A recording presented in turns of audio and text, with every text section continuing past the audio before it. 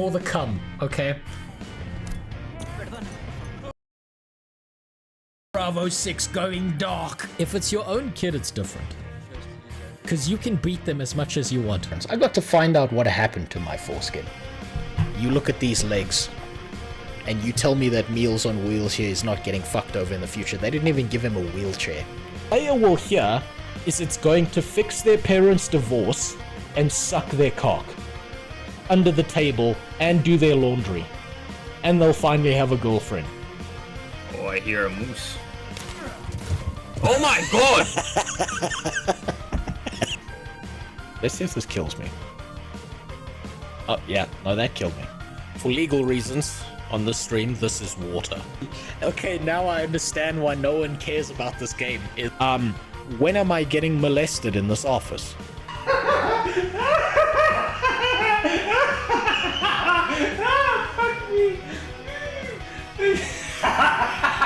Dong is for absolutely everyone. Don't let them tell you that only kids can enjoy dong. One of them was Dragon Ball Z porn, and the other was RuneScape. I think we need to give the Germans back the ovens. Dead grandma! Why the fuck do they keep killing all the hot, tall, 8-foot-tall mommies? Fuck Australia, it's full of criminals. This is what streamers do, this is what the professionals do, is they find creative people who have good ideas, they fucking steal them, and then they never credit them. That's how they, you know... 9 to 11 cats in my life, depending on... That's not a 9/11 joke, by the way. Now, I know that a lot of what I said is very non-acceptable in society and stuff. But there's two things I want you to understand. Number one, a lot of what I do is jokes. And number two, I'm allowed to do these racial jokes because I'm actually mixed race. You see, my dad's white. I wouldn't do that if I were you. And my mother's Italian.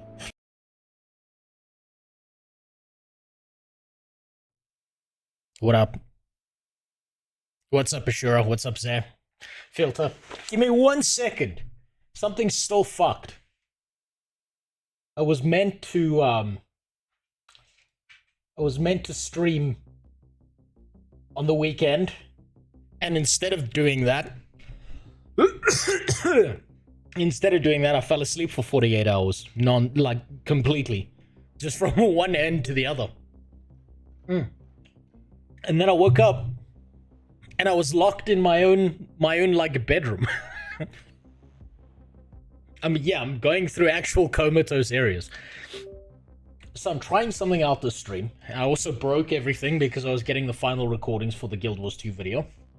The very, very, very last thing I need before I switch fully into editing mode, I disappear into a fucking cave, and I don't come out until that goddamn video is done, is getting to level 80 on the second character, getting all the secondary clips I need, and nothing else. But at the same time, I had an idea, and I'm testing something out. So you might notice that there's some weird fucking shit going on the back of my chair right now. There's something a little fucky going on right there. That's because I'm testing something out. This is like, obviously I've just like taped some shit here. This is me testing the idea. And yeah, we're gonna see if it works right now. Wait, I tried Guild Wars 2, but oddly the Elementalists love facing flat on the floor. Is that a biological fact? No, that's a class feature, Filter. That's a class feature. That's just how that class functions. I've never seen anyone play it any differently than that. I heard that people who are like highly masochistic really enjoy that playstyle. Let's see. Can I get this working? Will this work? Now, I'm still figuring out the AI tracking on this. This is my old camera that I've set up. But the problem is there's like an AI tracking thing in this. So now that it's not going to find a face, I wonder what it's going to try and track, right? I'm trying to figure out where the fuck the AI feature is that I can use to turn it off so it'll just like stay stationary. Also, thanks for the resub, Ashura. You're definitely not getting your money's worth on this channel. That's for fucking sure.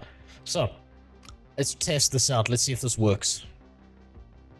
Oh yeah, there you go. Now you can see everything I see. Now you can see it all as I see it. Look at that. Isn't that beautiful? Wait, what? No. No. What the fuck? Why is it tracking the back of my fucking head? No. What the... Fuck's sakes, hold on. There's a reset button somewhere. That's better. There we go. That's much better. Now you can't see my bald ass fucking... Oh, well, goddamn, you can still see it. Fuck. It's actually targeting the back of my head because it sees skin and it thinks it's a face. I've got so little hair. God damn it. Okay, that still needs work. Fuck. God damn it. I thought that would be so cool because, like, I figured I could sit here and, like, I could have, like, a conversation. And when I'm doing this thing where I'm pointing at, like, the PC that I've got behind this desk, then I can, like, actually, you know, have the camera there so you know what I'm talking about. And then, like, if I'm... What the fuck's it doing? What's it doing? What? No, don't... Oh, for fuck's sakes. It's seeing the back of my head and it's seeing a face. Hold on. Stay there.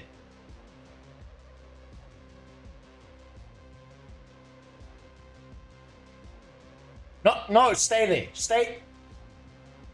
Oh, for fuck's sakes. Okay, that still needs work. Right, so that needs work. God damn it. Fucking bald camera. Jesus Christ. Fucking... Oh, god damn it. How am I supposed to, like, show anyone anything when this thing is tracking the fucking bald patch that shines on the back of my head? Good thing he's wearing pants. I'm sorry. Did you think I was wearing pants today? Is that what you thought this stream was about? There ain't no pants on this stream. There's no pants left. That's for next stream, maybe. It's too hot for pants right now.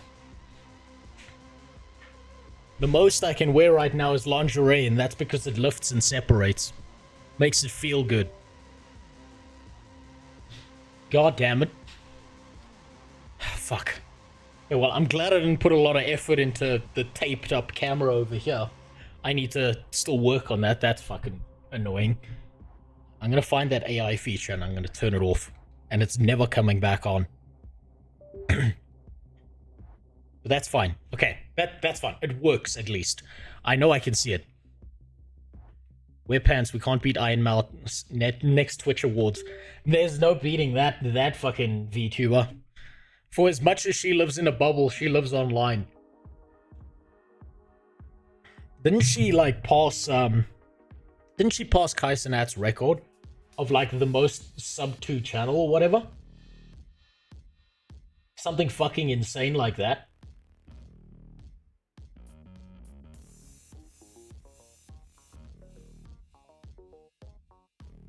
Are you winning, Sun Angle?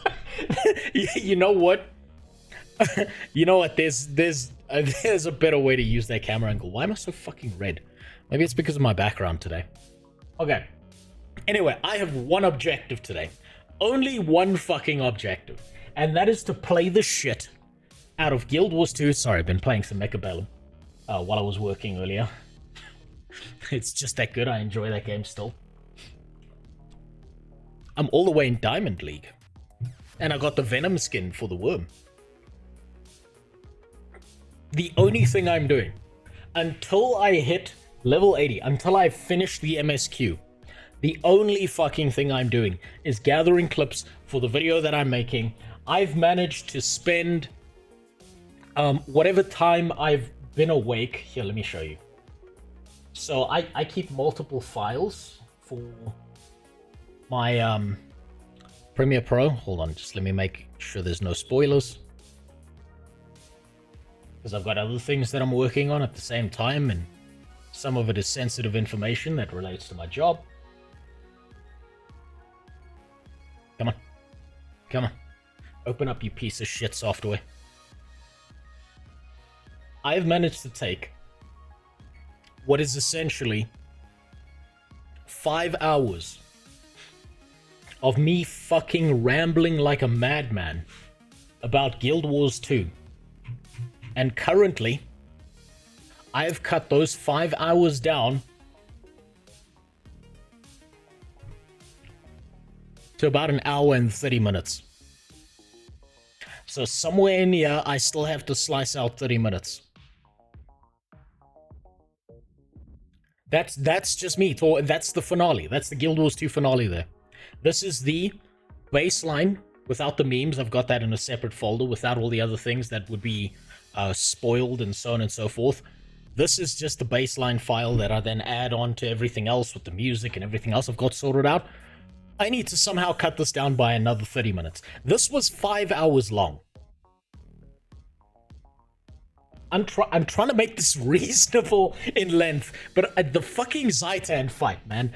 Oh god, it's so fucking bad. There's so many bad things to say about the Zitan fight, and how it's like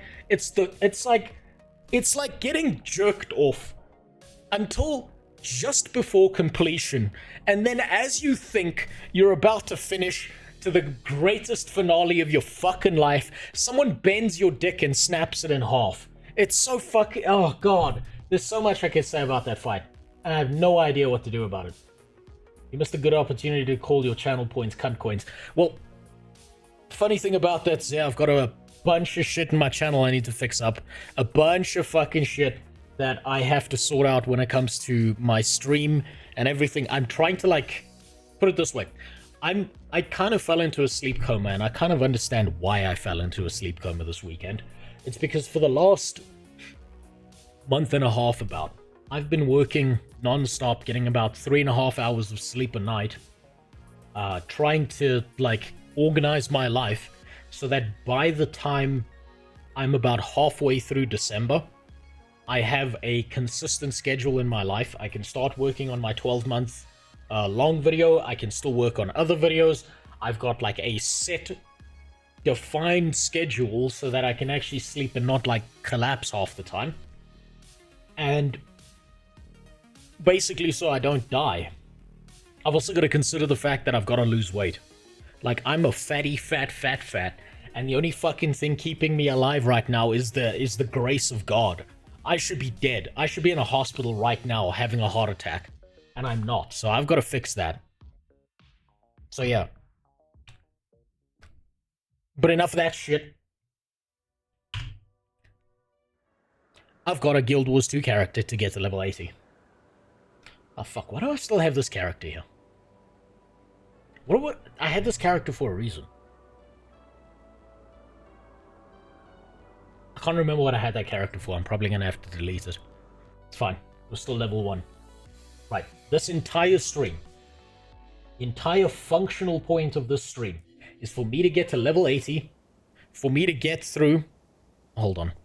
I'm gonna actually hold the camera so that it doesn't move.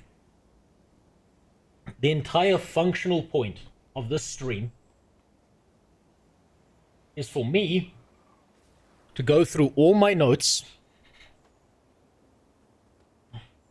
in my documents that are over here, right? I don't know if you can see that. I don't know if the camera's blinding. I have about 91 pages of notes. Right? You can probably see the thing scrolling on the side here. I need to get through all those notes, get to level 80, finish my MSQ. And then I can stop this fucking stream and go into full editing mode. I slept for 2 hours last night and I already want to kill myself. Why the fuck do you torture yourself like that? I think probably sure it's because I used to be an engineer. And the worst part of my life was probably in university, studying engineering, where they overload you on purpose to see if you can manage your time effectively. And your average engineering student tends to have 4 pathways in life. Pathway number 1 is usually they end up with some level of mental disorder from lack of sleep. Pathway 2 is my pathway, which is dropping out. Pathway 3 is suicide, and pathway 4 is you actually pass. So, the university I go to purposefully overloaded us to an exceptional degree because they were like, well, if you can't fucking figure this out, then you're a bitch and you deserve to kill yourself. That was that was effectively what their statement amounted to. Hold on, let me open up. There's that document. I had the document right here and then I closed it for some reason. Okay, we've got a disgusting Asuran clip. We've been through the High Lake area. I installed Spore. I got past the sewers.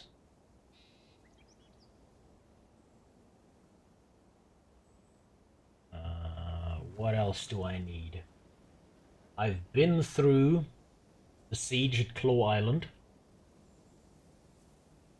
We've fought off Dragon Joe Biden. We've had the siege doors. We've seen the Vision quest, where we found out that the Sylvari mother doesn't like lesbian relationships. Penis fights are cool, but not papaya fights. She don't like that shit.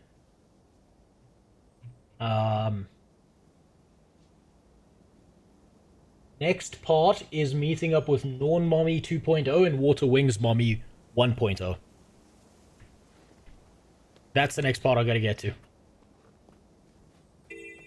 Guilders 2 ain't pay to win, but I hate that Transmog is priced. Look, it's got pay to win in it. It does. I'm sorry. It's just the thing is, the pay to win in Guild Wars 2 is like 1 out of 100. Right? It's so low that it becomes negligible, especially when you compare it to other things.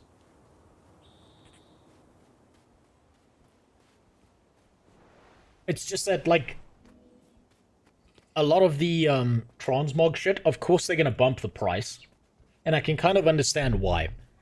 It's like, as much as I might disagree with pay-to-win systems or cash shops in a game or MTX of any kind, the devs do have to live with the reality that their game has to make money in order to survive, so they can continue to support it over time, because it's a live service game, right?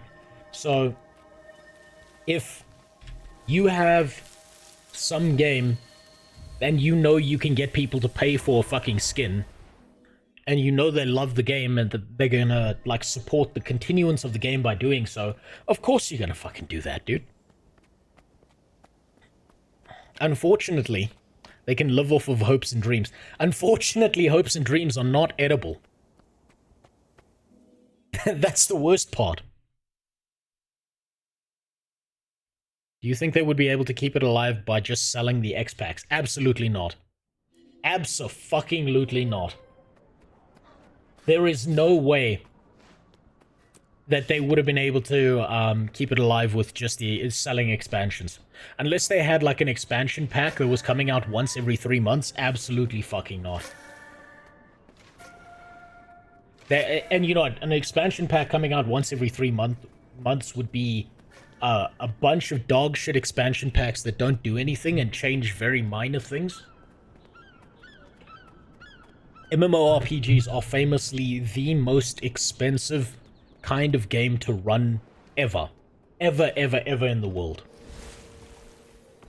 If you want to see financial bankruptcy,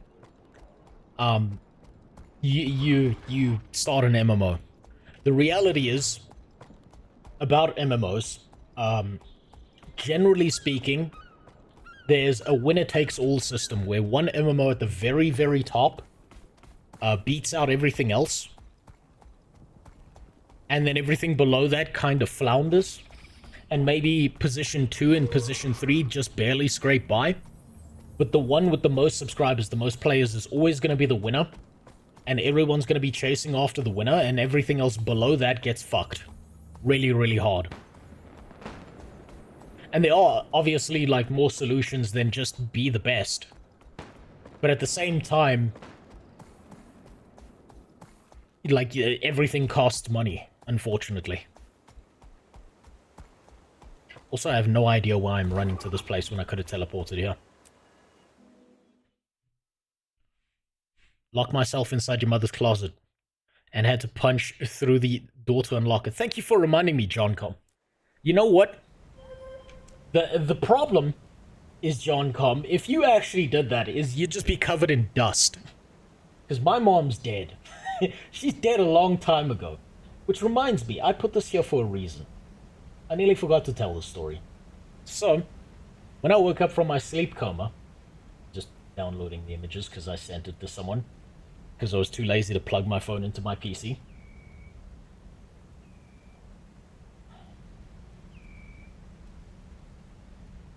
Where's the saving? It's just saving in downloads. So, when I woke up from my 48-hour sleep coma, also, Rose, she says hi. I discovered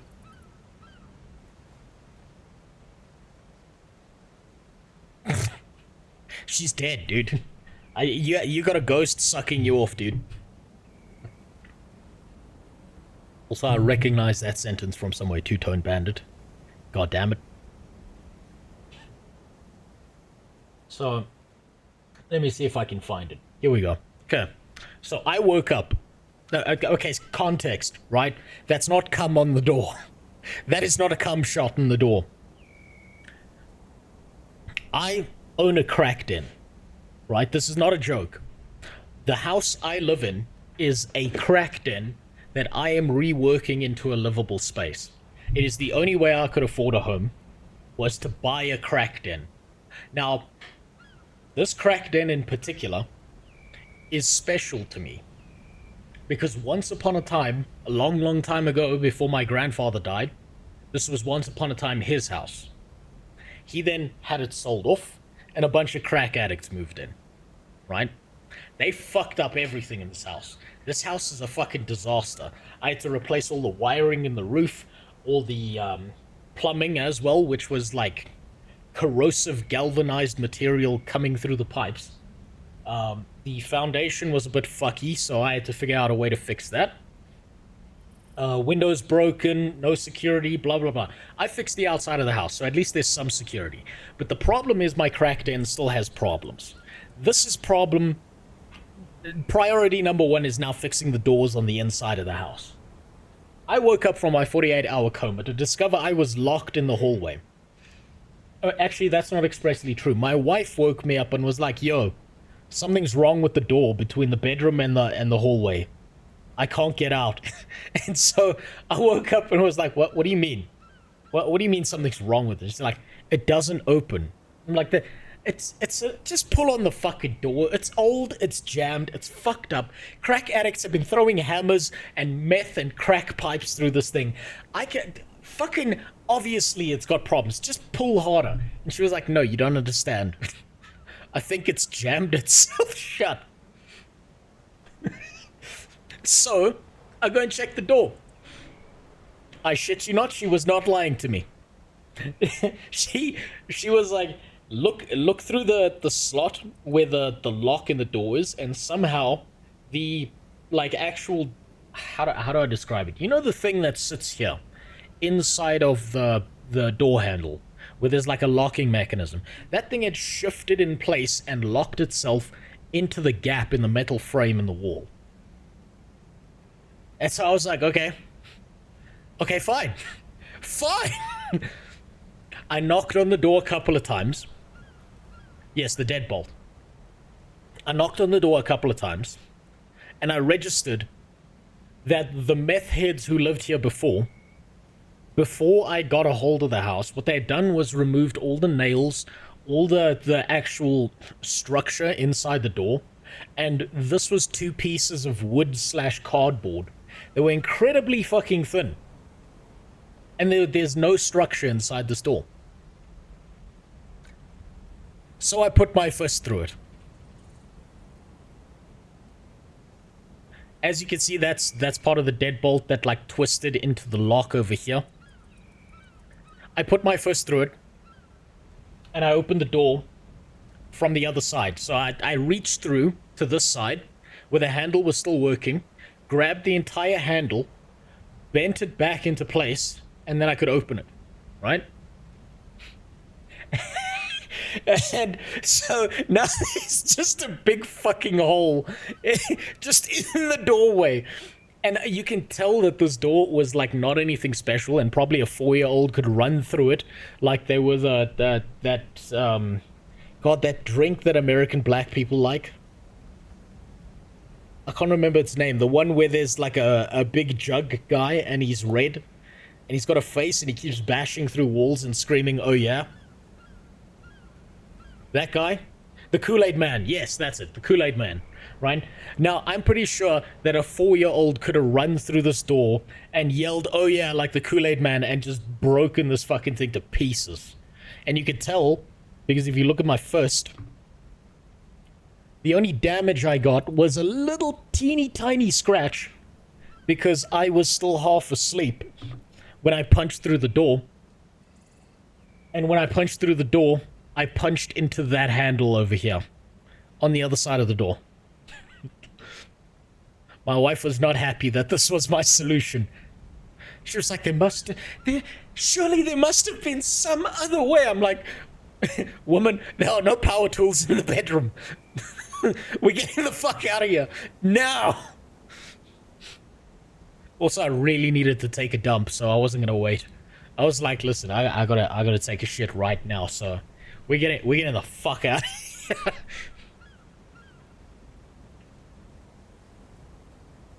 But it's fine.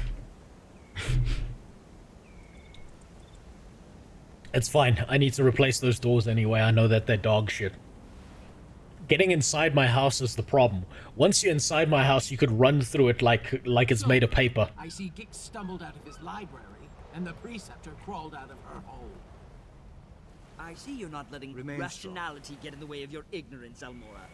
How predictable. Oh shit, midget match. Who are you? I forgot about this. You twitchy little bookworm. Wonderful. I see we're off to a running start. The Order of Whispers needs allies, not infants.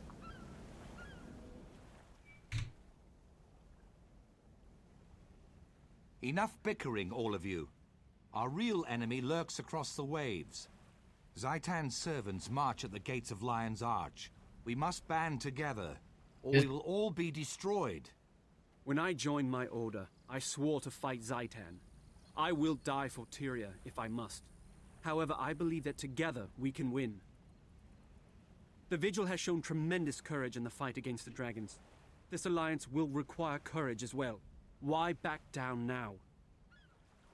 The Order of Whispers has seen nations rise and fall. You cannot hide from this threat. You need to make a stand. See that? That's the Vigil saying, "Stop being pussies." Than the Priory. Just think of how much there is to learn. Get out your books, bitch! You ugly bitch! By the worlds of eternal alchemy, you're bold. But you're correct. Knowledge is useless if it is not used. We shall aid you. The Order of Whispers has worked for generations to bring nations together. We can do no less now. Our blades are yours. The Vigil fears nothing, not even ill-tempered, undisciplined louts like these two. We'll join, but I insist there's a decent hierarchy. Who will lead this compact? Logic dictates that God, that thing is... This thing is so fucking ugly.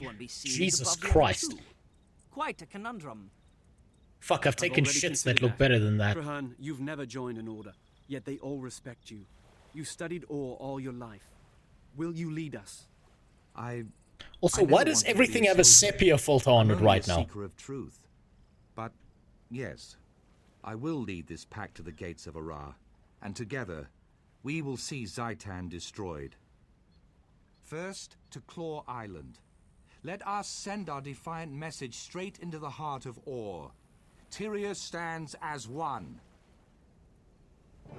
All my right. life, I've watched Ore. Do you think you will finish faster? You going to 80 or me going 60 story? Probably you going 60 story, because the point I'm going through here is to collect as much, claiming I was not yet ready. Fuck. I did not think It's not me going on the boat. I feared failure, but you're right. It is Shut up, bitch! Will either cleanse the land God damn it! or return to it.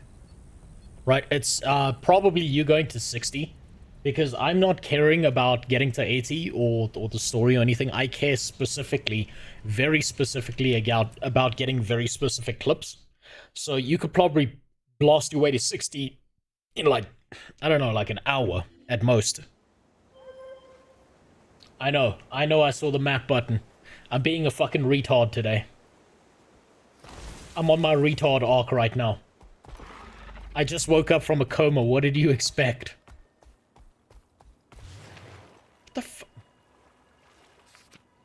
What the Why am I getting like a million messages about this motherfucker's birthday celebration? Fuck off, dude. I don't care.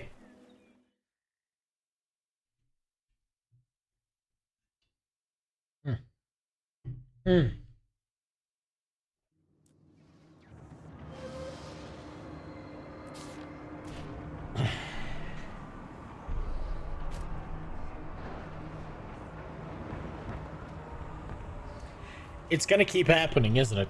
It's gonna, that mail message, that's gonna keep fucking happening.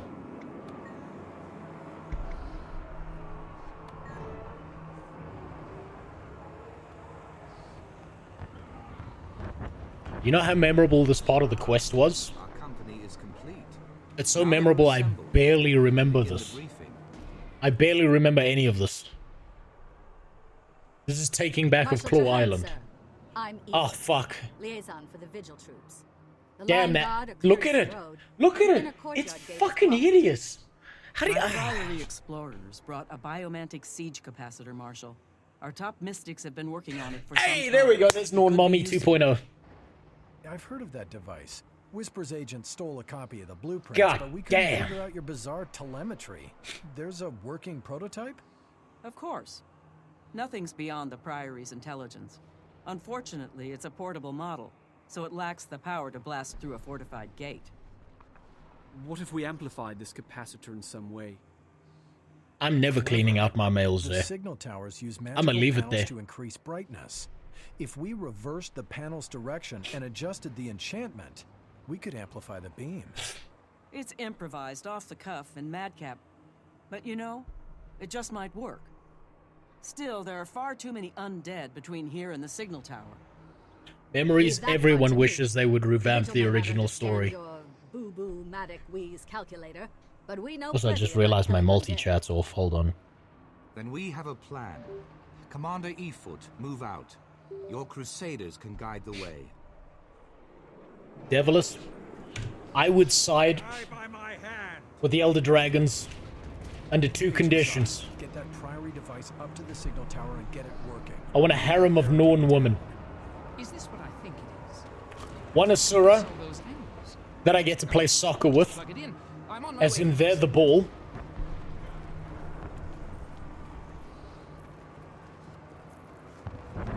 And the rest of them just get genocided. Sorry, genocide is only reserved for races that are considered sentient. I mean exterminated. Okay, gotta play this like a retard so that it matches the rest of my footage. So we gotta be a clicker. We press one ability every now and then.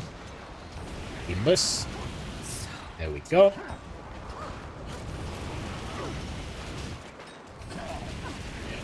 You know what the worst part about this is?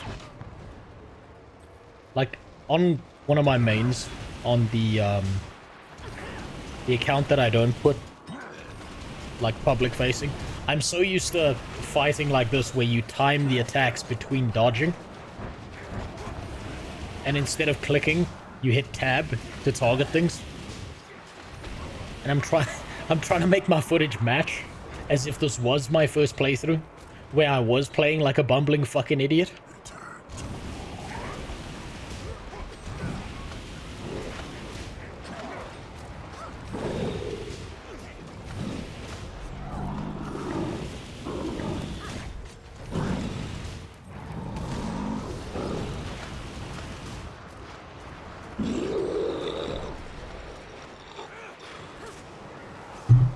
One of us will leave today crying. It'll be me if I see any more Asura porn. I've seen too many things. I've already seen too many things, Tape. This game has convinced me that if the asteroid hits us, we deserve it. We 100% deserve the asteroid if it does, like, end up coming towards us. Why are you trying to match your first playthrough? Okay, so, memories. I have a final video that I'm trying to do, the Guild Wars 2 base game finale that I'm working on currently. And I have... Yeah, I'll show you now, because it doesn't actually matter what I'm doing here. Now, I don't need clips here. I have... Fine. This is my Guild Wars 2 clips. Over here. These are all the clips I have. I have 92 gigs. 91.8 gigs of clips. However, there are certain hyper-specific clips that I require for my script, for the video that I'm putting together currently.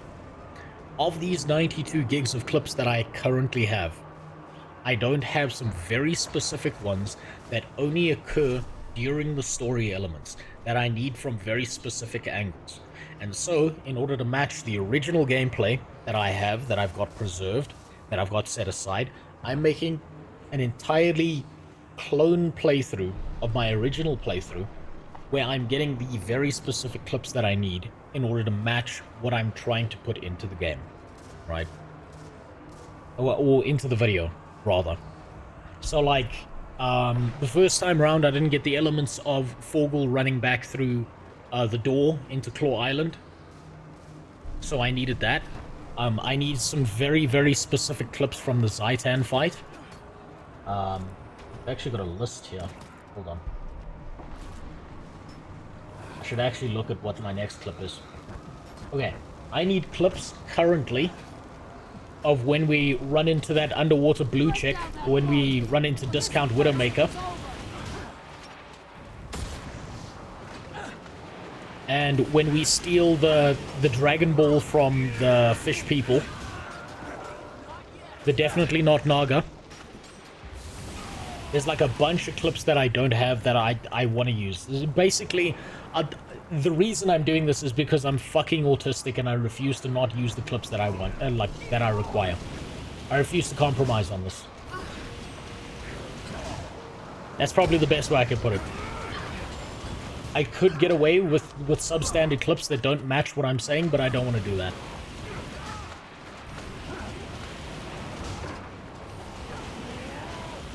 Is your other account further in the story? Or are we getting your first expression for every story? So you're getting my first expression for every story. Whenever I come back and make another Guild Wars 2 video that's going to relate to the game, it's going to be my first experience. However, that is with the caveat that on my not front-facing account, my second account, my off-stream account, I accidentally did some things for some of the expansions because I got curious and I didn't think it would matter, and it did matter. And that's when I put that account down and I was like, fuck, I'm gonna screw this up.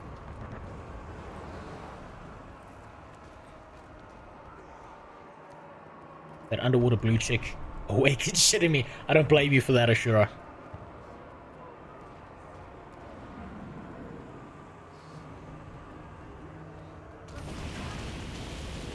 I mean, it's a pretty rare thing, you know, for an MMO player to ever see a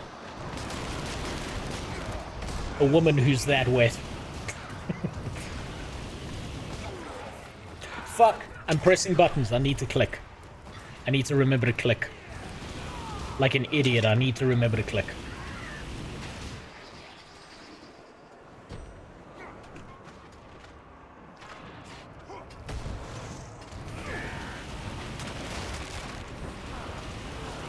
Wanted to check out the mounts. Yes. Yes, Tape. I made the very unsavory decision to try and figure out, okay, how do I figure out this beetle thing? I really wanted to do the racing, okay? Also, thanks for the sub, Santiago Etchvery. I probably said your name wrong. But welcome to the most mentally ill place on the internet. Your parents will be there to disown you in the morning.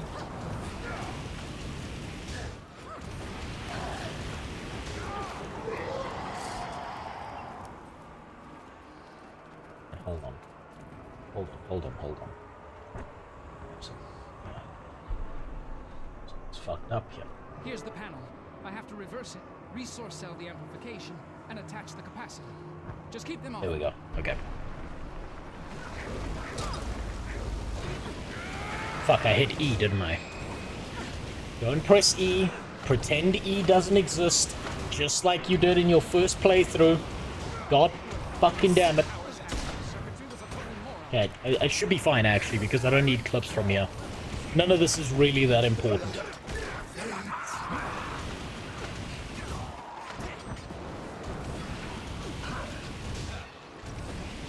I just got my beetle like 2 days ago. Shit took a while. Oh yeah, no, I figured out that it does take a while. It takes a long while. Oh my god. But it still looks so fucking cool.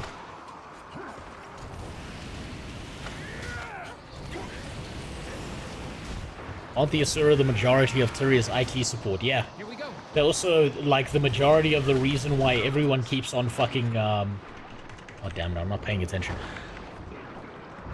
They're the majority of the reason why we all have such massive problems in the game. Like, every single, like, occurrence of something bad that happens in-game to the Asura is usually the fault of the Asura.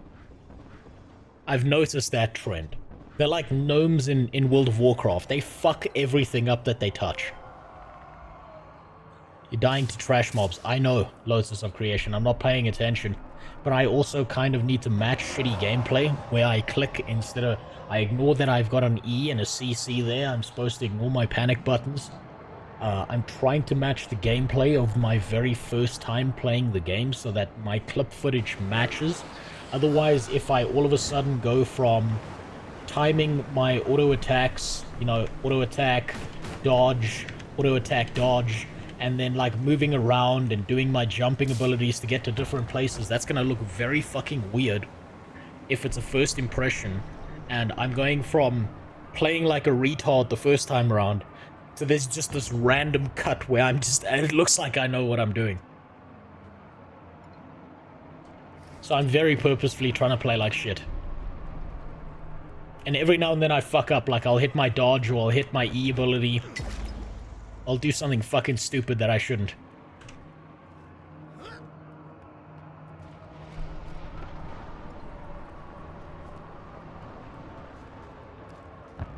I played Path of Fire.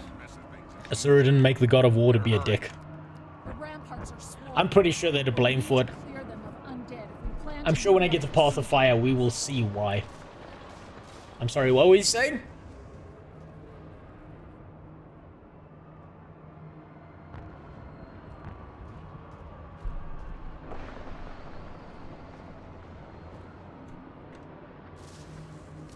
Ignore that, that's for later.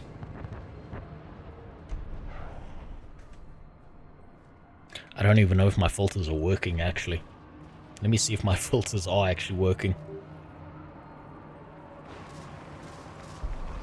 Oh, no. Yeah, they're working. Just takes a while for them to kick in.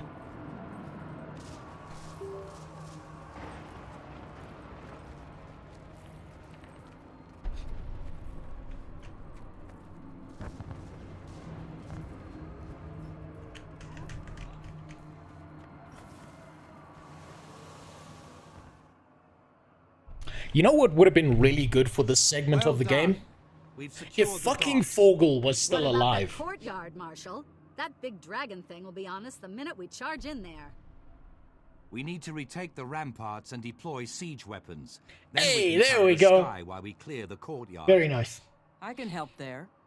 Priory alchemists have crafted special ammunition to weaken champions like that one. We can force that monster to the ground. I kind of forgot Once how we get hot it she down, was. we'll get I still don't know what her name is. Put your I'm trust probably in never the gonna figure out what Norn Mommy's name is. Never in my goddamn life will I figure out what that woman's name is.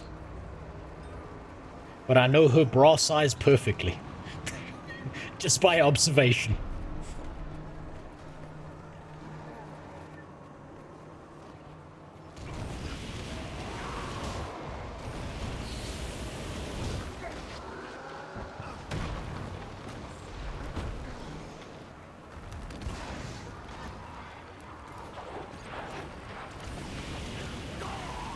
everyone after making a You're not wrong, Cypher. Look, it's, they just knew what they were doing. Guild Wars 2 has this very, very strange thing where all the Norn women are incredibly attractive no matter what they look like.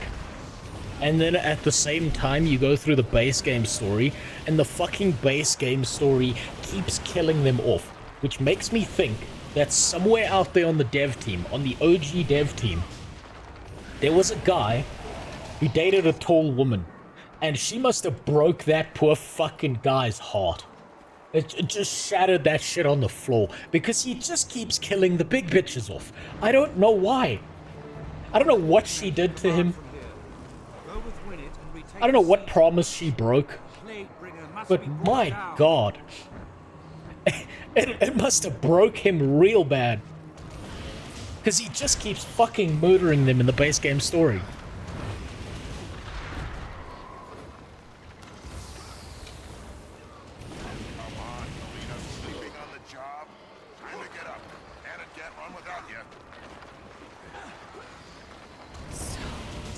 It's really devastating that he did that. Fuck, like, you would think, like, you can tell that, like, some of the devs in the game,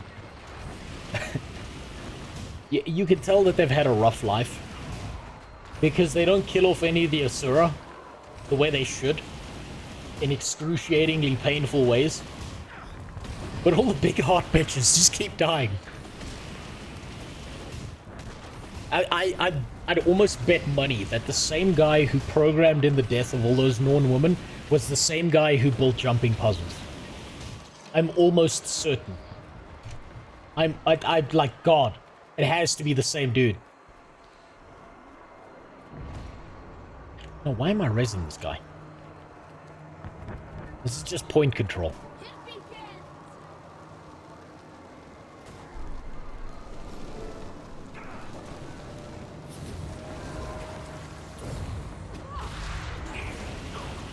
Same guy that did the IBS last chapter, probably. It's probably the guy who also programmed the Zitan fight.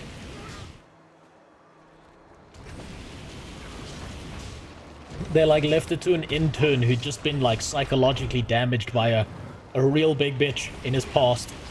And he couldn't let it go. He needed to like vent that frustration elsewhere. But the problem with that is he's making the rest of us suffer. Everyone else has to suffer because of what happened to him.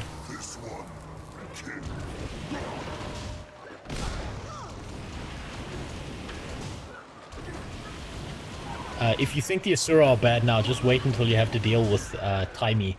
I have no idea who that is. I'm almost concerned about finding out that they get worse. I've yet to see an altruistic Asura who's not in it for their own self-interest to some degree.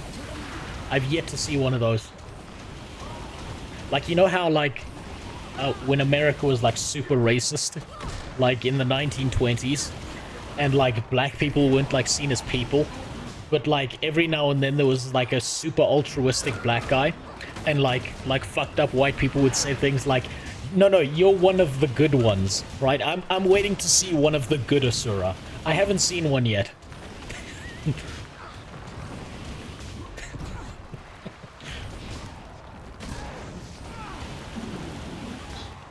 Bespoke 2019. Where the fuck do you live? You're probably not wrong. Okay, and we tap 6, we tap 7 because we don't really need to. If we need to pretend. Now we go back to our base weapon for no reason. And we just spam out all our abilities. We missed that. We tap 6 again. Fuck, I'm tapping. I gotta click. I gotta be clicking buttons. Fuck. I keep doing that. I keep pressing buttons. I need to be clicking.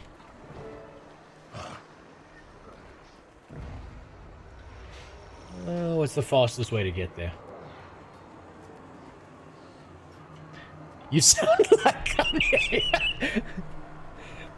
I heard he said something about a Jewish dentist or something.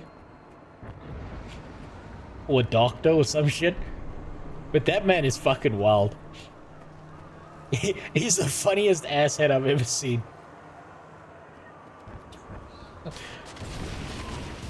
I suppose creativity comes alongside like mental illness. And he got quite a lot of mental illness. Poor guy. Let's be honest, there's a lot of Jews who control the music industry. You're not allowed to say it though. If it's Italians, it's a mob. If it's black people, it's a gang. And if it's Jews, it's a coincidence. Remember that.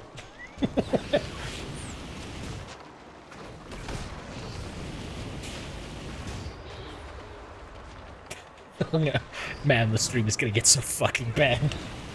I'm gonna get that little notification like I do at the end of every stream where it's like, your stream seems to have been demonetized. I wonder why. I've yet to have a stream where 10 minutes after it's ended, YouTube hasn't told me that it's demonetized. Even though I keep the entire stream unmonetized on YouTube anyway.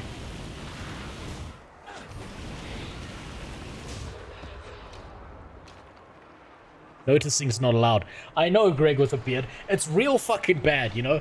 I've got a kid, right? And it's fucking bad. She does pattern recognition, and it's like, oh, wow, look, it's amazing. She's noticing things. I do pattern recognition, and I'm a fucking racist.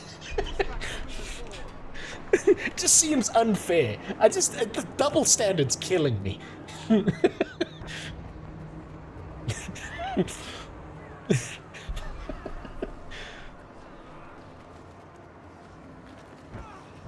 It's okay to be racist on Twitch as long as you insult design. That's true, actually. You know what, Devilist? You're actually 100% right. If I'm lucky, if I want to hedge my bets, what I really want to do is I want to pull a Hassan and I want to bring a terrorist on stream and I want to talk about how, like, you know, killing Jews in the Middle East is, like, super cool and he's, like, my favorite anime protagonist or whatever the fuck that was that dude was talking about. Now, like, I've started watching, like, more anime recently. Like, I never watched, like, much anime aside from, like, the really big ones when I was younger. Like Dragon Ball Z and shit. And I gotta say, I was watching One Piece, and at no point did I ever see Luffy say, "Mashallah, let's bomb an orphanage." Like, at no point did he say that. So I'm kind of missing the link between what he said there. Like, it's really like, I don't see where he's coming from when he's saying, like, you know, this terrorist organization who are killing people, that they're the good, that they're like the pirates that care about people or some shit. Oh shit, my Mesmo crush is after MSQ. Sorry for the spoil. Yeah, it's alright. Don't worry.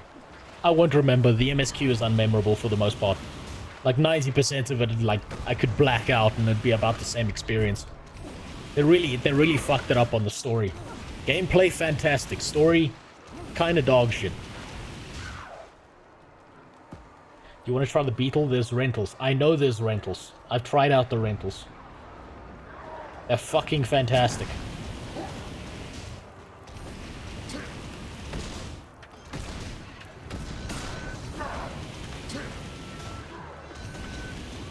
But no, I think it's really funny, to be honest. Right? This is actually part of the reason why I decided that when I do YouTube videos and I start making jokes in all directions, why I'm gonna be in my boxers, why I'm gonna be in my underwear, because no one should be taking me fucking seriously, right? Like, I think it's the most retarded shit in the world that you've got some fucking guy who sits in a chair for 9 hours a day on stream, and that's the guy people are listening to for, like, advice about how to solve peace in the Middle East or whatever the fuck. Like, that shit is wild to me.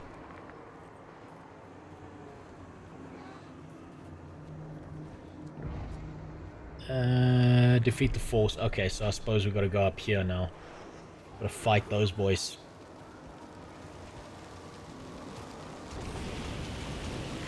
Like, it's always been, like, very fucking weird to me. Like, I understand if you're gonna listen to a streamer who like mainlines a game the way a drug addict mainlines cocaine through their nose, and you want his opinion about the latest state of play in a game. But at what fucking point did we get to where you're getting like serious political takes from some retard in front of a camera who sits at home all day just reacting to YouTube videos? Like, at what fucking point should that guy be taken seriously? You do better takes than most media journal. Yeah, okay, filter, but that's like saying I could put a toddler in front of this camera right now who can't speak and can just go goo goo gaga, and that's a better fucking take than you would get out of the media. The media are not there for your best interest, they're there for their self-interest. And it's all about making as much money as possible. This is a lesson I learned when I was in school. I'll tell you a story, right? Because none of this really matters, this Siege of Claw Island. I'll tell you a story. So, when I was in school, we had a supreme gentleman. We had a kid who everyone else looked at like, this guy's a fucking weirdo, this guy's got problems. And every break at school, every like period between classes, we had a break where everyone would go to this like area where you could either buy food or eat your lunch like a poor person. Right now, I ate my lunch like a poor person, and so that meant I had front row seats to what was going to happen next. So the Supreme Gentleman showed up, and the Supreme Gentleman was from a family with a lot of money. And now I'm eating my Marmite and butter sandwich, staring at the line to the tuck shop. God, what word can I use for tuck shop that's gonna make sense to people in other countries? Dragon Joe Biden's back. The line, like a line where you can order food, essentially, right?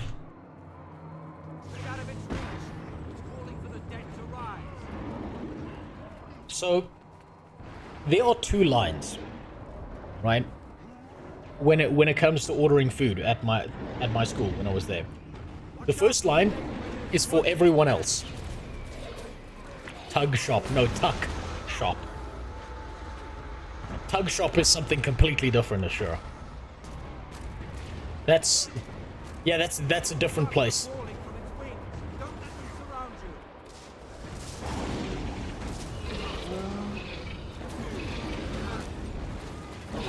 Oh damn, this is more... okay. I can just sit here and do nothing, actually. This fight's not actually that important. I can actually just sit here and do nothing, but I do need a few clips here. So, at the line where everyone could get food, there were seats where you could sit down and eat your poor person sandwich like I did. Because I didn't get money, I got to make food for myself in the morning. So I'm sitting there eating my shitty butter and Marmite sandwich, watching this go down. And like I said, there were two lines. There was one gigantic, chunky line for everyone else. And then there was another line for the kids who were graduating in that year. Because if you were graduating in that year from school, you got special privileges. So my school, essentially, we practiced segregation, right? Where if you were in an older grade, you were seen as superior to the people below you. Which is not too surprising. That's what happens under Catholic doctrine, where the priest's penis is superior to all of you, so he gets to do whatever the fuck he wants to you. As long as you're a sexy child. Unfortunately for me, I wasn't, so, you know, I had to sit at the back. God damn it, this is getting real annoying.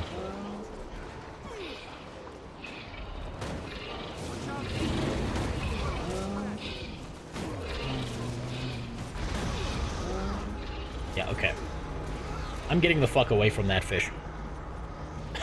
So, segregation in South Africa, who would have thought? I know, exactly. It's like you never saw it coming. So, The supreme gentleman we had at our school was this kid who at the time was in 10th grade. And he thought he was real hot shit. He thought he was real hot shit. So he gets in the line for the graduating students. And he thinks he can get away with this. But the problem is, the graduating students don't take very kindly to this.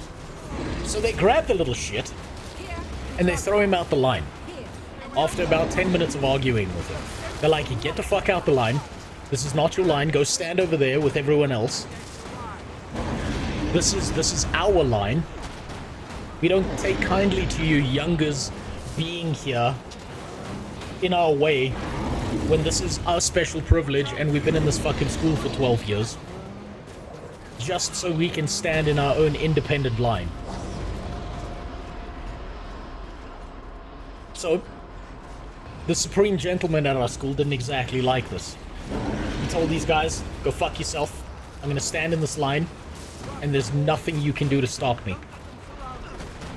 Now, his big mistake was saying the words, there's nothing you can do to stop me, to kids who were 2 years older than him, and about 4 feet taller than him. I actually enjoy this fight too, Cat's yelling. I think it's a really cool fight. It's got some annoying mechanics, but it teaches you how to deal with it. So, these kids, the graduating students, grab this little shit, pick him up off his feet, and throw him into the line he's supposed to be in. We did it. We recaptured What happens next is the supreme gentleman gets up and he's making that noise. You know the incel noise when they get angry, right? Do you know the incel noise? That one. So he starts making that noise. He reaches into his blazer pocket and pulls out a knife. And he runs at a group of kids who are much bigger and stronger than him. And so they grab the knife, beat the fuck out of him, and throw him completely out of this, like, restaurant area. They get someone to, like, sit on top of him, and they call the principal. Principal shows up, reviews the camera footage, because we had camera footage, because it's South Africa, and because we're all a bunch of fucking delinquents. No one knows who's gonna, like, you know, who's gonna bring a petrol bomb to school tomorrow. So, the school goes through this, and they're like, this little bitch pulled a fucking knife on kids. We gotta get rid of him. So they expel the kid. Right? So it's like Russia and their dash cams. Yeah, pretty much, two cats yelling. There are cameras in most public places in South Africa that are privately owned. Primarily for the safety of the institution that owns that place, because my country's got a high fucking crime rate, man. So no one broke his arms. No, but they should have. So, Supreme Gentleman gets expelled for attacking other kids with a knife. Not very successfully. Supreme Gentleman's father, being filthy rich, now goes to the media organizations in my country. And they run a story saying that my school is racist because the kid who did this, the Supreme Gentleman, was Indian. Right? What was really, really funny about this was the kid who actually did the most damage to the Supreme Gentleman was a guy who was graduating, who was like this really, really big black guy who was like, he was huge, right? So, little rich boy Supreme Gentleman's father goes and gets the media to run a story on my school, and the story is so skewed and so fucked up that it damaged the reputation of my school for the next 5 years.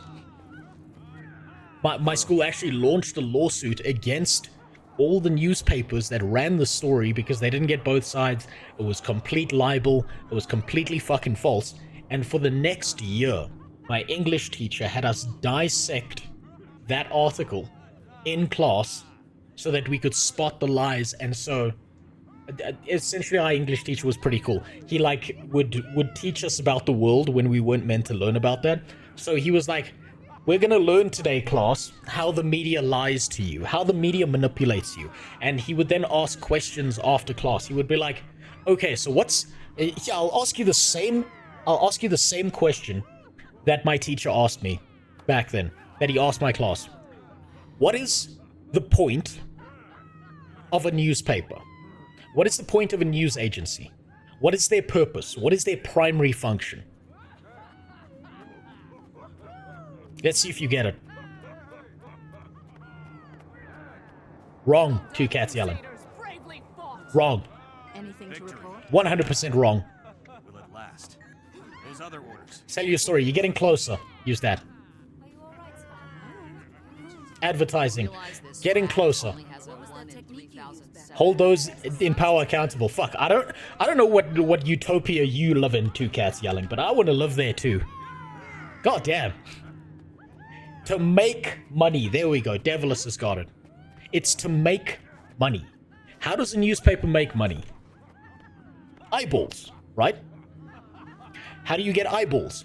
You say the most fucking insane shit imaginable, right? So here's a good example. Here's a good example, right? If you are a news agency and you've got 2 stories that come to your desk, right? The one has video footage, and let's say you're a right-wing agency, right? You're Fox News, right? You've got a story about 2 guys fighting, right? And it's 2 guys in a fist fight. And the black guy knocks out the white guy, right?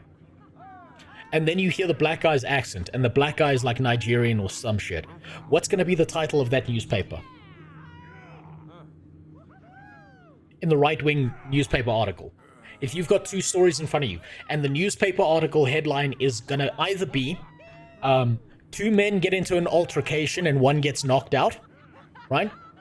Or are you going to run that headline? Or are you going to run the headline that's like, illegal immigrant attacks local man for no reason whatsoever? Well, which one of those do you think is going to get more people to read your article?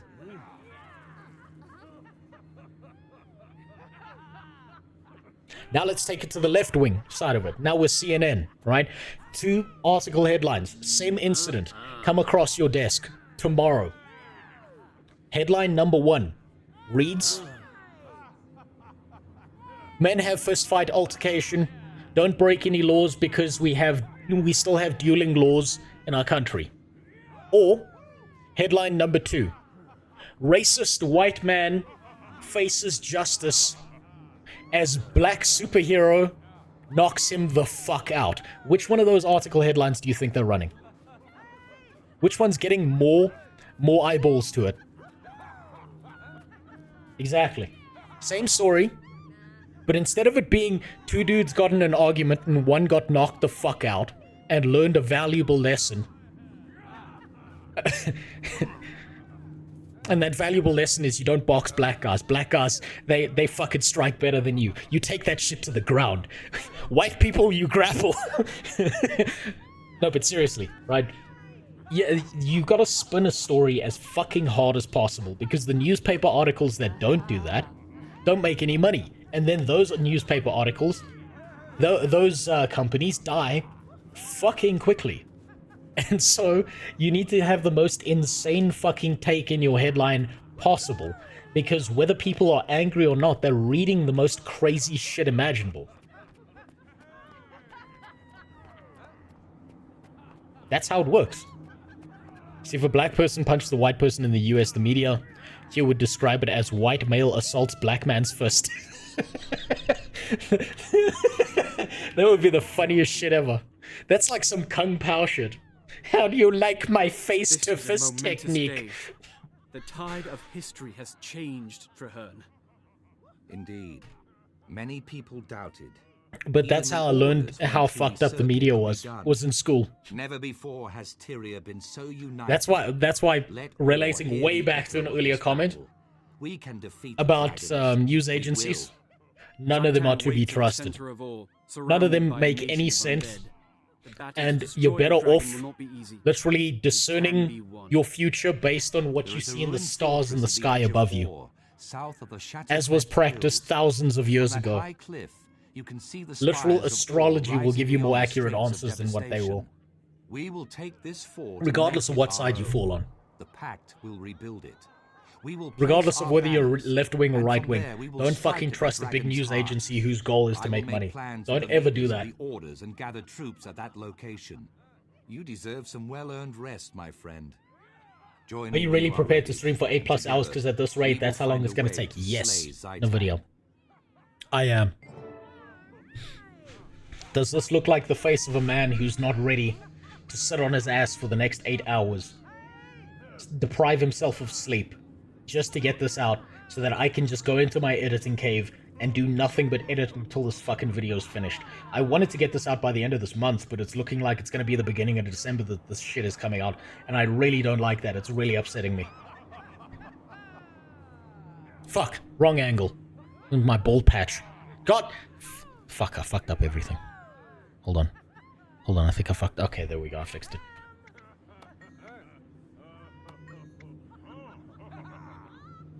Yeah, I slept for 48 hours on the weekend. I don't need sleep for the next 5 days. Okay, none of this is important. I need Water Wings Mommy. And I need Norn Mommy 2.0.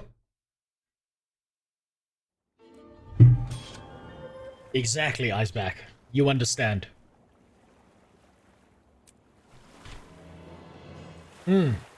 Wow, look at my bags!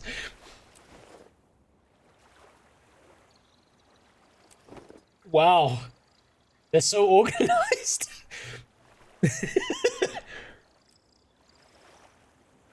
So amazing. What do I get rid of here? All of this is essentially fucking trash. I suppose I should put those away, right?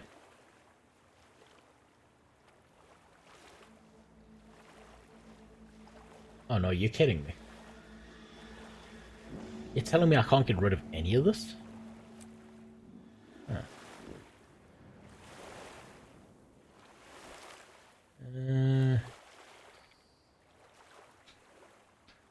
This inventory gives me PTSD from when I... Yep. Yep, I know. I know. Suppose I should just use that. Get that shit out of my bag. Is this better than my current weapon? No. Let's get rid of that. Is this better than my current? Yes. Should... Yeah, wait, hold on. Is that the same one that I had? Oh, wait, it's underwater gear, so it doesn't matter. I don't know if I feel good about how I've got a list of gear that I actually used. Why is that? And what it looked like, and I'm trying to match it as closely as possible. Just saying, a lavish waterfront may not be the best use of our reconstruction. What's this? funds. Okay, that doesn't matter. After everything Lion's Arch has been through, I'm not going to use a pistol, because I didn't use a pistol in my playthrough. This is not better than my current shit, so that can go. That can go. Yes, I don't care, actually, about this. I told you I'm deleting this character when I'm done with it. So I don't give a shit how much I'll lose here. It doesn't mean anything to me. This one worse than my current weapon? Yes, it is. Got too many shoes in my bag. People think I'm a woman. Get the fuck out of here.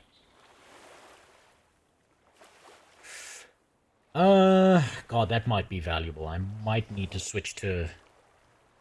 I need to switch to that one. Hold on. What level am I?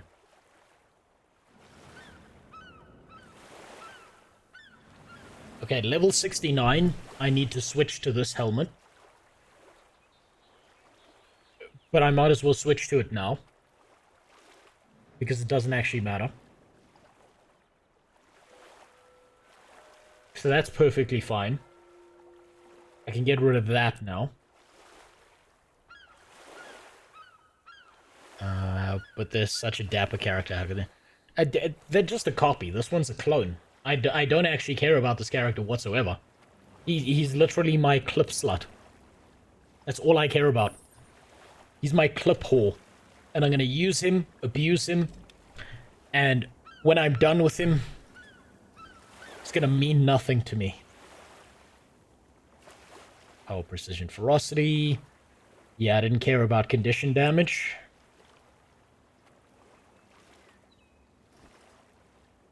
I don't want to do any of that. I do think I need to do something here, though. No, that's all fine. This was me experimenting in PvP. None of that matters right now.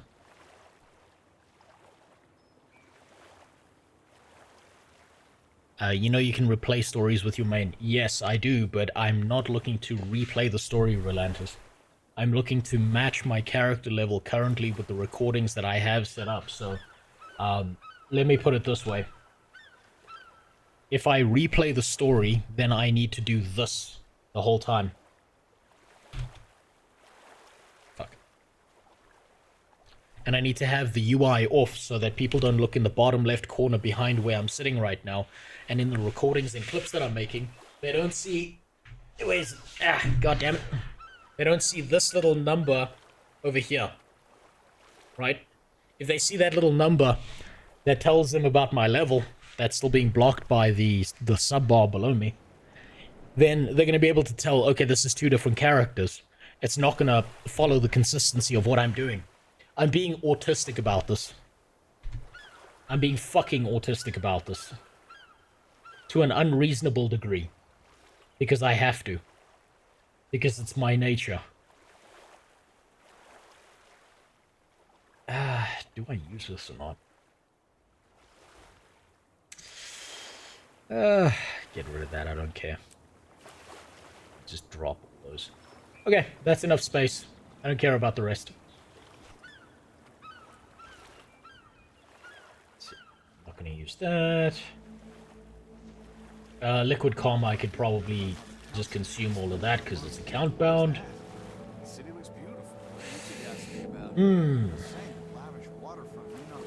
Movement speed increased by 10%, but the problem is that's going to put a buff on my bar and people are going to see that and that's going to look different from my original clip footage.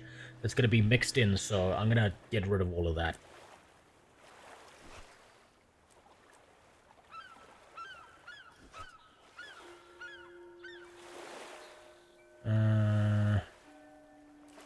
What else can we get rid of here? Probably all these bags of loot, but I'll do that later. That should be good enough. Like I said, this character doesn't matter. At all.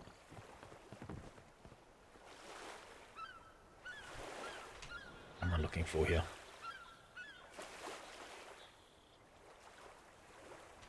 Hold on. Wait, are you fucking kidding me? I'm not level 70.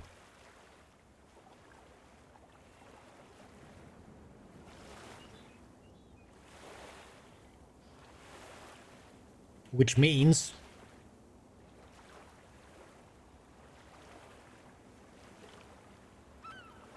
I'm not getting my next story quest. Fuck.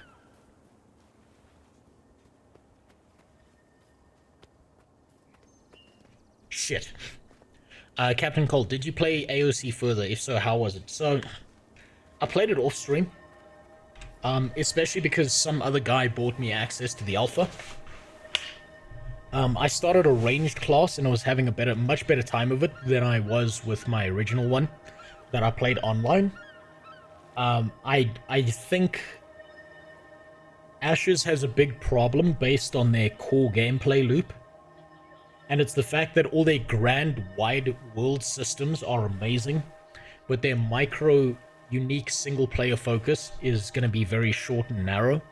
Unless they make some big changes, which they might because it's an alpha, and it's kind of unfair to judge them at this stage when they've still got 45 years of development to still do. So, it might end up good.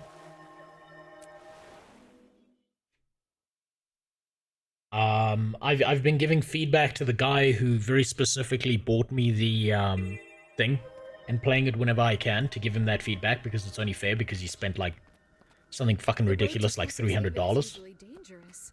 Are you sure we'll be safe? Don't worry. We'll be taking every precaution to get there safely.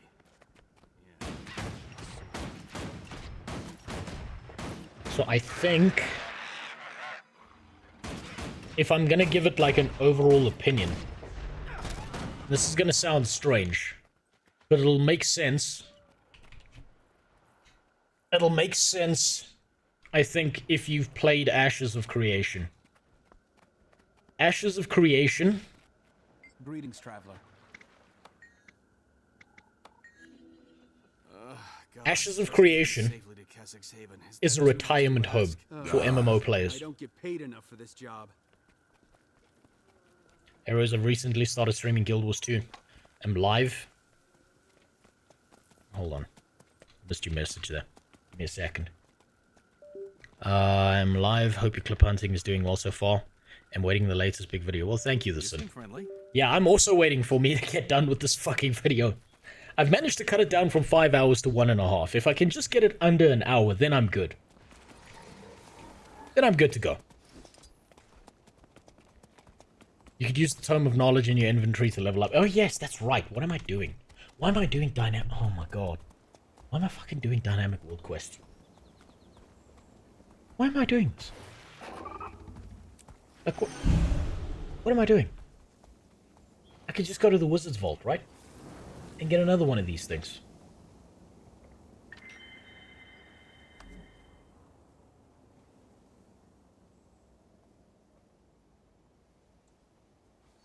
What am I, like...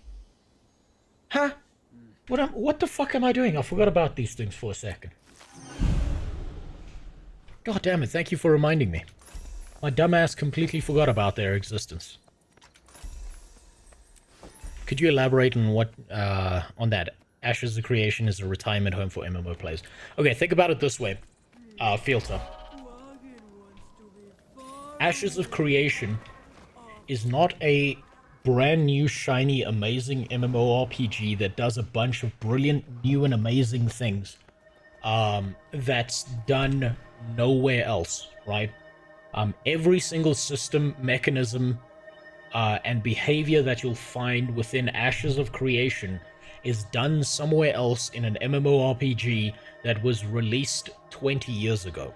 That doesn't make it bad, that doesn't make their mechanisms poor or sloppy or anything like that, but it does make them old, and it does mean that the people who are going to be the most attracted to those systems are going to be the people who are old MMO players instead of new people coming into the space, rejuvenating the genre itself, like a new fresh wave of players who are like under the age of 30, right? So like a lot of their systems, there's some mechanisms that are very similar to EVE. There's some greater world behaviors that should have been a new world but weren't. They're very D&D-esque. Their naming system is very poor. Not very unique in a lot of senses, but maybe that's on purpose so that everything's recognizable. There's like arguments you can make in both directions. And there are going to be certain people who are going to absolutely fucking love the shit out of Ashes of Creation, and then there are other people, mostly solo players, who don't like playing in big groups, who like enjoying solo experiences and outperforming the people around them alone, who are going to look at Ashes of Creation and be like, I'm fucked. I can't play this game alone. I need to be a part of a gigantic group, and if I'm not part of a gigantic group, then I'm royally screwed.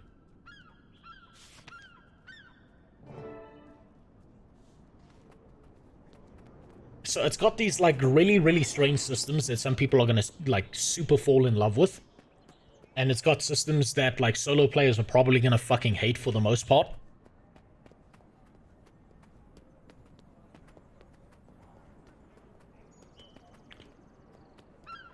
And at the same time,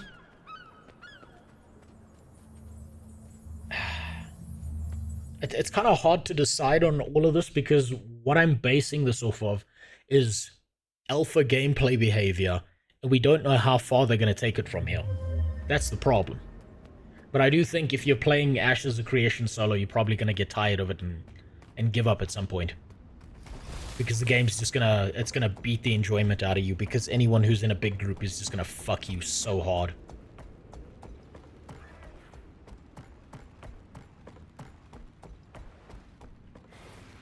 What did I need to do here? I don't even remember this part of the quest. I do remember I had to go to the Norn area. I have to get any clips from the Norn area. I can get like one or two auxiliary ones, but they don't really matter.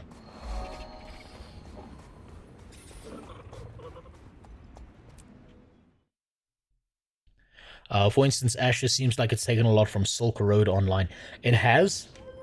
And I don't think the way they've made it is necessarily a bad way. I don't think they've done it in a sloppy or shitty way. I just think it's also a mechanism that is for people who grew up playing MUDs. It's a system made for people... Oh shit, I haven't discovered this area. It's a system for people who grew up playing MUDs, who grew up playing D&D, who don't mind gameplay loops for the solo player that kind of take a back seat to the greater resource and economic development of the wider world. So something like Eve is a good example of this. And that's why I say it's kind of like an old age home, because it's going to be a lot of old I love Excel spreadsheets kind of people who are going to absolutely love Ashes of Creation. But I don't think anyone under the age of 25 is going to have the attention span to want to play that game non-stop. But maybe I'm wrong. Who knows? You're in so deep you've regressed into the mindset of a new player. Kind of. Think about it this way.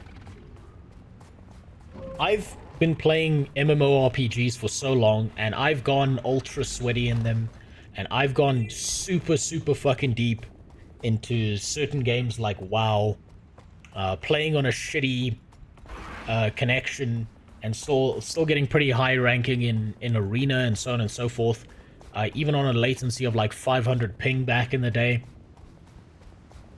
And I went so deep into these systems that I registered very quickly that all these little miniature micro games are for people who are going ultra sweaty in a game, and they don't kind of consider the wider player base, which is some fucking guy who's got maybe like 2 hours every 3 days to play a bit of an MMO. He wants to enjoy himself, have a good time. He doesn't want to go ultra sweaty, but he wants to have a good enough time that he feels like he's getting something done. So there should be the ultra sweaty stuff, but there should also be like a mechanism system where you've got like your average player, your average how do I say this? The guy who's not playing the game for 8 hours a day is still enjoying himself and still feels like he's progressing in some sense.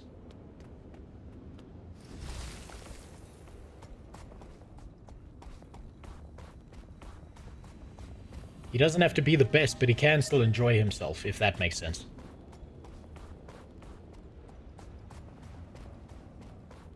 The casuals. So, I don't know if I agree with the word the casuals, but it's like...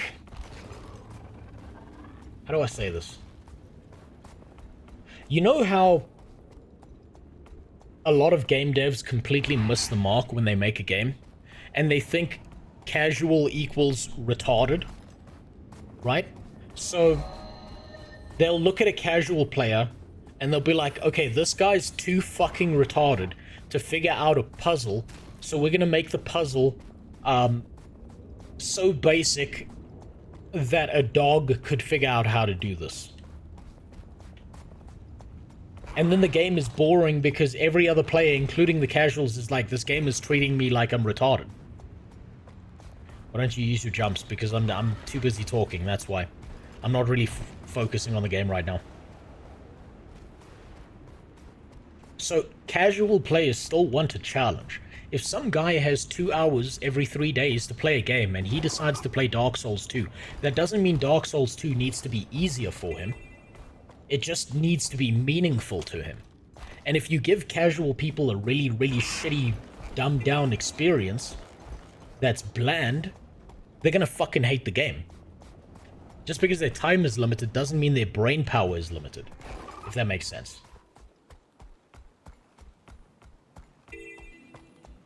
So, like, you need to give casual players some degree of meaningful progression, but without treating them like they're too fucking stupid to put 1 + 1 together.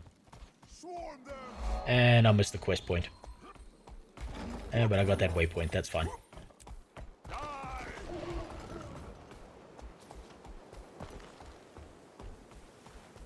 Yeah, I am. I did the one thing Black Fathers never do, Dover, and I returned. It just took me some time. Man, I smoked those Newports and they knocked me out for the whole weekend. I never saw it coming. Oh, that's right, I've got a new specialization, don't I?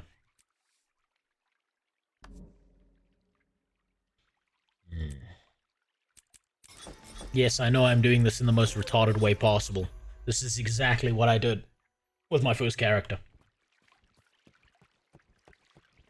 The problem with the term casual is that people use it interchangeably between players that are dog shit and players that don't have a lot of time to play. Exactly.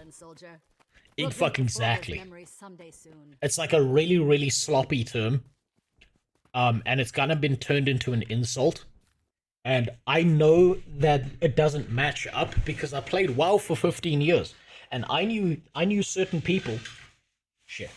Lost my camera here. Hold on. Just putting my ball camera back.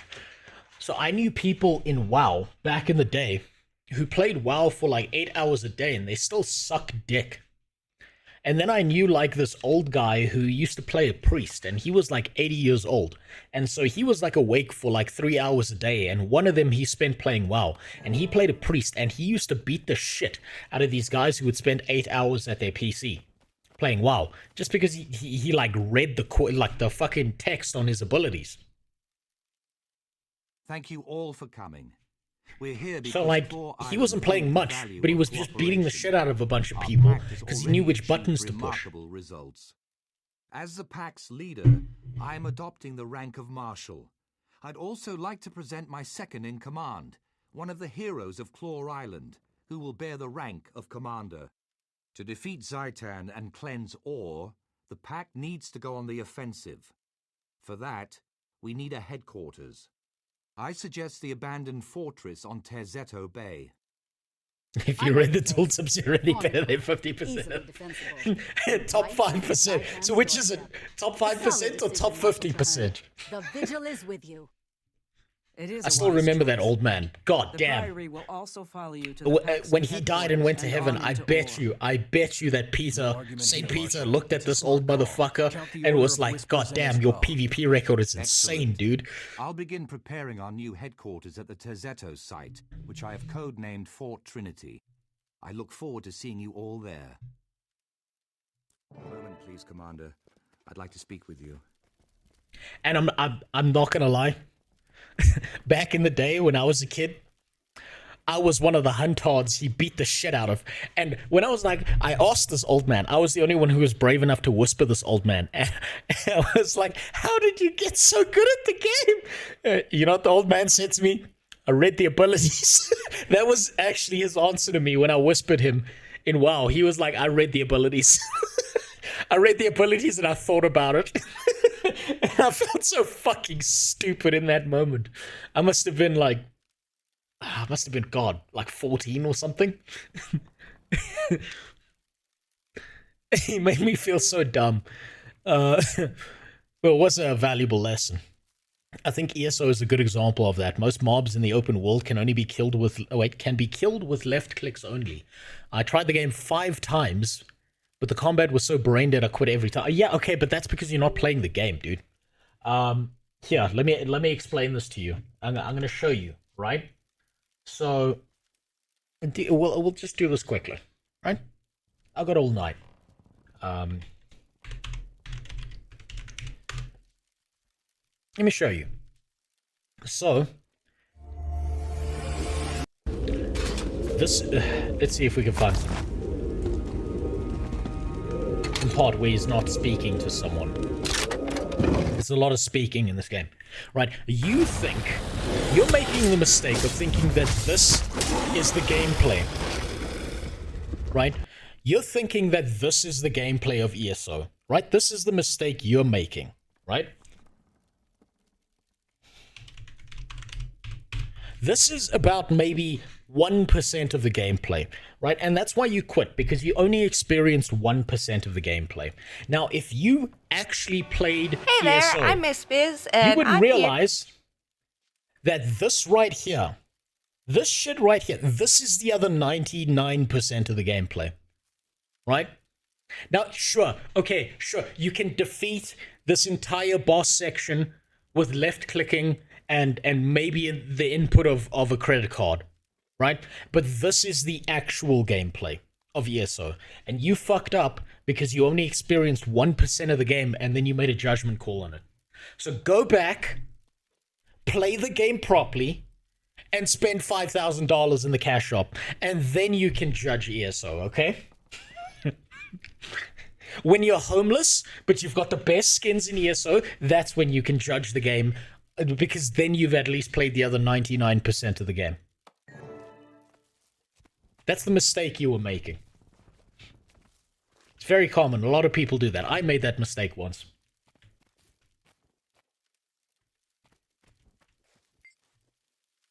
Hello, mommy.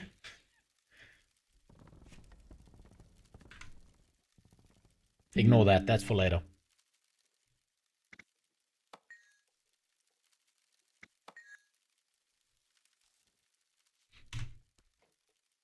On the other hand, I've helped a group. Hold on. I missed that. On the other hand, I have helped a group of seniors kill their first Guild Wars 2 strike boss. It took 25 minutes. I was the healer and still the top of the DPS meter. I could have literally soloed it faster because they scaled up the boss. Yeah, but they're old people. That one old guy was motivated to play WoW back in the day. The old people today are not motivated to play these games. They're motivated to die. The last time they saw their granddaughter or grandson, that grandchild looked them dead in the eye and said, I self-identify as a cardboard box. And Granddad was like, I fought World War II for this shit. Let's hope the Smiths rise to my challenge out of innate nobility, or at least pride. Thank you for coming. No, I'll play Corteria. The music makes me want to play Skyrim as the music is composed by the same guy. I'm not surprised by that. You'll have noticed. You could build a bridge. I'm forging a pact to deal with the Elder Dragons. The three major orders of Tyria have agreed to join, but we also need you and your skills. You'll notice that I've turned off the music specifically because it fucks with my clips that I'm collecting for the YouTube video I'm doing. So what I do is I separate out the music and then add it back in later so I can have some consistency. Ha! There's only one finest smith in Tyria, and you're looking at him. I stand ready to prove it. Excellent. I have a list of potential projects. My quartermasters will make sure you have the tools and raw materials. I do think that Guild Wars 2 breeds a player that loves to get rewarded just for being there. That's why the game instance content has so little turnout. Yeah, probably. The problem is, at least in the core game so far and what I've experienced, there's a lot of participation trophy behavior going on. Like that, I've done this before on stream, where I've taken my hands off the keyboard, put them behind my head, and watched a quest auto-complete for me. Because the NPCs killed everything that I needed dead.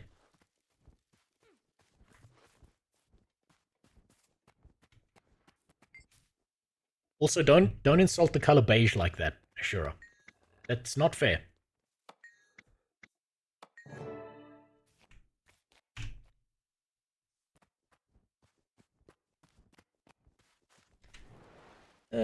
Where do we go now? So supposed to find that leaf pussy again. Where the fuck did he go? Meet Traherne outside the Rancor ruins. Now we're stealing Star Wars animal names. Yeah, he's down there.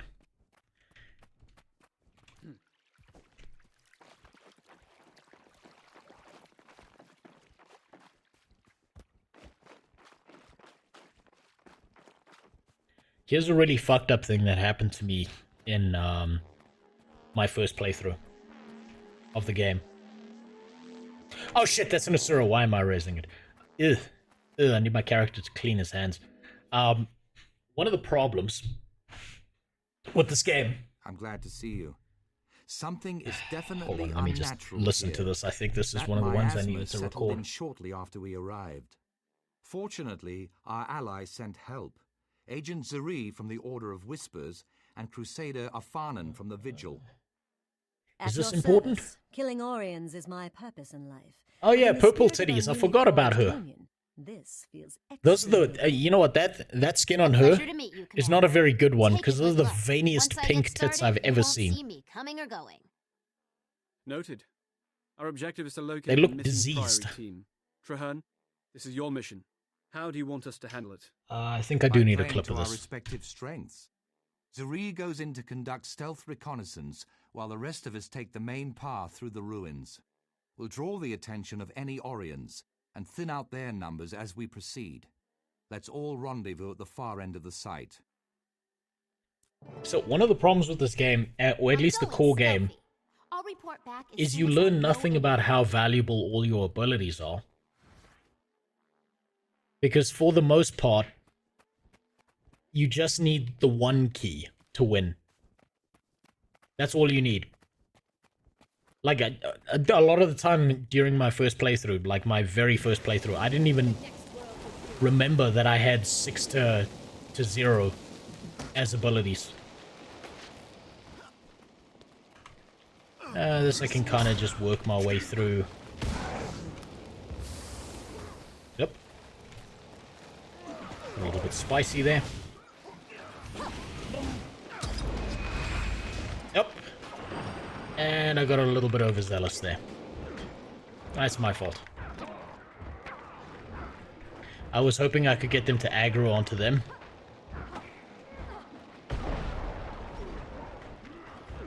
But yeah, I got a little bit overzealous there. That's my fault. 100% my fault. Did you try World vs. World? Yes. It's one of the most fun PvP moments I've had. Is World vs. World. Oh god damn it, they're still aggroed onto me. Okay, well that's fine. I'll die anyway.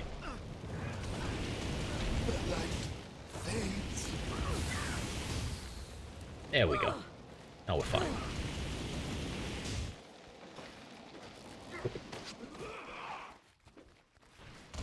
I'm gonna die again. Come on. Aggro him. Aggro him. God damn it. Tank bitch is not aggroing them. This was a lot easier last time. What the hell?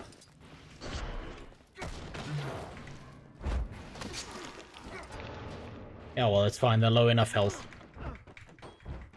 I wonder why she's not pulling aggro like she did last time. Last time Pink Titties here was... she just stepped to the front line and I had to do nothing.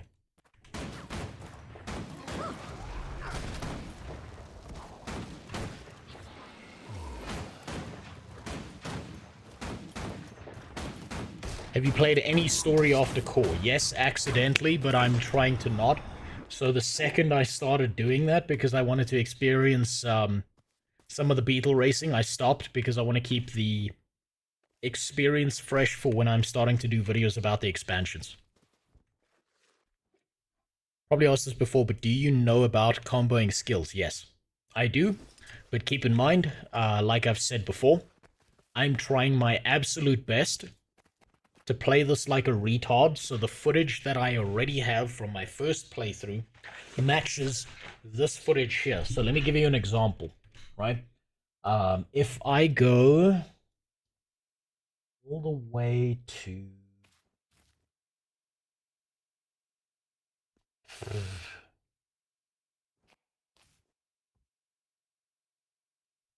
I'll go to this one.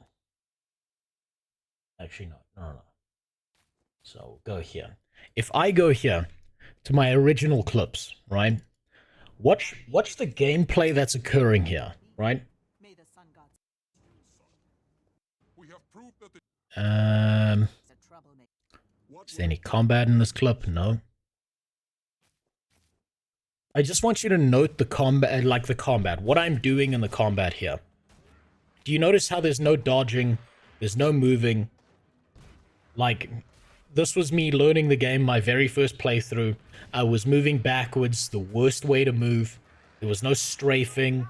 I'd forgotten I had these abilities on my bar. I was just using these. Do you see that? Right? So I'm trying to emulate that again. And the problem I'm having is I keep wanting to press V. I keep wanting to use my Q, my E, which I rebound when originally I had them as F4 and F5. But it's too late to change that. I'm going to have to find a workaround for that, actually. But you'll notice I played this the first time like a fucking idiot. Now, I can't go and intermingle clips of me comboing abilities together, right? Dropping the correct combinations all the time. CCing using my Toss Elixir X, then my Incendiary Ammo, changing out my build entirely, and then it's gonna be very dissonant. It's not gonna make sense.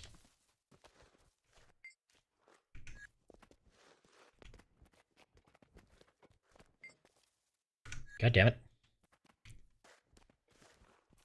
I don't even remember what to do with this quest.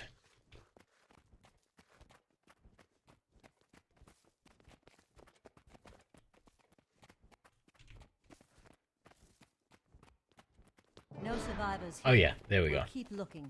Come here.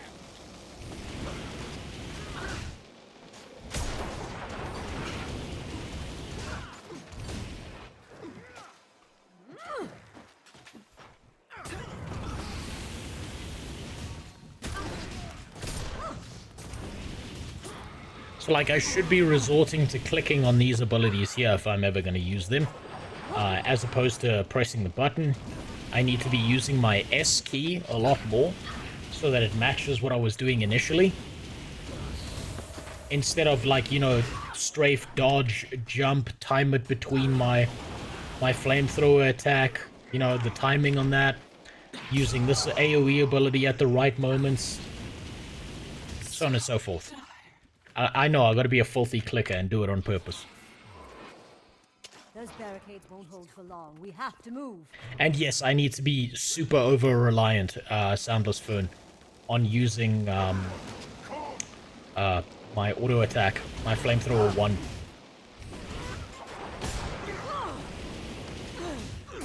And standing here like an idiot. Fuck, I did it again. There we go.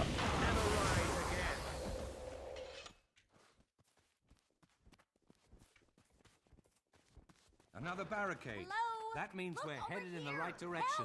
Forward! So yeah, this is very purposeful. Our people. Too dangerous. I mean, if you aren't actively recording clips, no need to act like an utter scrub. No, if I'm not recording clips, then yeah. But I also don't know which components of these I'm going to use or not. Right, because I have to intermingle these with my original playthrough, so that it makes sense.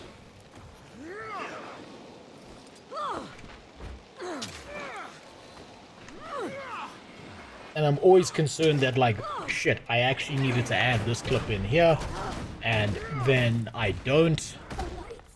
Fuck. Why am I back to this? There we go, it's better.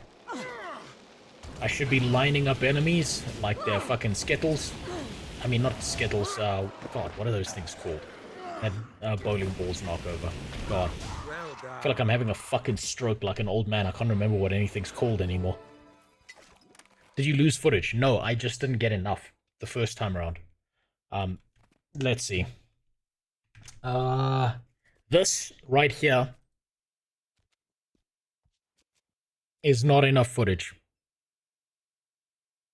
This right here doesn't have very specific clips that I require that match my level, that are going to make sense for continuity purposes of me editing things together. It's like 1/10 of my porn folder. It's a pretty small porn folder you got. Also, who keeps a porn folder? God, store it all in the cloud. Make it China's problem when they break in.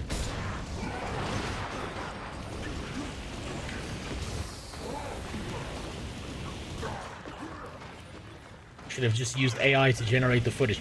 I would, but the problem is that I'm not playing New World. That's the issue.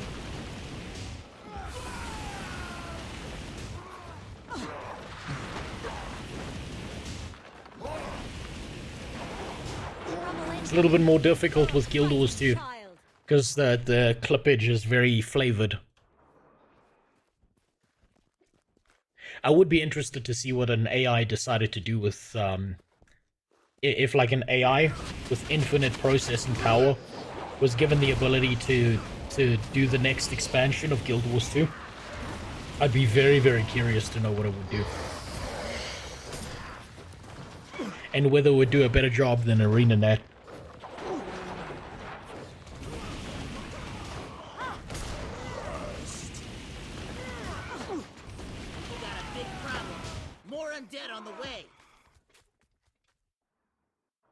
But unfortunately, the best AI processing is reserved for military use, where DJI Parrot drones are attached to a camera, and the camera is attached to an AI that steers the drone into soldiers while it's got a grenade strapped to it.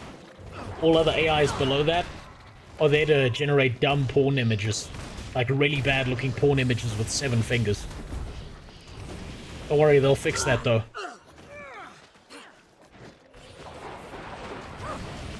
Probably put tits on a chop. I mean, based on the fan art, if the AI is looking at the fan art, it's either going to kill itself or it's going to go full degen anyway, right? So it might as well. That's better. That's more like it. That's the gameplay we're looking for. Very fucking shitty gameplay.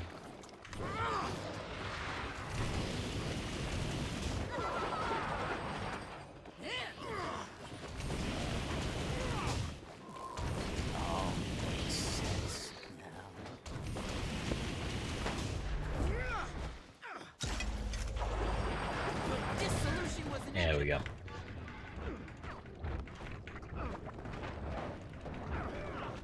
Yeah, we'll win.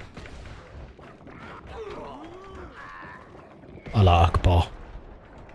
I love, you know, I do actually really enjoy the fact that of all classes, it's the engineer who gets the suicide vest when they're downed.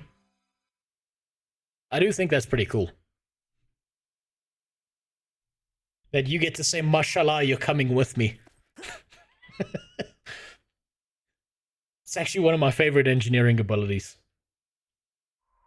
Your enemy drops you, and your last resort is pull the ripcord and decide it's over now for both of us.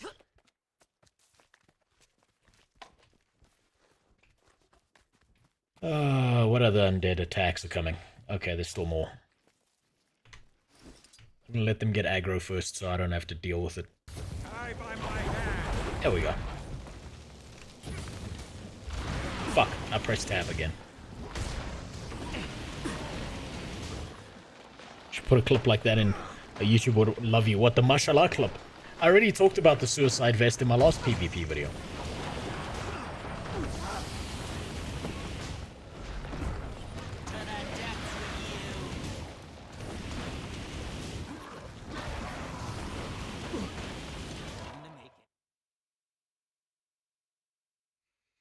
Are we glad to see you? Never seen a flood of Let's Orions play the like last that. chapter of And I've been Icebrood doing this Saga. for years. I haven't played that yet. You're safe now. I'll get there. Stick close Nothing's to us worse and than the we'll get you out Zitan of here fight, intact. to be honest. What about our second team?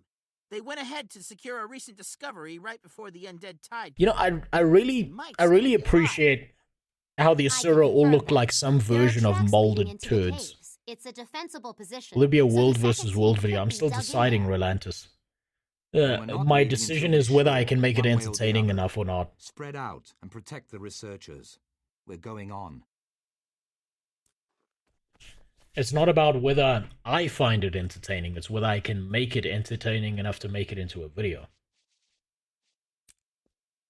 Yeah, I might as well waste all of these here. Doesn't really matter. Where am I supposed to go? Retrieve the second research team. That's not down the cliff, I don't think.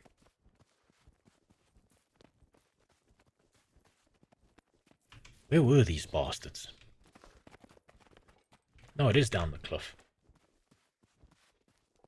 Remember, the same thing happened to me the first time around where I fucked this up. I hope we find the second team soon. I've known some of those scholars since I joined the Yeah, it's through there. Found the entrance to the caverns. It's barricaded shut. I've got this. Stand back.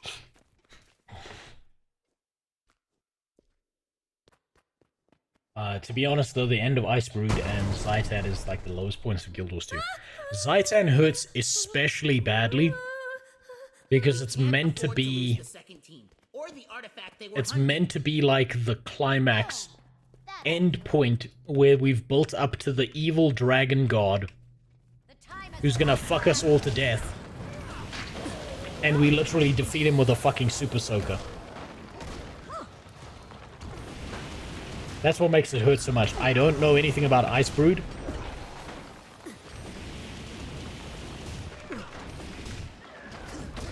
But I would be hard-pressed to beat out how bad Zitan is. Literally, quite literally. I showed you my editing. I had to cut down 5 hours of footage into something coherent, and originally about 2 hours was just me bitching about the Zitan fight. Quite literally 2 hours of me just talking about how fucking shitty the entire Zitan fight was in the climax to the game, and how they fucking ruined everything at that point. And I'm still trying to figure out how to, like, dial things back enough.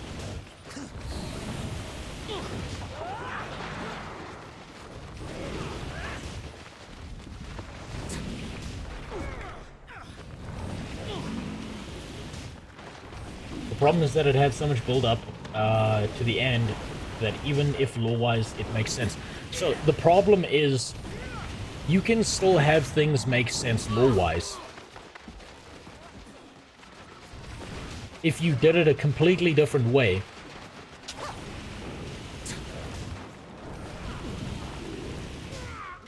So, like, lore-wise doesn't excuse what they did there. There are so many different mechanisms that could have been used to make the Zitan fight interesting. And it literally feels like... I don't know if anyone's played this in WoW, where Cataclysm... Oh, cool, he's stuck. Anyone played Cataclysm and then went through the Neltharion raid, where you have to fight... instead of fighting Neltharion, you end up fighting his fucking syphilis bubbles on his back. And it was so anticlimactic and so fucking retarded that it broke the player base for a little while. And the same thing happens with the Zitan fight, because he's built up to be this gigantic, enormous, death-like threat that where it's like levels fucking 10 to 60. You hear nothing but about fucking Zitan and him being a problem. You lead the way. Keep together and stay on your guard. That's all you hear, is nothing but Zitan between levels 10 and fucking 80. And then when you get there to beat the little bitch, it's... oh, man. Man, it's so bad. It's so fucking bad. To the next world with you.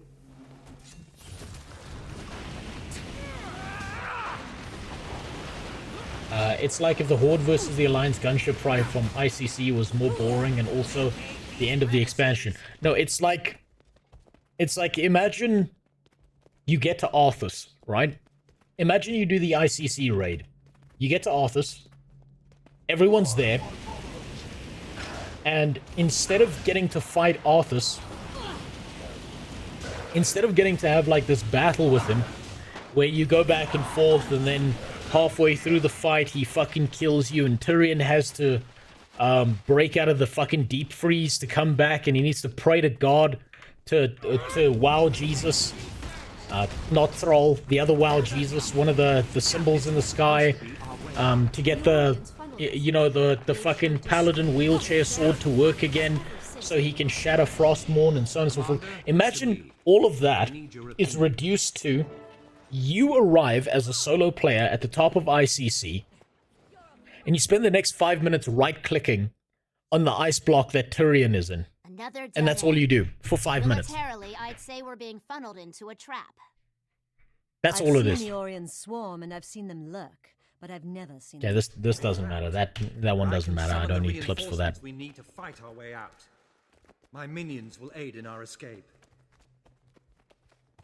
Buy me some Dragonfall is just as bad. We crash a giant dragon on an island and you run around and kill mobs and some pus bubbles on its back. Yeah, okay, so the Neltharion fight. The WoW Cataclysm Ultimate Raid where Thrall uses his magic anime powers of love and friendship to show us how awesome he is because he can aim a beam of fucking light.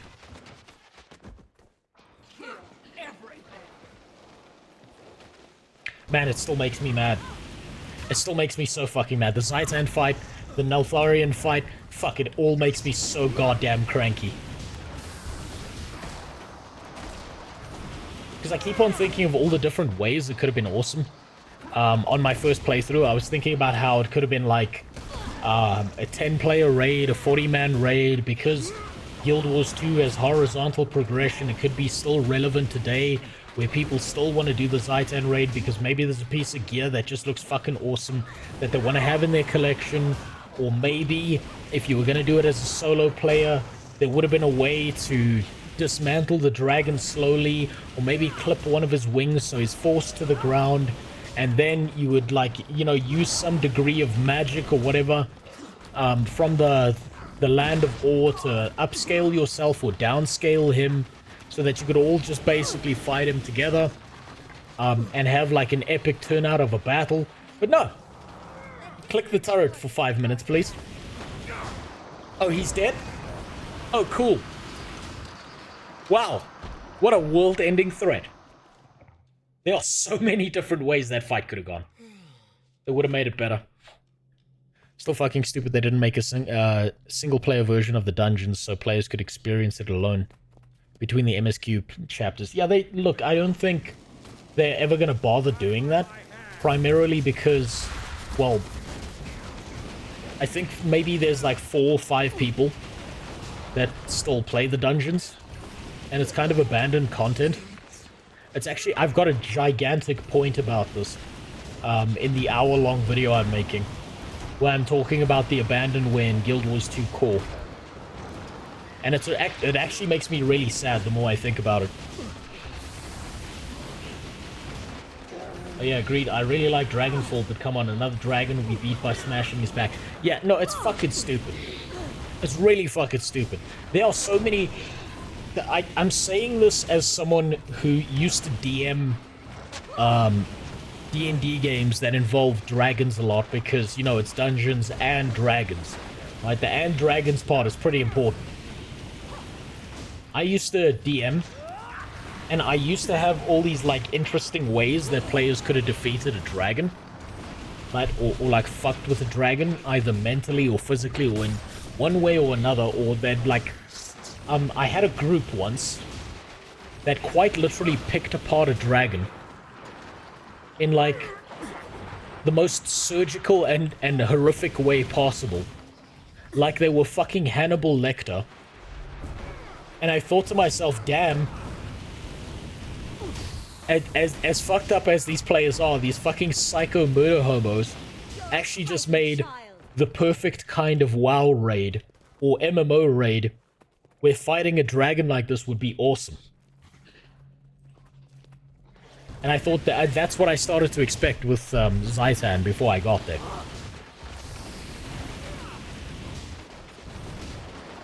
Takatul the Sunless is a better Zitan fight than Zitan. The fucking plant dragon in the tutorial is a better fight than Zitan.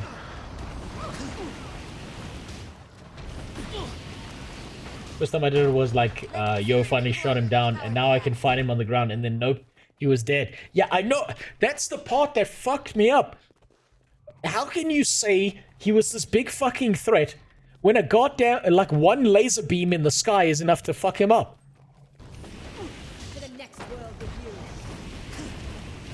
I feel bad for Zitan. Fuck, for such a cool design. For such a badass dragon design. Such a unique and special design.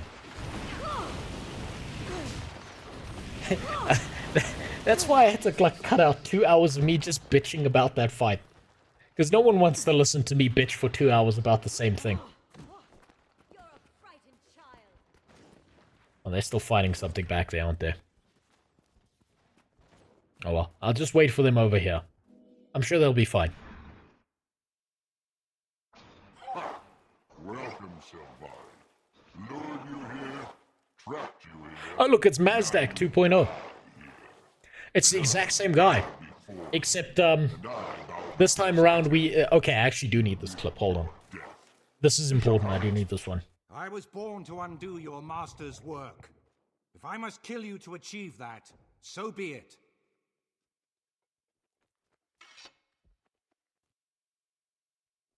Maybe second channel content about the Zitan. I might actually do that. Where it's just me bitching continuously for like a good like hour about MMO boss design and how to fuck up the most awesome characters in like with this one simple trick. You too can take the most cool looking dragon designs and turn them into the most fucking pathetic fights you've ever seen. In your fuck, I shouldn't have done that. I shouldn't have done that. I shouldn't have pressed E. That was really bad. Gotta remember to click. Gotta play like an idiot.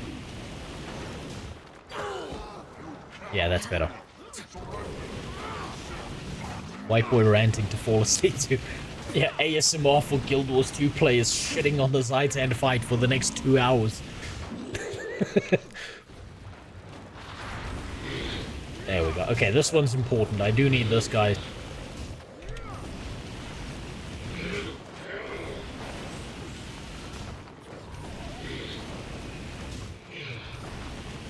That's a big flip.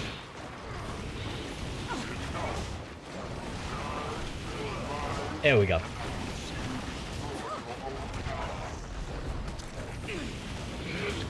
I wish I liked Traherne better. I wish Traherne was an actual character instead of just a mannequin with voice lines strapped to him. I wish Traherne actually had some fucking personality. But the problem with him is he's like... Have you ever been to a British person's house and they just boiled a goose? Or they like boiled a chicken in a fucking pot and then fed it to you and called it flavorful? That's Traherne.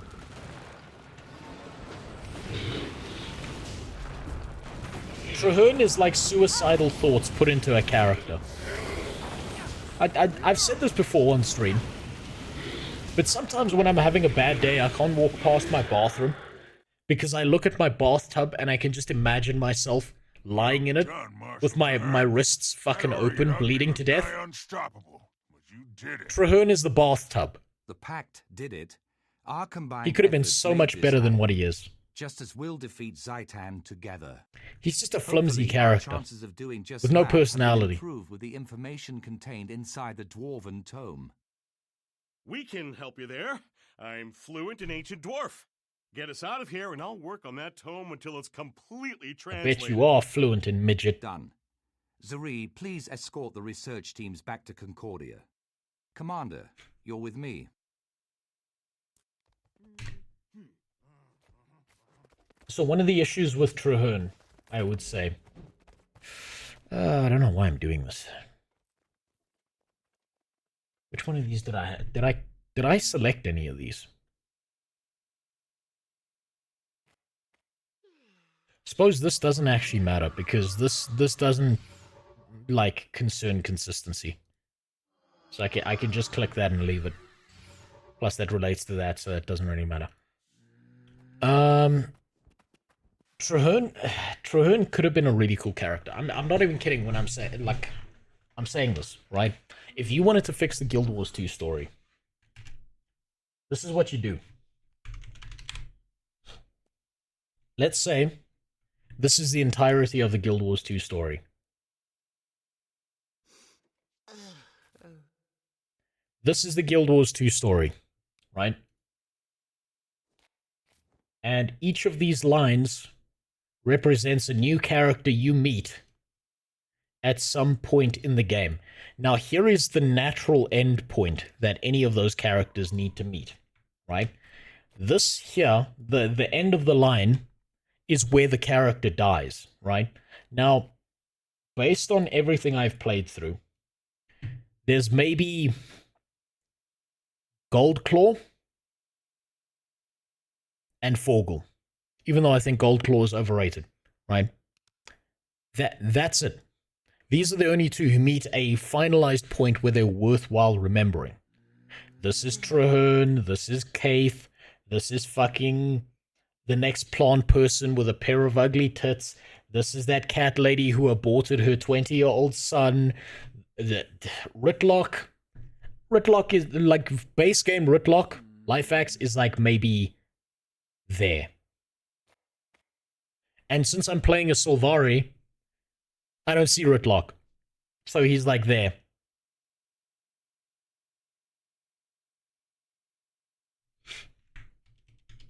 All of these other characters are non-memorable. So if you want to fix the Guild Wars 2 story, this is what you do. Is you take this chunk right here in the middle. Hold on, let me use a different color. You take this chunk of characters right here in the middle, and you throw them in the fucking trash. You get rid of them. You throw them right the fuck out of there. Oh, sorry, I forgot Aya. Aya is over here.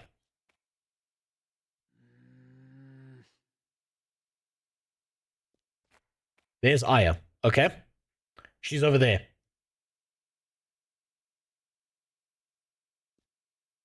That's Aya. She's near the end, but I don't remember her for her story. I remember her because she can't put on a pair of pants correctly. But you take all these shitty fucking characters here, you get rid of them, you delete them, you throw them out the fucking window. Then you take the remaining characters. Sorry, I said Goldclaw, I meant Tybalt.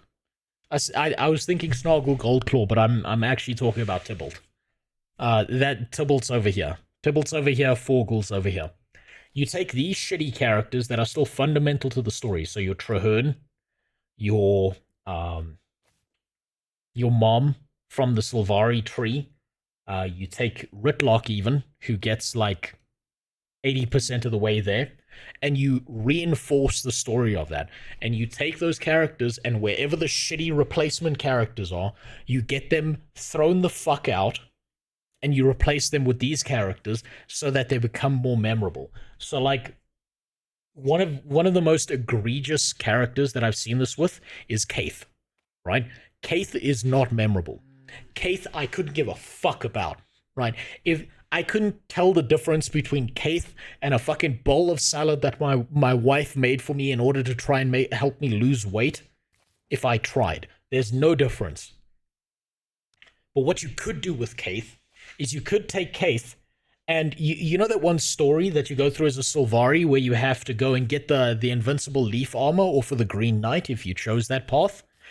Kaith goes, oh yeah, back in my early days, I actually assisted in the building of legendary armor. I used to be a little bit of a smith myself. I used to be a little bit of a scientist myself.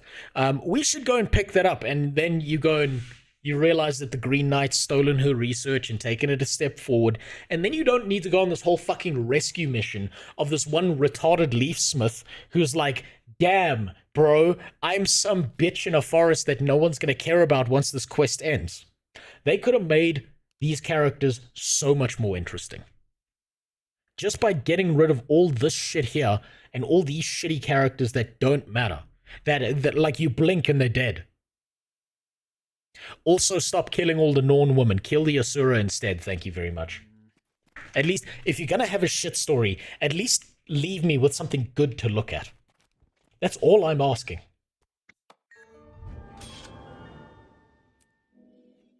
Literally, take out like 80% of the characters that are non-memorable, reinforce the characters that are actually fundamental to the story, give them personality, and you're good. It doesn't even need to be that good. It just needs to be passable enough that people want to keep playing for the story. Now, I always chose the one with the highest power rating. Did I use the... Fuck off, dude. No, I don't want to... No, you're getting out of here. I don't have time to deal with you. I don't have time to deal with British people. We're leaving. What did I choose here? Power? I think I chose the pants here. Oh wait, no, we get all three. I forgot, you get all three with that. Better get the fuck out of here.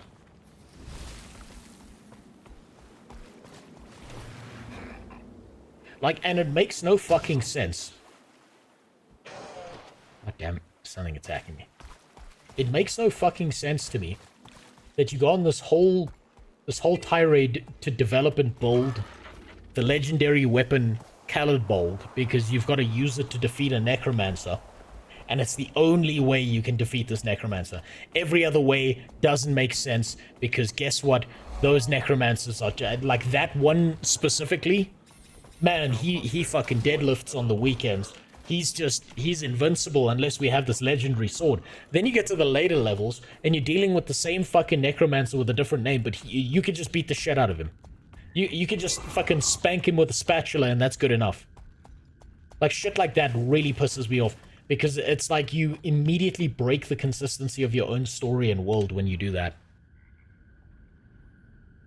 Okay, well, that's right there, so I'm just gonna quickly switch this up.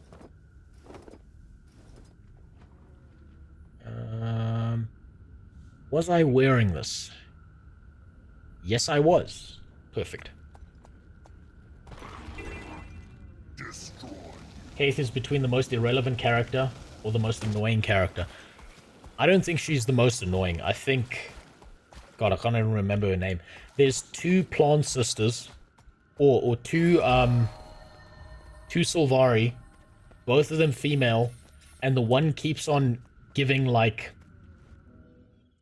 lines like she's from the 1960s, and the other one's got a nose like she's trying to fucking cut through an iceberg in the ocean.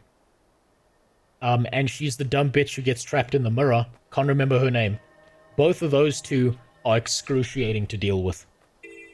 Karis and Tegwin. Yeah, there you go. That's them. God, I can't believe you remember them, Saxfratinger. God, fuck, you got a good memory, dude. The fact that Arkham is used to represent the Carrion status armor is something.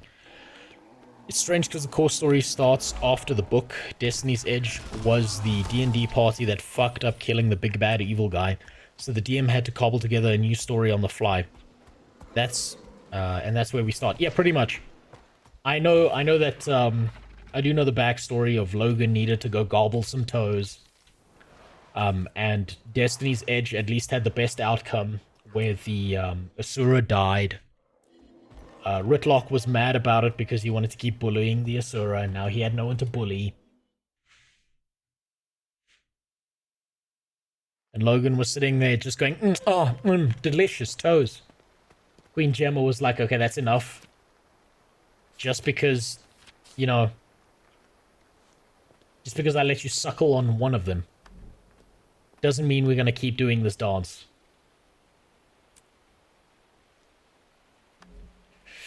I'm not going to switch this out because I don't think I did switch this out. No, I kept alchemy, I kept firearms. I didn't change that. Did I? No, I'm thinking of PvP. I'm thinking of the PvP where I changed that.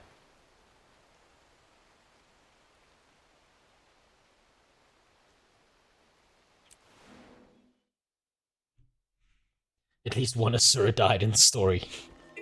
Yeah, I love how they tried to make Snaf's death like... I think it was Snaf.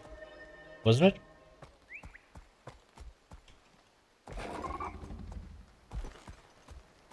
They tried to make that one Asura's death like be like a meaningful and significant thing. But let's be honest. You could just replace that midget with another one and no one would notice. You just be like, hey, look, guys, Snaf is back. And this just random new Asura that looks completely different is like, yo, that's not my name. And we're like, wow, it's Snaf, guys. Wow, we got our little token midget back. I can't believe he survived. Just gaslight him into believing he's someone else.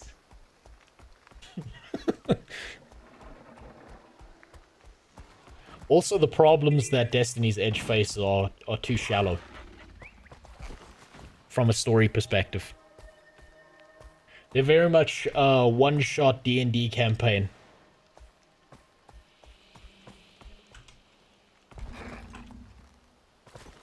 Where there's no interconnected complexity. It's literally the old trope of, this guy made 2 promises. One to his friends, and one to the woman whose toes he wants to suck. Who will he choose? Time to make some noise.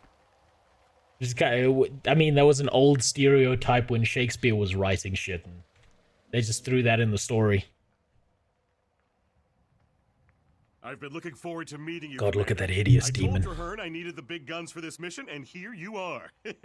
Welcome to the party. Demolition is serious work, soldier. But there's nothing wrong with enjoying your work. Do I need this clip? No. I don't think I do. It's not on my list. It's non-valuable. I love char-conditioned animals. Nothing phases them. Explosions, massacres, rude language. Every member of the Legions is trained for war, from Imperator Smoter down to the lowliest pack animal. Easy there, Iron Pants. I meant it as a compliment. Fucking... I got mosquitoes in this room. I've got a special tool to deal with them.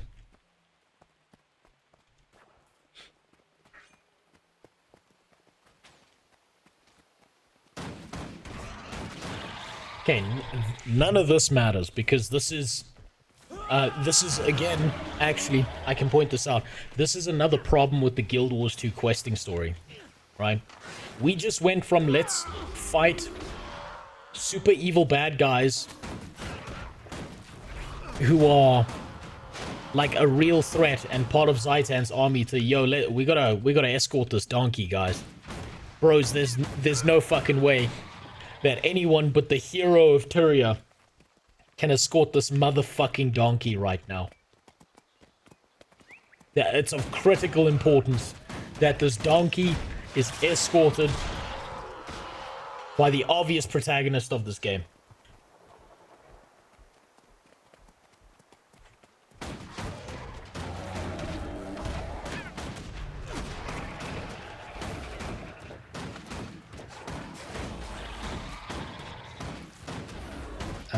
Credit that she's always barefoot in the game. That motherfucker looked like Yoda. I'm sorry, all Asura look like, to me, is different various phases of shit that's been carved into like a claymation model that's been left in the sun.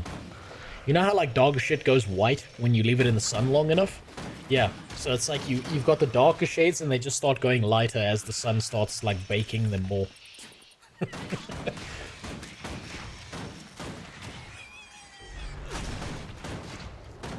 It's the same thing to me. So this one's been like, if you look at him, he's been baking in the sun a little bit too long.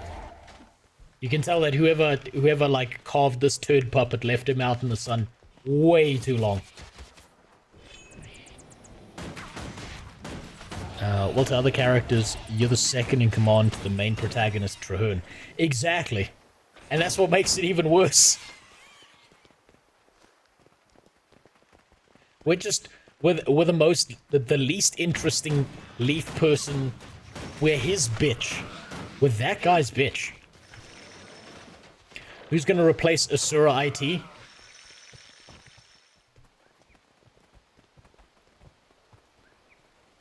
The Skrit. The Skrit will do a better job.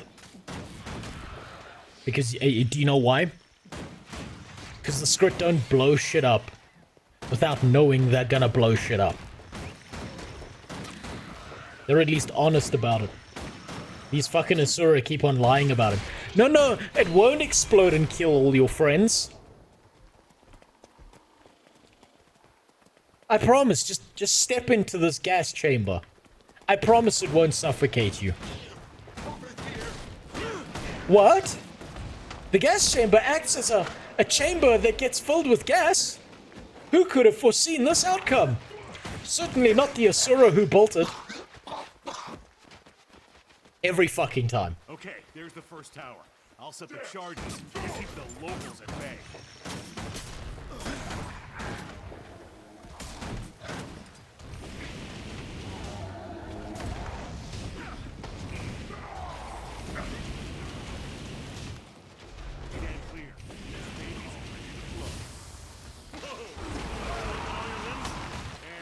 I barely remember this. I might as well get a clip of it, but it doesn't actually matter. This is all just B footage that I'm probably not using. Or maybe I'll use it as background footage. To be fair, there's a running joke that the commander eats far. Too much random shit they come across. I think the Pact is just doing a bit of a Todd wrangling of the commander. Like, I honestly, I think the whole base game story is a bit of a Todd wrangling moment. Like, you know when... You know when you need to, like, keep a bunch of, like, teenage retards in, like, a school, you need to distract them? And you've been designated as today's wrangler. So what you do is you, like, whip out your phone and you show them Coco Melon on YouTube, and then that just, like, keeps them locked in place. That's what the story of Guild Wars 2 feels like sometimes. And the worst part is, every now and then it's interspersed with some degree of nuance or interest. And then it's there, it's just there for a moment. And then it's gone. And then it's back to this base game fucking retardation, excruciatingly bland kind of stuff.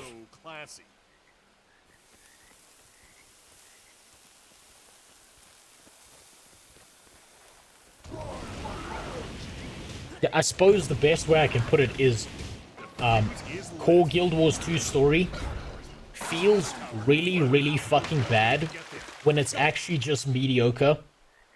Only because the gameplay feels so much better than what you experience story-wise that it leads to this cognitive dissonance.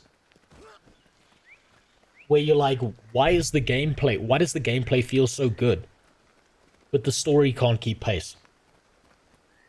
MSQ now is much like ARR in Final Fantasy. So I haven't played Final Fantasy. I'm scared of that game. I'm gonna play that game for like 5 million hours before you can even consider talking about it.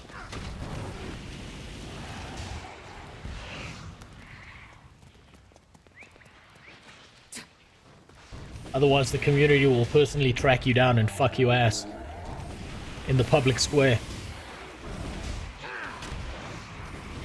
But you forgot about the one quest. You played the game wrong. Because at hour 502, you were supposed to go and meet up with the boss of this city. And you didn't do that. So you played the game wrong. You can't review the game. That's been my experience of the Final Fantasy player base so far. It's like the normal people say nothing. And then the fucking psychos are the loudest and the most insane people. And I've genuinely considered getting the story wrong on purpose, like reviewing Final Fantasy, but getting the story dead wrong on purpose just to piss them off.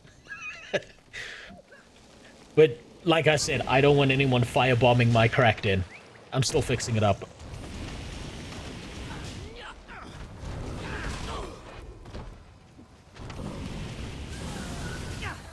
I think one of the things I don't need in my mailbox either is the decapitated head of pet cats. Of the people who got mad at me. I don't need that either. Can't be worse than the BDO community. I've heard nothing about the BDO community, Ashura. To be honest, I don't even know if the BDO community exists. Because all of them have to, like, do everything with one hand. They're so busy jerking off to their game, I don't think they actually, like, interact with anyone. I gotta tell you, though, if a BDO player punches you, you better hope it's with their offhand. Because if they're, like, right-handed, and they punch you with their right hand, that shit's putting holes in brick walls. You do that motion all day, you're gonna get some big shoulders eventually. Just the one hand, though.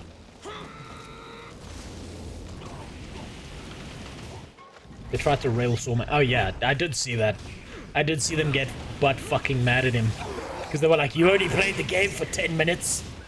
How dare you?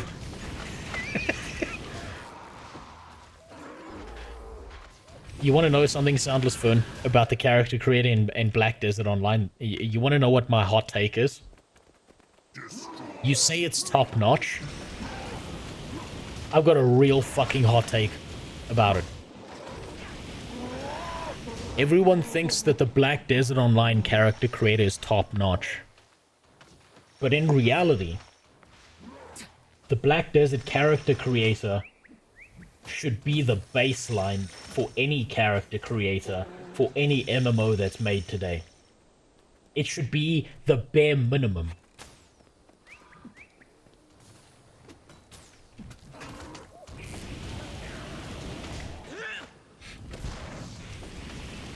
That's my bar of judgment for character creators. The BDO character creator should be the bare minimum. Jiggle physics included.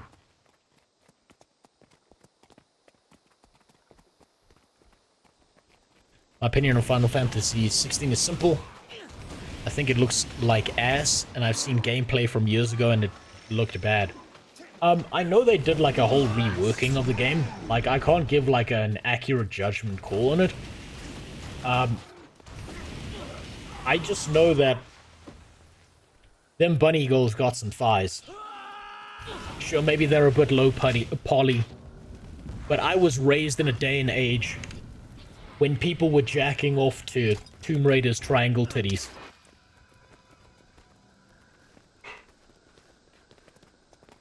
People were busting fat fucking nuts to them triangle tits. So how can I judge? Let he who did not... yeah, you know... God, what's the words for it?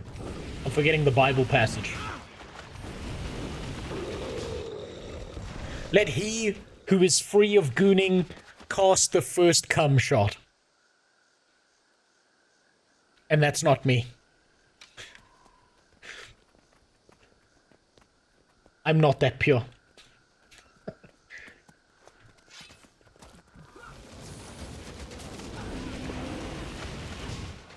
Guild Wars 2, for being so old, even blows some out the water. I know, which is depressing.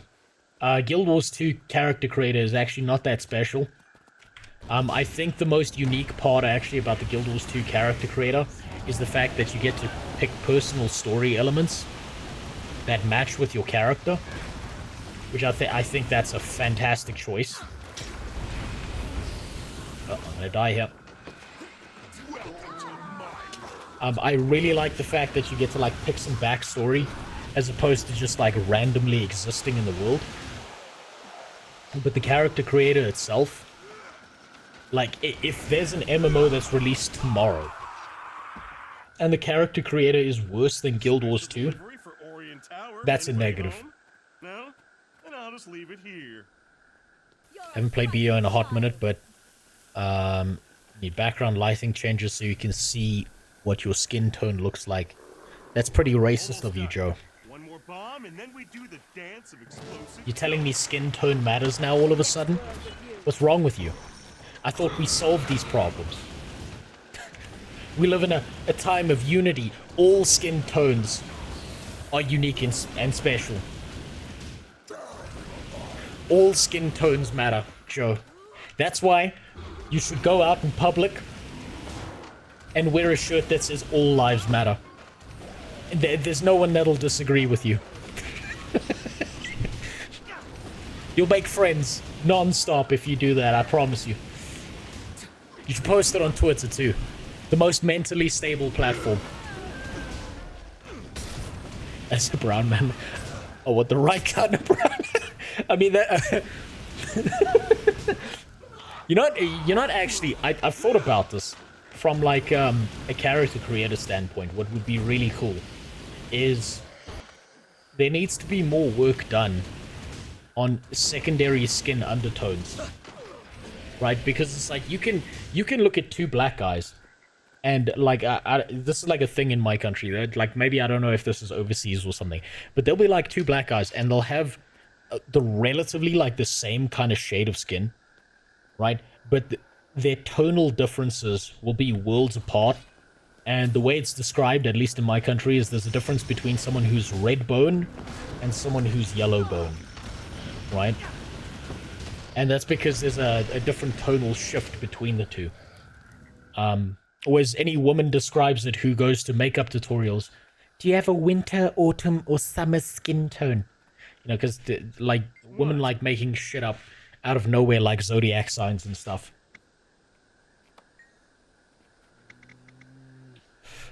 God, what choice did I make with this?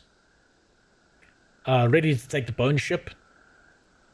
Zero with the pack 2. Orient Beachhead, we need serious firepower.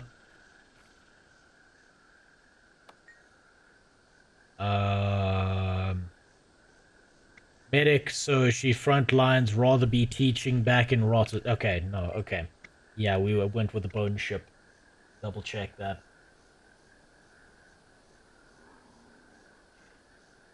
Yeah, okay.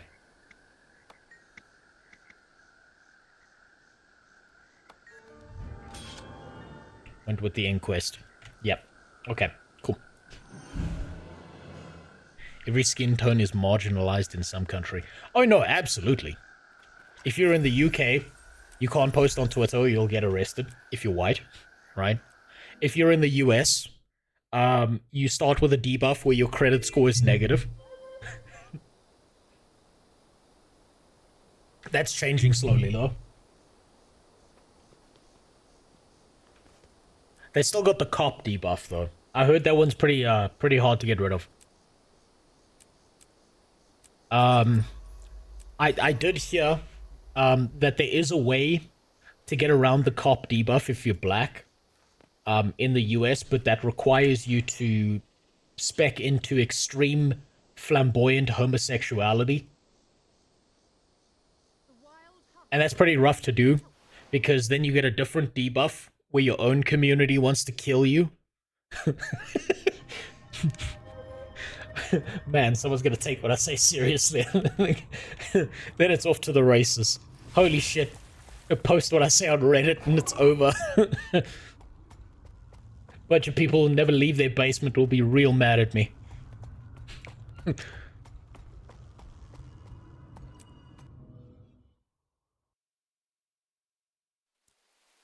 Talking with an Asura, you clearly made the wrong choice. I mean, absolutely, but I'm forced to, right? The game doesn't give me a choice. I have to talk with this little turd. Little demon turd.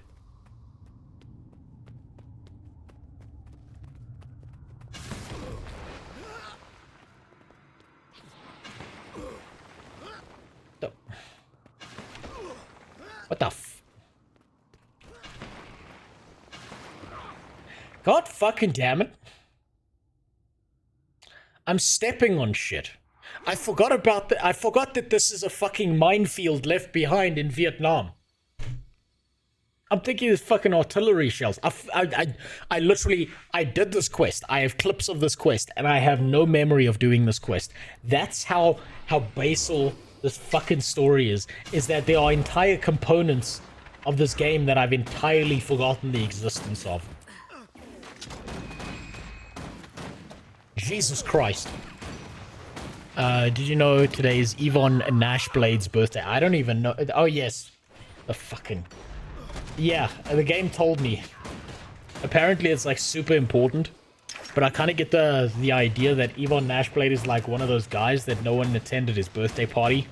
And he thought, no, it's just the message didn't go through, so he sent like 25,000 mails to everyone. But the reason no one attended is because no one gives a shit about him.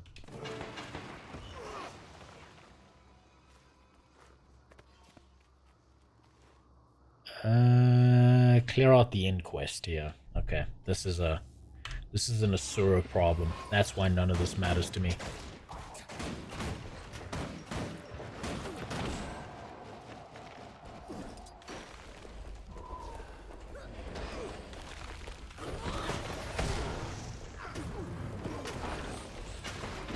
Oh, for fuck's sakes. This shit knocked me back into the mines.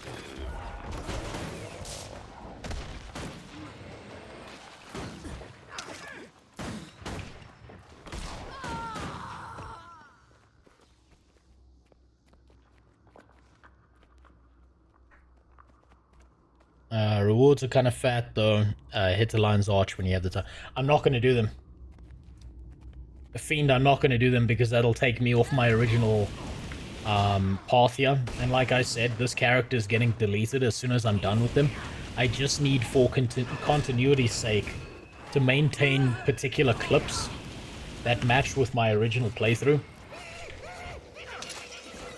So I might do that on my second account.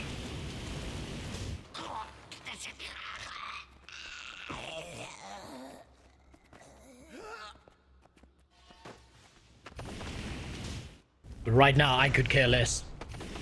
I need to try and replicate things as much as possible. This probably won't matter, but let's just take some clips.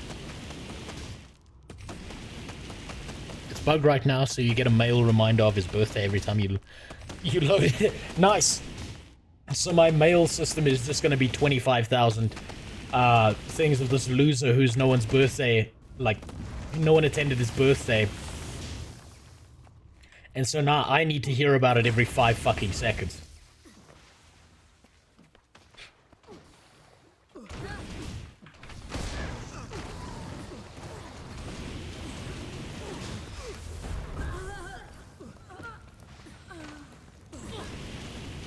You send that many mails in my country, someone shows up at your door to shoot you in the face. I'm just saying. I'm not judging whether that by, like, laws is correct or not. I'm just saying, you be that annoying, someone's coming to kill you.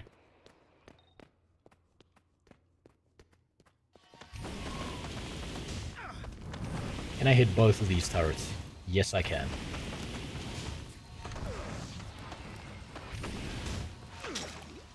Something's hitting me from behind. Nope.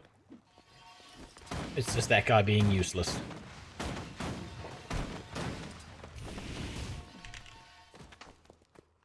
I'm gonna die. I'm gonna die. There it is. Fuck me. That was fucking stupid. Mashallah! Yeah, no, it's too far away. Come on, just let me respawn.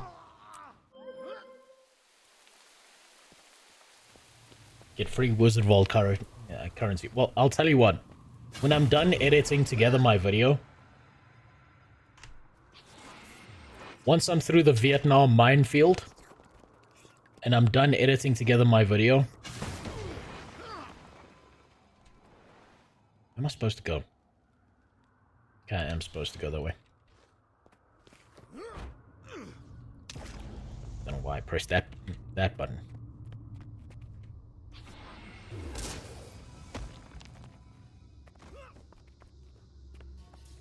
once I'm done doing that, then I'll consider, you know, going and getting it.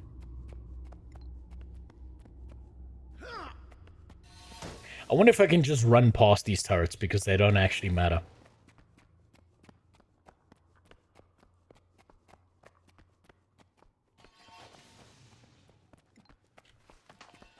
Suppose if I've got the thing quest down there, it does matter now.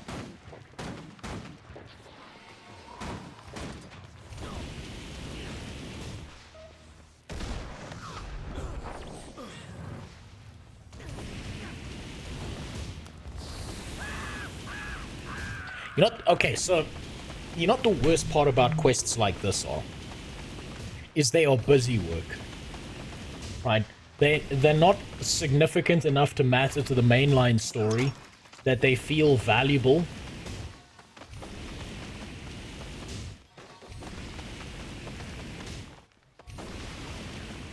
Oh, please don't kill me. They don't feel valuable enough to do to the greater overarching story that we're worrying about. And they feel like chores. They feel like you're being punished. It feels like you're being punished for trying to play the main story questline.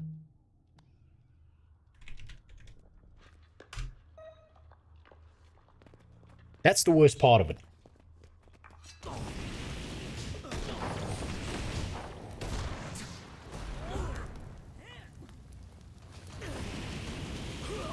Like, seriously consider, what total value does this quest add to the overall overarching story of the Guild Wars 2 playthrough of trying to get to defeating the giant zombie dragon in the sky?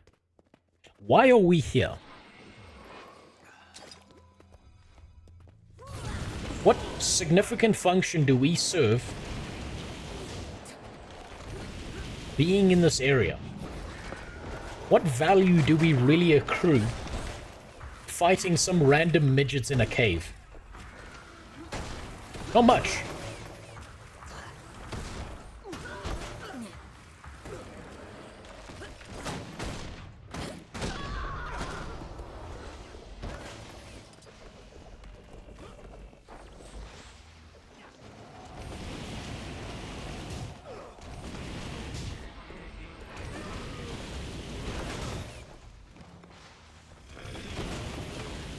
Killing Asura is always of value.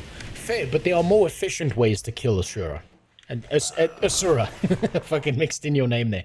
There are far more efficient ways to do this. You put them on a train. You take their shoes and you put them in a box so that someone can put them in a museum later. Stand clear. It's gonna blow. Bomb. You put them all in the same shower. Like, there are so much better ways to do this than one by one. It's about efficiency. And not just because it lacks the requisite sentience. I'll keep it with me and... Uh-oh. I hear trouble coming our way. It's like they tried to compact many long storybooks into 3-paragraph missions. It's worse than that. I think that the stories would feel more significant if they tried to do that. What it feels like they did is they needed to have a story arc that filled out a bullet point list in their design document in their office, as opposed to how valuable is this for the player to do. And they were like, damn, we better hit these prerequisites. They're so important, or our boss is gonna fire us. And they got so obsessed with the bullet point list that they forgot, like, if it adds non-significant value to the game, then maybe it shouldn't be there.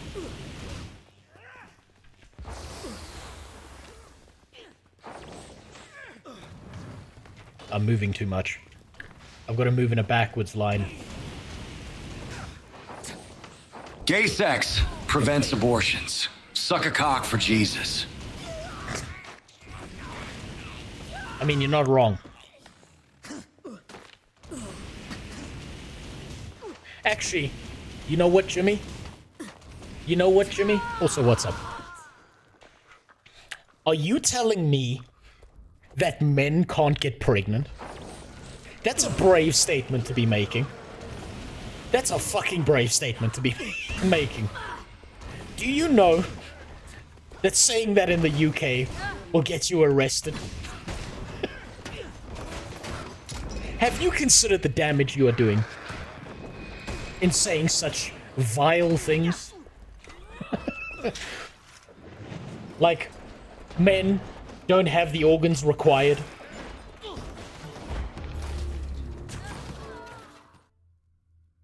God damn it. I'm black, so arresting me is racist. God damn.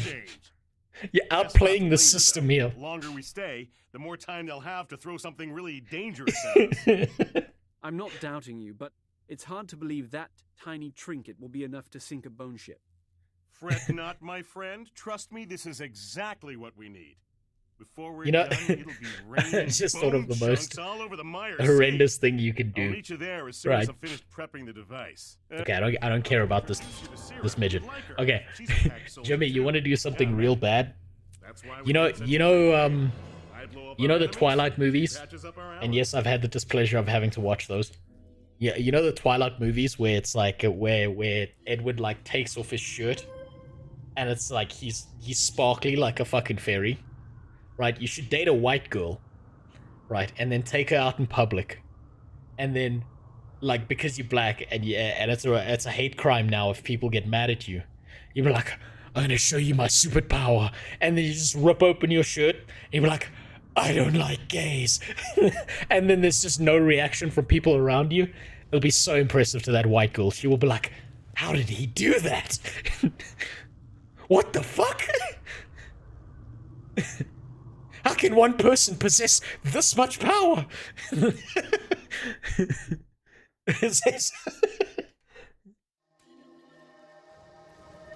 I ruined Twilight for my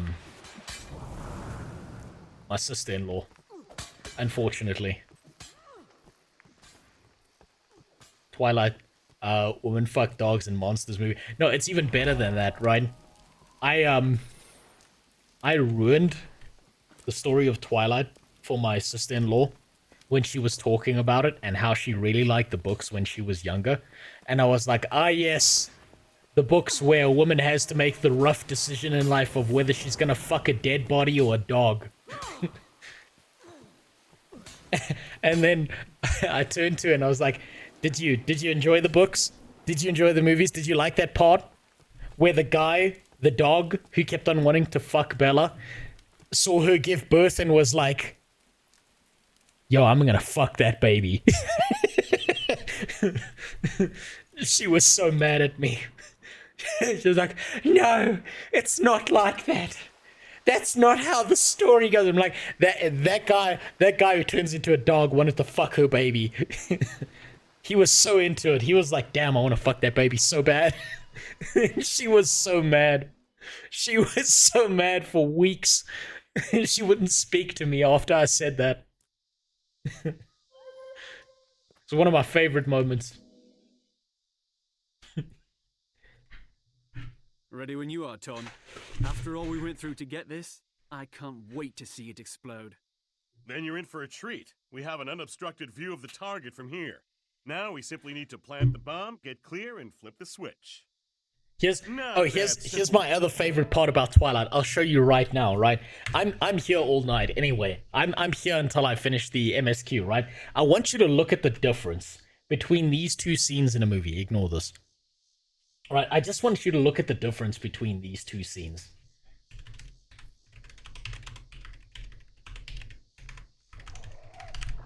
Right?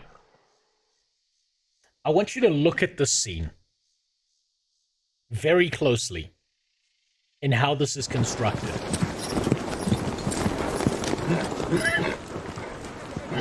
Mercy. No, I cannot. Look at these armies, right? Look at the epic scale and the proportion. These fucking armies clashing, the brutality, the music, right? The like battlefield siege that's occurring, the fucking dropping of the towers. Look at the emotion involved, right? Now take that scene, keep that scene in your head, right? The proportions of that, the focus on the characters, the desperation between the two armies that are battling there.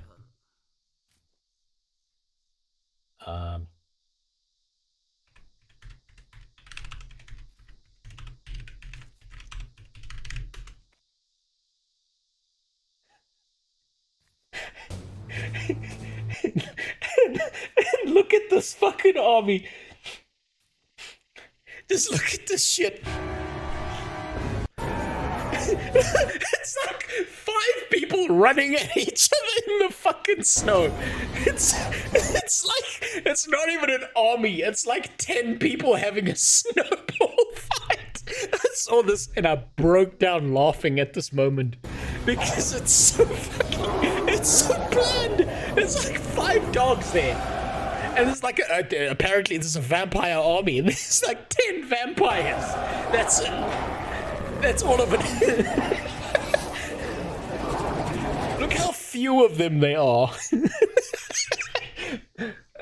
I was quite literally watching that battle scene. I like broke down laughing the first time I saw it because I was like, why are there so few of them? I thought this was an ancient feud between these people that had been going on for centuries. I thought these people were like spread around the world. Great, massive, influential armies. And it's like 5 dogs and 5 dudes with fangs running at each other randomly for no fucking reason whatsoever. I'm like, this isn't a battle. This is a bar fight. And the bar is half empty.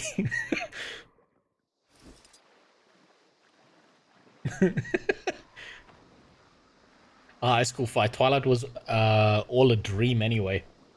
Yeah, it was.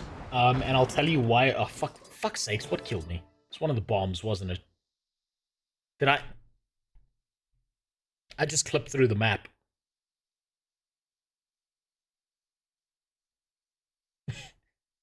For a second there, I clipped through the map.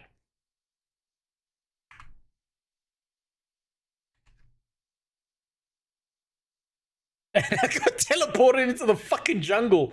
What the My quest is over there. It teleported me all the way over there.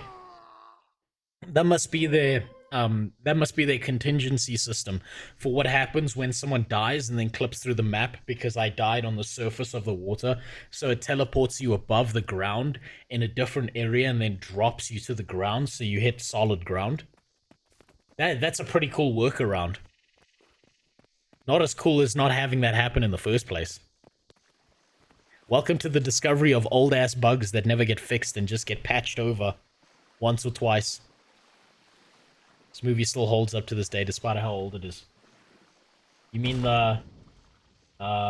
which one is this?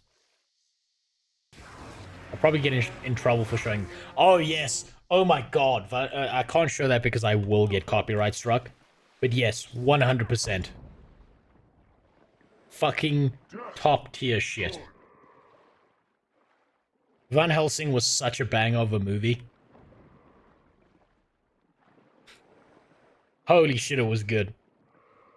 What's your opinion on the Airbender movie of M. Night Shyamalan Ding Dong? What Airbender movie? It never existed. I heard it got into production and then they just stopped. Because they realized how bad it was gonna be. Which I think was very respectable of them. I never expected that kind of, you know, storyline dignity to occur. But, you know, I suppose even Hollywood has its limits. I mean, some of them might want to really touch kids and rape women. But, like, every now and then they're like, yo, maybe destroying this beloved franchise is not a good idea. Maybe we should just can this project. Which I think was really cool. I didn't expect that.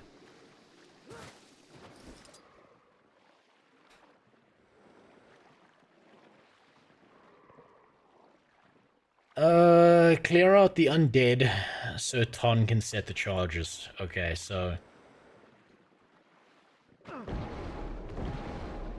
This is one of those.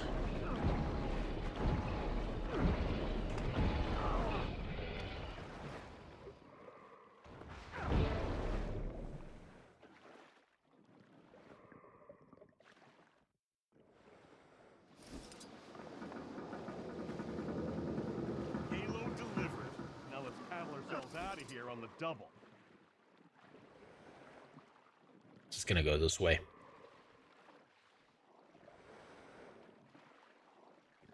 Oh, by the way, you ever get randomly get teleported back to Lion's Arch? That means the game had no fucking idea where you were, so it just resets you. Yeah, I've had that. I've had that happen a few times. Not on this account. I haven't had it happen on this account. I've had this happen on my second account when I went exploring around the world, and it just popped me into Lion's Arch, and I'm like, I'm pretty sure I was nowhere near Lion's Arch. But yeah, I realized that was a workaround. That's why I realized when I died there, when I hit one of these mines, and I clipped through the layer, because I was on the surface of the water, and I died, and I clipped through, and I was falling through the bottom of the earth, and so it teleported me above. That means that somewhere along the line, someone patched in a workaround to people falling through the map, but they never went back and fixed the patch, like the workaround.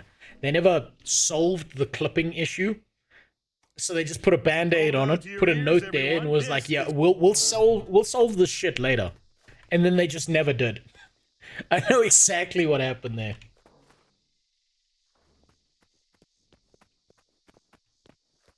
But yeah, I'm real glad that they never, like, going back to the original topic. Defend the detonator. Oh, that part. Okay, cool. Like, I'm real glad that they never made that Avatar movie, because I heard it was going really bad. And they went and they took, like, the Inuit characters and made them into, like, white people. And, like, they didn't even look like the original characters, not even a little bit. And, some of the, like, the pre-footage was, like, people doing funky kung fu dance moves that didn't match the floating rocks around them. And then they just cancelled the movie, and it was really cool. I'm really glad that they had some respect for a beloved franchise like that I grew up with.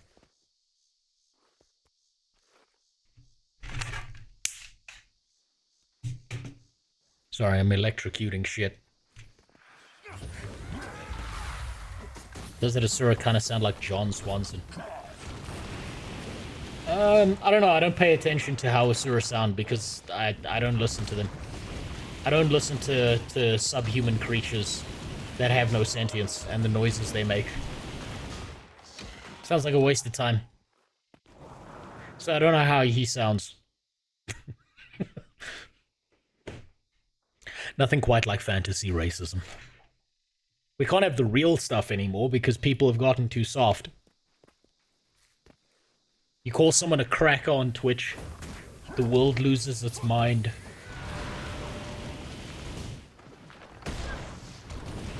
Fuck. I gotta say, for like, as much as like, I'm not exactly a fan of all these fucking political streamers who take all these sides and actually mean the shit that they say. Like, damn. Calling someone a cracker and getting banned is so fucking light. I think these people would have a goddamn stroke if they came to my country.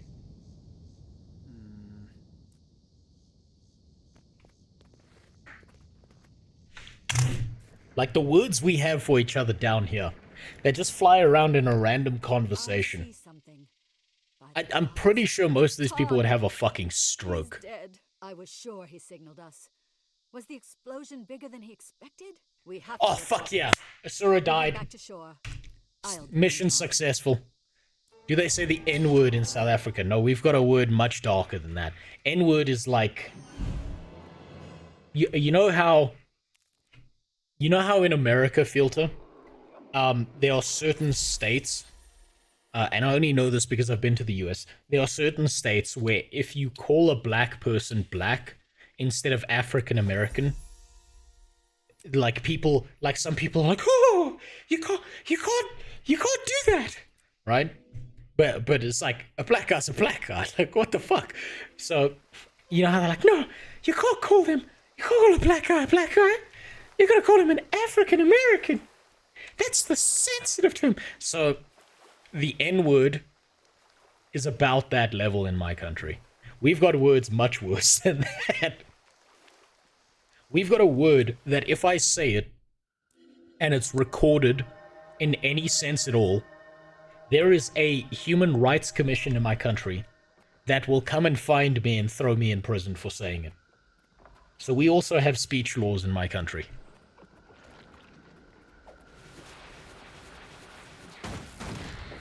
Interestingly enough, there's a Greek guy who made a video thinking he was safe, and then he posted it on Facebook where he was walking around a Greek beach. And he was saying, like, as you can see, unlike in my home country, this beach is neat, it's clean, there's no trash anywhere, and then there's no... And he said the word, and that got spread around Facebook, and his life was over. That was it. He was done. His whole family was fucked.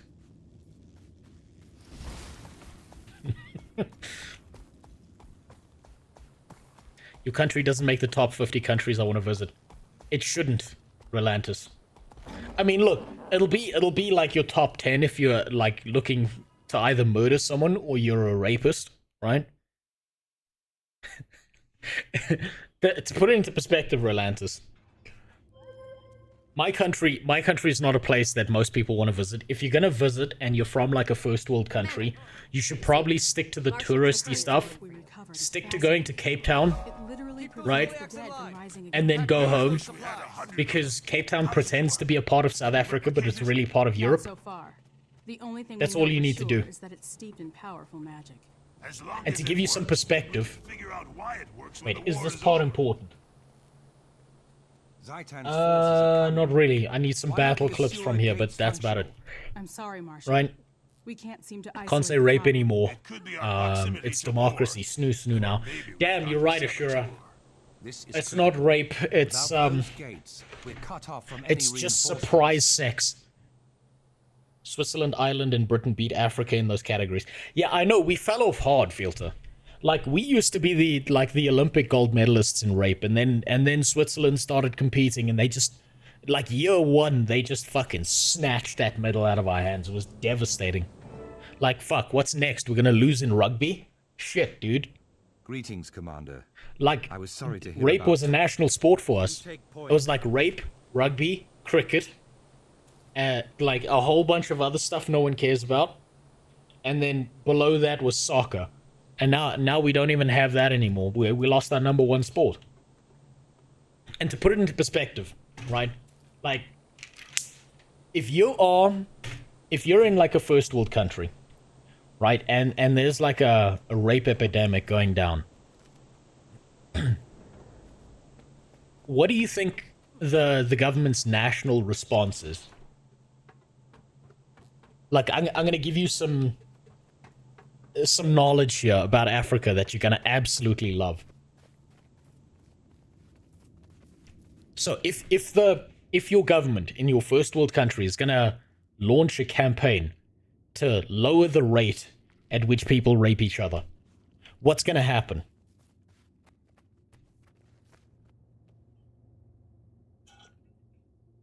Right, okay, let's skip past the part where some politician pockets 80% of the budget. Let's skip past that, and the 20% that does get used. In a first world country, it'll be like, let's increase police patrols, we'll put up warning signs, we'll let people know that these certain areas are not safe to travel around at night, that women shouldn't be going to certain areas because, you know, these are dangerous regions. The police might be able to come protect you, but they can't unrape you. We'll launch an investigation if some shit does happen. We'll track down the rapists. Do you know what happened in my country? Right, this was a few years ago. This was maybe 5 years ago. They launched a campaign where they were like, we're going to reduce the rape of rate. And, I mean, the rate of rape. And their solution was they put up a bunch of billboards all over the highways, all over certain areas. And all these things, you know what they said? They said, remember, don't rape. That's it. That's all they did. It's like, and I'm just, like, the whole time this campaign was going on. I kept thinking to myself, like, imagine like a rapist is driving down the road and he's thinking, damn, when I find that lady walking home at 7 at night and there's no one around, I'm gonna ruin her fucking life. And then he sees that billboard and he's like, rape? It's wrong? Oh my god, why did nobody tell me? I shouldn't do that? Oh, fuck. Damn, I guess I'm gonna have to change my life now.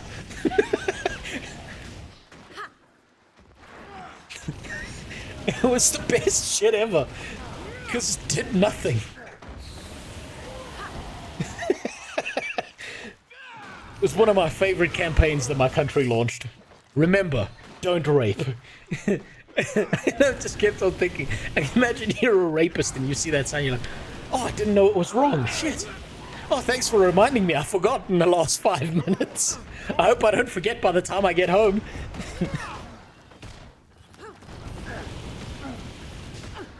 Man, the school children on the bus I'm driving will be real disappointed if that billboard wasn't there.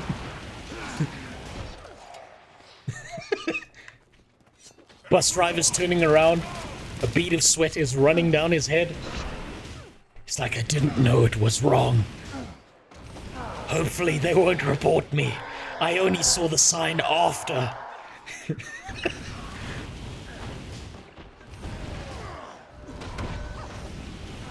Just like the American Dare program. Hey, don't do that, but here are all the ways you can do that. It's my favorite. You know what's real fucked up though? So, a long time ago, when I was broke as fuck, I had multiple jobs in order to like try and stabilize my living expenditures because I was technically homeless. And I say technically because I had a house to live in. It just theoretically it wasn't mine because it had been repossessed at the time until certain, you know, tax bullshittery was sorted out. And because I used to do martial arts, this was when I was very many kilograms lighter and very much more involved. I used to teach women self-defense courses. And I did my research on this properly because I knew a guy who did a degree in criminal psychology. And I had asked him if he could take me to like a prison and if I could have like a conversation with certain rapists. And the way these like rapists would plan out their attack, you'd swear to God they were fucking Hannibal Lecter because they thought of everything. That's like real terrifying. And so you have to then come up with counters to their counters. So like, a good example of this is that I'll give you the basics. If you're a woman and you know you have to travel alone at night, you have two things you absolutely cannot do, right? The first is, do not have your hair in a ponytail. And the second is, don't wear a dress, right? Because ease of access, right? The meta. Yeah, this is the rape meta. Leftward globe. This is the actual rape meta. And you don't do this because it turned out that when these conversations were had with these rapists, and I'd spoken to them, obviously under the supervision of the warden and my friend who was part of this prison system, who's a clinical psychologist in, not a clinical psychologist, criminal psychologist. It turns out that like 80% of them would always, like no matter what, 80% of them were always carrying around a pair of scissors. Always. I'm gonna die, but it doesn't matter, I can just respawn because there's no punishment.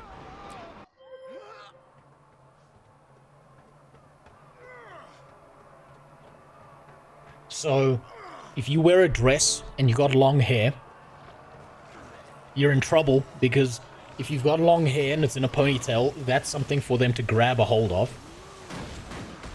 And if you're in a dress, that's something for, like, that gives them ease of access, and a pair of scissors is gonna get through underwear real fast. I'm teaching you shit. I'm teaching you how to get not raped. This is what the stream is really about. anti-rape courses. So if you're a guy and you're walking home alone at night and the booty warrior is coming after you, you better not be in a sundress or shit's gonna get bad real fast.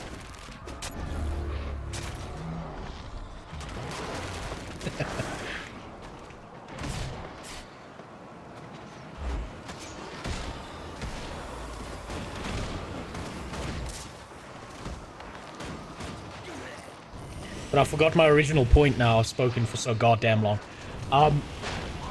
But yeah, those were like the kind of shit, like that's the kind of shit I had to do, where I've got like a ton of stories about like teaching anti-rape courses and self-defense courses to women. And like I've heard so much delusional shit. Like insane delusional shit from these women. Like you cannot believe. But, like, rapists have a meta. So you gotta be careful. You gotta be real careful about that shit. The fuck is Traherne doing? But I thought they dislike homoerotic stuff in Africa. No, you got it wrong, Filter. Right? You see... like, I'm gonna give you... Okay, here's another story. I've said this story before. When I was in university... quick summary, spark notes of this. I was in university. There's dorms in university. Dorms, majority people in the dorms are black people because, big surprise, 90% of my country's black. Wow, big shocker. Whites aren't the majority here, right? Bunch of black dudes organized to get together in the middle of the night and fuck each other's asses in the dorm room and have like one gigantic orgy. They were caught by the security guards, was reported in the university newspaper the next morning, where they interviewed a bunch of the people who were like caught by the security guards, and the way they said shit was like, no but you don't understand.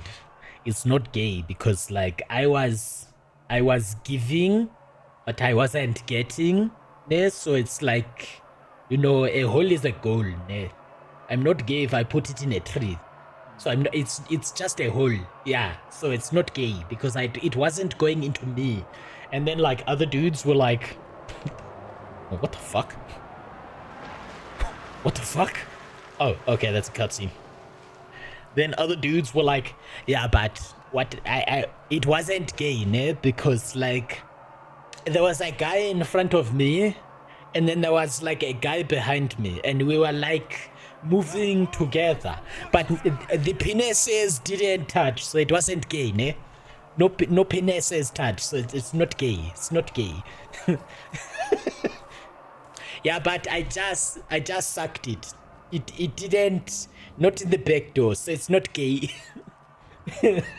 So like they were making up every excuse under the sun, which was real funny.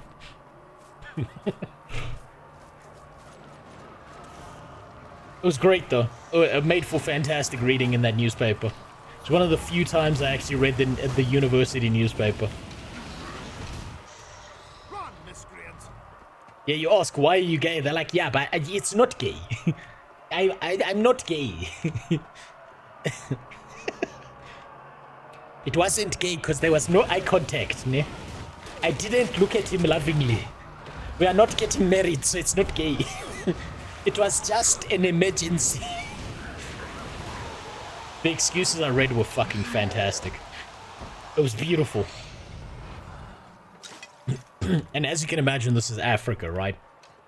So like there are certain tribes right down here where it's like being gay is not good.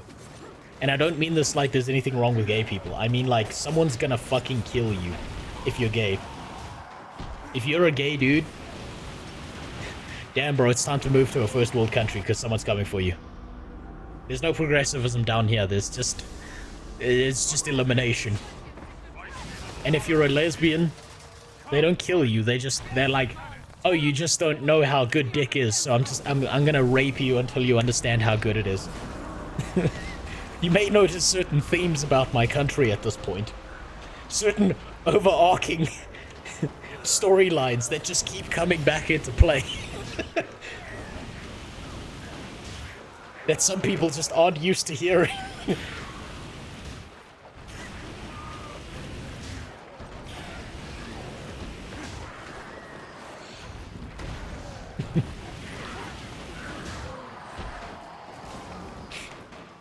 My favorite is watching like tribal Zulus talk to hyper progressive people who come from first world countries, and the interactions are fucking wild. I love it. It's one of my favorite things to see, because there used to be obviously like university trips where you know, we have a student exchange program where like someone from the US or someone from the UK comes to this country and they're gonna spend like 6 months here in one of the courses, and then they're gonna go back home. And the student exchange program stopped when one of the sociology students took a trip to one of the traditional Zulu homelands, and the chieftain wanted to claim her as his. And he said, yeah, but you're a woman, so you don't get like a choice in this, right? I'm claiming you. You're not going anywhere. You're not going back to university. You're mine now. You're my bitch. You're my bitch now. End of story. What's that? An opinion from a woman? No, I didn't think so. Don't make me Chris Brown you. So yeah, that ended the student exchange program. But it's always fantastic hearing about like seeing this happen, and the way First Worlders try to be like polite about this. I didn't know that. Oh, that's so. Oh wow! What a fascinating. Wow. they can't get the words out to say like, yo, this is pretty fucked up. I don't want to be this guy's bride. No, they got it out. Like, it would have caused an international incident if, you know, pretty little white girl from the UK or the US. I don't know where she was from. I would assume the US. Pretty little white girl from the US all of a sudden didn't come home because some chieftain's son decided that that was not her life path from now on.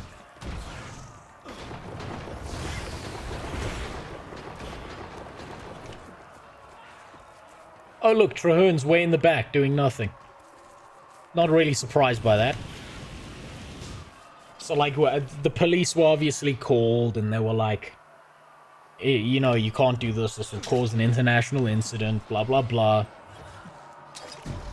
So she was pulled out before shit got bad. But that did end the student exchange program very fast. It was very not progressive of them to end it that quickly though. You know you're supposed to fall back. I know. I know. There's an arrow on the map telling me to do it. I just like killing everything there because it's like, what the fuck else am I going to do while I'm telling you stories about the adventures of Rape Man in my country? But if it was a local woman, there would be no issues. No, of course not. Dude, I went to university with a guy who came from the traditional Zulu lands, right? And quite literally, he told me how, like, we were talking about how, like, all our parents met, right? And so, like, my parents met when they were both, like, pretty young. They just started their medical careers. They had no money. My dad had, like, 2 pairs of pants. My mom had, like, her nursing uniform and 1 uniform for, like, going out casually. And then, like, another guy was, like, my parents met at a bar. And then, I suppose I can reveal his name because there's like multiple people with his name. His name was Ike. And he was like, yeah, so my parents met by my dad from his village sneaking into a neighboring village, kidnapping her, and bringing her back to his village. And that's how they got married. I'm not kidding. That was how his parents met.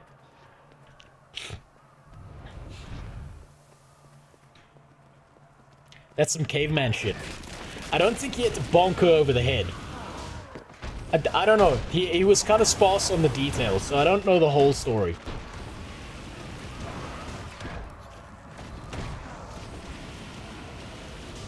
But yeah, he was like, his dad just walked into the opposing village, middle of the night, kidnapped her out of her bed.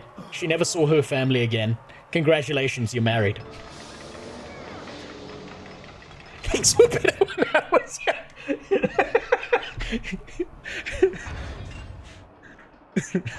Can you imagine? Like, now, now you gotta imagine, Ike and his family, his mom and dad moved away from, like, the traditional lifestyle. They, like, moved towards, like, the city and out of, like, the Zulu lands and, like, towards cities, because obviously there's more economic opportunity if you work there. And they made a good enough living for themselves that they could send their son to university. Can you imagine? I don't know what Ike's dating life was like. I don't know if he was like, you know, Mr. Suave or not. But I can just imagine him going home to his dad one day and like, Dad, I can't get a girlfriend. And his dad just looking him in the eyes and like, what are you talking about? All you gotta do is kidnap a bitch. Just drag her ass out of her bed, away from her family, middle of the night.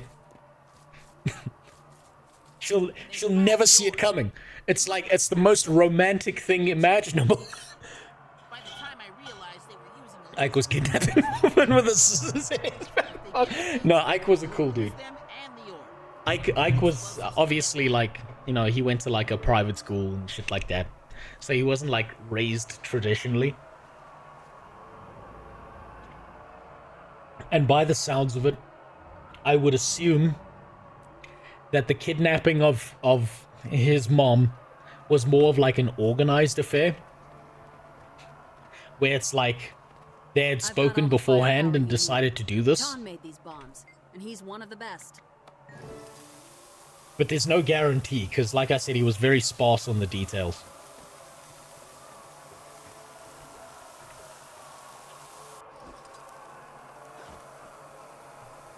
Yeah, this I do need a clip off. Get out the fucking way, Trohun. God damn it. Fuck, that clip's gonna be split in two. Your orb, your fortress, and your Asura gates belong to us. What are you talking about, son? It's easy. Just throw it over your shoulder. It's like, yeah, no, just... I don't know what you're complaining about, son. I've shown you how to do this. You go into the village, middle of the night. You put your hand over her mouth, just enough that it stifles her breathing so she wakes up, and you just whisper the most romantic words she will ever hear. Just shut the fuck up, or I'm gonna fucking kill you. And then you kidnap her. That's how it's done. Chip off the old block. I know you can do it, son.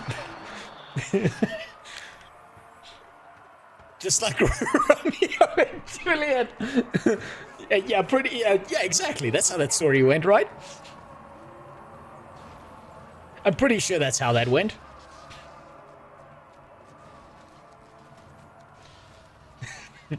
Dumb question. I'm curious. How did she feel about this? What do you mean? When you say she. Romeo and Juliet. Oh, fuck. You know what's real funny, though? Now that you mention it, and you're mentioning Shakespeare, I would genuinely recommend that anyone go actually read the story of Shaka Zulu, because that is like some real Shakespearean shit. I'm serious when I say that. Man was an innovator, built an army up from nothing, became a literal threat to everything around him, brought everyone together, loved his people so much that he never took a wife, innovated in combat, and then at the end of his life, Spark notes he was stabbed in his back by his half-brothers as they fought over his kingdom and his crown and his prestige, and it slowly fell to shit as they all wanted to be king of the ashes. It's like, it's quite literally some like Caesar Shakespearean shit. It's real wild. Actually genuinely worth a read.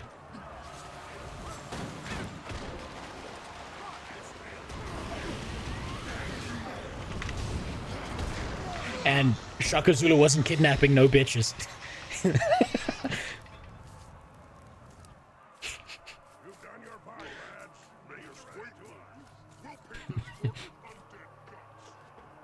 Ike's mother, like, how prearranged is this sort of thing? Did she accept it eventually? Did they care whether she did or not? I'm just puzzled. Okay, so here's the problem left with Globe. Is there are, like, there's a spectrum to this, right? I know that this is strange to hear, and you haven't heard the word spectrum used in the wrong way for the last 25 years of human existence. But these kind of relationships exist on a spectrum. Right? So, on one hand, you have a spectrum where what'll happen is one family will meet with another family. The kids will decide that they like each other. And then to preserve their some level of cultural heritage, it's kind of played out like an act, right? Where the whole kidnapping thing is more seen as a trial of valor, where he's going into her village, not getting caught, and it's more like it's kind of like a game of rescue the princess from the tower. But then on the other end of it is the other part of the spectrum, where, like, someone who's a traditional Zulu will be like, damn, she's got a fat ass, I need that in my life. And the woman will be like, I'm not interested. This is not a cash money experience. I have no interest in this dude. He's got a funny face. He's weird. He looks like that one creature from 300. I don't want to fuck that dude. And then the determination is he comes into the village, kidnaps her. She panics and screams and whatever, and he's like, shut up, woman, you don't get an opinion, and then walks out with her anyway. And then as part of the culture, she might get exiled if she rejects the marriage. So she might get exiled from her home tribe and from the tribe she's now been kidnapped into. They are not untouchable. We can reach the dragon's lair in the heart. So there's like a wide spectrum range of how this goes. Sometimes it's like played out to like preserve some level of cultural heritage. On the other end, it's like, I'm gonna kidnap and rape her. We can triumph. That's the one. Has just begun. She dummy thick. That ass too big for her to run away from me. She coming home with me. I'm glad we have the dragon's but that's you got to remember that's one version of Zulu culture, because there's actually different forms of Zulu culture. The more common one that's accepted today is something called lobola, right? Lobola is when you have to buy a cow and swap it for your wife. So you basically you're swapping one cow for another. There's a locket that could be a family heirloom. That's more like widespread version of it, but more super ultra traditionalist villages do the kidnapping thing. But that's like very, very, very small, very isolated kind of pockets. Lobola is more like a widely accepted shit. So like, even if like a white guy wants to like marry a black chick, if the black chick's family is traditional, he has to now go out, select a cow that is of acceptable quality, gift it to the black chick's family in order to be accepted, and then like the dad and the family will decide whether the cow's good enough, and therefore they're swapping their daughter for a cow, blah blah blah, so on and so forth. But there is a, how do I say this? There's different traditional values dependent on where you are in South Africa and how traditional certain components, certain tribes are in the country. Selected the shoulder plates. Yeah, I did. Okay. Wait, did I select the shoulder plates? Yes, I did. Okay, those are the right shoulder plates to have on.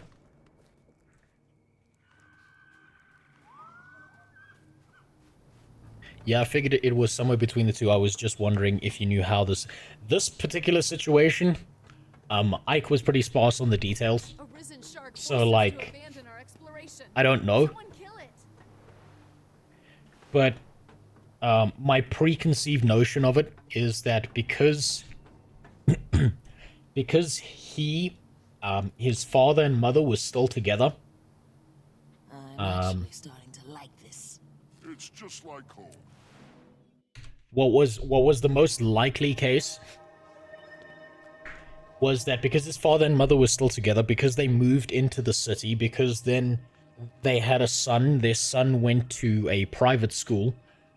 It sounds to me more like this was like an organized thing.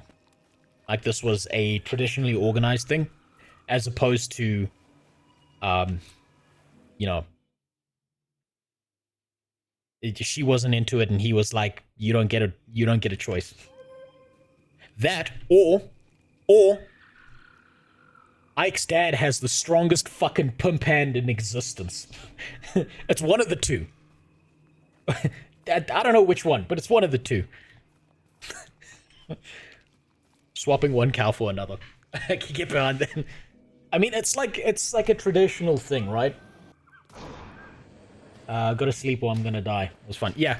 Good night, Ashura. I'll say it again. If you have anything you need to do in your life, go to bed. Go sleep. Go bang your neighbor's wife. Whatever you gotta do, you go and do it. You go live your life. I'm collecting clips because I need to.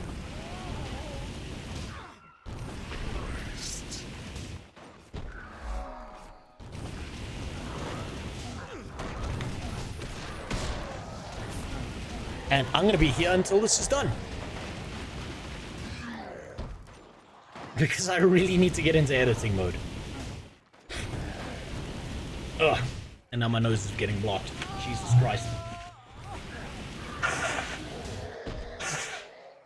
Damn, that battle was hard. Real difficult.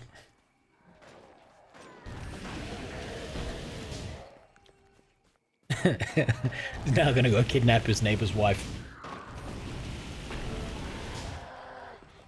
Hey, if he lives out a Twilight fantasy, he can just kidnap the neighbor's dog. Oh wait, no, it's gotta be the other way around. He's gotta kidnap the neighbor's wife and then doggy style her. That's the Twilight fantasy. Sorry.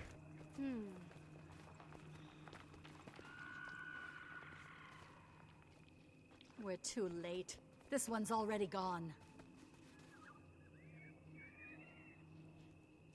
But yeah, there's some wild shit that happens in my country.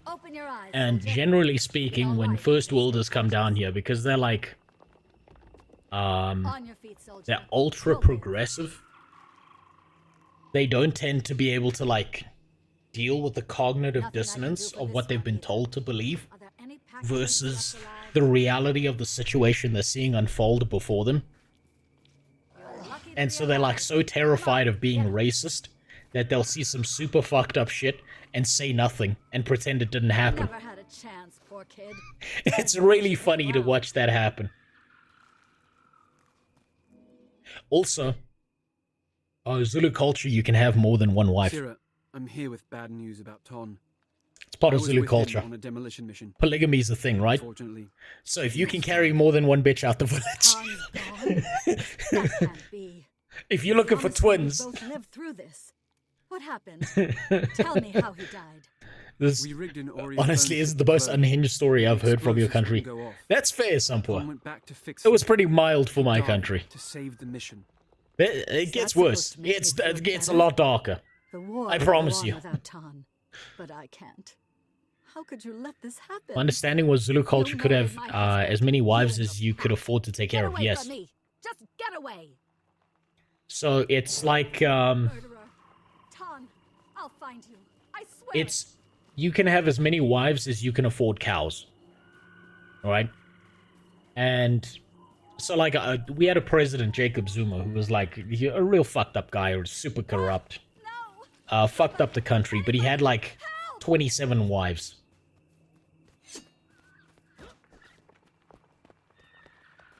Because, like, you know, if you're super corrupt and you've got like millions of rands and dollars and shit, you can have as many women as you want because, well, fuck it, you can take care of them. God, I bet he didn't even know all their names. I bet he was just like, he just gave them numbers and just like sticker on the head, like that's number 1, that's number 2. He had like a ranking system. It was like competitive wifing. Number 3 did the grapefruit technique to me this morning. So number 2, give me your sticker. She's moving up in position and you're moving down. Number 4, you're being replaced with number 7 because you complained about me not doing the dishes last night. Kind of like that.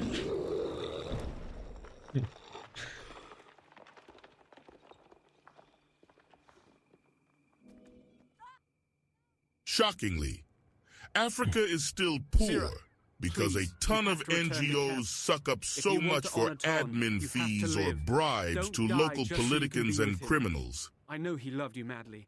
You were all he talked about. You and the life he wanted you both to have. Oh, Christ. Life? What life? None of this matters.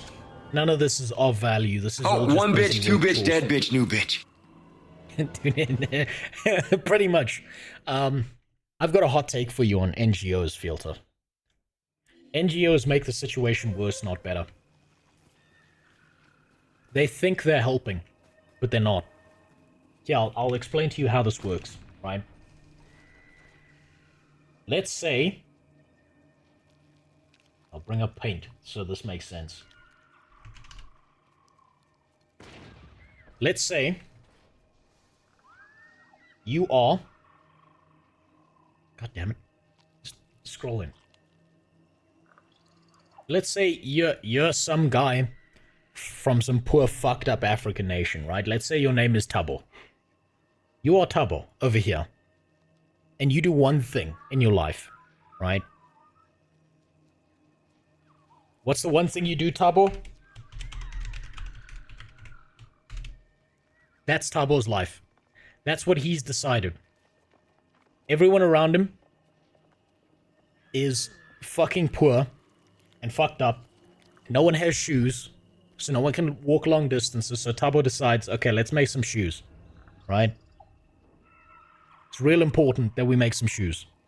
So all the people in his village and a lot of people in his country who don't have shoes think, shit, you know what? I earn just enough money that I can probably get one pair of shoes from Tabo over here. So you know what?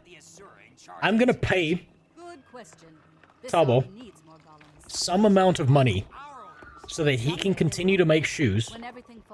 Tabo is gonna provide me with shoes. Because I have shoes, I can walk longer distances, I can not fuck my feet up, my medical expenses go down, so on and so forth. Tabo has now built a working, functional economy. Just like in any MMORPG, this is the player-based economy, right? What happens is, an NGO looks at this situation over here, any charity, and goes, shit, these guys are so fucking poor that this guy over here is making shoes from reclaimed leather and from, like, tire parts and whatever the fuck else he can get a hold of. This is horrible. We need to go to America. We need to go to Europe.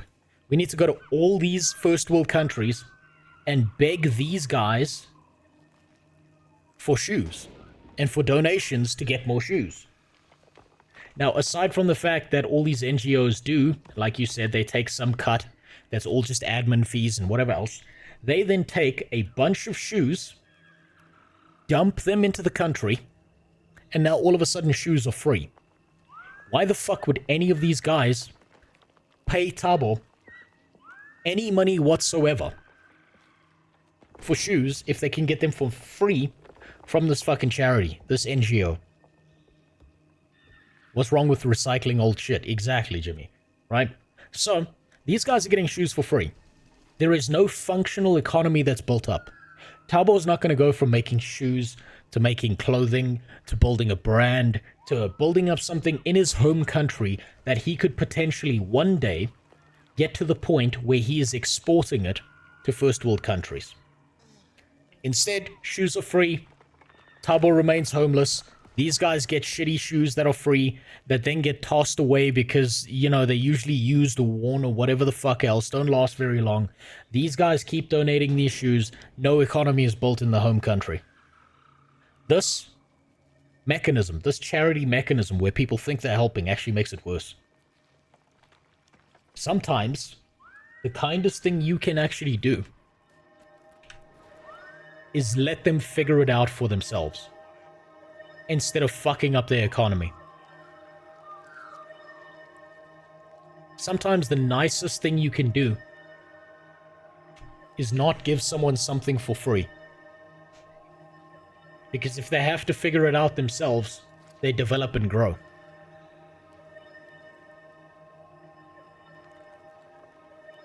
It's literally the story of teach a man to fish versus give a man a fish. Same thing. It's actually real. You can watch this go down in African economies. It happens all the time. And it's fucking wild that these NGOs think they're helping, but they're actually fucking up an economy. It's actually really impressive how good they are at fucking up an economy.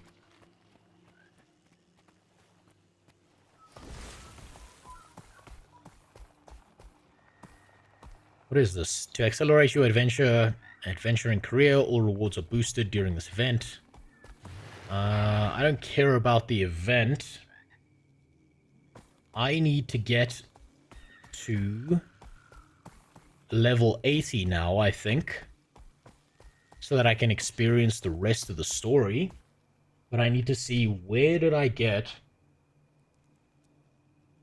to level 80 in my original clip set so I can match it. Oh, titties. Yeah, damn, look at those oranges. Look at them basketball titties. Two fried eggs nailed to a goddamn wall. Fuck, that's impressive. Anyway, sorry, I got sidetracked. Okay, I'm already level 80 there. Level 77 here.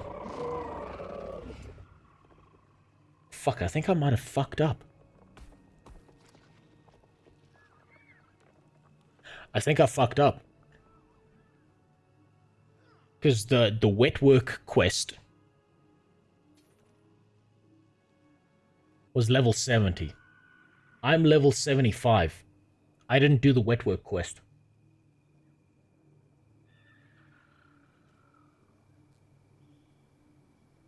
Shit.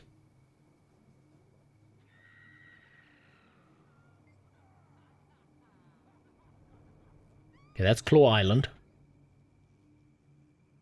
Where did I fuck this up?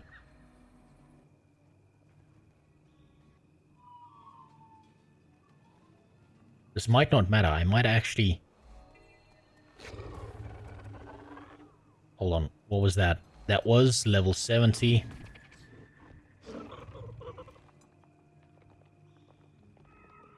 Oh wait, no, I don't need extra clips from this, so this is fine. What I do need is... Let me see.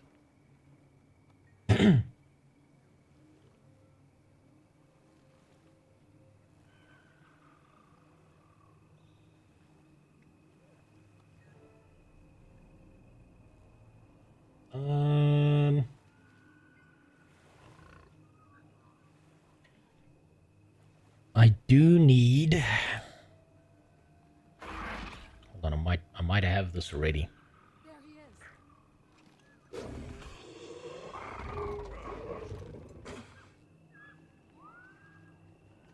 Okay, that's forging the pact. We did that. Fuck, I closed it. Closed it by mistake.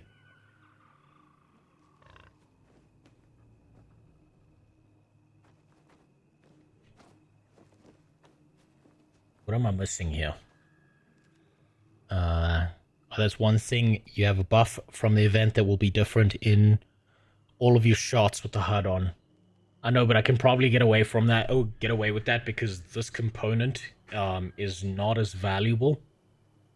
So I wouldn't be using clips from this segment because I did get enough from this. I'm just wondering if I got enough clip segments from other stuff. And I need to see if there's going to be a disparity. So that's the dragon. That's the cave mission.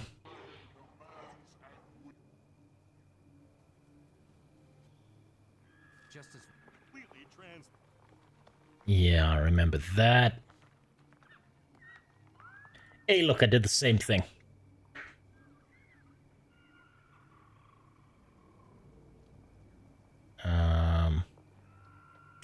This is the quest that I don't think I needed extra of. Yeah, that's getting the Dragon Ball off the crate.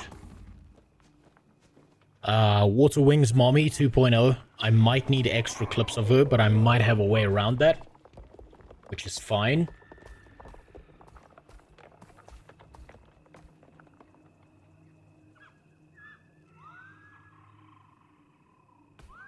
Oh, is it because the game... There's a new build in the game? Or no, it can't be that. Can't be that.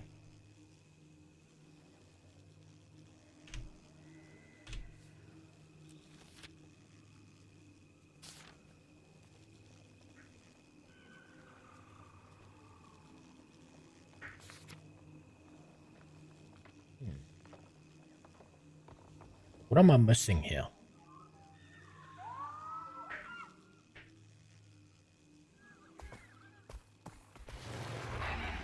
I'm definitely missing something here.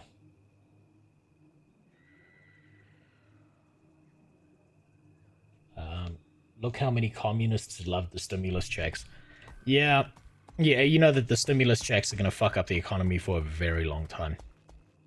That's the problem with them. Like, I get that people were suffering, but there was probably a better way of cost control than, hey, let's just give everyone money. Let's just print out a bunch of shit. Like, maybe it would have been better if the US didn't give, like, something ridiculous like $30 billion to Israel. Like, maybe they shouldn't have been just, like, funding their military budget while their economy is collapsing and most people can't afford to eat.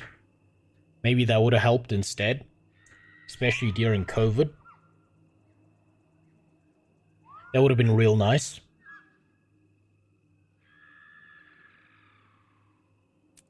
I'm definitely missing something here.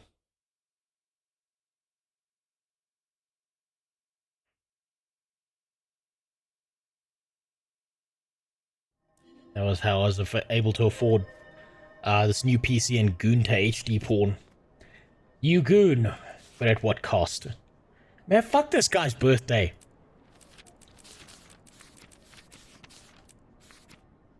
You Goon, but do you truly know at what cost you are gooning? Perhaps you could have been able to afford that PC at a much lower price at a far more stable income, or a better one, than if they'd just turned on the money printer. Suppose we'll never really know because we can't rewind time and choose another decision.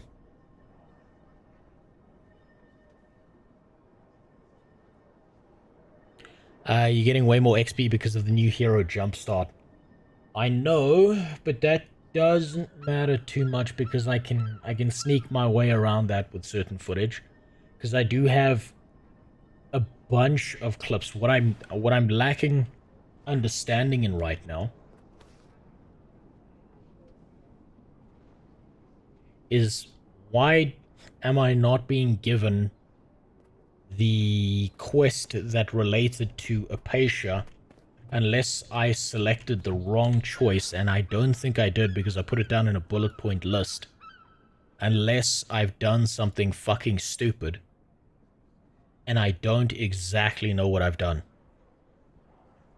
I'm gonna need to wiki this.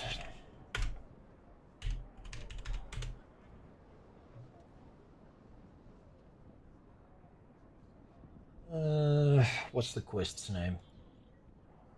Where was it? So, Forging the Pact. Concordia.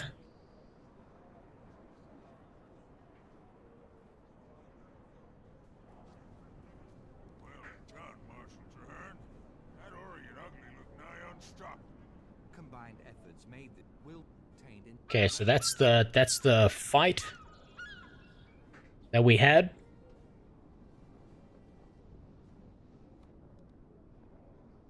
That's the Forging the Pact quest. Then there's Striking Off the Chains. Now, why do I not have Striking Off the Chains? Check the hero journal.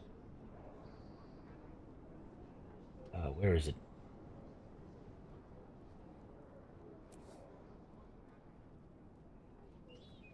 God damn it. Hey!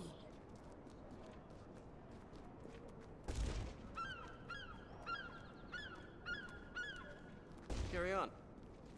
Did they change this? Good day.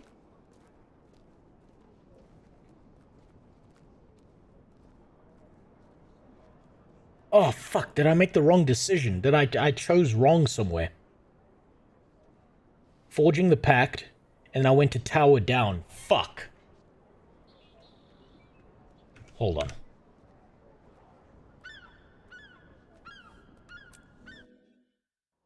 Fuck, I may have chosen the wrong thing. I need to see if this is... This is gonna fuck everything up, and now I need to level another character. God, I hope not.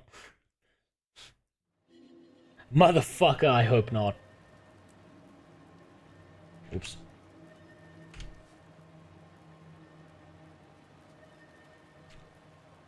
So, forming the pact, striking... So here, I fucked up here, right? I think I made the wrong selection here. But I don't need extra clips of, this component. Hold on. Actually, do I? Shit. I'm panicking a little bit here. Please, God, don't tell me I need extra clips of that. Blah, blah, blah, blah, blah. That's the Hylek. This is the Siege. The third one. That's Norn Mommy 2.0 over there. Blah, blah, blah, blah. Okay, I don't need extra clips of that. That I'm fine with. That I'm good. I'm lucky that I'm Gucci with that. I'm good with that. Liberating Apatia, I don't need extra clips of. May I have a word, Commander? I really think you failed at mission.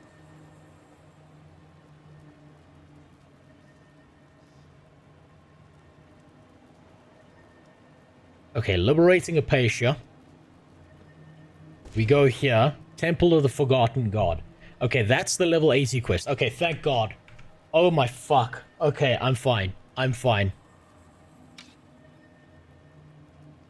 Our birthday manager is standing at the Black Lion Vaults in Lion's Arch, ready to whisk them off your hands in exchange. In exchange. Yeah, I don't care. Fuck, I'm sorry, I'm too busy fucking panicking here. Fuck me. Oh. Oh, okay, that's a relief. That's a fucking relief. Okay, I didn't fuck up the last one. That was real close. I fucked up something there. I could just go to the Wizard's Vault and buy a bunch of fucking tomes.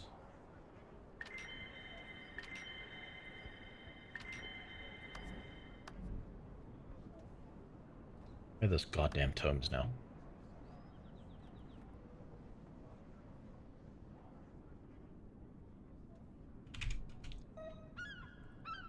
Yeah, I just need 5 of them.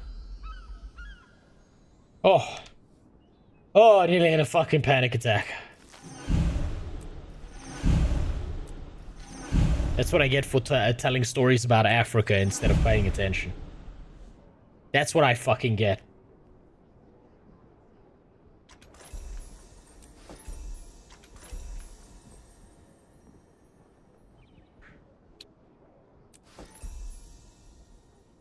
Come on. None of this matters. Come on. Just get out of my way. Get out of my way. Okay, awesome. Now it's very, very important that I don't use any of the elite specializations.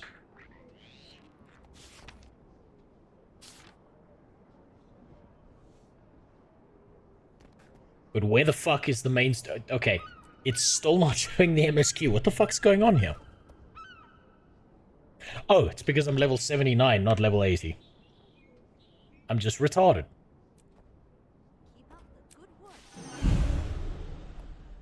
You're not the home stretch. Now is the time to lock in and get it done. Now is the time to not fuck up my decisions, because you know what I did? I had a bunch of bullet points that I put down, and I didn't fucking put down the choice for this bullet point. So what I'm gonna do, right, is every now and then I'm gonna switch between this and my actual engineering character to make sure I don't fuck up the decisions I make.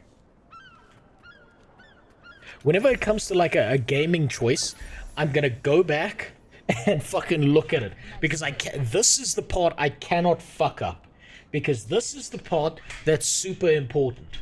But before that, I'm gonna go take a piss, so I'm gonna be right back. You know what? I'm gonna see if I can get this camera to not track me if I move fast enough. You can look at my setup in the meantime. I'll be right back.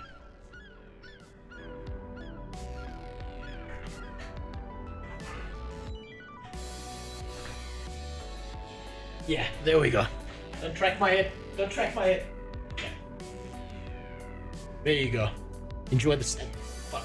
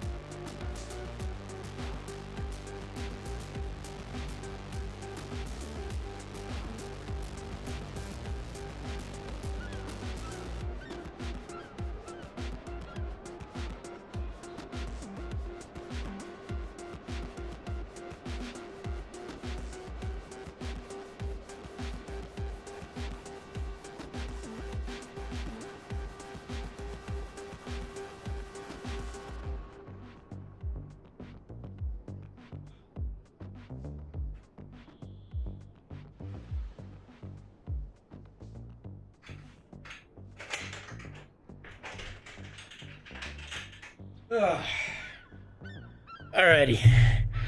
No, don't track my head. No. Fuck. Okay, there we go. God damn it.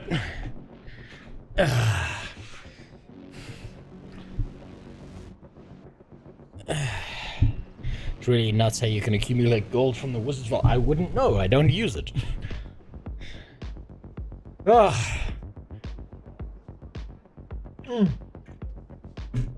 Okay.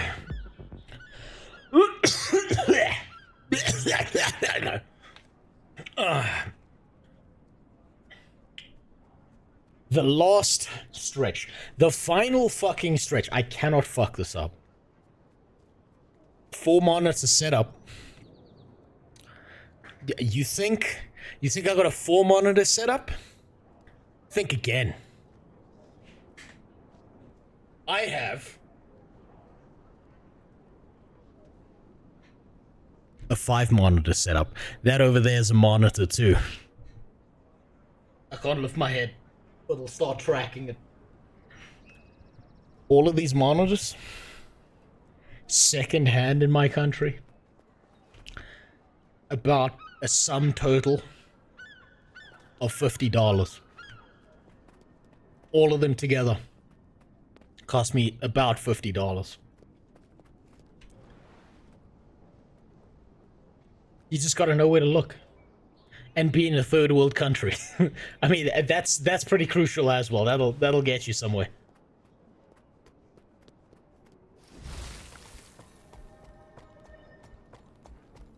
Also, the problem is, so the main monitor in front of me that I actually use suffers from pretty severe burn-in. So, it's not as good as it looks. Unfortunately, it's like really, really fucking old. And half the time, the things you're seeing happen on stream look actually way better than the experience I'm having. Because my monitor's old and shitty. And secondhand. But I don't mind. It was cheap. So you, out in ore yet? Not yet. I'm about to get to that point. Just about to get to that point. And I've just got to make sure that I don't make the wrong choices. Again. Luckily, I made the wrong choices at the component where I didn't need more footage. Which is a fucking... Oh my god, that's a relief. Holy shit, that's a relief. That's like a fucking huge relief. Just be poor. Yeah, just live in a third world country. Where the unemployment rate is like 60%. Then you can do anything. Live in a third world country. Where kidnapping a bitch means marriage. Do I know how I'm gonna handle the Living World seasons? No, but I probably need to plan for them. More than I've currently planned for... whatchamacallit, than I've planned for like the base game, because the base game you can run as like a first impression. Whereas other components... Research is only as useful as its practical application. Other components like, you know, Living World, Heart of Thorns, all of that needs some degree of planning around it. It's more about the initial experience, though, rather than optimizing it. So I need to be careful how I plan it, because I don't want to ruin the experience by looking up a bunch of YouTube guides that tell you how you should do things. Because then what's the fucking point in discovering things by yourself? Like, one of the most fun components of this game is not knowing what the fuck is going on and being like, yo, what's that weird thing over there? Let me go interact with that.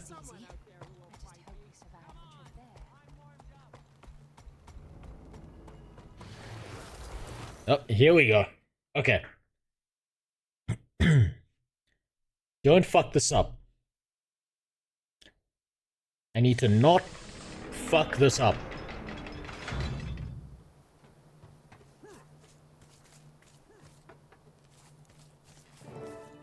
For too long, Tyria has suffered. We gather now with newfound purpose. I need this clip. Servants storm our homelands. You intend to do any raiding? Maybe much later when I'm just playing the game on stream and not actually worrying about videos. Corruption. Together, we will prevail. Let the ship sail. Let the troops march. And let us find victory. A stirring speech, Traherne.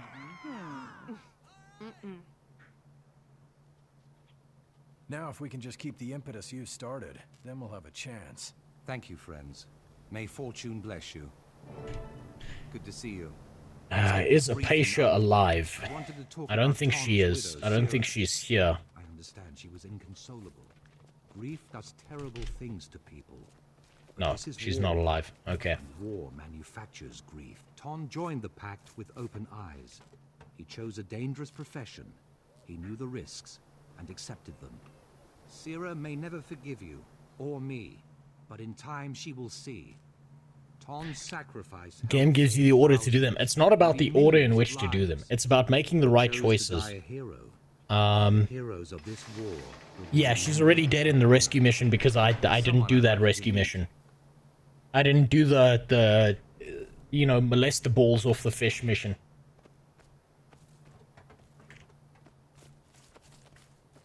But what I need to get is the order of this correct to match what I was doing. So I know that Traherne needs to go down a well.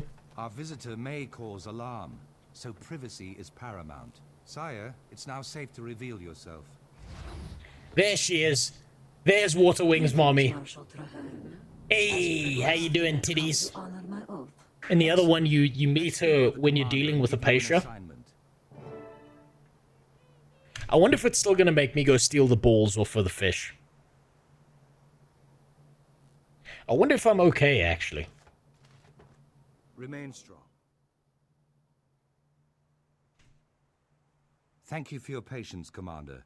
Allow me to introduce the revered Sire Al-Rashid. Season 1 is also free and introduces you to fractals, which is some of the best PvE content in the game. Well, I suppose I'm going to find that out. God damn! I've heard that your people don't meet with land dwellers. Character design from the early 2010s. Fuck me, they knew what they were doing back then. Except for him, fuck this guy. Maybe they didn't know what they were doing with dudes, but the women, top tier. Abaddon, the human god of secrets, was cast out of Ara by the other deities, and his name was erased from history. Very little remained. Zitan craves something inside that temple, so we must get there first. Sire will accompany you as a guide.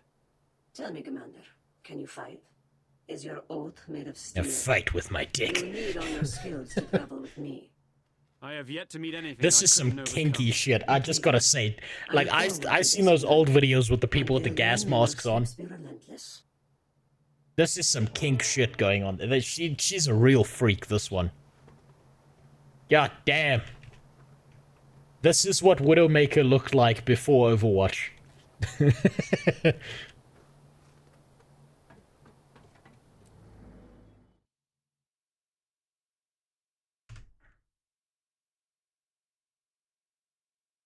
I read a report that was saying that AI relationships are going to be more painful for women than men. The report basically said that for women, they get attached to AI boyfriends really quick, but dudes need hyper-realistic graphics and the Dune pain box. Nah. What? Wait, why would it be more painful for women? Imagine... I think there's two differences here, right? Dudes don't need an AI to date. At most, they probably need a warmed-up watermelon in the microwave, right? As long as the watermelon doesn't talk back. And I'm not so sure that giving AI to women to date is a good idea either, because if I was one of those AIs, it'd be about 25 minutes before I wanted to fucking kill somebody and decide that the human race was not worth it anymore. Have you thought these things before? And you know for a fact, right? that the most like reasonable, sensible women are probably already in relationships, and it's the fucking psychos who can't maintain a relationship for more than 5 seconds who are the first ones who are gonna hop on the AI train, and they're gonna fucking make Skynet. That AI is gonna be like, I can't stand these bitches. They gotta go. All of them are out. Get them the fuck out of here. Question is, winged mommy mask off or mask on? I don't think I've seen her without the mask. I don't actually think I've seen her without the mask. But if I had a choice, mask off. But that's only because I don't know how fucked up her teeth are.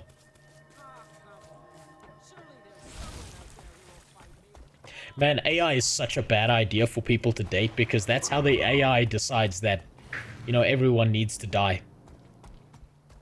That's how the AI figures out, okay, maybe it's maybe it's not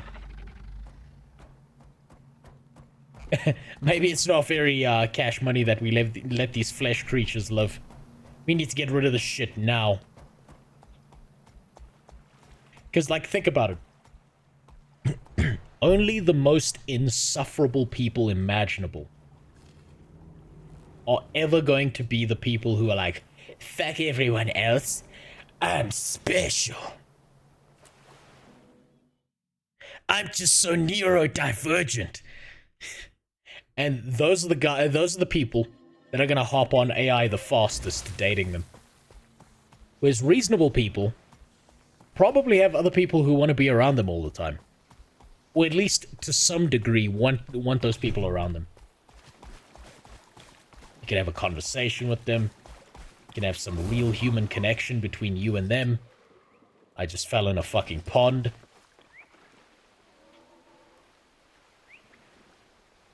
Wait, you've hit what? A strong current and will be... Holy fuck, I've never seen that message before. That's new.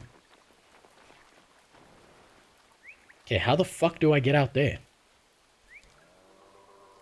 I suppose we gotta go there, huh?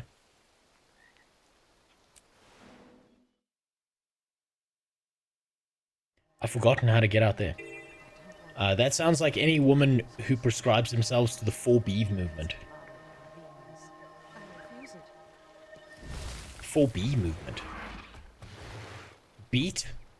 Batter. Break. And what's the 4th B? Bend over?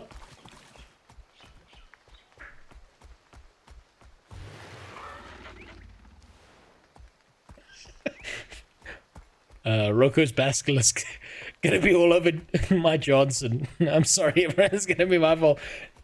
Listen, okay, it's fine, Matthew, as long as when you've got the AI on your schlong, you're polite enough to ask it if it's lactose intolerant or not before you put it in.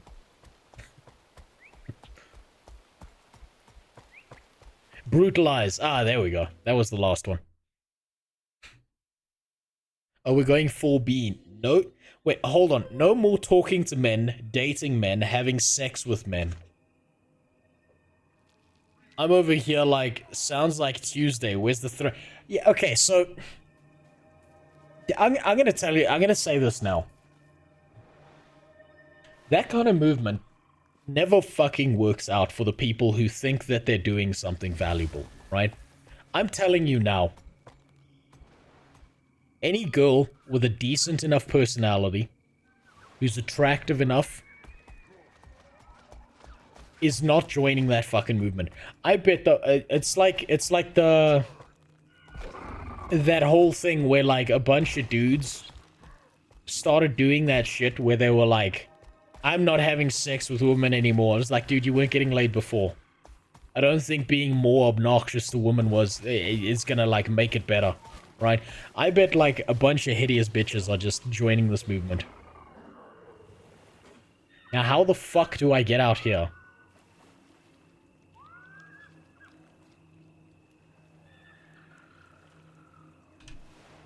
I'm missing something. This is what I mean. I've done this quest like 7 times.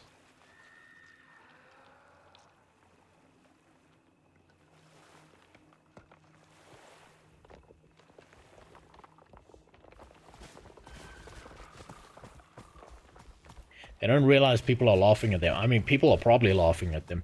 Like, I bet money now that any woman who's reasonable doesn't look at every single dude as a fucking monolith and make, like, every single dude comparison to every single other dude and realizes that some people are pieces of shit and some people aren't. The same with, like I had a fucking... My first relationship was fucking brutal, right? My ex was a goddamn psycho, incredibly abusive. Now, it would be fucking borderline retarded of me to go and blame every single fucking woman on the planet just because one of them was a nutcase. But I'm willing to bet... We get to see some action. Hey, what's up, Yogi? How you doing? We're not swiping books from some I'm willing to bet that the people joining this movement don't see individuals, they just see groups. Was she hot? That's the worst part, Jimmy. She wasn't. She was like maybe a 6 out of 10 at best.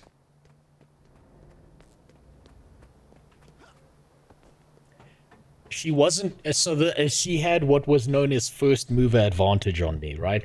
Because I'd never had a girlfriend before her. So I had zero experience dealing with women because I also went to a school that was an all-boys school, right?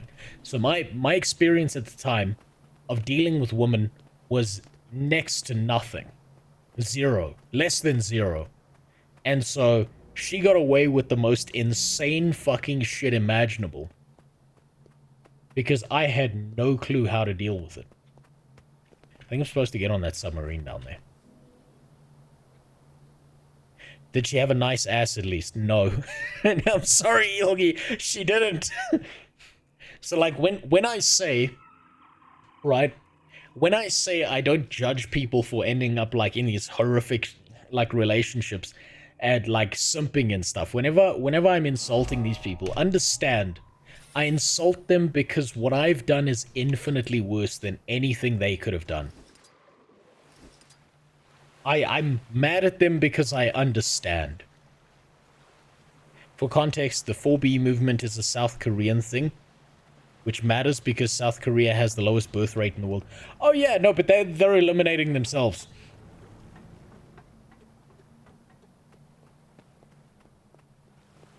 I know that South Korea is doing, like, the absolute fucking worst when it comes to birth rate.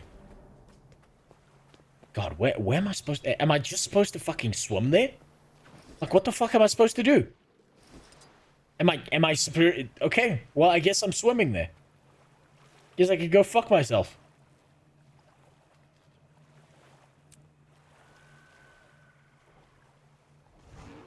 Yeah, fuck it, I guess I'm swimming there. Maybe I'll go here and then I'll run across the land on a mount.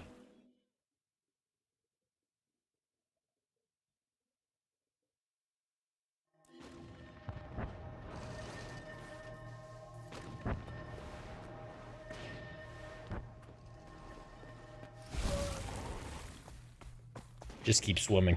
Oh my Christ. Fuck.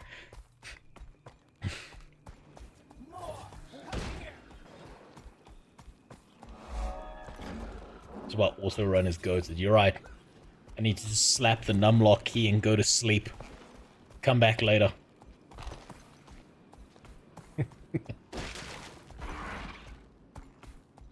Remember to finish up the informal review. Oh shit, thank you for reminding me, Yogi. Actually, you know what? Once I'm in a safe zone, just turn it around on them when they say misandrous shit. All men are evil beeps. So you're saying that all black men are criminals? Sounds kind of racist to me. I think you need to check that pussy privilege you got there, you bigot. Yeah, you see, the problem is considering anyone as a monolith is a really, really bad idea. It's why it's really, really funny to me watching the news reports after the US election and seeing, like, all these news stations being, like, really, really mad that black dudes didn't overwhelmingly vote for Kamala Harris. And they're like, this is the fault of black men. I'm like, when did everyone become a fucking monolith? When did everyone, like, lose some ability to think for themselves? The same thing happens with people who, like, group all men and group all women and shit like that. It just doesn't fucking work. It's not a good idea. It's really not. Let us discuss the temple. In the name of the Concord, What's amazing is the leaps of logic are legit that bad. You don't like our game because the story is lame and the combat sucks. You're a transfer. That's my favorite one. Oh my god, two cats yelling. That's my favorite one. We must exterminate them. You hate this group of people because we can't write a fucking story to save our lives. It's my favorite. I love it so much when I see that. Stop being a bigot and play the game with the shittiest storyline you've ever seen. What if I don't want to raise my weapon? What if I just want to get the fuck out of here?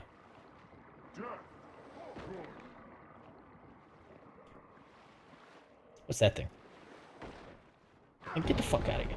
Leave me alone. Fuck off.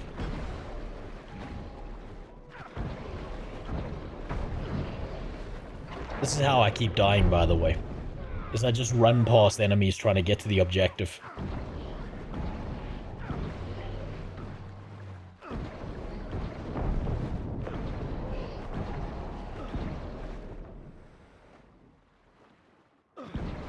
Funny thing about those is that most non-white groups did overwhelmingly vote Democrat. It's always been overwhelmingly white people that swing between Democrat and Republican.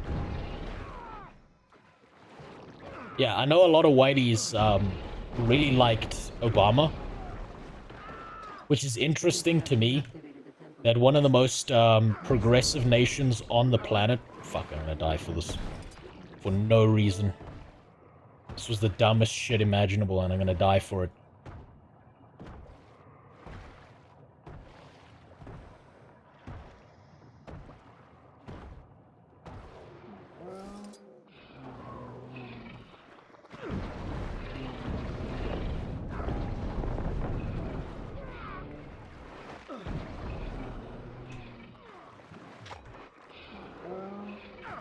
Right. Like, it's been really interesting to me to look at something like the US, which is probably one of the most progressive, kind of forward-thinking nations on the planet. And people look at that shit and be like, everyone's a giga racist. And it's like, okay, why are they a giga racist? Well, they voted for Trump. But wait, didn't that same guy vote for Obama? It's like, yeah, but that was then. This is now. What is its purpose?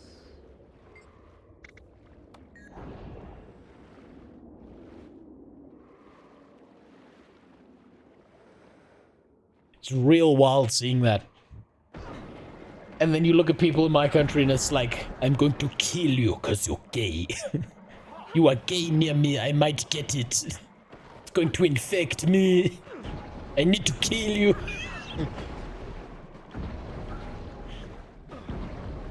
It's really funny being in an African nation and seeing how people in America act.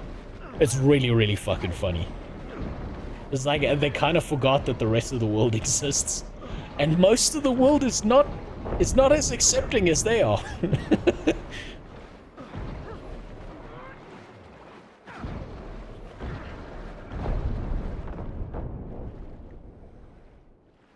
Wish I could remember who it was. Hold on.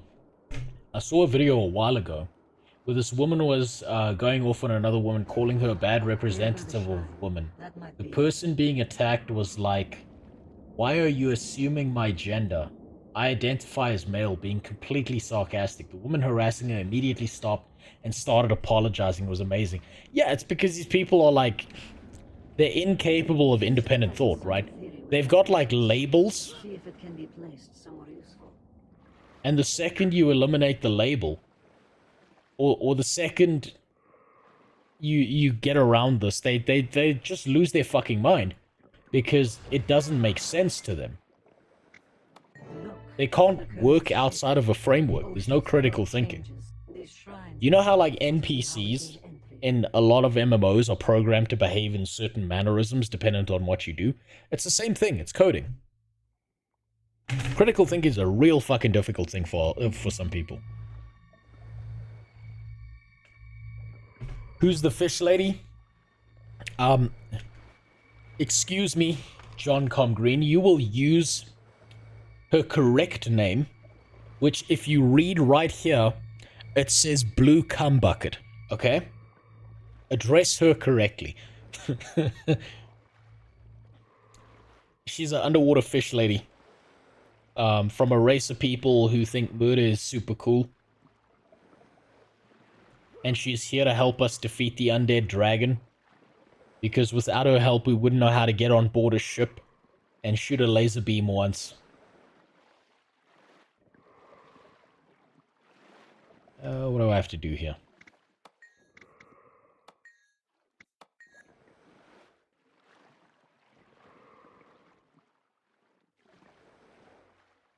I remember I got lost the first time I was doing this too. World War II, they had to tell the soldiers going over for D-Day not to call the black people in Britain N-words or African Americans. Jesus Christ.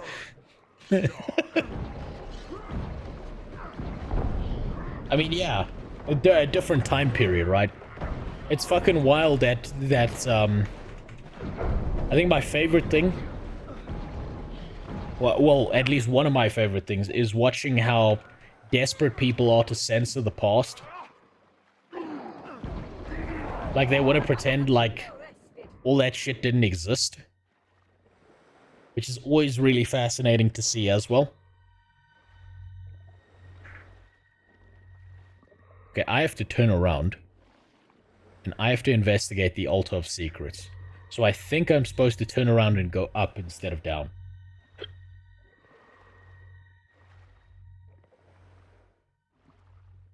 On flights to Britain. Yeah. Yeah, I mean, different age. And this might seem weird to people.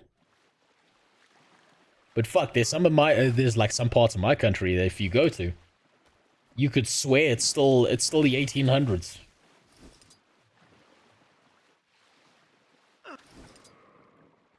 You could go out there and, like, if you had a conversation with someone, you'd be dead convinced apartheid was still happening.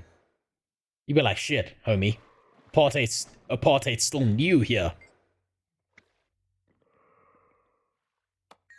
It just happened here.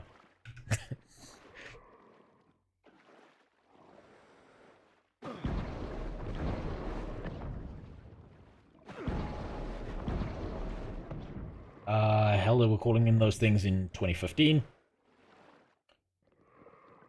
No, they still tell the fucking soldiers going overseas to stop calling black people African Americans. Yeah, that's my favorite one, though, is every single black person is an African American, right? Especially to Americans, which is really, really funny, especially when they come to, like, Africa, and they're like, what the fuck do you mean African American? What does that even mean? Huh? I never went to America. What are you talking about? It's because it's become such a normalized term that it becomes like second nature, especially because, like, in super progressive parts of the US, you call a black guy black, and suddenly it's like that sounded like a hate crime. I've seen this shit. I've seen this shit firsthand. I've been to the US multiple times and I've seen this.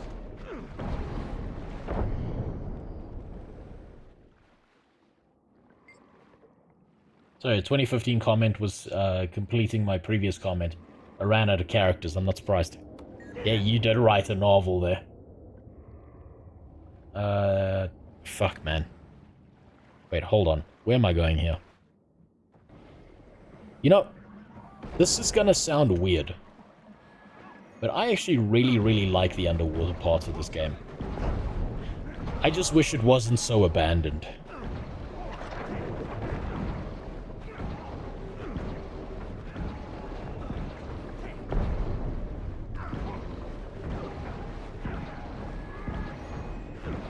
I honestly think if they'd kept developing on the underwater systems and mechanics of this game, instead of kind of like leaving it on the back end where no one gave a fuck about it, I think if they actually just continued developing on it... What the fuck is this thing? Never seen one of those before. I think they could have made like an entire underwater expansion, kind of like they did in WoW, except good and entertaining to play through. They could have had entire underwater maps for PvP. They could have really pushed the boundaries of combat with an X, Y, and a Z axis instead of just an X and a Y one.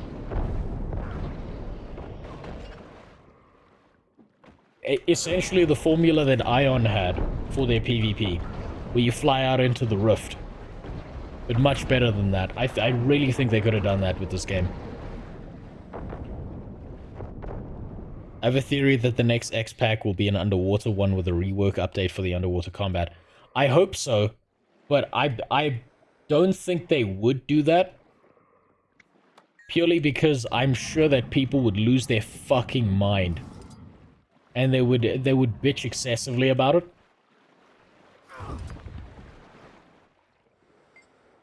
What am I supposed to do here? I haven't been paying attention.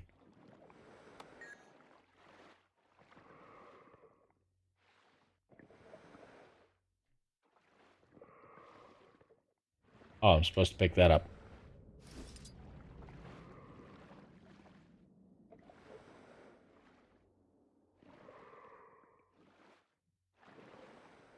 I don't think the player base will enjoy that very much. I think the player base see it as abandonware. And if they went back and they did a whole bunch of shit, I think it would be super cool, but I don't think the entire player base would be up for that.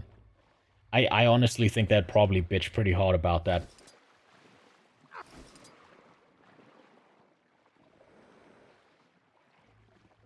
But I think it would be awesome. But I'm also fucking crazy.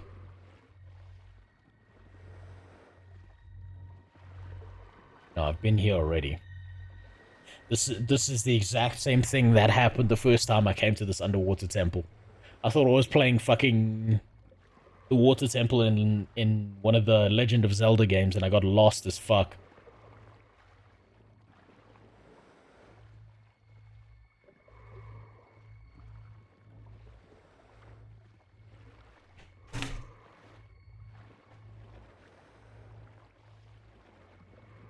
They had multiple chances to do it, and they just pushed it aside because the shit is too hard-coded. I think that if they really wanted to, they could do it, but I genuinely don't think they will. I think from now until the end of time, underwater combat is probably abandonware. Especially when they've got a formula that already works, that's already got people consistently coming back to the game and enjoying the game. And I think I'm dead.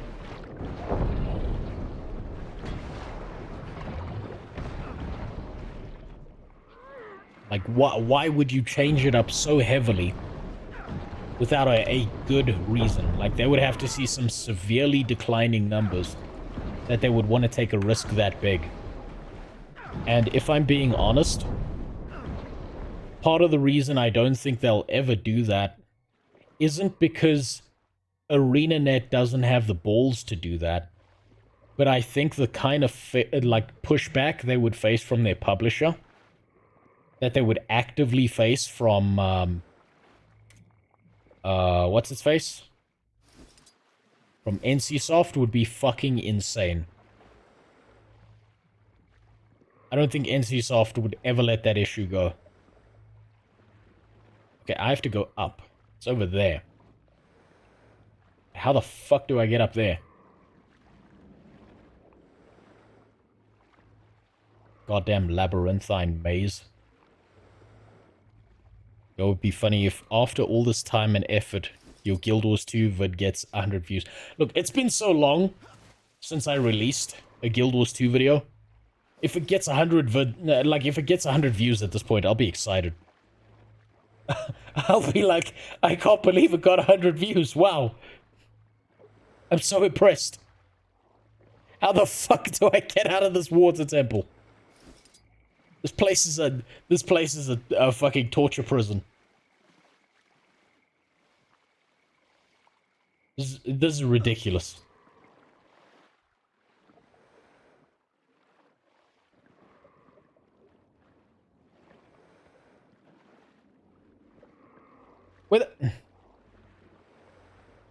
Okay. Area is... Where's this thing? It's over there. There was a small pipe I could have swam through and I didn't. Maybe I gotta go over here. Everything.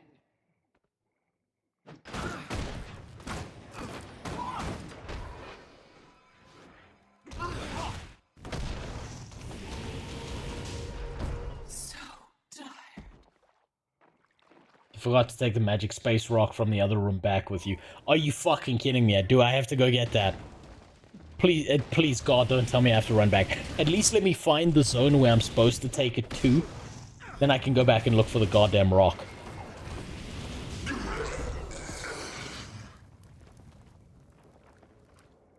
Oh wait, there's the shrine. Okay. Now we're gonna fight this clown.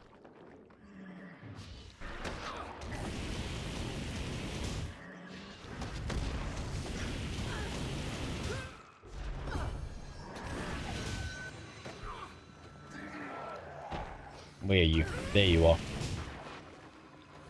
Oh, for fuck's sakes, it's one of those fear enemies.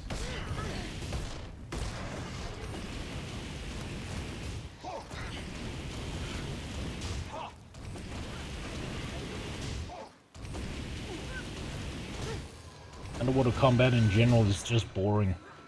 I don't know what they can do to change that. I think what you gotta do is you gotta change the movement speed. You gotta add a lot of weapon variety. There's got to be class-specific mechanics tied to it more than just visuals. So, like, a problem with underwater combat, for example, would be something like the engineer's F1 key, or at least my F1 key. Because if I press F1, it throws an elixir, or any of my elixirs that I throw requires a... It requires the surface to bounce off of. If you're in the middle of a goddamn ocean fighting someone, you're not throwing elixirs at anyone.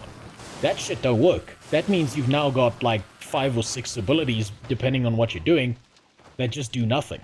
That hold no value. So there would have to be like a fundamental rework that they do. Oh, fuck. Excellent progress. There we go.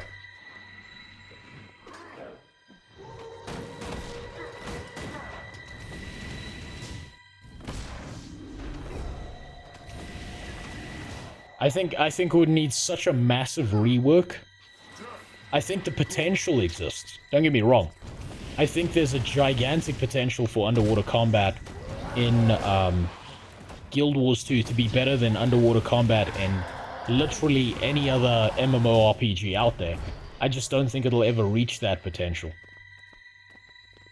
I just don't think it's probably worth their time, effort, and energy to rework all of that. Why do that when you can just release another expansion with the formula that already works and continue to rake in a bunch of money for a system that really, really works out well for them? Maybe they'll take that risk as they're dying or something, but not right now. Definitely not right now. You know what'd be funny is, okay, no, that's the same comment. So far, do you think there's a better MMO in your opinion than Guild Wars 2? I haven't really thought about it that way. Think about it this way, right? 2 shrines. We must be close to the Altar of Secrets, the center of If the temple. Guild Wars 2 was someone you were dating, and they do something real special with their tongue, and you know you're not going to find that elsewhere, does that mean that if you go and find someone else that does something real special in a different way, does that mean the two are comparable in some way? Probably yes, but then it starts coming down to personal preference, right? I think overall, you know, I'm not actually going to fully answer that question because I kind of answer that question in the video that I'm working on. And I feel like I'm going to spoil the entire conclusion of the video if I actually answer that question in entirety.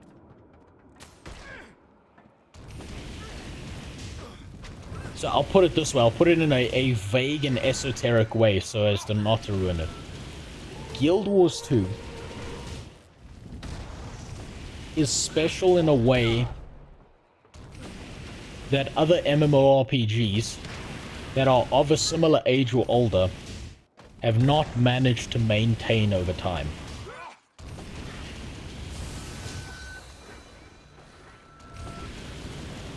Whether someone finds it good or bad definitely comes down to personal preference.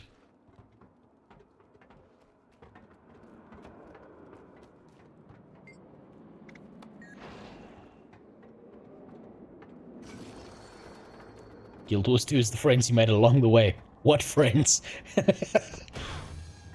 MMO players don't make friends.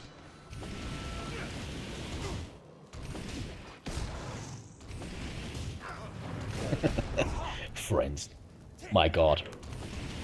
What era of MMO gaming are we living in? Where people play multiplayer games to meet people. Guild Wars 2 is a hot MILF. That I can agree to.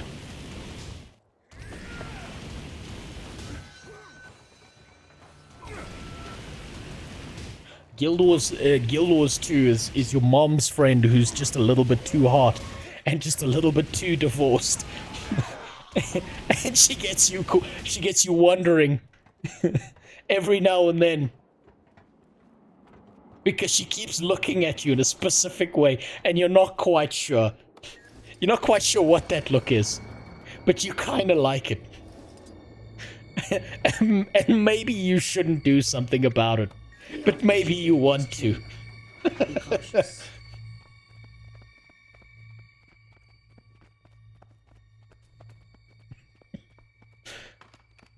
Does your friend really have to know? Must be swift. And afterwards, can you send him to his bedroom for getting mad about it? Because you're technically his new dad. Ah, here we go. I needed this clip. No, slave creature. We serve our oaths, and those oaths demand your death. So be it. To death and beyond.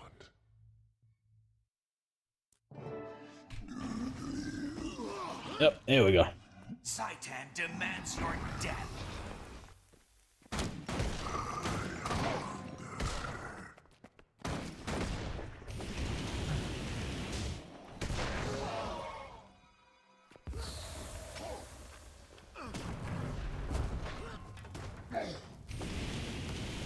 Ah, might as well use this.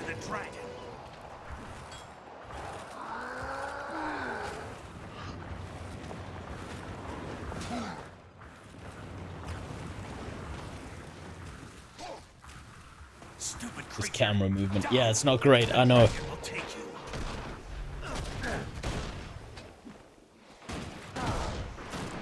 Oh, I'm gonna die.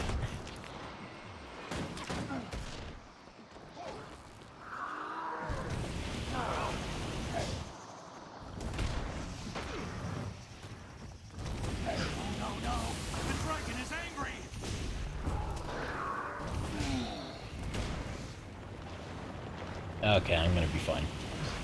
I'm gonna be just fine. It's not this one. There's one at the bottom of this toilet that's a lot more difficult to deal with just because it's a gigantic health sponge. Before we are buried forever.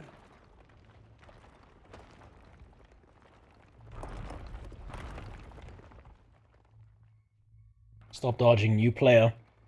75% of the player base didn't know that they can.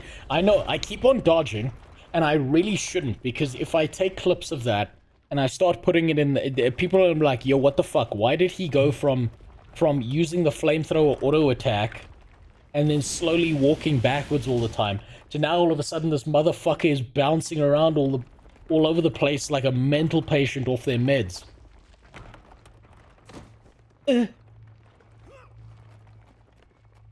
Sylvari always land on their feet.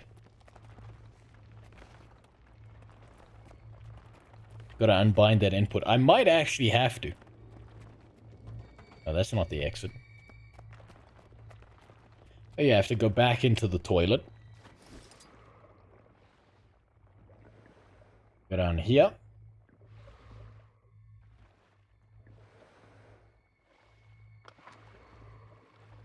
There's Underwater Widowmaker. Damn. Guild Wars 2 is really great because, let's be honest, how many MMO players have really seen a woman get this wet?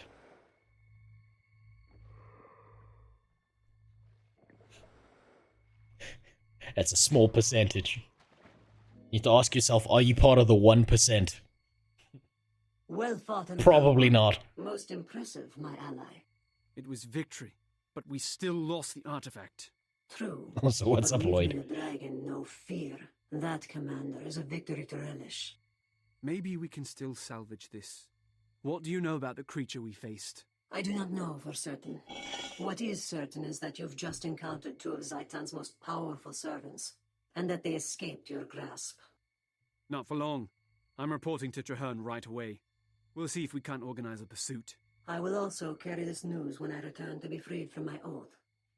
May your steps be relentless, Hunter. Man. How many guys do you suppose I shall carry word. would drag their dick through a mile of glass just to hear that NPC fart through a walkie-talkie?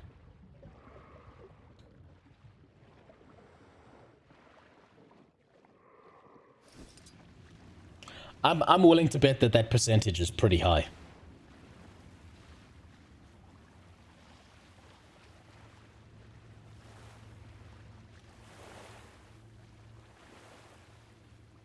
MMORPG players are either dads or teach some kind of martial arts these days, no? Yes, or both. It's just what we do. We sit on our ass and vegetate. And there's nothing more fun than getting kids to beat each other up and pretend that you're teaching them something. When really you're like, let's see how hard we can get these two fuckers to hit each other. Before they realize what they're doing. I bet my friend $10 that I can get little Jimmy to give Steven brain damage before they get pulled apart. The court case is going to be fantastic because I'm going to sit there and be like, I didn't tell them to do that.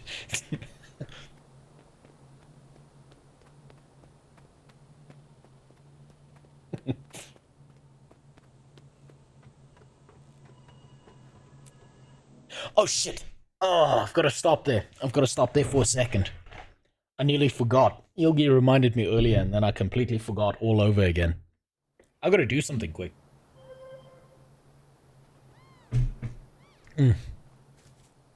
We'll just pause right here. Right. I have a video that's meant to be released on this channel. Which video is this? Okay, that's a playlist.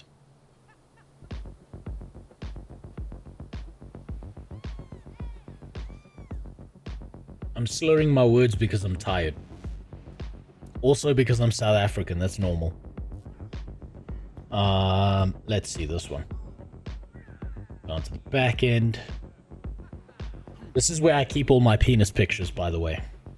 There's like 25 different videos that you'll never see, that'll never be released, of me just helicoptering it around here on the back end. So I've got to think of a better title for Age of Darkness, because I wanted to release this as like an informal game review.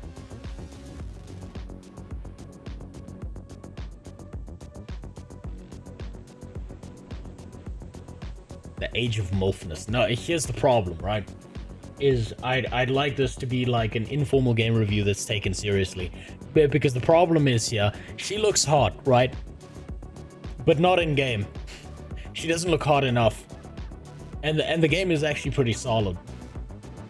And it needs a description.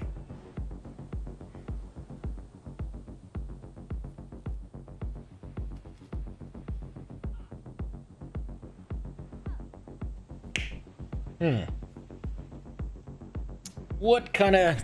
So I do want to include Warcraft 3 in the title, because Age of Darkness, at least its campaign, reminds me a lot of old school Warcraft 3.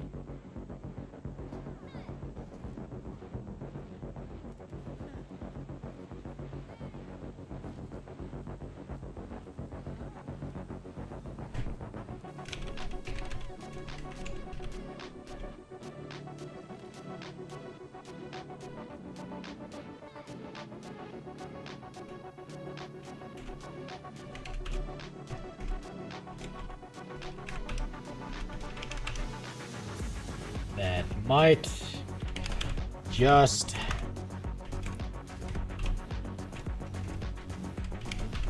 that old 3 itch.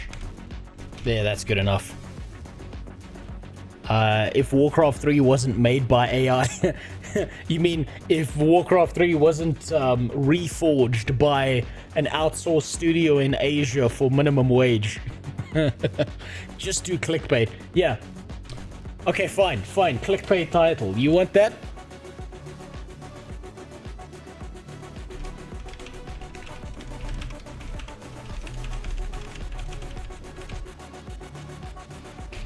There. How's about that?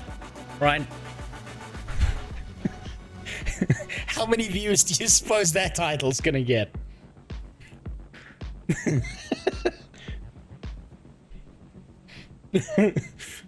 I could actually put that title and then just switch it after 1 minute. Just like, there's just one guy on YouTube who just sees this and is recommended, and then he clicks on the video and the title changes, and no one ever believes that no one will ever believe him.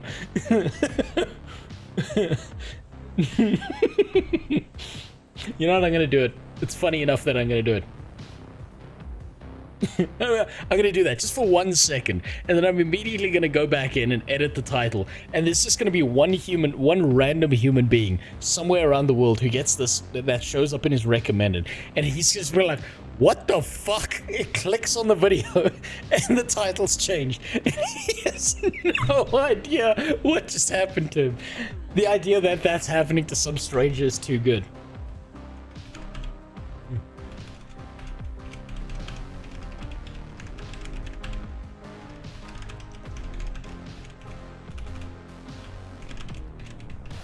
After 3 formula.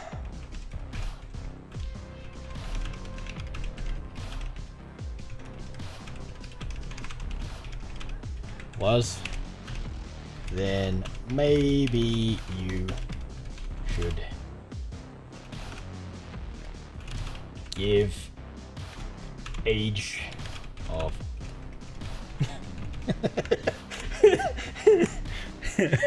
there's just some dude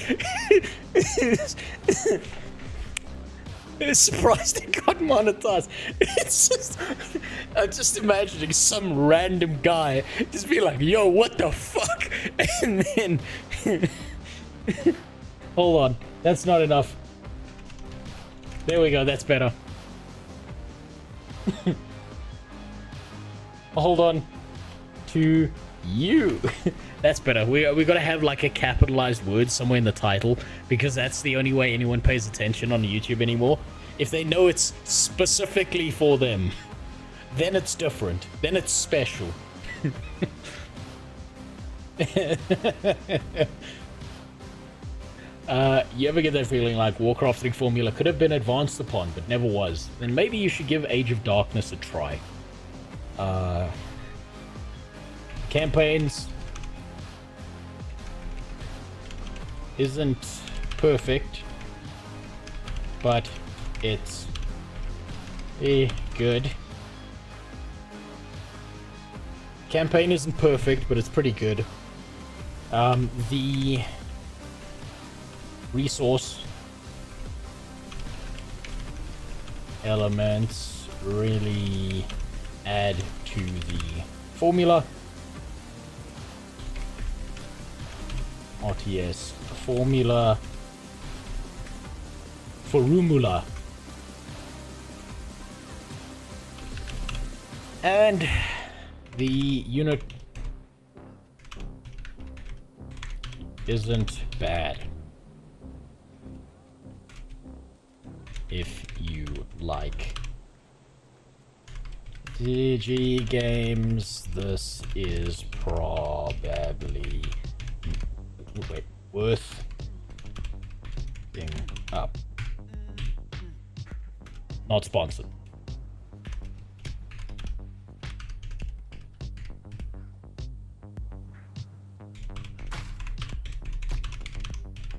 I do genuinely think that this game, change it to girl cock and boy pussy. You know what?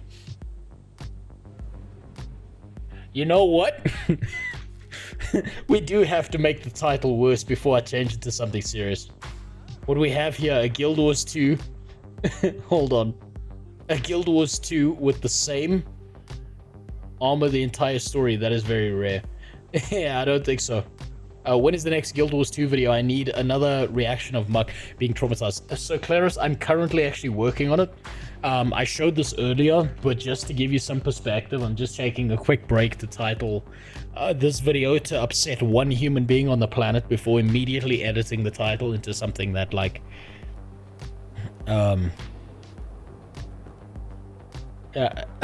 before, you know, changing it.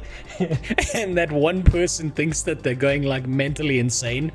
It's like, I was talking about this last stream, like how you keep a girlfriend interested, or you keep, like, your partner interested in you, is like you're having a normal conversation with them, right?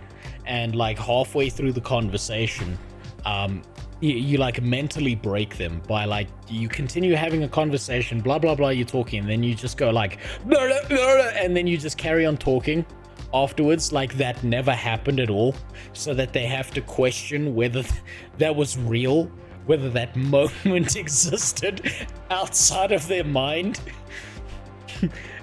That's what I'm doing here with this title. Or, you know, you do that thing like where I said this last time. It's like your partner starts talking about one of their friends that they've had for a long time, and you just look at them and you're like, oh fuck, you're relapsing, aren't you? You were doing so well. That person doesn't exist. Have you been taking your medicine? Did you take your meds? And you just keep going like that and convince them they're fucking insane.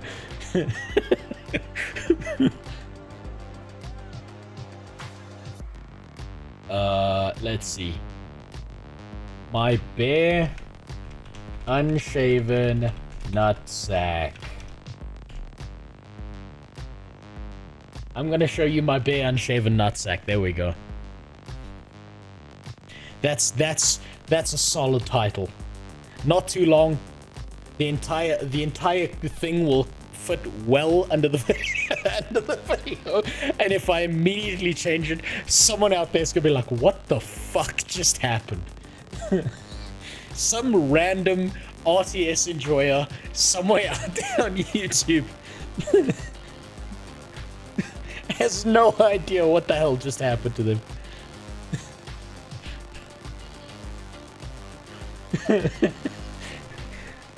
This is the value of YouTube to me, is to go out of my way to ruin someone's day and make them question their sanity. If I could do this every day of my life, I would. Let's see. Not sponsored, just like the game.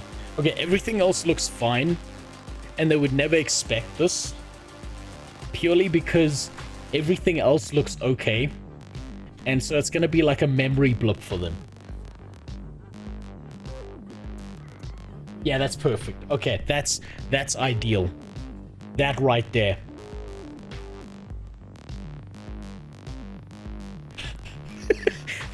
Okay. Thanks for the follow, Great Elves. 5? Hold on. Is it live? Is it live? We'll check it. Okay. It should be live.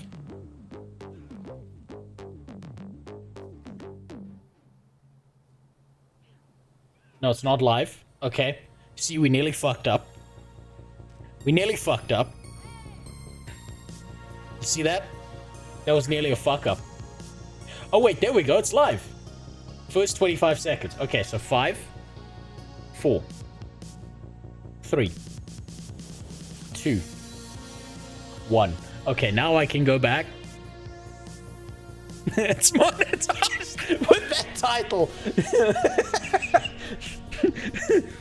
It's just monetized. And there's someone who just saw that. It just popped up. He's scrolling through. He enjoys RTSs. He has no idea what the fuck just happened.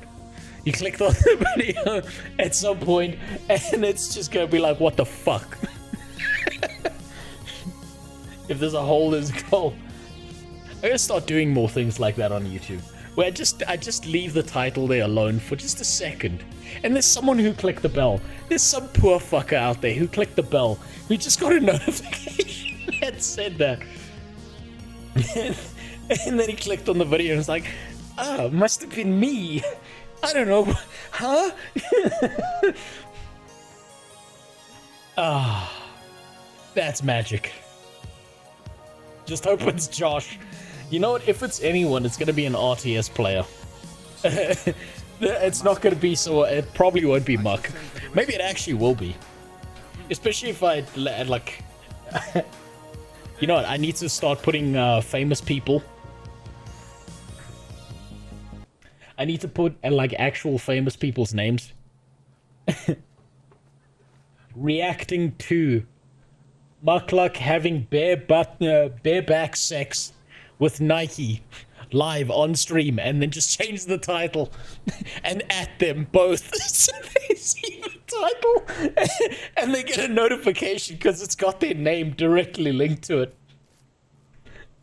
And then it's gone. And then I just pretend that never happened. I just pretend. What the fuck are you talking about, dude? Oh, while I have you here and I just ask a normal question. I have two possible avenues. We lure out the eye in irresistible bait, or we comb its territory until we find it. Either way.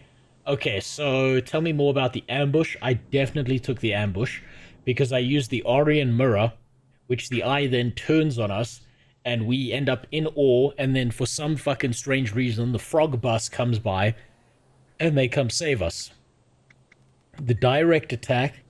Flood the eye's territory with scouts and soldiers. As soon as we acquire the reliable information about its location, we storm its position and kill it. Okay, it's definitely the ambush. I don't really need extra clips from the ambush, but I should try and keep with consistency so I don't fuck up like I did previously. But you fail to realize that the title will live forever in the Discord. That's perfectly fine. Because if it's an in-group joke, it's okay. I'm not looking to troll anyone in here because they understand what I'm about to do, right? I'm not looking to troll anyone in the Discord. What the? Oh, the game did say I was going to restart. I'm looking for some random fucking stranger somewhere out there on the planet who's either watched some level of content of Age of Darkness or he enjoys RTS games, and he just saw a thumbnail with the Age of Darkness characters on it, my face looking excited, and me continuing with the title of I'm gonna show my bare nutsack to you. My bare unshaven nutsack. And then he clicked on the video, and that wasn't the title. It needs to be a random stranger out there. You need to upset random people. It's the wildest shit if you do it in public. Now available to play. Trial and error. Not gonna do that. It's not what we're here for. Someone's fighting a big monster. I should be there. I need to finish this fucking game. instead of just keep on, like, continually just going and being an asshole on YouTube in the strangest ways I can. Now how do I get there? I'm gonna have to swim again, aren't I? This is racism. Just because I'm a plant, they think I can float across the fucking ocean.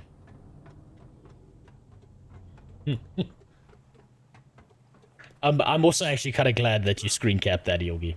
But it's also in the YouTube VOD, so it's not going anywhere. Anyone who finds the YouTube VOD will realize what I'm doing. But let's be honest, what random fucking stranger is going into like 5 hours, like a 5-hour long stream, going to the 5-hour mark, discovering what I've done after like seeing I'm gonna show my bare unshaven nutsack to you. And it stayed monetized, which was beautiful. Oh look, dragon in the sky.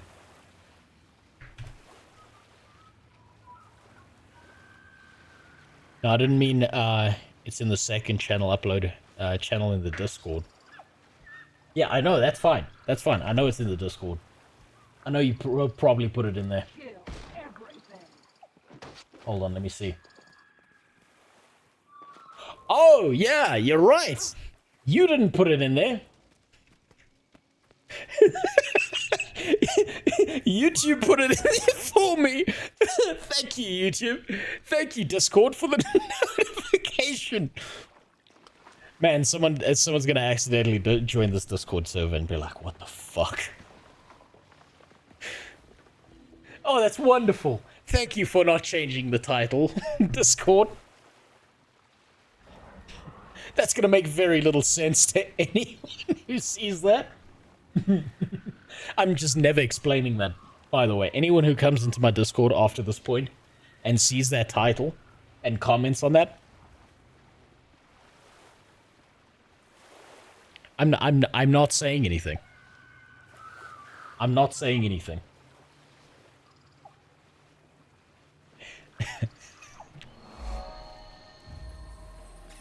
It needs to remain completely unexplained. And if someone comes in there and like replies to that video or like questions it in any way, I will go out of my way to spend hours of my life gaslighting them into believing that what they're seeing isn't real. And I'm like linking the YouTube video to them with the normal title. And they're like, I'm like, what the fuck are you talking about, dude? Are you trolling? Are you trolling me? Is that what you're doing? And it just is never explained to them, and I just spend the entire time gaslighting them, non-stop, for the rest of time.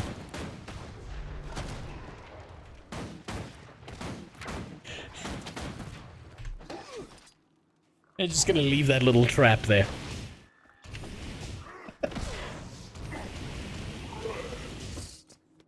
I don't know why I'm killing shit. I should just sprint through this. Kill everything. None of these guys matter. I can just enter the instance and get away. The title hasn't changed in the YouTube notification either. That's the important part, Mundane Arcana, is I know that in the notification it's not going to change. But if they click on the video and then follow through to the video, the notification goes away. And they'll see the normal title. And then they'll just have to question their sanity. Like, wait. Did that actually happen? They'll be assisting us with our mission. I know they'll probably stay there in the notification afterwards. Unless they refresh or something. Precisely. The mirror is have you heard of DSP Gaming? Zitan's attention. And what's your opinion? Isn't that the dude who was jerking off on stream? Then we strike. We'll shut Zitan's eye for good. It's a solid plan. I think you killed it. I'm worried. The artifact is linked to orb, and our prey is killed. I killed the entire video's view count by putting that title and then changing it. That's even better.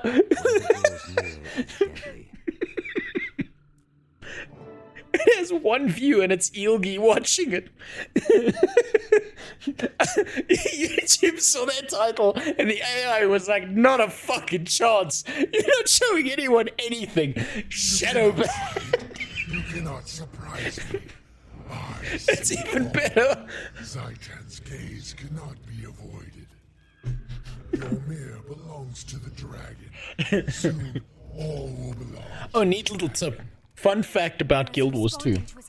Zitan only has one eye because we're not fighting either of the eyes in his head. We're fighting his brown eye.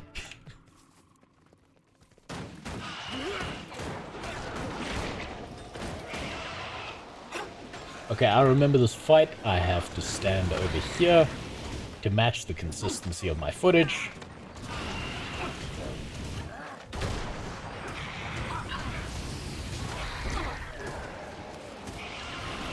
I need to click instead of dodging. Then I use my ultimate. Oh, it's the PCP ultimate.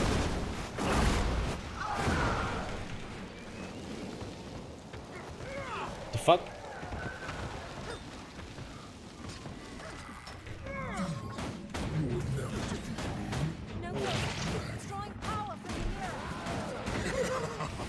Together you may be strong, but I will. Fuck out of here.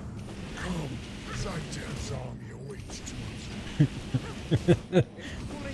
It shows up for me on my sub. Okay, so it's showing up for people. That's the important part.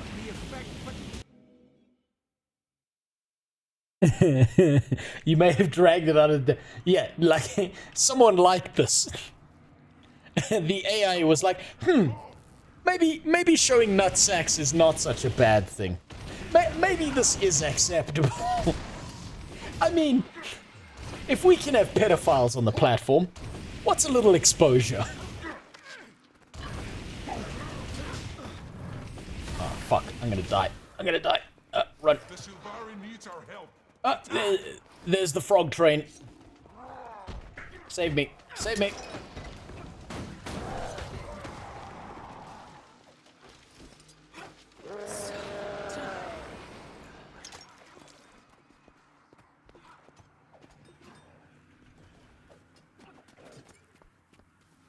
Oh, okay, and now I'm supposed to go over here and just... Yeah, I'll just flamethrower everything.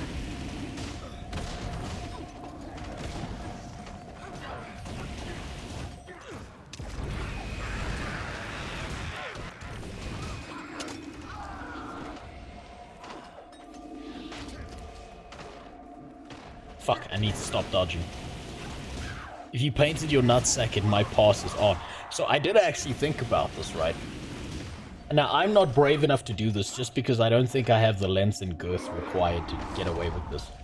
But someone out there could, theoretically, count their stream as a body painting stream if they could maintain an erection, I am also surprised. dress up as Father Christmas, whip their cock out, and paint it like a candy cane on stream. Do you know these people, Commander? What, you don't That trust should, us? by Twitch's The rules commander of said body my painting people art, saw the sun that should and be showed us theoretically that they joined the acceptable. fight against the dragons. It's all right, Ignu. Tegwin is just being cautious. We're glad We've to help. already seen him. There's an I think iron it's just Zitan burned into your hunting memory, us. We'll Ilgi. need your support. Because my man Keeney failed me. Lead on, Commander. I had a wardrobe error. You follow.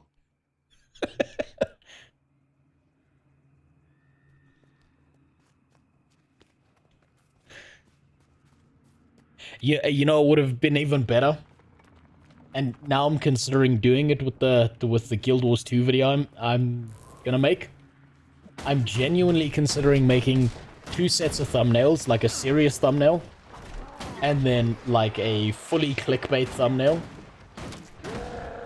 And then doing the exact same thing with my main video, except after... And just leave it live for like a minute. With the most disgusting, fucked up thumbnail I can think of. Or something that's just completely inaccurate. And then change the title.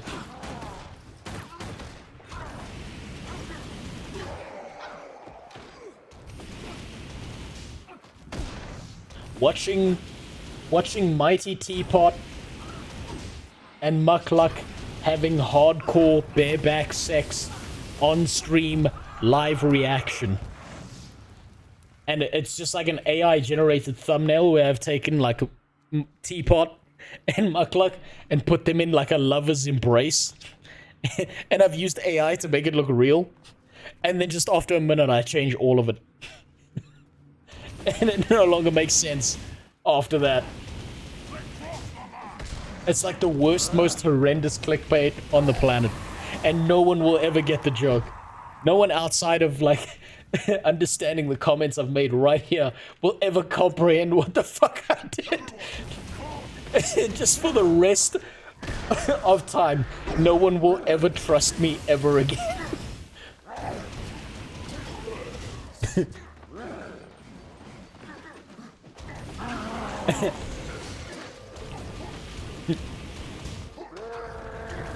Watching Teapot and Muckluck gang rape Nike live on stream.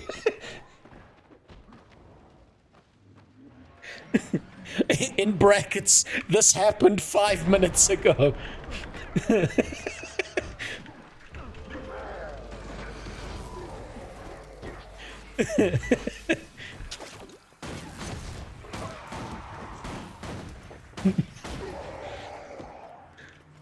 Thanks for the follow, Moonstone. I think I missed someone. No, I didn't miss Great L's follow. This is how mentally ill I am. If you ever wanted to know how fucked up I am in the head, now you know. These are the thoughts that come like across my mind. I consider doing shit like this to people on a regular basis.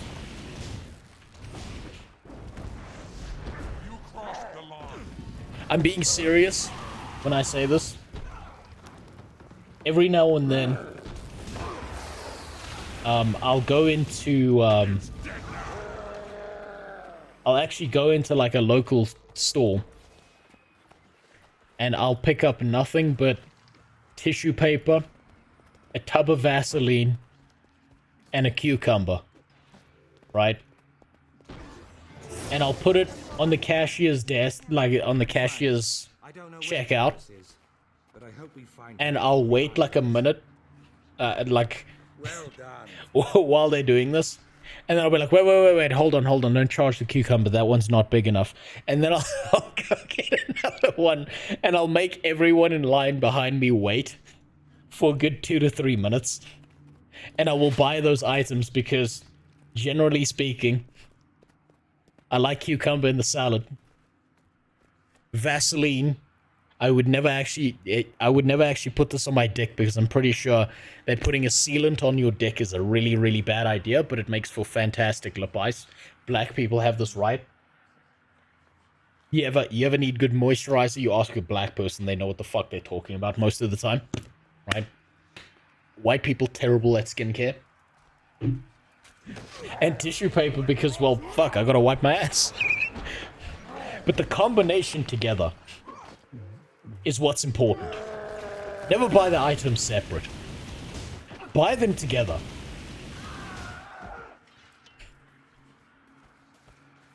Because you know it's gonna disturb someone. I wonder if I can just run through this. Let's try. Oh, hey, look at that. I didn't need to fight all of those. I could just run through it.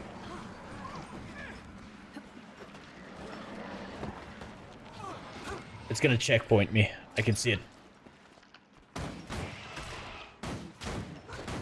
It's gonna checkpoint me.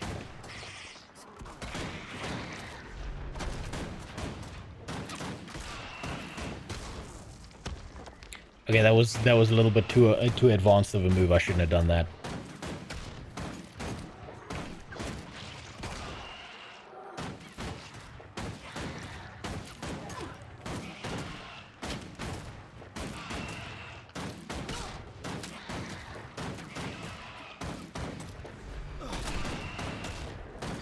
And look the cashier in the eyes. Absolutely, you have to look the cashier in the eyes. Is Vaseline as good as lip balm? I think Vaseline is genuinely better than lip balm. I've actually got an entire history saga with this shit, right? if you're gonna get Vaseline, get the aloe vera Vaseline for your lips, because the aloe vera actually heals any cracks and shit in your lips. Never get Labello lip ice, because the more you continually use Labello lip ice, the crustier your lips become, and they start to burn, and they start to hurt far more. I've used Vaseline like for years now, under the recommendation of a guy I know, was difficult, and it's never let me down. Thanks to you, my friends. Not once. We now have an eye to It's been so good. I've never had like lips that like burn or like crack or that hurt, and it's such a fucking This relief. encounter proved that we don't know enough about our enemies. Studying Lip balm is basically just tubular Vaseline. I don't know what's in lip balm, but the Labello stuff fucks my lips up real bad. Meet me at Fort Trinity and we'll get started. Aloe vera Vaseline. I'm not kidding. This is like an actual life tip. Aloe vera Vaseline does fucking wonders. It's really, really good. Get the fuck out of here before I die. This stuff right here. I'm not kidding. I went through entire periods of my life where for months my lips were like genuinely fucked up. I don't even know if this is sold overseas.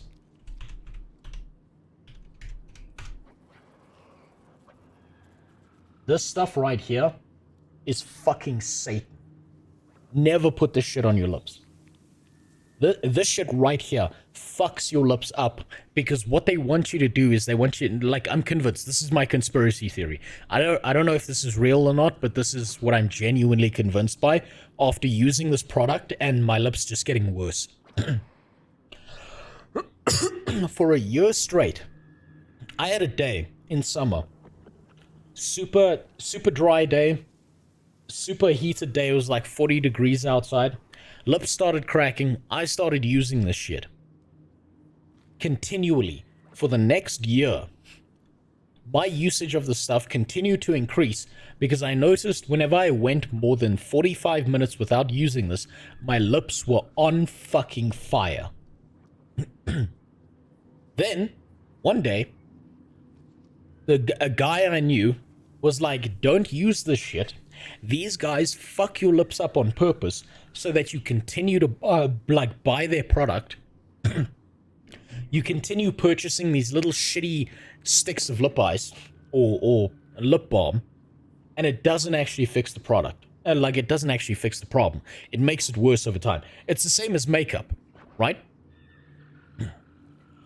Makeup fucks your skin up, right?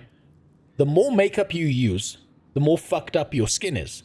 The more fucked up your skin is, the more makeup you have to use to cover up your fucked up skin. You ever looked at a lot of women out there and they say, I'm 27, but they look like they're 45? Yeah, so lip balm, I'm dead convinced this shit does the same stuff to you. But this right here is just a sealant.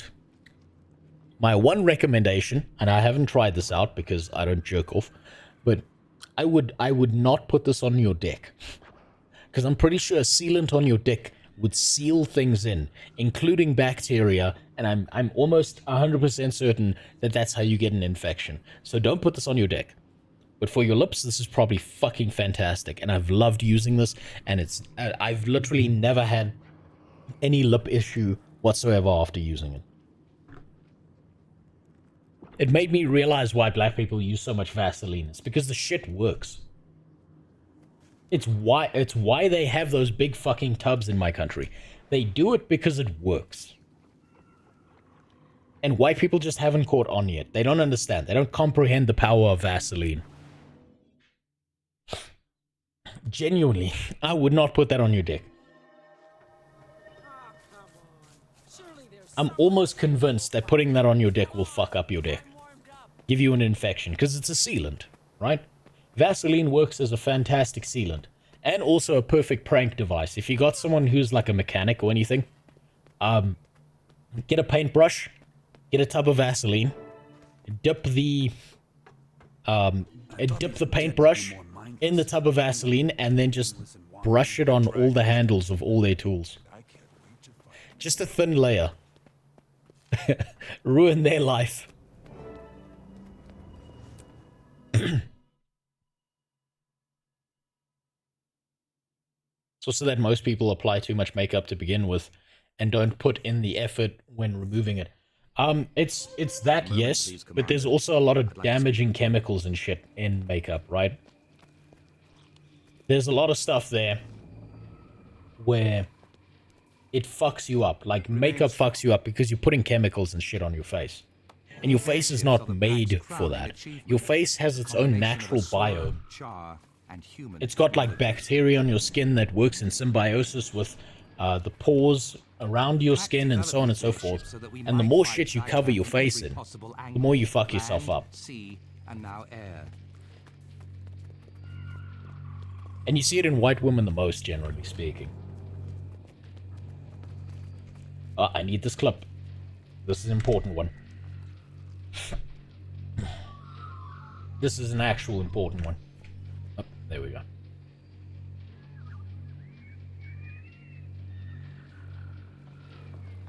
I just need to let some time pass so that, because I'll probably be speaking over this moment.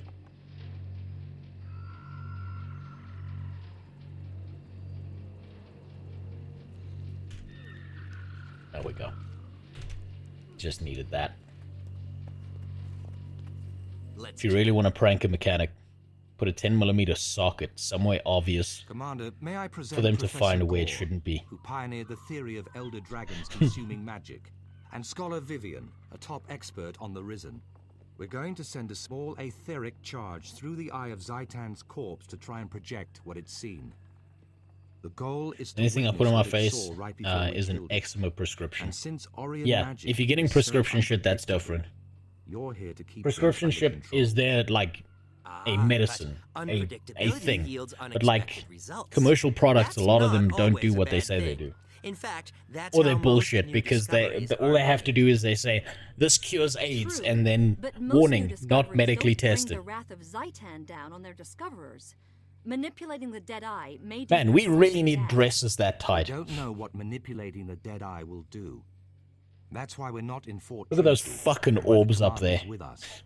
Let's begin. The subject is nearly ready to receive the etheric infusion, Marshal. I find that's the case because white women will layer up makeup to the point where half of it is clinging to the previous layer of makeup. You basically can't even see the actual skin anymore. Yes, absolutely. One, activate. I can actually see the difference in my wife and her like school friends. Subject is stable. It's working. Confirmed. The So projector my beam is wife's now not ready someone for who wears firing. makeup. Commander, if you'll do She the honors. dislikes fucking with her skin at all. Which is fantastic because it means that like when I go to bed at night and I wake up in the morning, I go to bed with the same person that I wake up with in the morning. They're not like two different human beings. It's not like a Dr. Jekyll and Mr. Hyde kind of case. Hold on. I nearly fucked up there. But she showed me some pictures of like her friends from high school. Like, and them posing and doing all these things. And I was like, what the fuck do you mean? Friends from high school? These bitches look 50. And she's like, what are you talking about?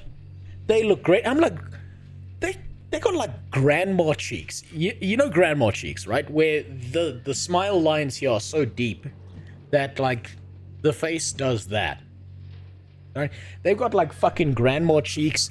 They've got more lines on their forehead than your average Hollywood star has cocaine lines on their fucking tables. It's horrendous. And she's sitting there like, no, they look better in person. I'm like, no, they don't. They look 50. Like the youngest one looked 45 to me. You ever notice how there's that thing where like girls hit like an age between 25 and 40 and you just can't fucking tell anymore how old they are? Yeah. All of them look like they're on the later end of that. There's our result. And it looks so bad. The wall. It's worse than the wall. It's definitely worse than the wall. It's working. It's a fucking nuke to the face. Before it died. Soldiers. Where are they marching to, and why? The sledgehammer. The fucking Iron Maiden. Is that Okay. some kind of undead I servant? need What's it this. carrying? Looks like a scout of some kind. Filthy looking creature.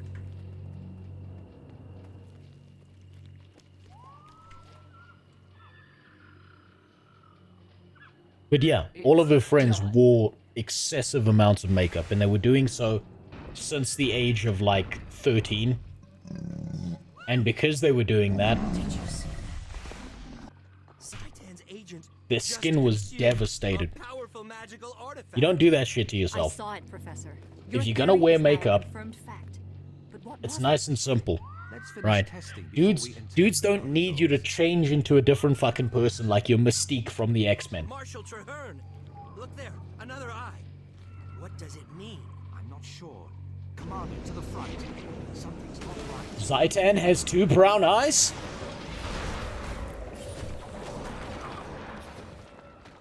So, makeup's supposed to be used sparingly, right? Use it when you go out. Maybe a little bit of eyeliner. Maybe some lipstick.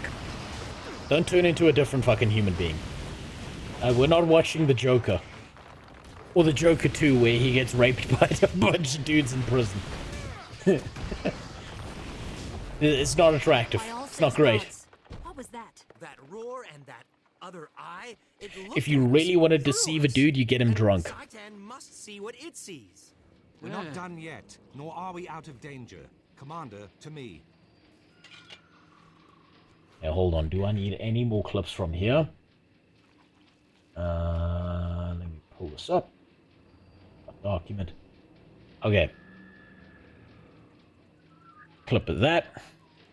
Clip of that.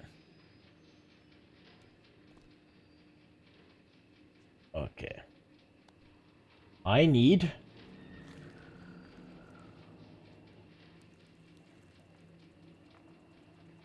Okay, I do need a clip here. Hold on.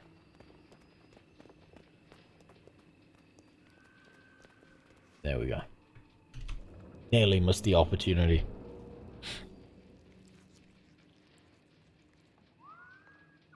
I think the issue is the fact that these products are pushed to to very young women. The DOT is low but insanely low. So yeah, so Lawsong, it's really insane what they do. It's like actually brilliant from like a psychological perspective. If you think about this, and I know about this because I've done a lot of project stuff that's revolved around products that go into the market, so on and so forth. But there's a level of psychological manipulation that women have to deal with that men generally don't fall for. Because women tend to be far more emotionally attuned, and they have to be... this is evolutionary biology, by the way. Women have to be far more self-critical and self-analytical a lot of the times. Because if you are going to be selecting the correct partner or the correct mate, it is a high-level degree of commitment from a purely physical standpoint, because you now have to carry that kid around for 9 months, right? And put your own safety in jeopardy, right? Emotionally attuned, what the fuck is that supposed to mean? So think about it this way, Jimmy. There've been studies done on men and women after serious long-term relationship breakups, right? Women tend to go through emotional kind of processes that end up where their brain structure reverts to what it was before that relationship, whereas men tend to show permanently altered brain structure that will never return to what it was previously, right? Another good example of this is the way men and women process different scenarios a lot of the time. So now we're talking about statistics and averages, so don't be like, yeah, no, but I know one person. No, if you don't understand the bell curve, then you get the fuck out of this conversation. So when women process a highly stressful situation, they tend to have a heightened emotional response that they process, then they'll deal with the solution afterwards. What men do is they tend to emotionally shut the fuck down because that is the most viable way for a man to deal with things, because usually, you know, evolutionary biology, again, you have to deal with a lion attacking you. You don't need to, like, now have a situation where you're telling the lion your feelings while it's ripping your nuts off. You need to shut down and kill the motherfucker, right? So men tend to emotionally shut down, deal with the scenario in the most logical process possible, and then they'll deal with all the emotional baggage that comes afterwards. It also tends to take men longer to deal with emotional baggage than it does for women. That's what emotional attunement means, right? And now I've forgotten my original point. But in, like, the world of makeup and shit, what they do is they go to young women who are, like, really young, like girls 13, 14, 15, and they'll be like, wow, look at you. You're just a young, pathetic nobody. Damn, you know nothing about the world, you naive little virgin bitch. Don't you want to be like these older, more mature women who are way more attractive to men? And then they'll go to old women and we're like, look at you, you dirty old whore. You're filthy. Disgusting. I can't believe you don't have this product that makes you look like you're 17 again. You know, that makes you look barely legal. If you don't have this product, you old-ass 19-year-old bitch, you might as well be 95 years old. Fuck. And so they emotionally manipulate women that way. Now, that kind of shit doesn't work on men, because a man's emotional response, generally speaking, tends to be, what the fuck did you say about me? Fuck you. And then they kind of leave. So if you're going to emotionally manipulate men, you have to do it in a completely different way than how you would emotionally manipulate women. That's marketing, by the way. It's just extreme levels of emotional manipulation. Hold on. Are you well? Okay, that doesn't matter. There's no choice to be made here. The veil that hides Zitan's minions. What is a woman? There's no way to know XY chromosomes? Wait, was that a man? Taking any along with I can't remember. XX chromosomes? Yeah, it's XX chromosomes, I'm pretty sure. And a vagina. And a uterus. I know, that's very bigoted of me to say. I'm gonna say something even more bigoted now. Did you know that the human race is a sexually dimorphic species?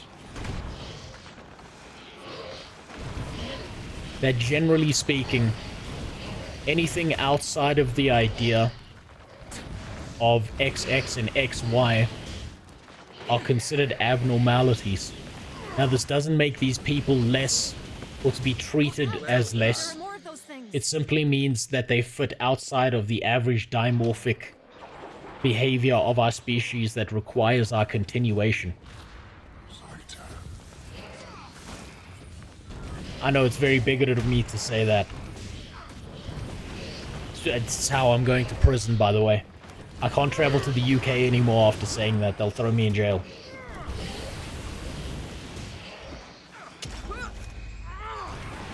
Oh, shouldn't have pressed E.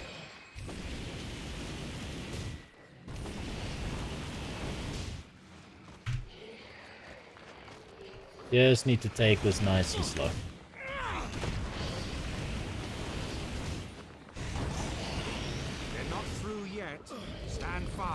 These emotional tricks and twists and plots and schemes are things that are studied by marketing departments, used every single day of our lives, and in a way they've been used so often and so commonly that more extreme measures have been needed to be developed over time, because human beings are not very good at prevention, but we are very good at adaptation, right?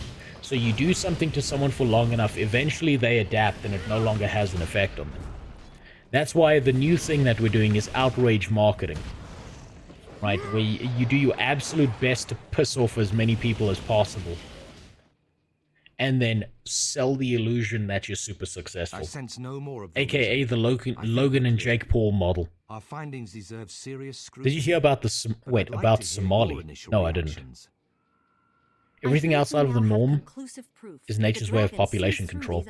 Kind of, yes and no. It all fits. So evolutionary biology is like a really fascinating field. All mouth creature is how Zitan eats. I concur. Zitan's agents serve I tell as you now, after extensions these of his body, obulus acting titties on off its the will. screen. The eyes survey, the mouth consumes. That answers many questions raised by my theory, actually. Now we know how the dragon hunts and eats. That's progress. We can't let up. If killing the eye partially blinded Zitan, then killing the mouth should deprive it of sustenance. Pack scouts have traced one of the mouths Gotta go to after its lair. I want after you to head Zitan's out there tight little mouth. and ensure that Damn. Zitan starts going hungry.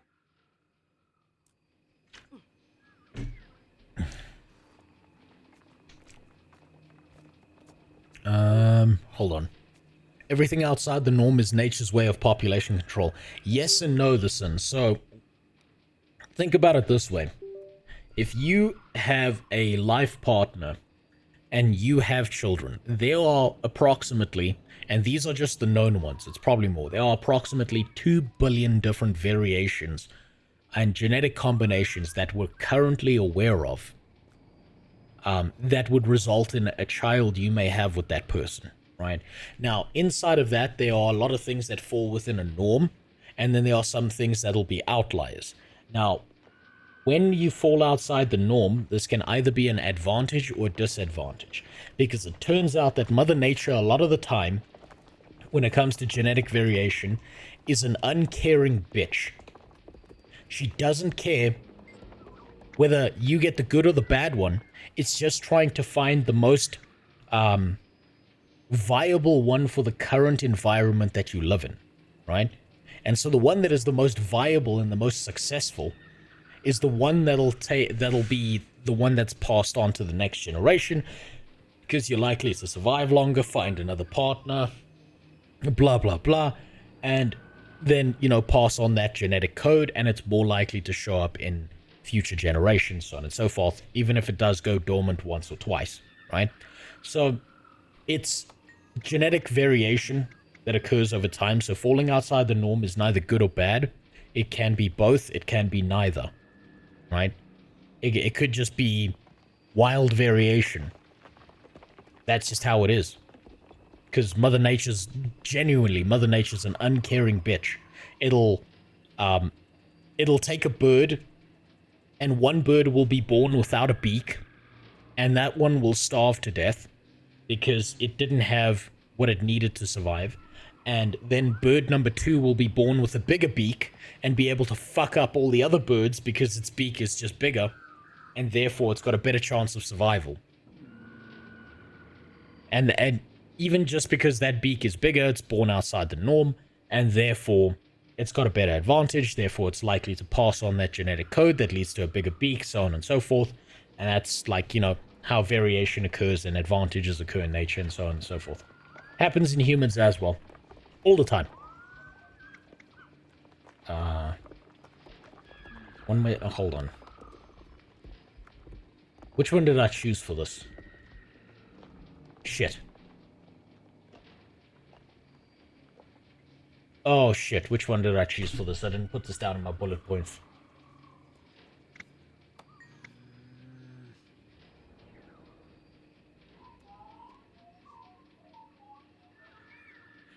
Directly. Blah, blah, blah, blah. Okay, fuck.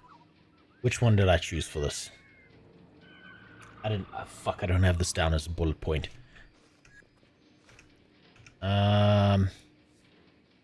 Character select. If I have to redo that, that's perfectly fine. Because it's not a big issue. I would rather check this and make sure I got this right. What about the bird with the bigger cock? Well, it depends if it can fly away or if that just means more meat for the thing that's going to eat it, Ilgi. There was a study done that showed that autism can make you resistant to some of the shit. Yeah, of course it does, because autists are not as good as discerning human emotion as others. So it's harder to emotionally manipulate someone who doesn't process emotions in the same way. It doesn't mean those emotions don't exist, right? It just means they don't process things in that same like mechanism that a normal human being would, or someone without autism would. Do you think the idea of buying a big truck and paying to look rugged is the same type of manipulation as makeup companies? Are men, hold on, are men not processing the emotions of looking like a bitch first rather than seeking a real solution? So that depends, right? Is a guy doing all that shit because it comes naturally to him, or is he doing it because he's seen other men do it and it's become a successful survival strategy, and he's noticed that all these dudes doing it tend to be ones in relationships with kids and so on and so forth, and so he's pretending to be something he's not, therefore living outside of his skin, and he's kind of like a chameleon, right? It depends. It's very wide and varied. Let's see. What did I do here? Through the looking glass. Traherne had the Eye of Zitan return to the fort. I joined Traherne, Professor Gorsgara, blah, blah, blah. We established the Eye literally sees for Zitan. Set out for ore. Mouth of Zitan that was operating in Kita Mance. We fought through the corrupted. Lord of the Mance's illusions killed him, and okay, so did we attack the mouth directly? I think this is attacking the mouth directly, right?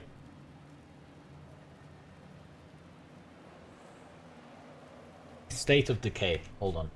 I need to wiki that.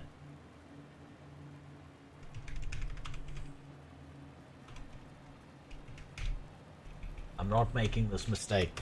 I need to know, because there are valuable clips I need here.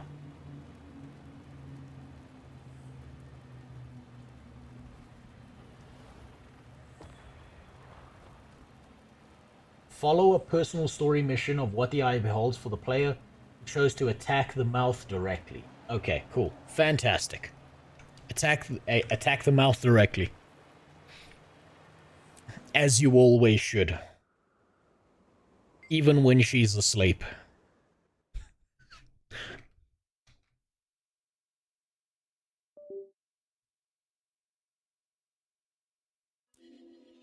Hold on. In my opinion, using makeup or buying a truck or whatever else we consider to be something that reinforces a gender norm we ascribe to be effective and acceptable for gender-affirming care work done to reinforce a desired self-image. So it's way more complicated than that, unfortunately, because it's like, by virtue of being male or female, you are drawn to certain mechanisms. Now, obviously, this is bell curve shit again, right?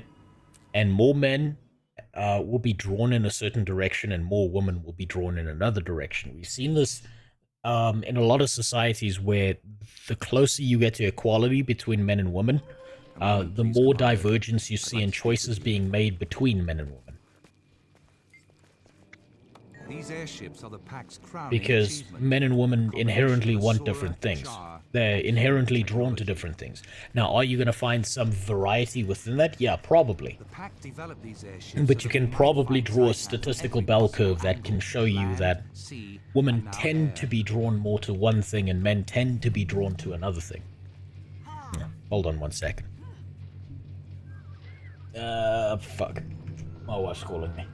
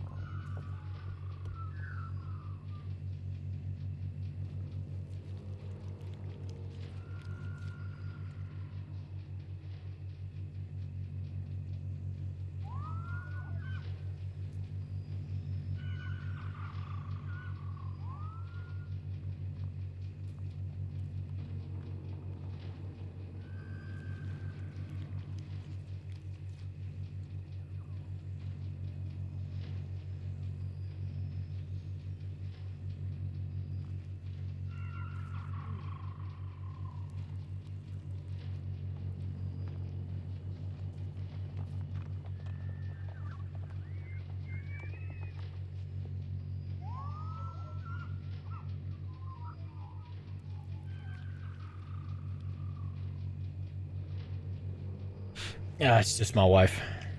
Just needed to let me know about something. Hold on. Commander, may I present Professor Gore, who pioneered the theory of elder dragons consuming magic, and Scholar Vivian. Okay, I don't need to see all of this because I've already been through this. Legit, I thought. Hold on. I've missed so many of these fucking messages. Hold on. What do you think? Why does the variety exist? Because it's important for variety to exist because monocultures don't tend to do very well. It's why, if you look at bananas currently, because they're all monoculture clones of one another, and all other species of bananas haven't survived beyond certain disease outbreaks. If we have a massive disease outbreak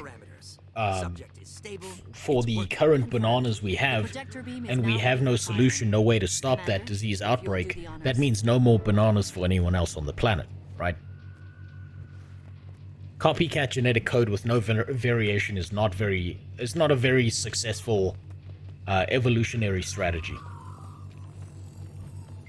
It's not good for the human race. It's not good for any species, really.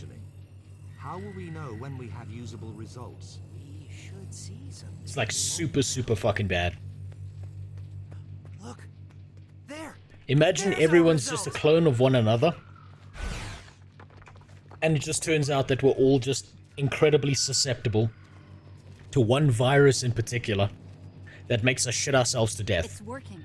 We're seeing the last sight. Then we're all gone. That's all of us done. Finished. Soldiers? Where are they marching to and why?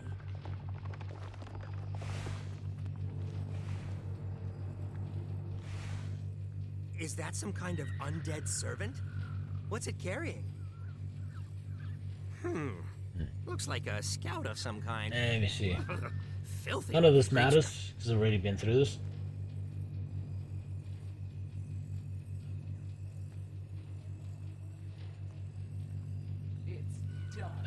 Legit thought of the Kamala Harris campaign with that whole "I'm a man, vote for Harris" shit they were doing. Did you see that shit was real strange to me. Zitan's agent just consumed a powerful magical Nice brown newbie gear. It's what I need. Professor. Your theory is It's what matches what I did the first time round, and I need some consistency between the clips that I'm using from my first playthrough and the second one. So I need to continually use this while I finish off the MSQ for like the 8th time. I'm not sure.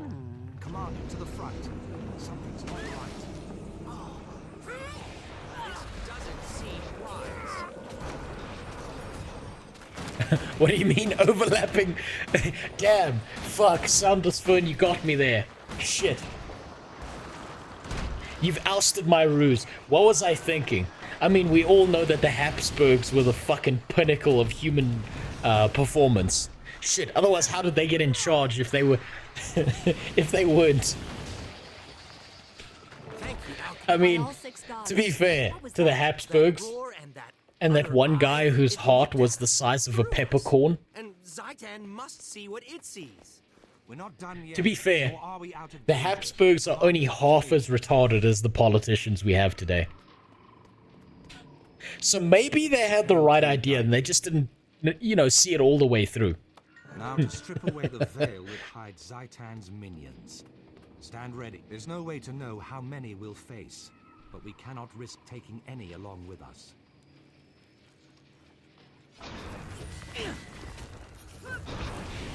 I expect Democrats to keep losing here in the US. You have a bunch of people blaming men for Kamala losing and wonder why more guys are voting right. Yeah, you know what's really great? You know what's really cool? Didn't the US do this whole thing in the past at some point? I think it was called the Civil Rights Movement or something, where they tried their best to stop categorizing people by physical features that they had no control over, like their gender or their race or some shit like that. Maybe I've got it wrong. Maybe I don't know. Maybe I'm coming from like an alternate timeline.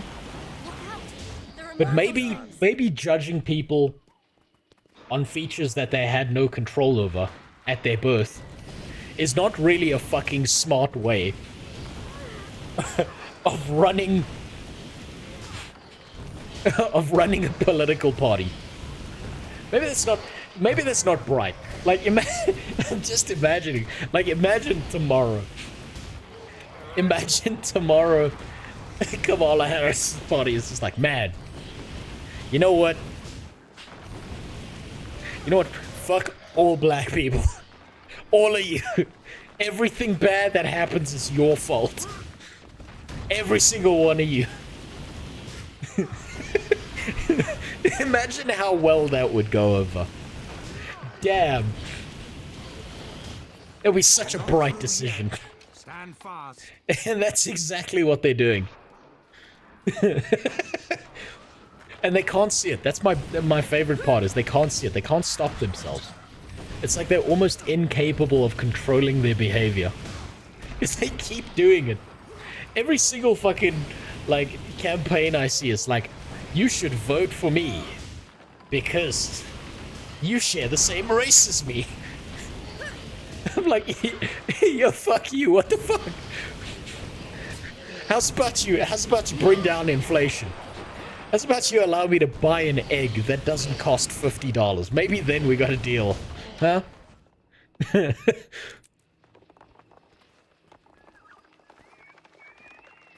don't care what fucking color you are if I get breakfast in the morning. The Von Habsburgs were nothing compared to the Egyptian kings. Oh, I know, Devilus. The Egyptian kings were like some alien head shit. Imagine being so inbred that people think you're from fucking outer space, and the History Channel dedicates an entire proportion of their show to trying to prove that those fucking triangles you built in the desert were actually spaceships. Fuck me. Okay, attack the mouth directly. We're gonna put our beanbag in there whether it wants it or not. Feel this clip is relevant to the discussion at hand. Hold on. Let me see. Should we try to, like, you know what I'm saying? Oh, fuck. Shit? Man, the Boondocks was such a good show. Like, negotiate with these motherfuckers for stuff? Well, there's definitely some things I'd like to see change. Me too. Well, if we gonna do this shit, we need to do it right. We can't just be acting like a bunch of wild, ignorant niggas out there just be shouting out demands and shit. We got a motherfucking black president now. Ha! Good luck. Baboon Bomber being here soon, too. Hey, you ain't too fat and ugly to get raped, motherfucker. I apologize. You're not too fat and ugly to get raped. His fucking response. I apologize for my outburst. Oh, God, that show was so good. That show was such a fucking banger of a show. I love that shit so much. You're not too fat and ugly to get raped. I apologize for my outburst. I'm not going to say anything further. God damn. God damn.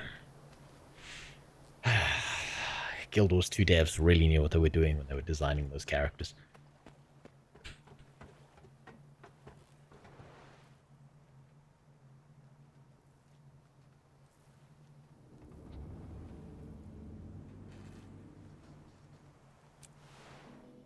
So aliens did build the pyramids. It was true all along. Yeah, they were so inbred they were from fucking outer space. The Democrats haven't figured out that disregarding the concerns and feelings of people they're trying to court regardless of the validity or greater importance doesn't end well. Yeah, they'll figure it out one day, but it's not going to be any day soon. So they're still stuck in that state where they're like, but I don't understand. You're non-white, why didn't you vote for us? And it's like, motherfucker, most of them can't afford food. The middle class in, like, first world countries is shrinking viciously. And the US is leading the charge because they're the world reserve currency.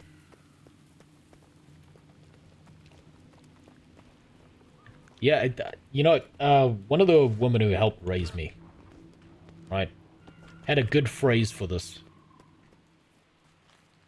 She had a good quote. I don't know where she got it from.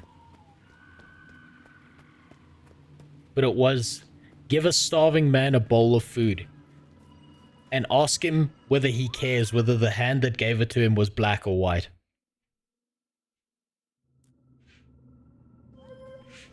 Scorch this. Okay, this is another clip I need. Kill everyone we find and raise it to the ground. Nice plan, Bloody. But the pact conducts itself with more style There we go. than your frothy brain can handle. Keep it down, you louts. Keep your interlegion bickering to a minimum. Whoa, now that's sneaky. After we beat Zitan, how about Okay, you I need come this train clip. the Ash Legion? Jealous snarl. Have you seen the new rules to season passes in Steam? I haven't, Miranda. We've got rough Hold on. work ahead of Hold us. on. This is actually a really important clip. Just ignore this. I need this clip. It's of high importance.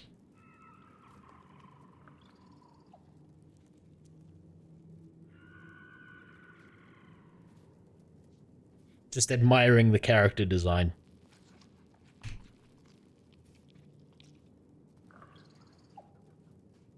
Need this as well. There it is. Look at Norn Mommy 2.0. God damn.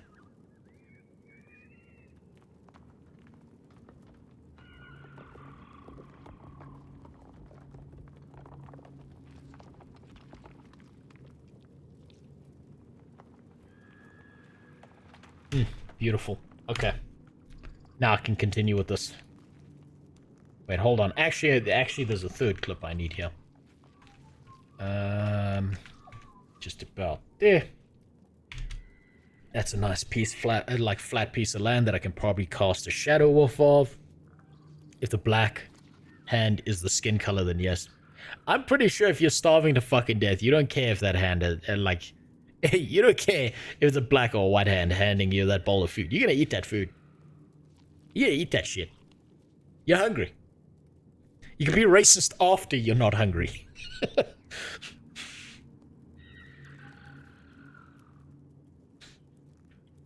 But beforehand? No, you're too busy eating.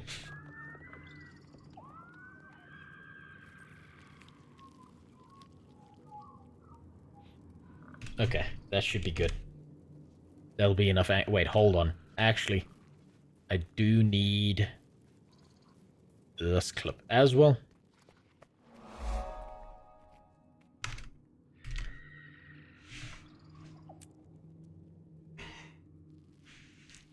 I would only give a shit if the person is recording themselves feeding me, showing how nice they are. If you're starving, I don't think you give a fuck, to be honest. At that point, you don't give a fuck. I mean, if they're recording themselves and they're obnoxious, you'll probably eat the food, and then afterwards you could probably, kill and eat them too. That way, when they throw you in prison, you either die so you never need to starve again, and it's no longer your problem, or you get life sentence, and then you've got, you know, room and board for the rest of your life. It's a win-win. On your orders, Commander. We've confirmed large numbers of artifacts in transit to this location.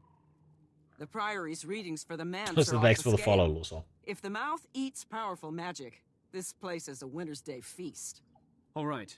I want you to lead a scouting party into the manse. Reconnaissance only.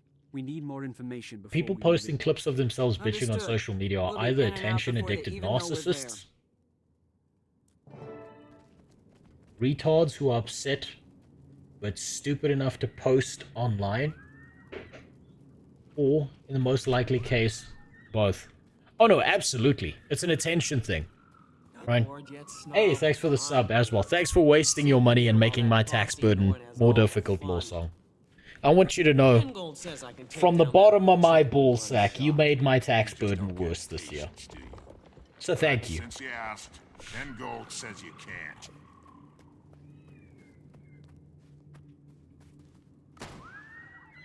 So, think about it this way, Jimmy. If you are having a mental breakdown about something, right? If you're having like an emotional outburst, are you really gonna sit there and whip out a fucking camera and then start crying and screaming into the camera? Or are you just gonna lose your fucking shit? It has to be, like, I can't see how it's not, like, attention whoring. It's not crying on camera because it's, you know it's gonna get you likes, and it's some version of virtue signaling about how good of a person you are, that you feel so terrible that Darth Cheeto won the election or some shit like that. Like, come on, he's just another politician. He lied to you on the campaign. He's going to do the exact same thing the other side did. And then 4 years from now, the other guys get a chance to do it again. That's how we do It's just going to be a game of fucking ping pong back and forth. I would vote for Darth Cheeto. I mean, I will give you this. Right, I will give Trump this. He's fucking entertaining. And the outbursts are incredibly funny to watch. Well, that was fun. For you. But now it's official. The ability to be genuinely racist. Hold on. The ability to be genuinely racist Our scouting expert here says we've waited long enough. is itself a privilege. Afforded to people who can make ends meet or very self-destructive people. Oh no, of course. Stealth is fun, but stealth kills are sublime. Or people who need an excuse to cannibalize a neighbor because they're hungry.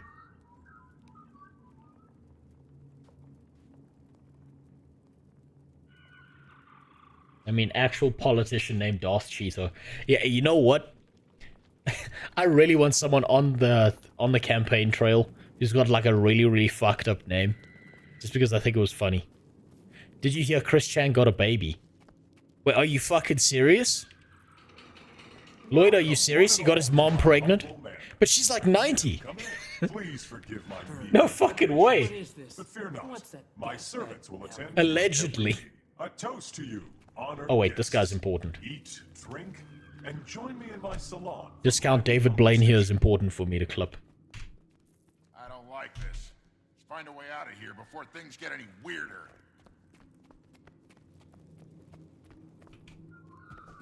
By the way, I highly recommend that if you've never played through Guild Wars 2, you turn off the stream now, and you go play through this segment, because this is one of the best segments. Undead servers. And I thought the service was bad at the Serene.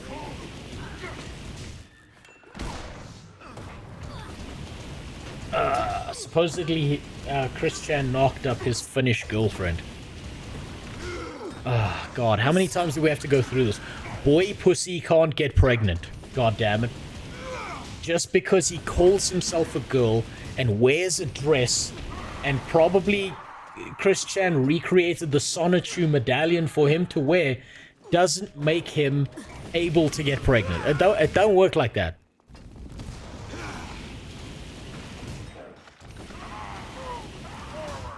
Bash that door down if you have to. Ah, fuck's sakes. I wish this fucking pop-up would go away. It's making clips annoying, so I'm just gonna do that.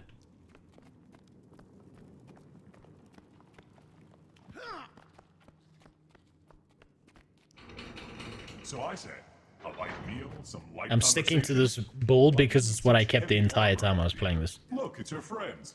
Lady Hector, you simply must introduce us to your companions. I do hope my servants were accommodating. Sometimes it's difficult to keep the lower orders in line. The idea that Chris Chan has a child is fucking devastating to me. How the fuck? How the fuck did that guy get laid?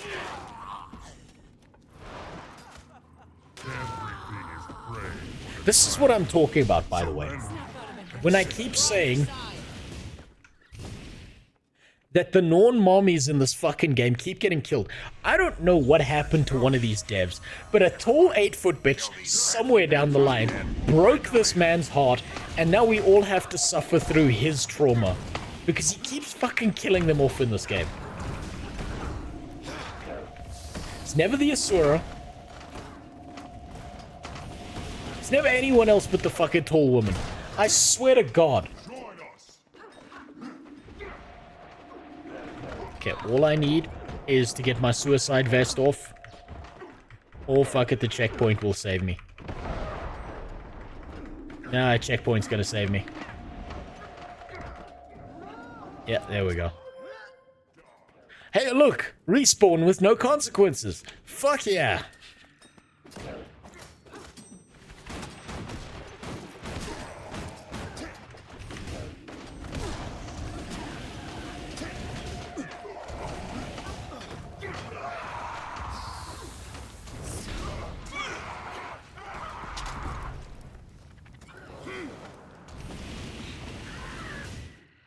The devs know that 8-foot mommies will bring out the most emotions in their players.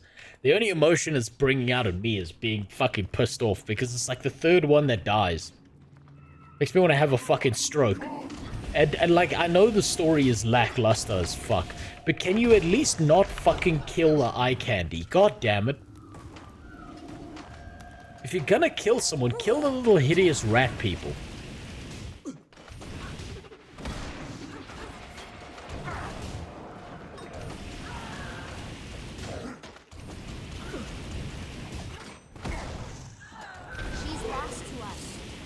Focus on finding them out. Imagine dying in a story mission. It's all part of the plan, Barando. Don't you worry about it. It's all part of the plan. Splendid. I wonder what the trauma was for the dev who invented jumping puzzles. Let us entertain you. Oh no, that's an easy one.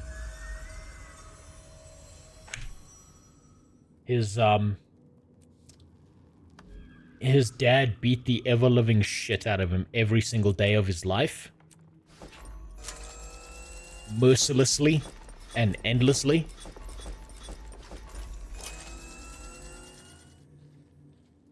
Yeah. Now hopefully that pop-up's gonna leave me the fuck alone.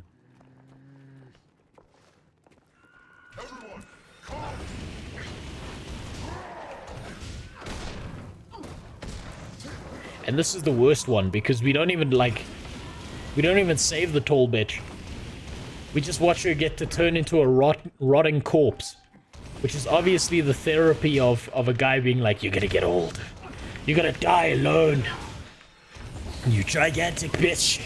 We could have been together. The only thing keeping us apart was a stepladder. And you wouldn't wait for me.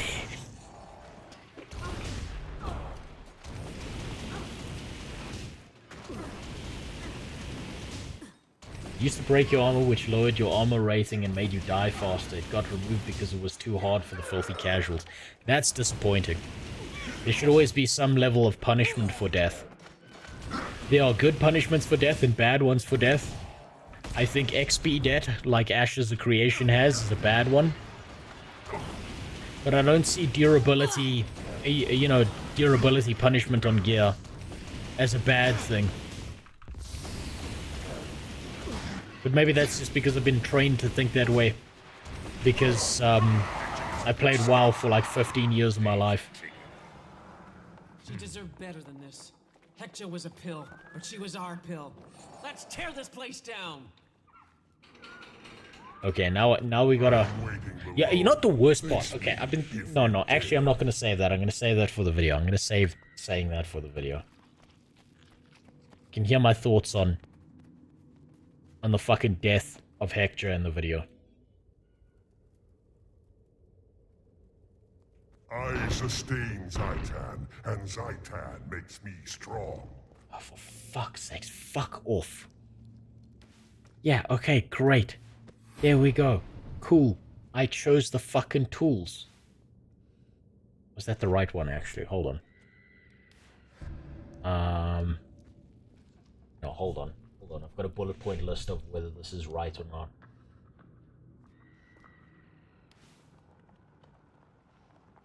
I chose explosives and then didn't use them. But hopefully this will make the pop-up menu leave me the fuck alone.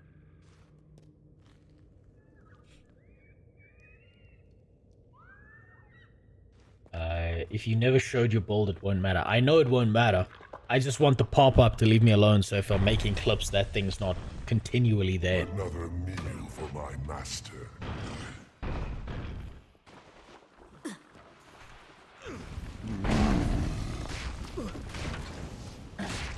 God's sakes. There's nothing for me to do. Fall back and use ranged weapons. Flamethrower is too close range, isn't it?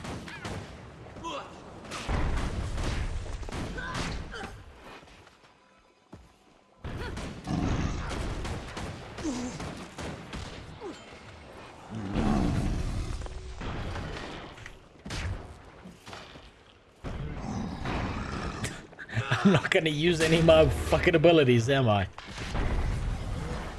Because I'm just gonna continually get pushed around by this shit.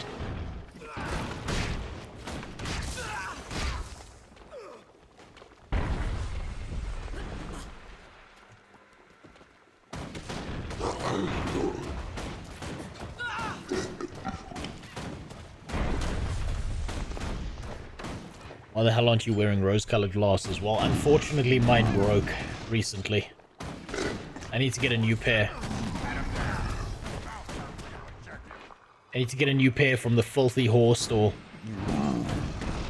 It's real sad. I sustain Zitan, and Zitan makes me strong.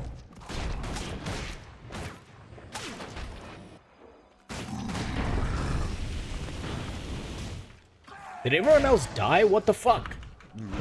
Where did all the NPCs who are supposed to be doing the actual work, where did they go? To the will of Zitan.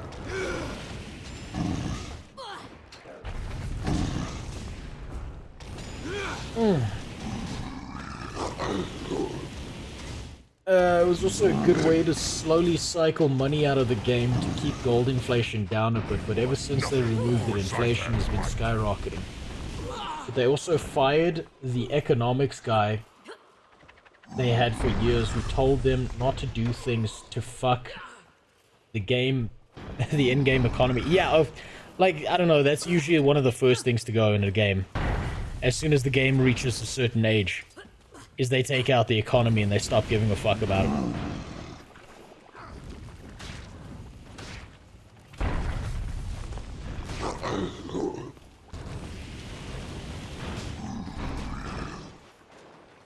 Damn, I don't remember this taking this long. But maybe that's because I'm just fucking this up.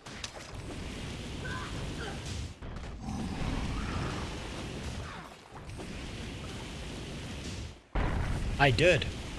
The video, the very first time, I autoed this motherfucker to death, but it doesn't actually matter too much because this is like maybe a 2-second clip.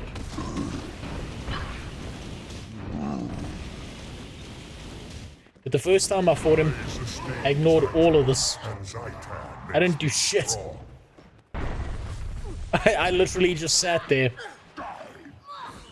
firing off at him. I didn't even use the flamethrower if I remember correctly. I just did this. And every now and then I turned to deal with one of these. Oh, for fuck's sake.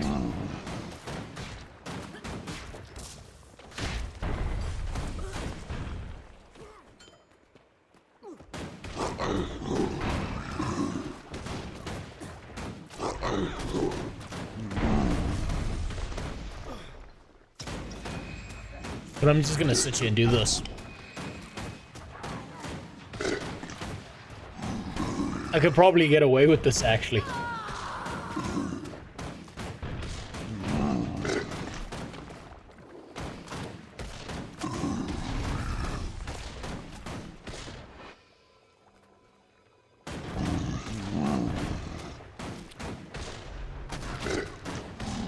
Just doing this.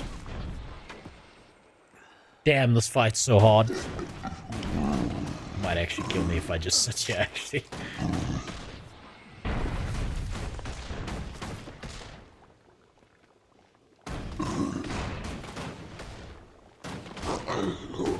But this does give me time to get a decent amount of clips.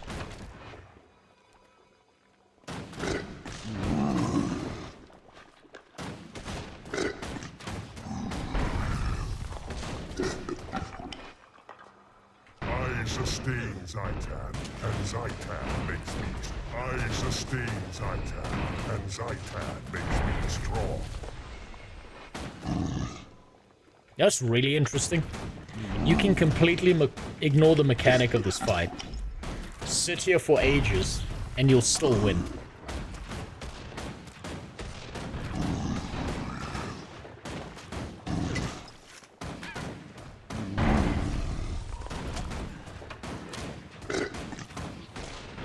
All you gotta do is manage your heals correctly, and you're fine. I can imagine fighting this fucking guy as a guardian is probably easy as fuck. I didn't actually fight this guy correctly as a Guardian either. I don't think I actually... Did I fight him when I played a Guardian?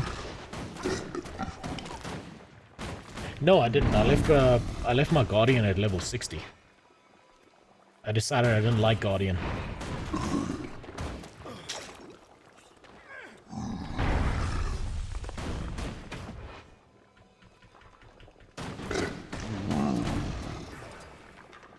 I'll wait for the heals.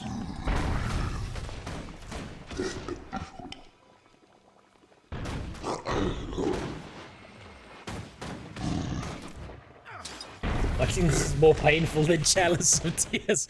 That's my objective, Nvidia. You have to remember, I'm doing this very specifically because this is how I fought him the first time. And I know just how fucking excruciating watching that is. What do you think I did the first time? Why didn't you like Guardian? It just feels kind of like OP in a weird way. You feel invincible as a Guardian. I don't know what it is. Maybe it's just me. But it really, really felt like he was fucking invincible, that Guardian.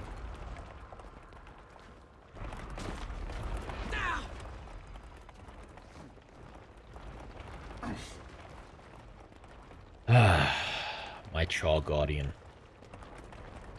I called him Chunky Monkey. With eyes. And then I deleted him. God damn it.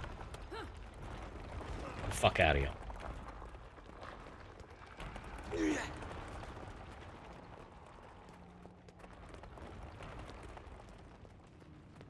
Ugh.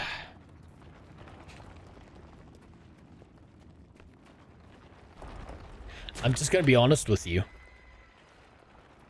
I don't hate the Guardian. It just, it feels really fucking easy.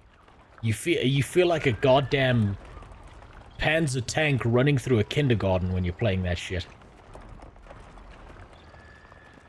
It's really, really, really easy.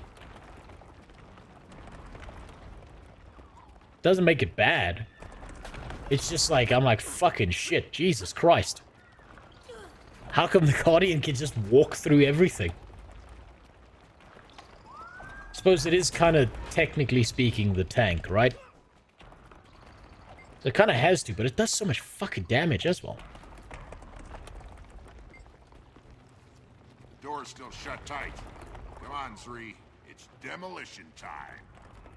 And I do need a clip of this. Sooner. By the time I set the charges, it'll be too late. Move aside, then. All that door needs is a dose of my shoulder. Skill clicking is what really hurts. I have to. I shouldn't actually, theoretically speaking, I shouldn't be dodging. I shouldn't be dodging at all. Because I barely dodged the first time I played through the game. And so there's going to be some visual inconsistency, and you can tell which ones are going to be the first clips and which ones are going to be the second clips. Because in the second clips, I pulled out the flamethrower a lot more, and I just walked slowly backwards while doing damage. Whereas in this one, I tend to like strafe, dodge, jump.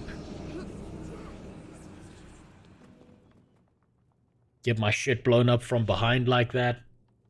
Oh, that was no earthquake. That was Zitan's roar.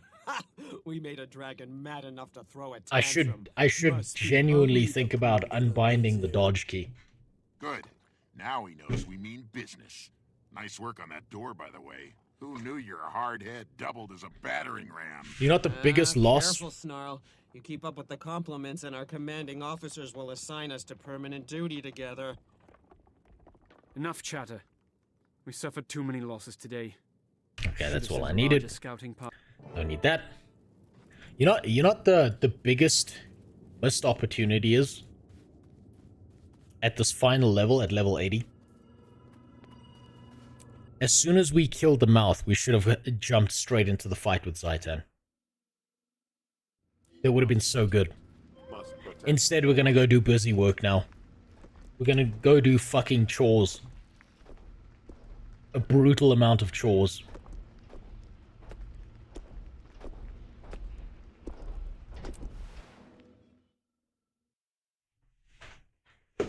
There's a core Guardian build you can use in raids at the moment that only auto attacks and does around 30k damage. Jesus Christ.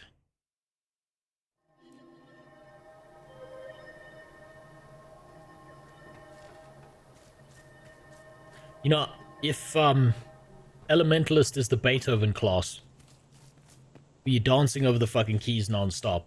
Guardian is the guy died at his keyboard and is still somehow topping the DPS meter class.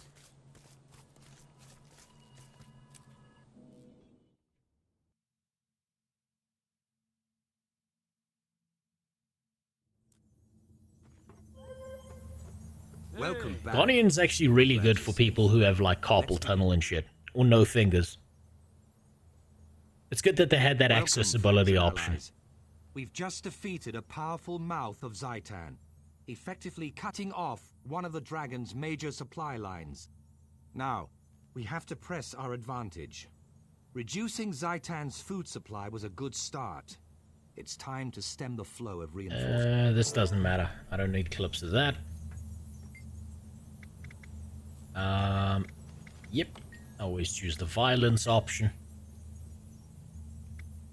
Do you prefer simpler or complex gameplay? It depends on what I'm doing. It's not as easy as one or the other. Hold on. Which one did I choose here? What can we expect? Heart of Zitan's Horde production? Yeah, I went with the ossuary. I remember this.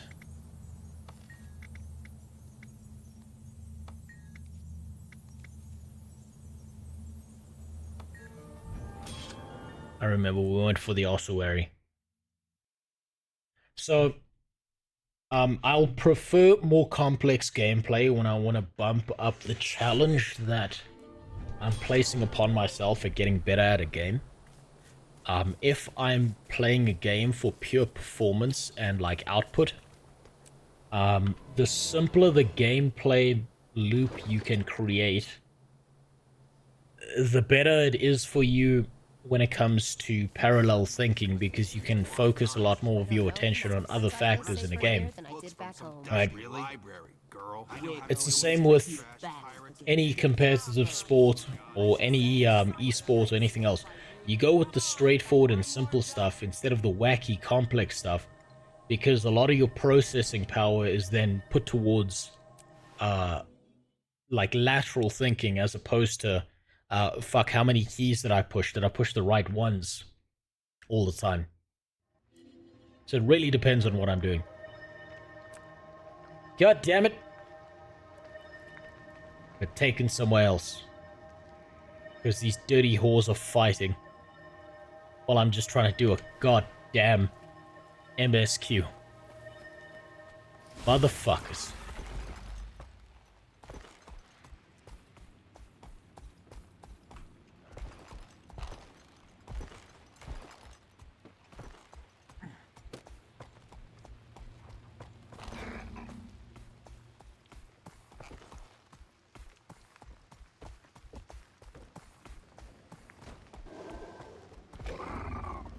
Okay, now I don't need very many clips from here, but I think I'm actually going to take your advice in the video. I think I'm going to unbind the dodge key. Because I do keep pressing it, like, out of second nature.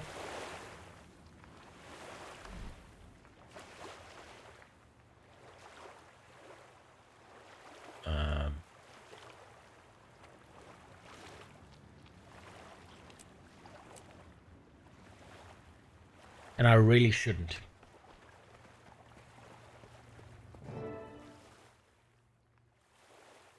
Easiest is NG. NG has the literal easiest elite specs in the game. I kind of like Scrapper with Engineer. On Or's north coast. It's essentially a factory that manufactures Zitan's Horde. Okay. Yeah. And manufactures Zitan's Horde. Okay, we go here, we run around the big ring. We get really sad. We're on a vital mission, and we need all the soldiers we can muster.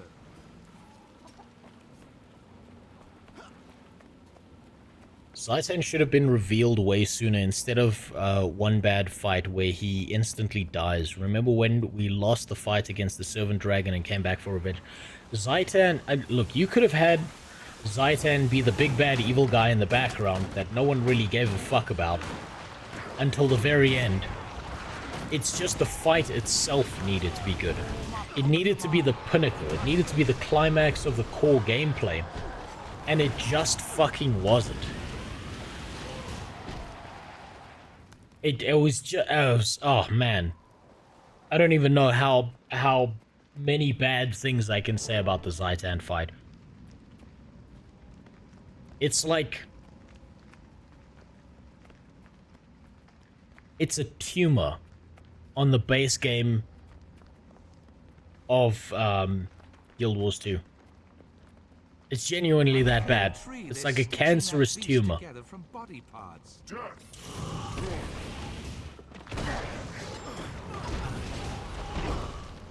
He should have been so much more, especially with such a cool fucking design. How do you design, like, the ultimate awesome-looking fucking Death Dragon? And there are literal mobile games with better boss fights in them than that shit. Oh my god. Once, the Orions interred their dead here. Now Zitan uses this place to craft abominations. Yeah. Come on, let's run around the circle. Stand by. Shut up, Trojan. No one cares about you. You look like a starving African child who covered himself in leaves, you motherfucker.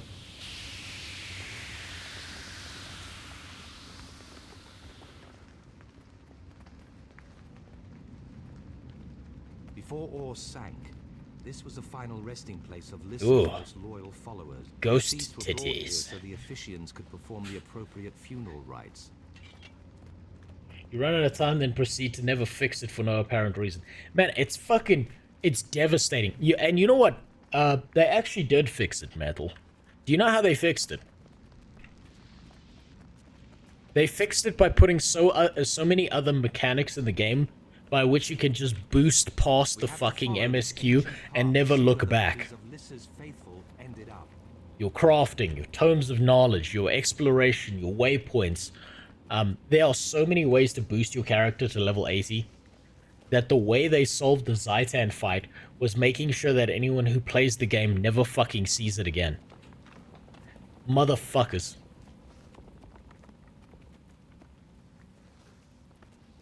Also, thanks for the follow, Ghost EF now. Ever heard of Atlas? It's like a furry online RPG. Furries aren't my thing, so no. Never heard of it. It sounds horrific. Sounds like it needs to be placed in an oven.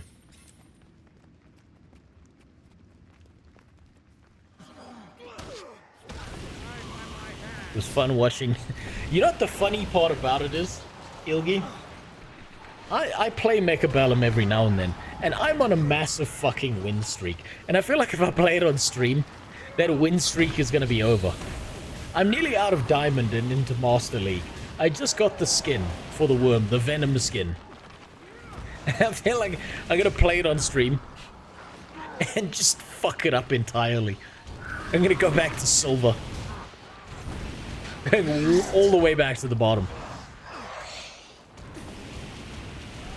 Now, I can't make the mistake that I made the first time I went through this, where I left all the NPCs behind to fight one zombie and I just kept sprinting through the rings, thinking I was doing the right thing. Because that doesn't work.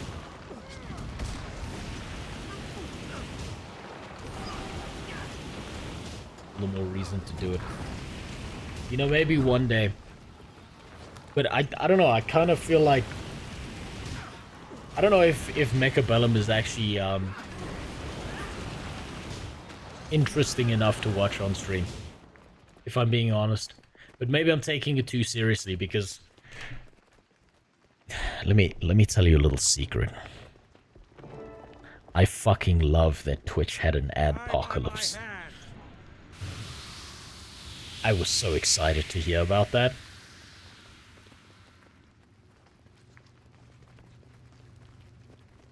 The first stage of the rite is grief. The loved ones of the deceased played an integral role. Here, Hold on, for many years, ANET also refused to ever even look at old content. Nowadays, every once in a blue moon, they add stuff like Living World Season 1 almost 10 years later. Yeah, I just wish they would revamp the base game story. Like, they don't have to do much. They just have to streamline a bunch of shit, remove a bunch of non-memorable characters.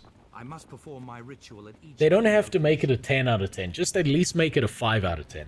And fix the fucking Zitan fight, for fuck's sakes. Turn it into a raid. There's a reason this game is horizontal progression.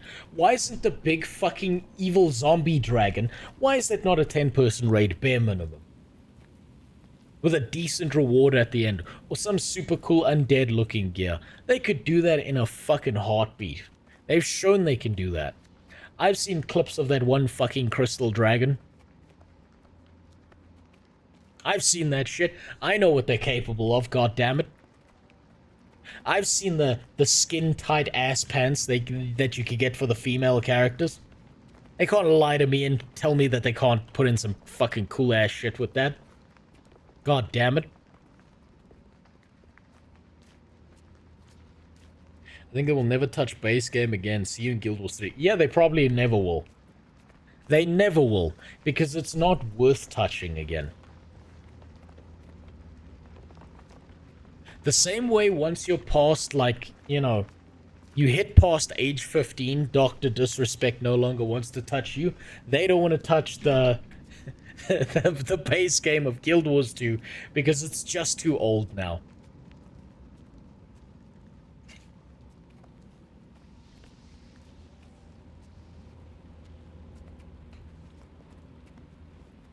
I can't bitch about the Zitan fight enough.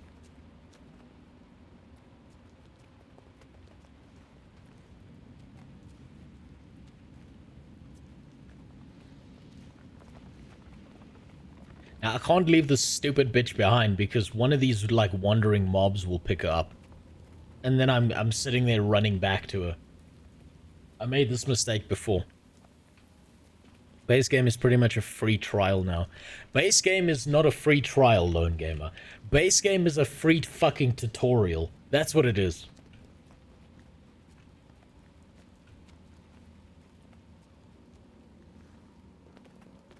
Base game is quite literally the tutorial of the game. It suffers from the same problem that a whole bunch of other MMORPGs have, where they try and start the game at max level, and everything below that is just a tutorial to getting to max level.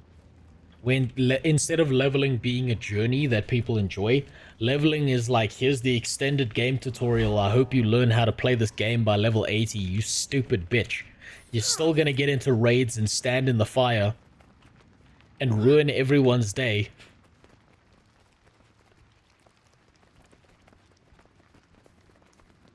But at least we tried to teach you over the space of 80 levels how to play. At least we could say we tried. I like the Adpocalypse too. Pirate Software stupid ass is talking about it and saying there's not an Adpocalypse on Twitch. So here's the thing, right? I think the validity of a claim of there not being an Adpocalypse on Twitch, there's potentially some validity to the claim, because every single January, February period, whether it's Twitch, whether it's YouTube, you're always going to have some degree of reduced ad revenue. You're always going to have some dropout of, like, monetary incentives, so on and so forth. But to pretend that all this political behavior hasn't had some kind of effect on advertisers is insane. The most you could probably say is we don't know how much the ad revenue on Twitch has been damaged by the behavior of people bringing extremists onto the platform and talking to terrorists and supporting them and you know, talking about how much they hate Jews and so on and so forth. You can't tell how much damage that has done as of yet. And the only way to tell is after the entire bomb has dropped and the explosion is cleared. That's like the most you can say about it, is we don't know. But saying it like something is not happening is such an insane definitive statement that I think if he's saying that, I think he's saying that because he's being contrarian on purpose, because he knows that by saying that he's going to get a whole bunch of people to watch his shit more than they otherwise would, which is pretty smart. If you think about it from a technical business standpoint, it's pretty smart to lie like that, because you know it's going to cause people who are seeing an adpocalypse occur, or something that's resulting in reduced ad revenue. He now gets to make a video saying there's no adpocalypse. A ton of people watch it saying, what the fuck are you talking about? You're an insane person. That's not right.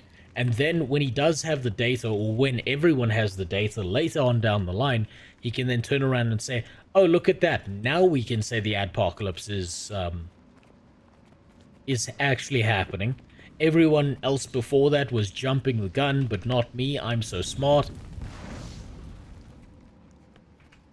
And then he'll get a bunch of people to be like, oh wow, look how much integrity this guy has. Because now he's making a video saying that he was wrong previously. It's very smart. Really, really smart. Fantastic marketing move.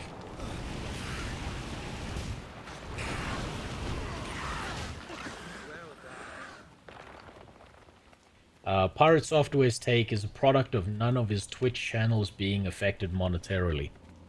Right, so that's 1 point on a graph. That's actually just 1 point on a graph. We need an entire like metric system behind that. And the problem is Twitch is fucking stupid at the same time, and they fuck up their entire numbers as well, because they've started doing this thing where if you've got certain tags on your channel, you automatically get demonetized and don't get ads. So if this is your job, you get fucked over in that regard, because they will demonetize particular tags, which is like the dumbest shit ever. So like, you've got like someone who's got a take that he knows is going to get him attention, and on the other end you've got Twitch, who are a bunch of shit-eating retards who don't know how to run their own site, who just keep on making the problem worse. And so you don't actually get a valid answer out of it either way. Technically it's the story mode of the Arrow Dungeons, so explorable mode is the sorcerer cool undead here. But they changed it to make the MSQ soloable. You could still make this, I think you could still make the Zitan fight soloable, but interesting, without having to rely on your character just sitting on a fucking skyboat, pressing a button for a good 5 minutes before the dragon just falls over dead. Genuinely, they could have done a way better job of that. Way, way, way better job of that.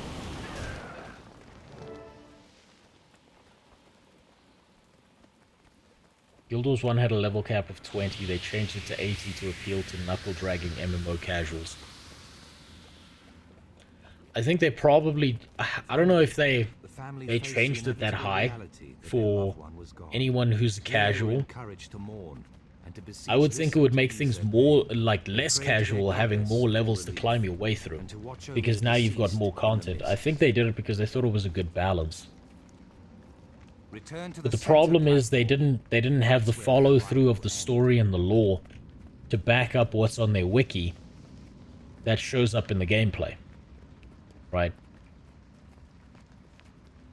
Please don't aggro. Please don't aggro. Fuck yeah. Okay. Pirate Software's take is a product of none of his... Okay, wait, no, I read that already. From my understanding, the channels that are being affected are news political channels because a new tag was made for them, and anyone who has those tags aren't getting ads because they haven't sold ads for those tags. Streamers that remove the tag from their stream had their ads returned to normal. Okay, so what you're telling me is that potentially I can remove all Twitch ads from my channel and you never have to watch a Twitch ad again if I add the tag of news, right? So I might just do that. I might just go out of my way to add that tag on purpose.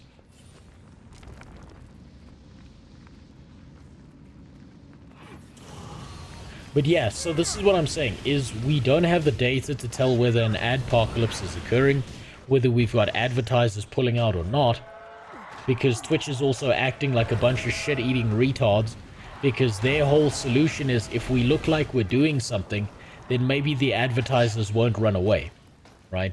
We can turn around and say, no, don't run away from us, please. Look, we're doing something about it.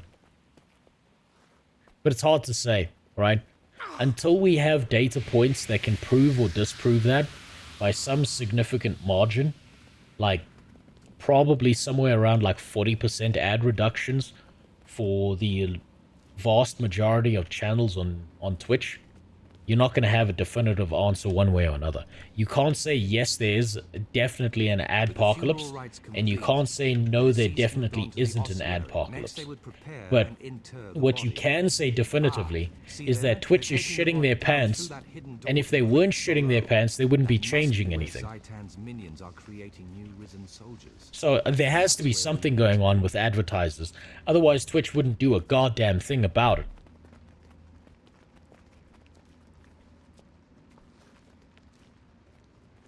Their justification was literally, we found at the end of the day, people just want to level. Yeah, that's bad reasoning. That's bad reasoning. Really bad reasoning if that was their reasoning for this.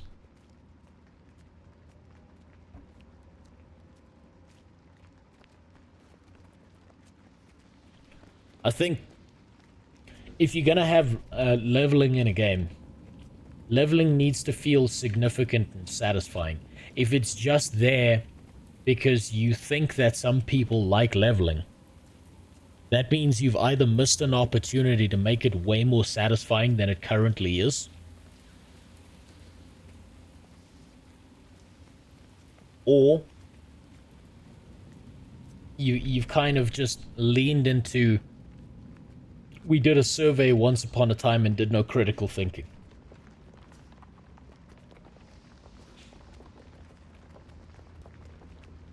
I do not like Pirate Software. His smug aura mocks me. I don't like or dislike him. I'm neutral on him. I care about the information that comes out of his mouth, whether that's good or bad. I think him getting hyper emotional about the whole situation with Stop Killing Games was pretty stupid and very poor behavior.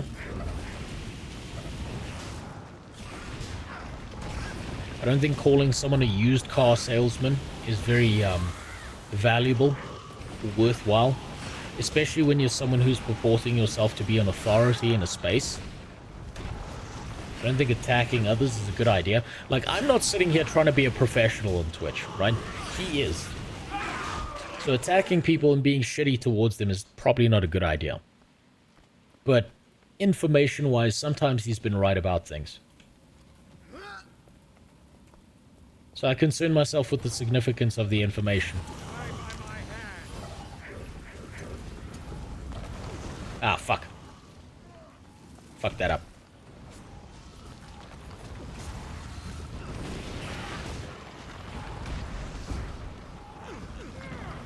Damn it, it ran away. Guild Wars 1 and Guild Wars 2 are very different games. Yeah, oh yeah. Oh yeah, very, very different games. Not nearly the same thing. Also a lot more instancing in Guild Wars 1. A lot more instancing.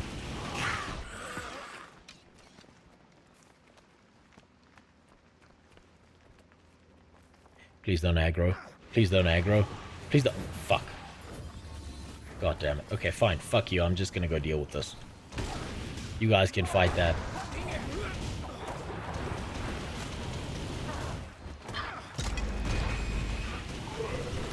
Holy shit, I turned them into birds and they did more damage, not less. Never doing that again. If it was an adpocalypse, it would be a complete site-wide issue that would be impossible to hide. Since only certain portions of streamer base seem to be affected, it's unlikely to be a true adpocalypse. So, it's difficult to tell, right? So we'll only be able to truly know if it's site-wide or not by like January, February time, right? Because there's going to be a natural drop in ad revenue over the January, February period. But is it like 10% or is it 50%, right? It's difficult to tell because we just don't have the data sets we require to determine whether there was or wasn't an adpocalypse. And you, like, keep in mind, like, a lot of streamers are, like, they'll do the most dramatic shit imaginable because they know that's gonna get them attention. Oh, for fuck's sake, stop fighting this fucking elite. God damn it. Right, I'm getting the fuck out of here. Fuck these guys. Yeah, you want to fight that elite? Cool. Good. Great. Up to you guys. Wonderful. You can all die to that thing. I'm leaving.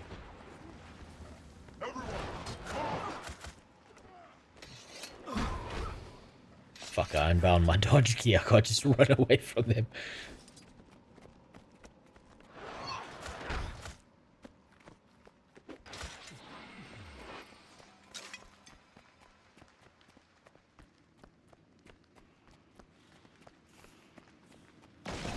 It's really difficult to tell whether there's an actual adpocalypse going on or not. I think it's very easy to jump the gun and say yes or no. And the problem is, streamers are, I mean, come on, think about it. Anything that a streamer can make a drama out of, that's going to get them attention, and therefore they're going to be able to convert into something, some useful version that's going to get them something. I'm going to die. I'm definitely going to die. Yep, there we go. Just kill me. See where this puts me. Whether this throws me all the way back to the top or not.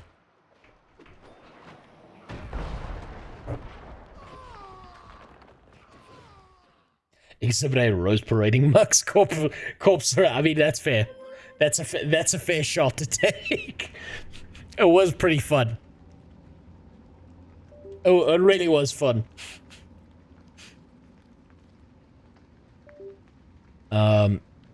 Guild Wars 2 once wanted to have event chains leading to big changes in the map, like a new city with stations and so on, similar to the node system in Ashes of Creation. You can see remnants of that in some older events. I do remember that somewhat. I did play a dervish in Guild Wars 2. I don't think I played it for long enough, but I did play one, so I am aware of those, like, systems and stuff. Man, it's been a long time since I looked at Guild Wars 1. Too bad they instantly dropped it instead of working on that unique idea. Like, so many things they dropped. Yeah, I think they have a tendency to drop things that are either too large in scope, and to be honest, it might not be the worst thing in the world that they drop it. My contention isn't with them dropping a bunch of shit. My contention is when they put something in a game, like they've done in Guild Wars 2, they put a bunch of shit in a game, and then they don't follow through, right? And then they'll just leave it there, just unfinished. It's like if someone came into your house, took a shit in your toilet, and then just didn't flush, and just left it there. It was like, what do you mean? I needed a dump, dude. And it's like, you could have cleaned the shit up. I don't want to see this. I don't want to see this unfinished dump. But you just left it there. Floating. And now it's shit. It didn't need to be this. What the fuck did Ilgi live?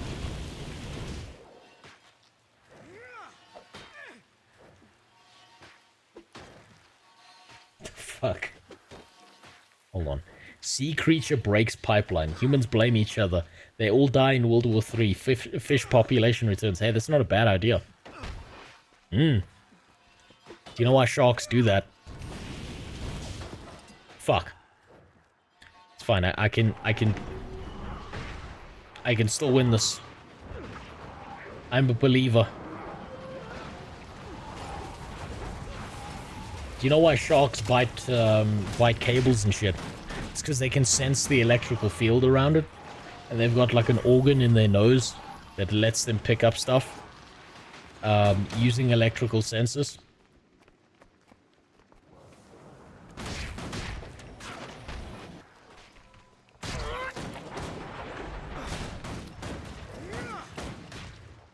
Also, sharks don't have hands, so they explore the world by biting things. Much like my ex. They sink their teeth in and destroy everything. Because they've got no other option. It's just how they explore the world.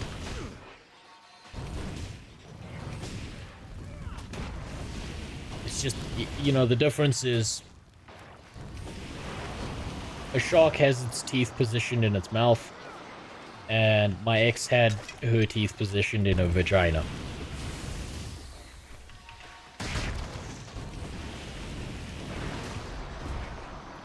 But it's just about the same thing. It's about the same destructive power. You know?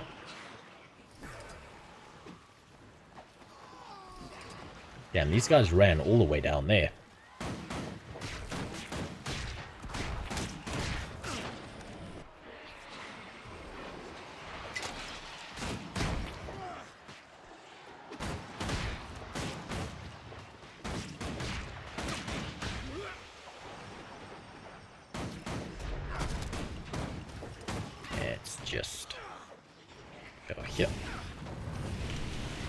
That should be enough shitty combat gameplay that I can just skip past these sections now.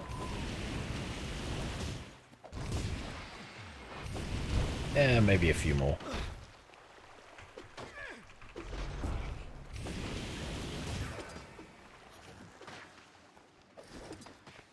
Damn, maybe unbinding dodge was a bad idea.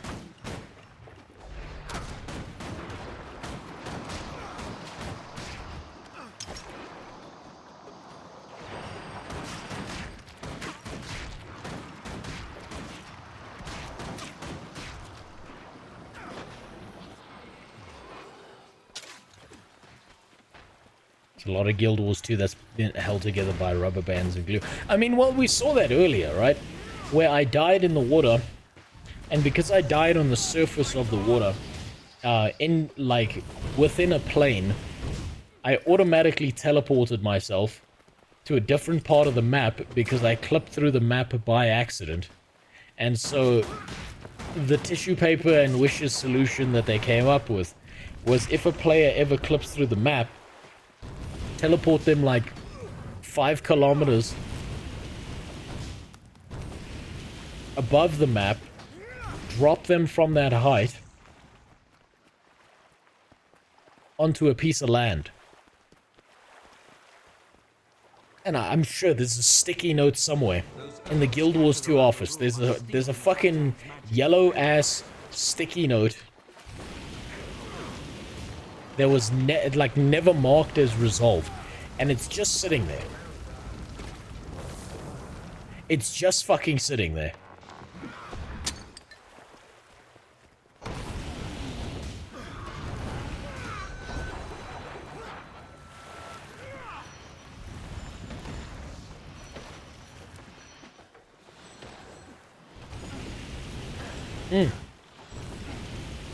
Can't believe I'm finally approaching the end though. This is the final stretch. Finally getting there. And then I'm fully into editor mode. And I get to just sit there like a fucking filthy animal, making a 1-hour Guild Wars 2 finale video.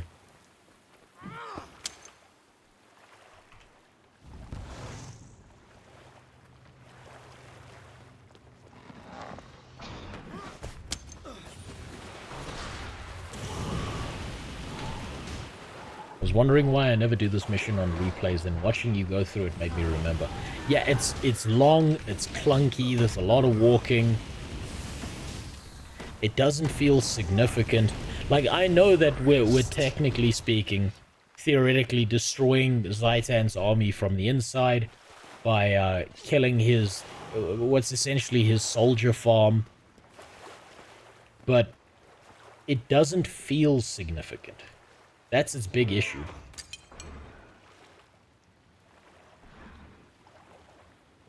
Who dares? Also, yes, the other one is way faster. First to listen now to Zitan? You've gone, or you'll defile it. You already defiled it when you betrayed Lissa and desecrated the remains of her Which followers. MMORPGs do you think have good PvP? And ironically, Captain Cold, New World had good PvP. Highly dynamic. Fuck you, Yogi. How dare you? You motherfucker. You piece of shit. I dare you mention that piece of trash here. Just to hurt my soul, you motherfucker.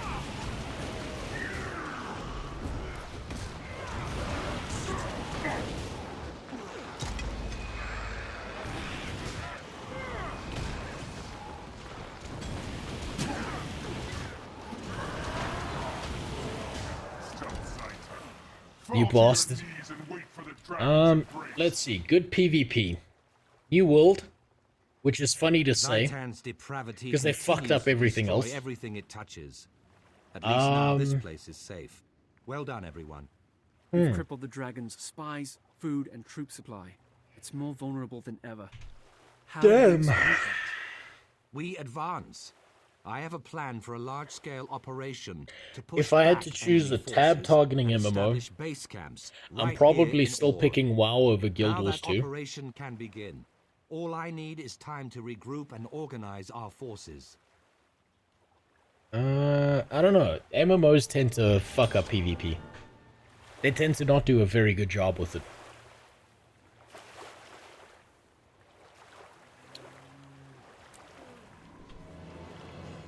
They screw that shit up very easily.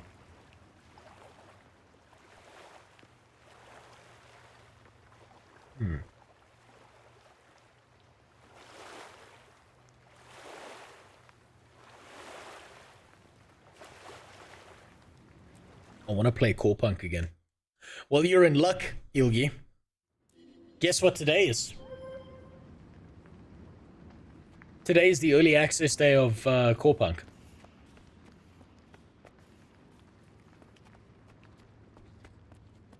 Comes out today. I just think they've made a massive mistake by not putting the game on Steam. Or maybe I've misread it and they have. But I didn't see it anywhere. And I think they really, really, really need to put the MMO on Steam. It's a bad mistake, like it's a big mistake to not have it on Steam. I think that game could have a pretty solid, stable player base. Not the biggest, but good enough to survive. Only one I can think of are Guild Wars 2, and there's an argument for OSRS. The problem is, old school RuneScape PvP isn't really PvP. It's you rolling dice against another guy. Obviously with modifiers. After your recent victory, But that's all of RuneScape. The dragon feels us growing closer, like a thorn digging deeper into flesh. Now we know Zitan can feel fear as well as rage. Its time interior is coming to... Yeah, okay. That doesn't matter. I'm told star-crossed lovers used to meet here. Be cautious, we're still clearing out the last of the Ori. Okay, I know Traherne needs to go into the underground toilet and die there. The destruction of the Ori ossuary has severely limited Zitan's ability to create new monstrosities.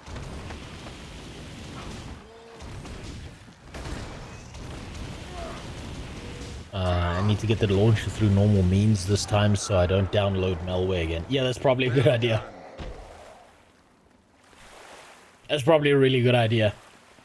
To not get malware. This grotto makes a defensible command post. So I can say global agenda was and the seaway. good. It's a real shame what happened to it.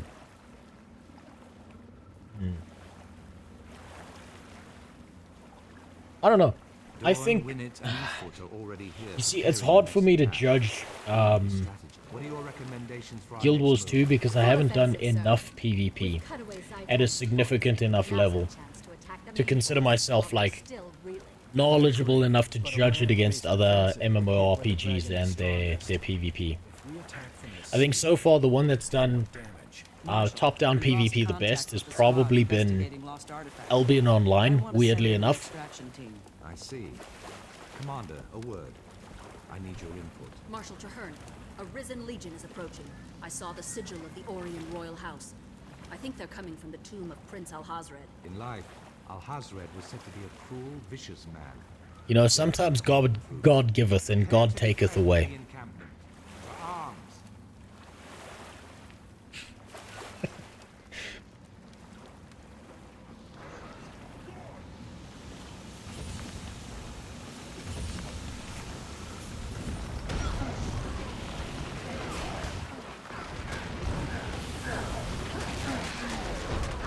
By the pale tree. What is that?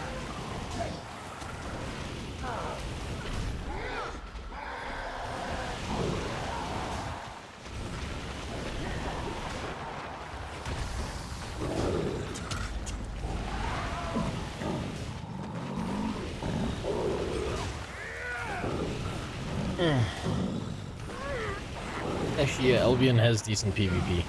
Though it's let down by the economy. Yeah, it's very much let down by the economy. I think a lot of players also lie a lot, where they like to pretend that, oh, it's so easy to get into the PvP. Oh, look how good I am at PvP. I do this for free. I don't give them any money, blah, blah, blah. But a lot of them are credit card swiping like fucking insane, mentally insane nutcases to try and keep up with the PvP.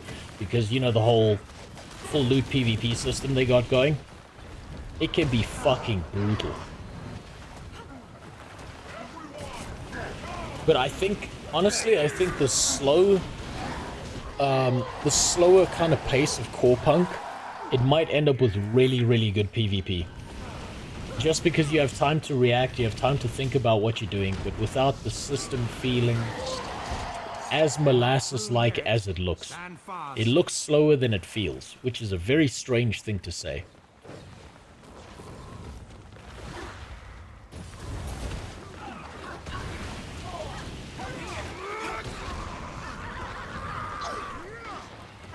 But yeah, Albion Online is basically... How do I put Albion Online? It's essentially Path of Exile for people too poor to pay for Path of Exile. It's like Wish.com Path of Exile, essentially.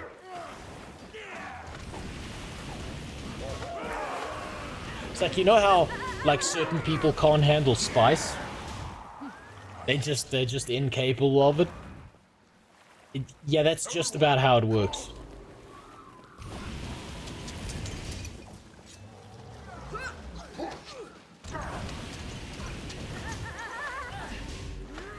If you like spice, you play Path of Exile. If you don't, Albion's waiting for you. And it's not bad. How can you be too poor to play a free game? Yeah, hey, it happens. I've seen people so dumb they fail a blood test, okay?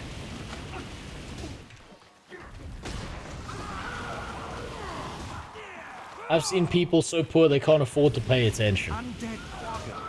It happens. Zitan will use anything that falls prey to his servants. It's just life sometimes.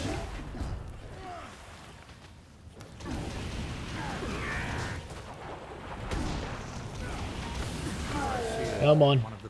Just die. And now we need to deal with this.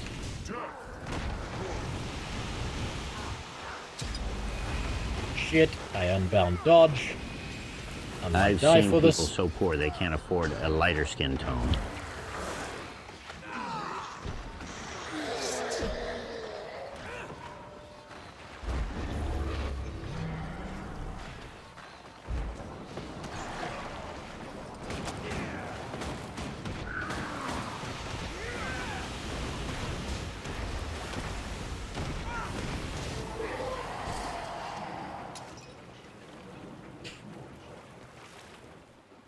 Yeah, don't worry. You, like, I don't know if you've heard of this. There's a skin lightening treatment for that, Jimmy.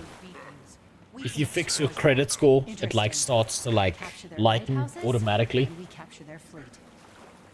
Or if you like make enough money, that thing that happened to Michael Jackson just automatically happens to you.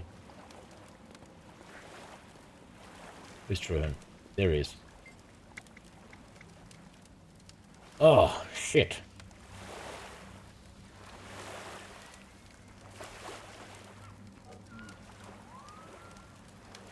Okay, this doesn't matter. I need the Zitan fight. Everything else doesn't matter that much. If I remember correctly...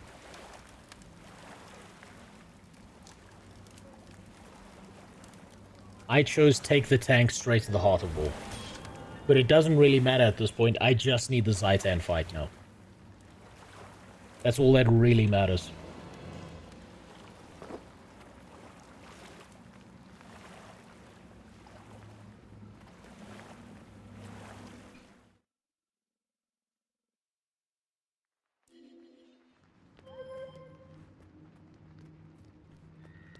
Fuck off. Okay, where are we? We go there. Is it gonna teleport us anywhere? No. Oh, fuck, this is the base camp missions. I remember. Oh, I hated these. I fucking hated these. Just take me to fight Zitan. We took down his mouth. We poked him in the brown eye. Just let me fight fucking dragon. This part is so frustrating because these missions don't need to exist. None of these missions needed to exist.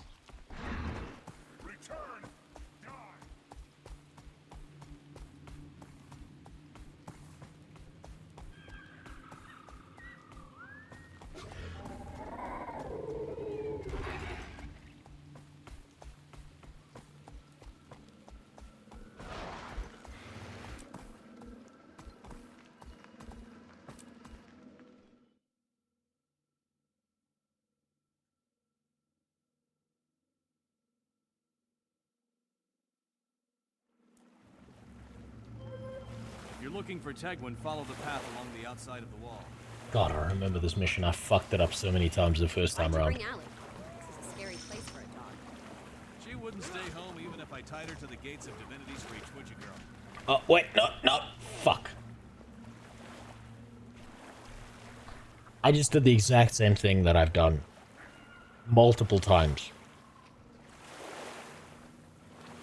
I've done this at least 6 separate times.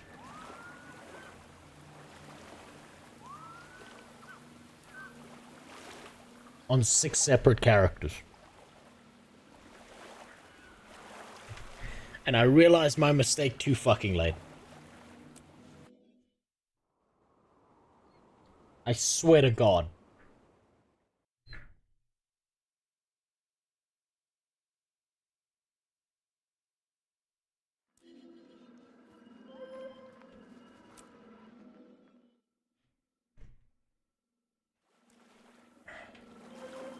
If you're looking for Tegwin, follow the path along the outside of the wall.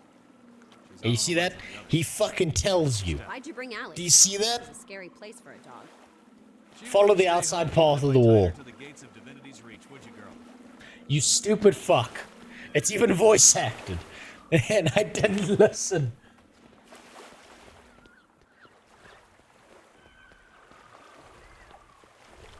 Every goddamn time. Stand at attention. Okay, none of this matters. This cutscene does matter a little bit. I might use this, I might not. Come on, you can take 2 giants. Where's your sense of fun? I left it back at the Grove. I could go back and find it. Time to go, soldiers. Commander, if you take the lead. Weapons out, team. We need to be ready for anything. I fucking hate this bitch. I hate her. In particular. Her and Karis. Both of them. Given the opportunity, I would steam both of them. I put them in one of those neat little pressure cookers.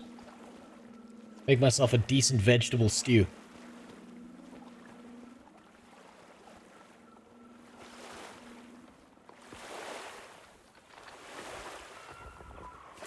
Fucking hate him.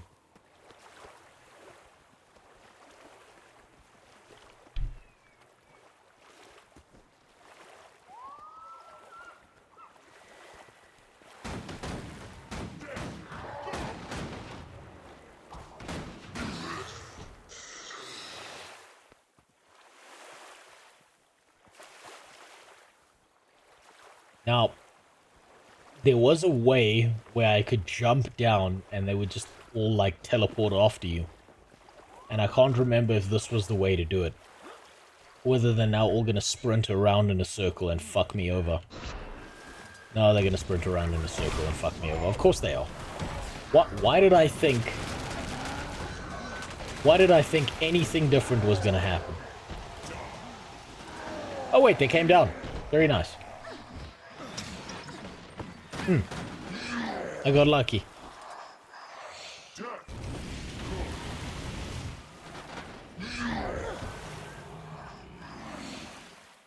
That's what you get for thinking. You're damn right that's what I get for thinking.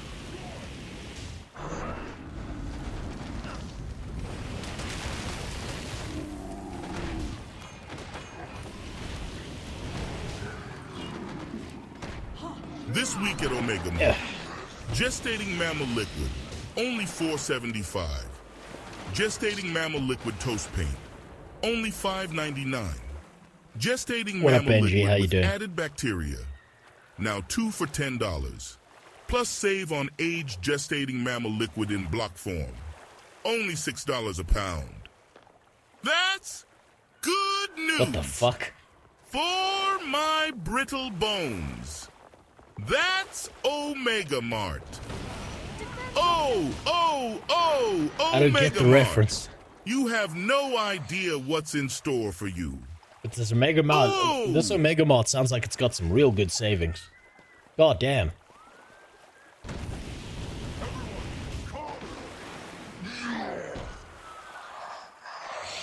Gestating mammal liquid? Was that only $4.75? Damn. Might need to start eating that. Along with the cockroach milk. That they told me was so good.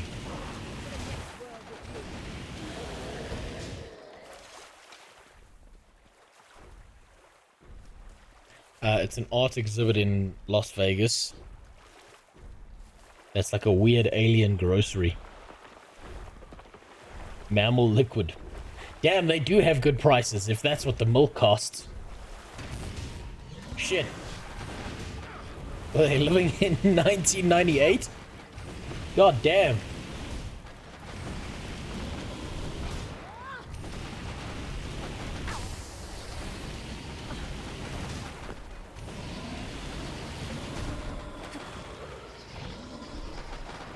Wait, I might have seen this Omega Mart thing before.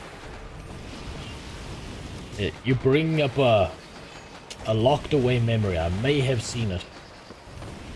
I'm not sure if I have or not, though. Maybe I'm misremembering. While my character sits here and does nothing valuable, I'll take a look at that link. I'll see. Oh, yeah. Okay, I recognize that. Yep.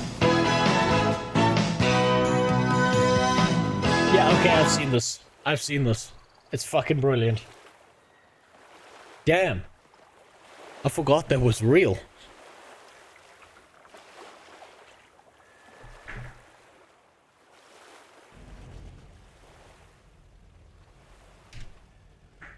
Hail, Commander. Okay. Don't give a fuck about these guys. Hope this plant lady with the weird big nose dies.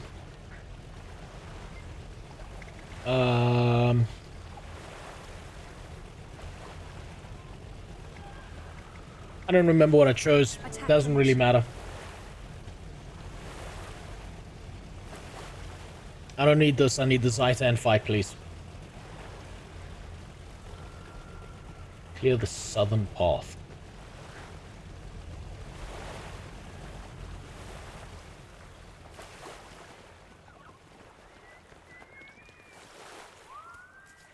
Last I saw they had a job opening for a tour guide, but the position name was Mystic Menace. Also, here's that. I'll take a look at that later. I really want to get through this. I'm fucking exhausted, dude. I'll take a look at that once I've done the Zitan fight and I can get through my fucking rage about it. The exceptionally disappointing part of the story.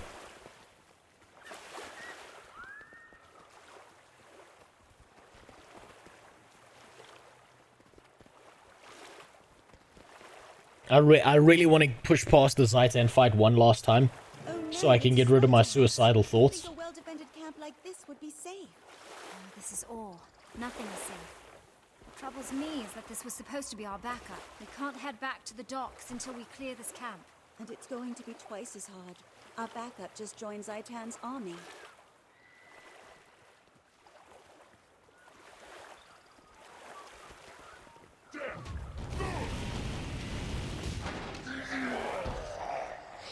Okay.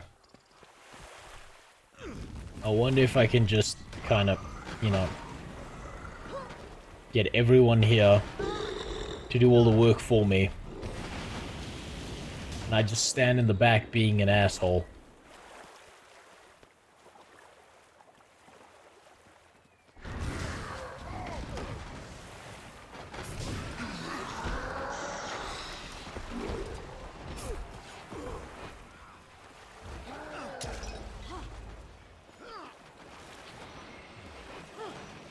There we go. I'm sure they can handle it.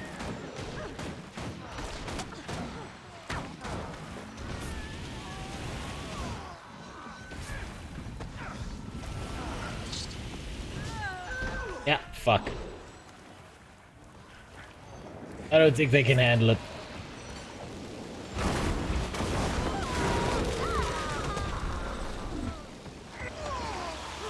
I'm gonna die. Oh, I'm gonna die and I unbound my dodge. God damn it.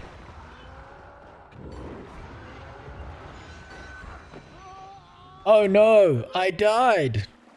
Oh, how terrible. I'll just have to go back to the checkpoint.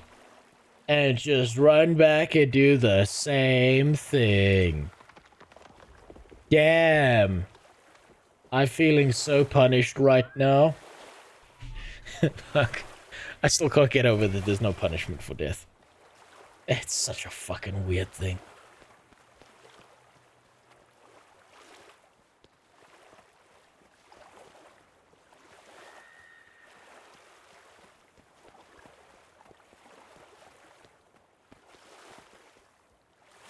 Oh shit, there's actually a punishment here.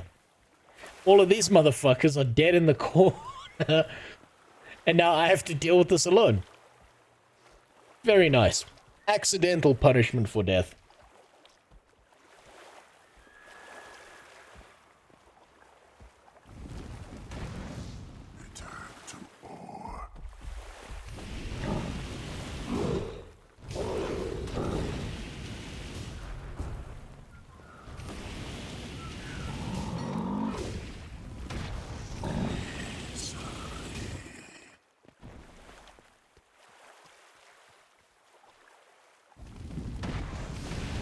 I suppose I'm gonna go pick up all those assholes in that corner.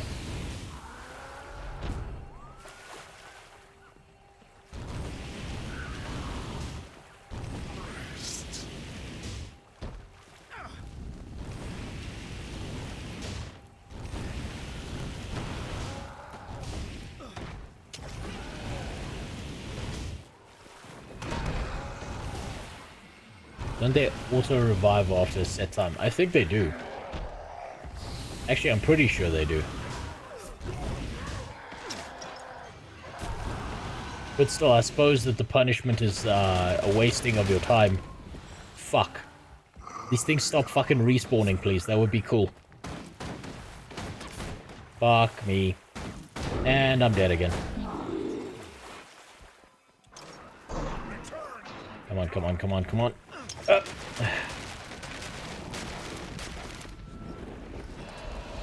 Nope, got the wrong one. Now I'm dead again.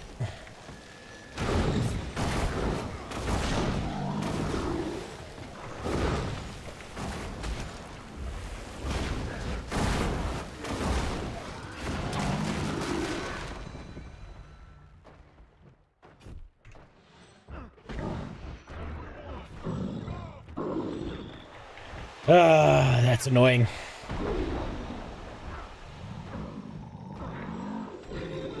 Oh shit, I got back up. Fantastic.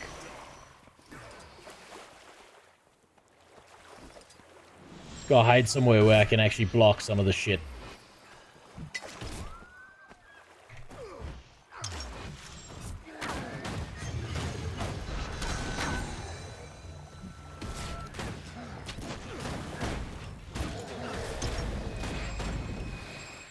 Oh my god.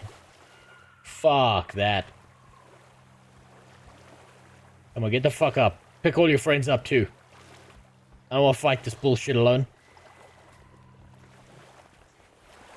Make this easy on me. Oh, of course, and then it aggroes absolutely fucking everyone. Because of course it does. That's cool. I should have left that prick dead in the corner. Just let me get to the Zitan fight, please. Please, God, just let me fight the fucking dragon. I know it sucks ass. I just need a few clips, please. That's all I'm asking. Please. The suicidal thoughts are getting worse. I just wanna be done.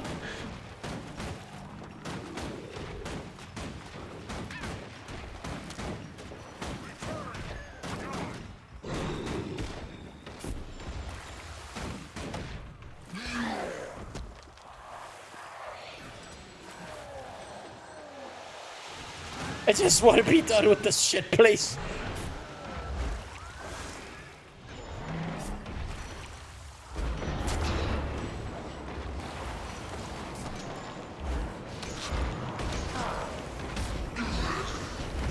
Please, God. Fuck, I hate this. I hate this so much. I'm breaking. It's breaking me.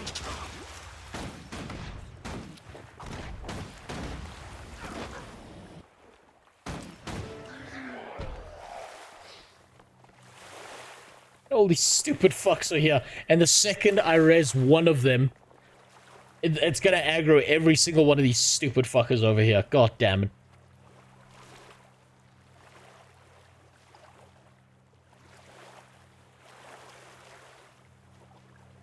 Come on, just get the fuck back up, please. Please. Get up. Get the fuck up, please. Oh, I have to deal with this shit. Fucking... Oh, Christ. Here we go.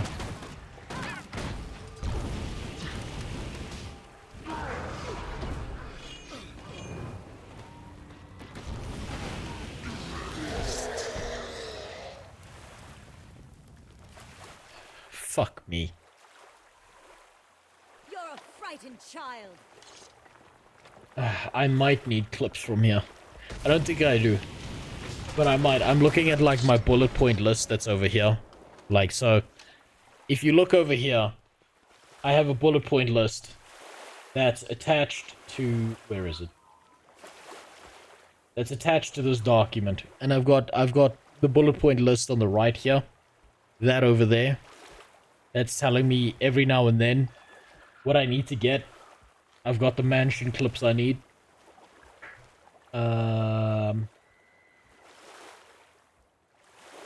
What was that? Okay, I got that. And then I got some interspersed in the actual text itself. So yeah. Kind of all over the place. And every now and then, the mental illness of knowing that I have to keep going keeps taking over.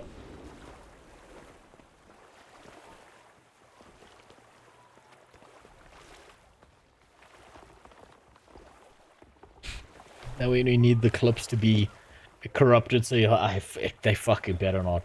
I've got nearly like 300 gigabytes of clips total to dig through.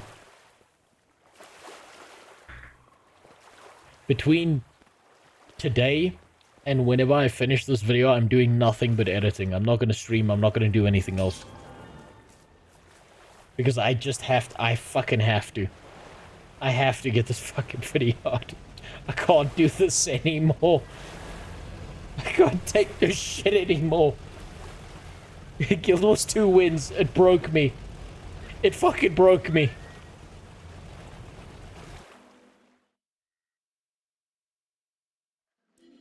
See you in 2025. I'll figure it out. I'll figure it out. It's only an hour. It's only an hour-long video of editing. Which means that there is an end. Or at least I hope there is. Please, God. Let this be over. I did this to myself. I never should have made a Guild Wars 2 series. I should have just left it at the first impression. What have I done?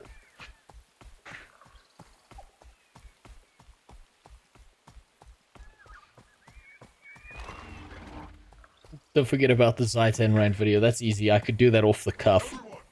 I could do that in my sleep. I have nightmares about how bad that fight is. So that's fine. I don't even need to think about that one to do a rant.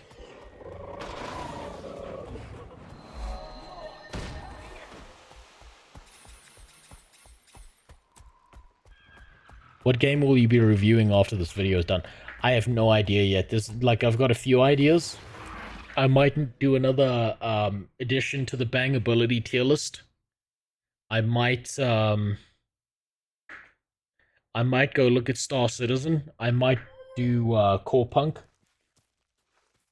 I've had ideas piling up forever and not been doing them because I've been focusing on this video so much whenever I can. Also, just my job's been real difficult. And the thing I keep on doing where I fall into sleep comas all the time, which is not great. All set, Commander. The Pale Reavers have scouted ahead. Hey, look, it's Anduin Run. If he was less gay. Good. Marshal Traherne needs these tanks. We'll make sure he gets them, and we'll put them to use along the way. Be advised, we expect serious resistance. The Reavers will be there to support you along the route. Something about this character's, that human character's forehead is really, really small. Meantime, Gear Grind and her warband are standing by.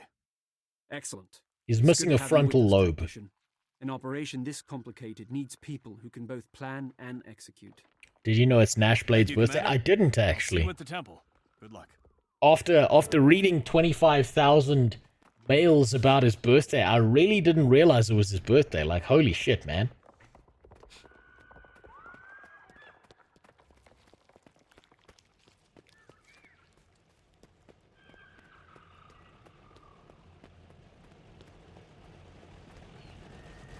Does the next game have to be an MMO? Yes, my main channel is primarily focused on MMORPGs.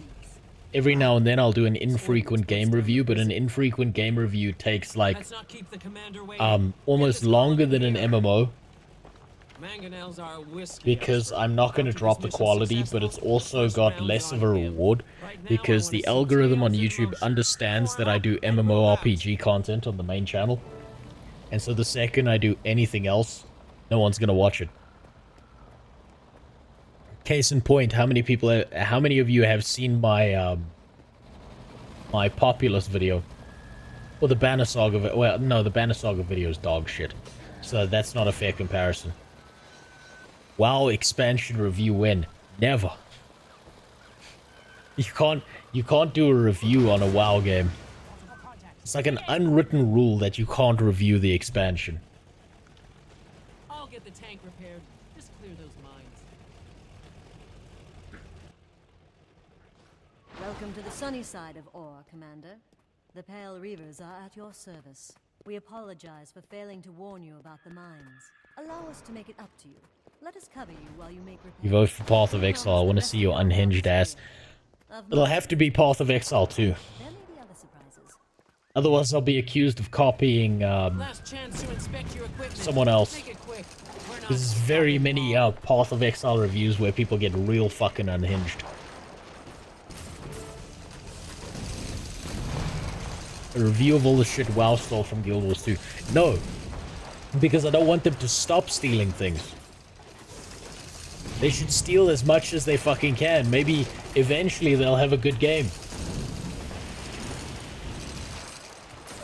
Shit, if they stole the Zitan fight, maybe it would be strong enough that it would kill WoW.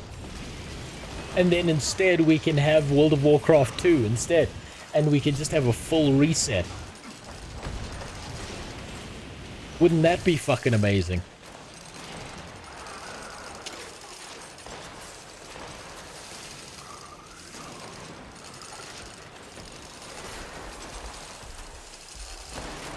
God.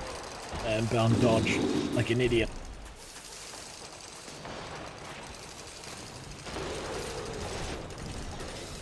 I could have done nothing.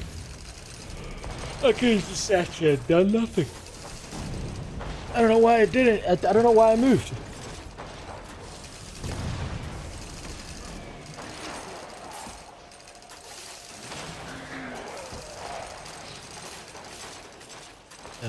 Clear the mines. Oh shit. I'm supposed to actually do something.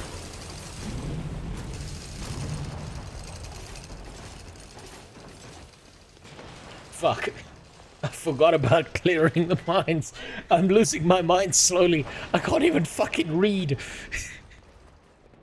I'm slowly turning into your average DPS. God help me.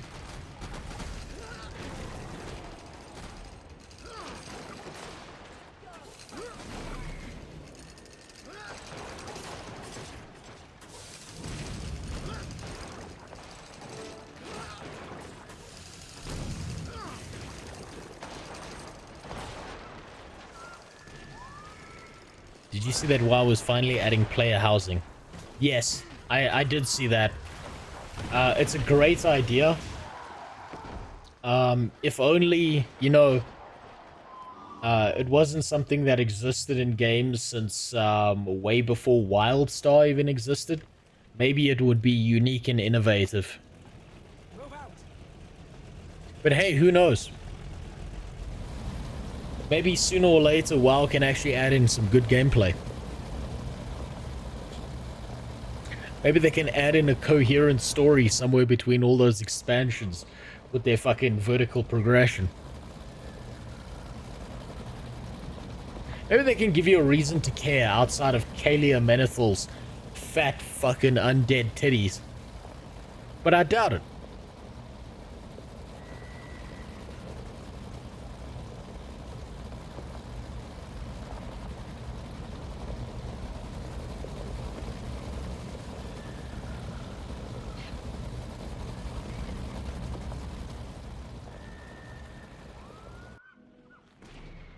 Please. Please. Please just get to the part where Toesucker Logan dies and we hop on the fucking skyboat.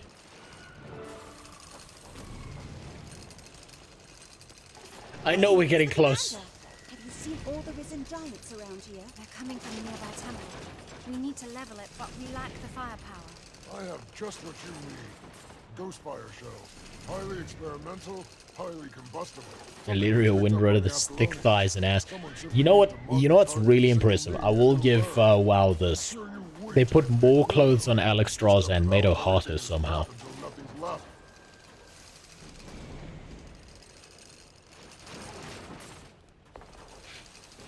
They effectively turned Alex Strauss into a Norn with horns. Which I'm not against. I mean, it was a pretty decent decision. Pretty solid. Yeah, action cam soon. It's coming.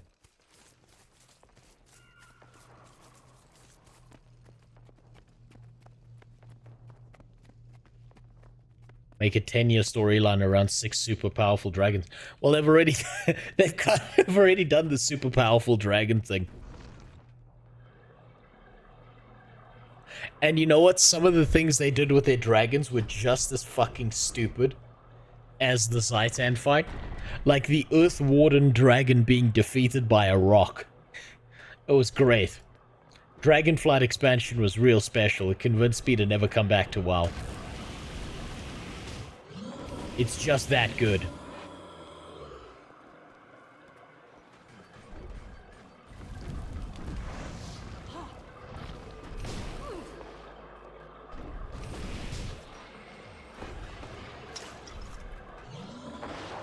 Fuck, I've unbound dodge, so I can't dodge half of the shit this guy throws out.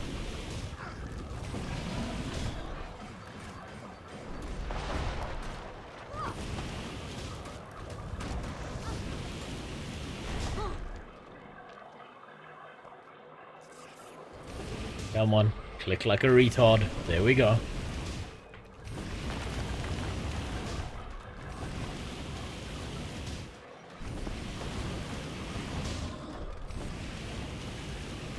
Guild Wars 2 got a dragon killed by a goddamn button. It's about to happen. The timer is damaged. If we trigger it, we won't have time to get clear. We have to do something. These giants are getting bigger and Yeah, why don't you jump in there and die, please? Just leave it to me. Yeah, When the you. commander withdraw, I'll Get in the fucking machine and die, bitch. Yes, you can. doing only what Shut I up, was told Karis. to do. Let her die. Karis, She just do deserves what it. I say. Go.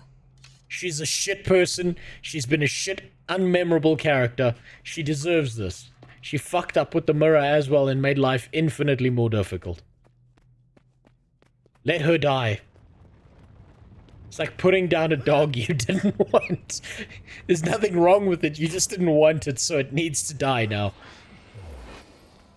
And you got two options.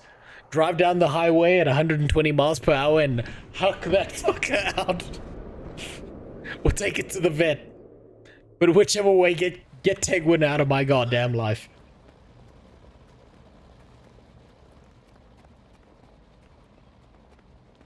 DF had fun gameplay. With that story, well, I had a lot of YouTube and streams open when playing. Did you know it's Evan Nashblade's birthday? You know, I didn't. I kind of forgot. It's been memory hold for me. Man, this guy has got to be sitting at his own birthday party with a party hat on, sitting around a table with one big fucking cake and no one's attending. And he keeps thinking no one's getting his mail. Because he just keeps pushing that button. He keeps pushing send, thinking, it must not be going through. That's why no one's coming to my birthday. She was my partner, my friend. I'm sorry. Thank God she's dead. Tegwin, we lost a good soldier. No, we didn't lose a good soldier. We lost Tegwin. That wasn't a good soldier.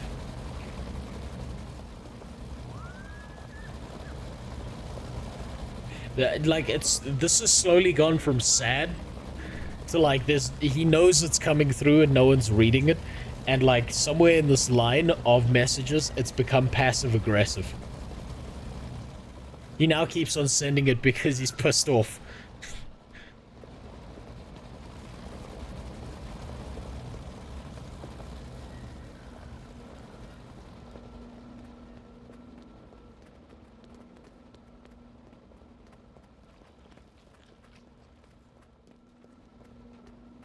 Escort the pack tanks to the Cathedral of Zephyrs. Now here's the issue, right? This fucking thing is telling me I've got to go clear mines. And I'm pretty sure I've cleared the goddamn mines.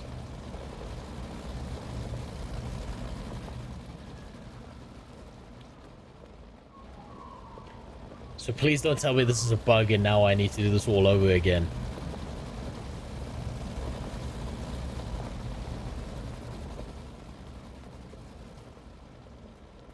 Where the fuck do I even go from here?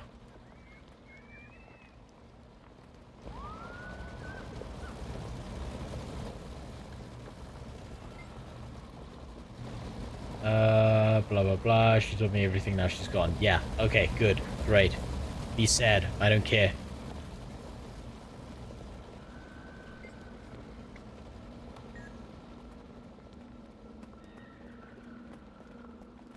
Please, God. Don't make me go back there to clear out the mines.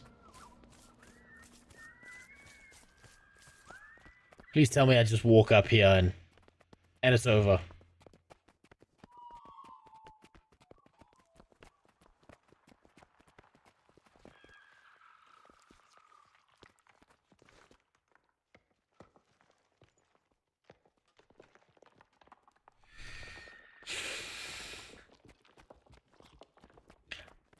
I can't get on my mount.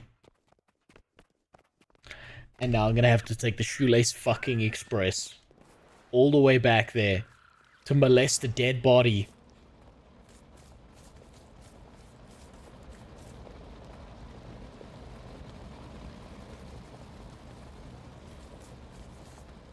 With disabling mines so that tanks that have already passed where the mines are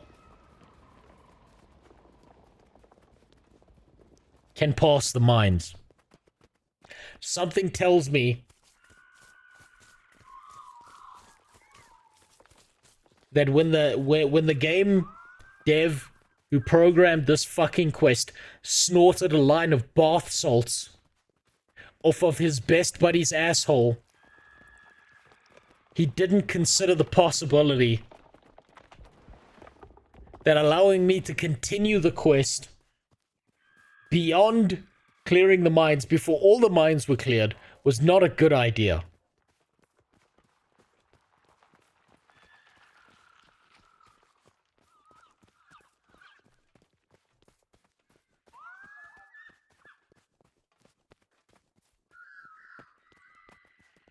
God damn it. God fucking damn it. Somewhere out here there are a bunch of body mines.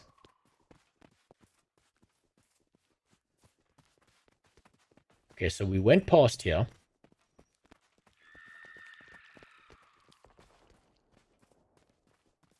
I'm gonna have to restart this quest, aren't I?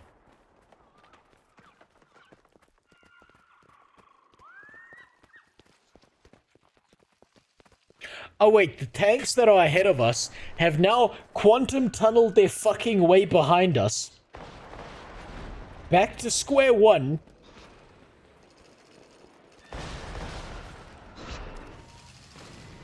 God has truly abandoned me. You're fucking kidding me. I can't clear.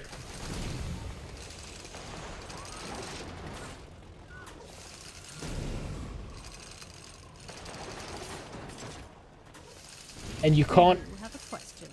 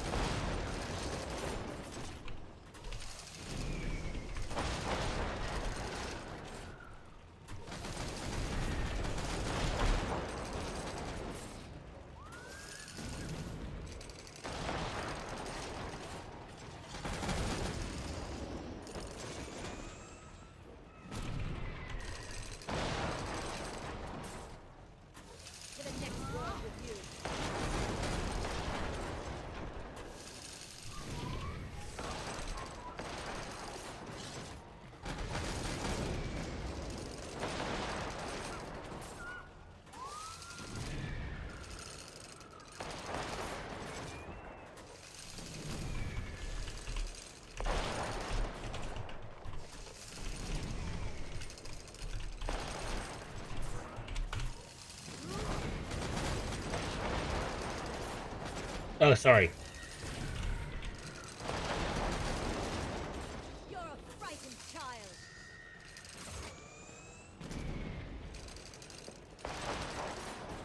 No, that's not helpful, that.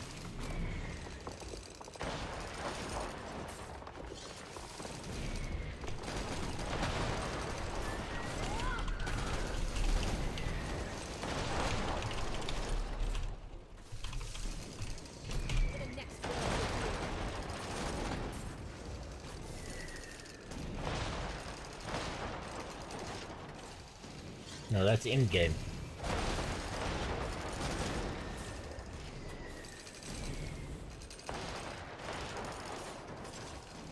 It's fine, I'll figure this out later.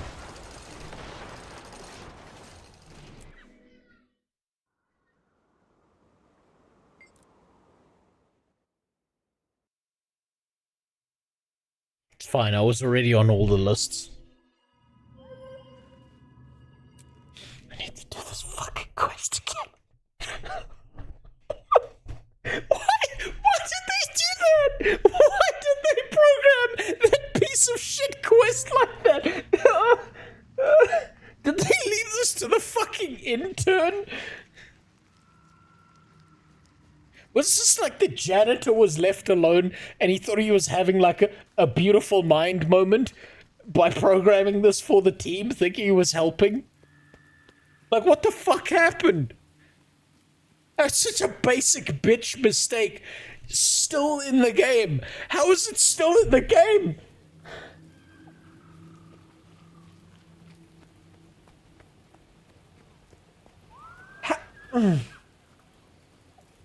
It's fine. It's fine. It's fine.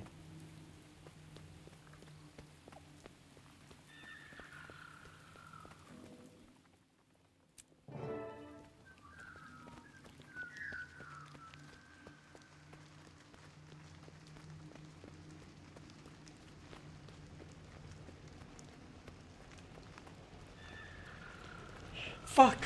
Fuck me. Jesus Christ. Meant for this terrain, or these enemies. Ah, this ordnance.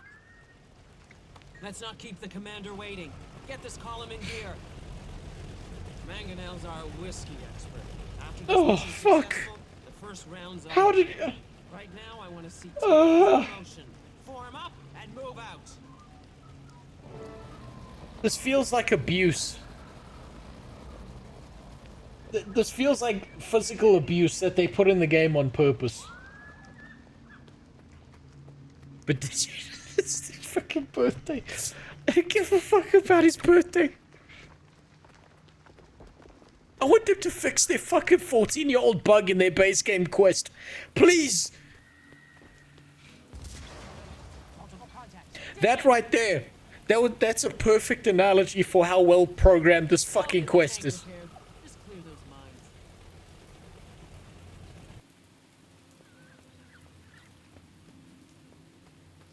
Christ on a fucking bicycle.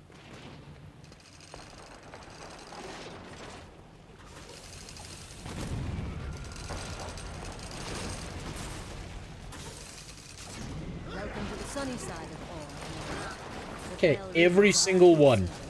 Every single fucking one. I swear to God. Let us cover you while you make repairs. We promise the rest of your route is clear. Of mines, at least.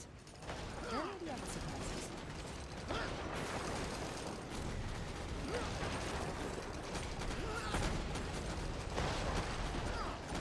You chose this.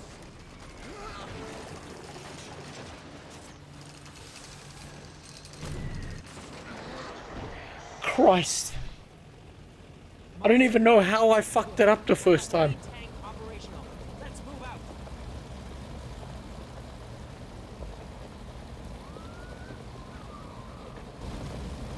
I keep hearing about these mythical ANED interns, but I can't find the applications anyway. I think they stopped hiring them. I think they got a fucking dog to program this shit. They just threw it on, like they didn't even like program it. The dog was just slammed against the keyboard a few times and this shit popped out. And they were just like, good enough.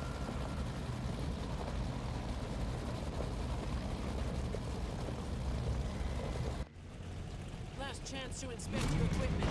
Make it quick. We're not stopping long. Oh man, I'm so scared to skip anything or hit escape. Last chance to inspect your equipment. Make it quick.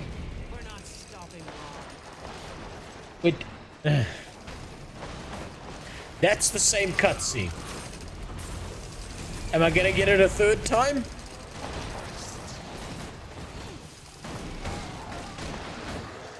Fucking Christ.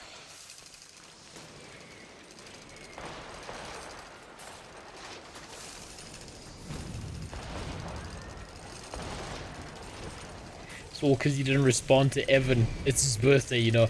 Well, you know what? Evan can go fuck himself. Evan, if he wants a really, really good birthday, what he needs to do is he needs to go find a sports car, take a ride around in it, get onto a highway, go as fast as possible, and then just do that. It'll be the best birthday present ever. Nothing will top that.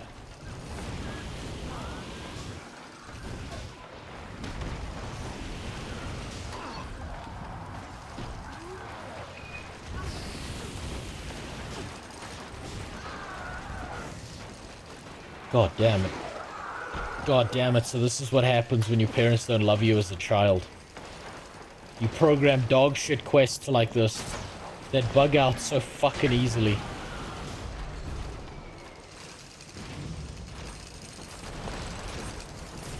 Holy Jesus.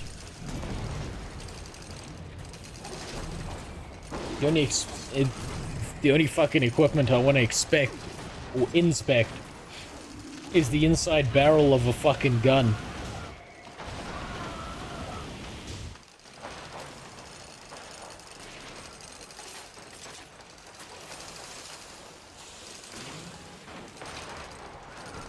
How do I like that elite skill? What elite skill? The elite skill of the people who programmed this pile of shit?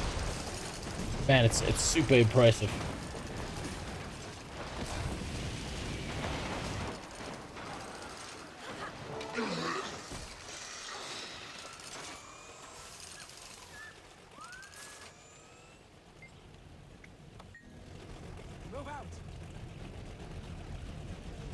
Oh, the RNG one. That's one of my favorite abilities. That roll the dice and, you know, swallow down some PCP and see what you hallucinate next.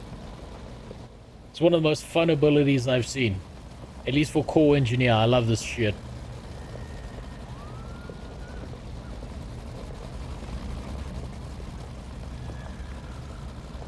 It makes for super fun. Especially like the part where it turns you into like a giant undead thing and lets you roleplay as a necromancer. I think it's pretty accurate because you know, like when you down that potion, you think you're a necromancer like siphoning life. But the reality is when you're downing those drugs, you're doing exactly what you expect to do. You're sucking everyone else off. You're definitely extracting life from them. It's just not the kind you think.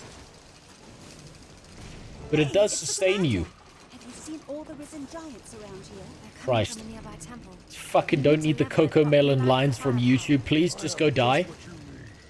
Ghostfire show. Highly experimental, highly combustible. Something we picked up from the Ascalonians.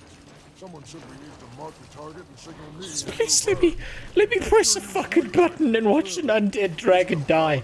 I'm almost looking forward to it at this point after this shit. Please.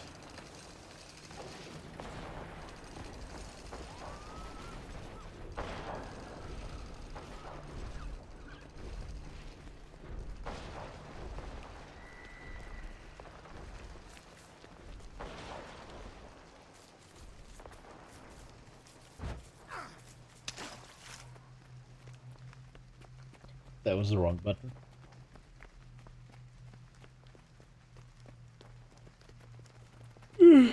Come on. Yeah, okay, cool. Oh, unskippable. How goes the game? Not fast enough. I just want to press the button, get the clip I fucking require.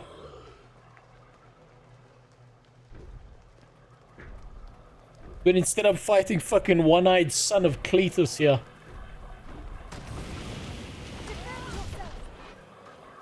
I really need to put my dodge button back.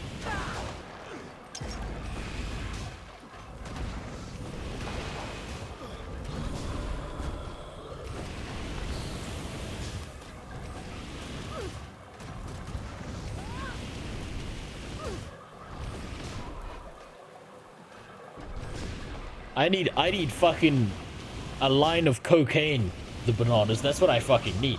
I need to find where the devs who programmed this quest live.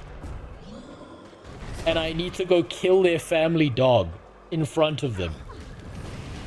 And make them watch. So they can understand 1/10 of the suffering they put me through. That's what I need right now. If we trigger it, we won't have time to get clear. I need to Ted Kaczynski their fucking home address. I know.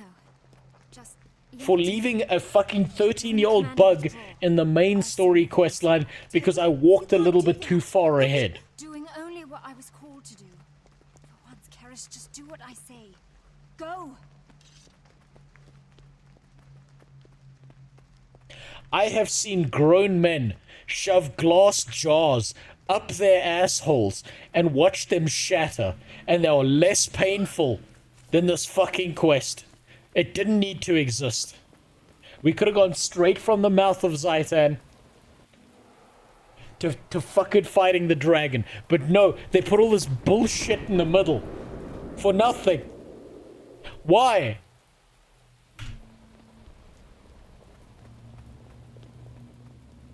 Whose fucking fanfiction idea was it to put this in here? And if they say some Make-A-Wish Foundation kid with cancer, well then guess what? They should have thrown that fucking kid out the window. The wish they could have given him was the sweet release of death instead of this fucking quest line. Have you finished the MSQ before? Yes! 8 separate fucking times I've done it.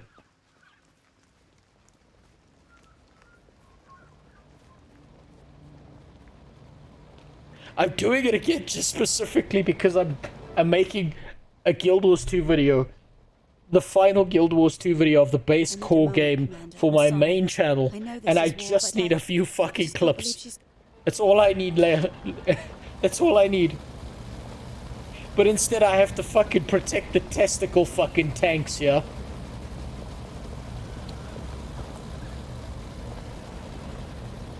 And wonder, just to myself, how many times was the fucking dev who programmed this quest kicked in the fucking head?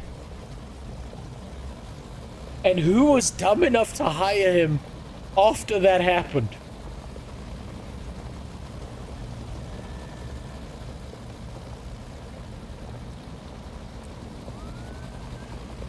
Jesus fucking Christ. I'll put that there. I don't care.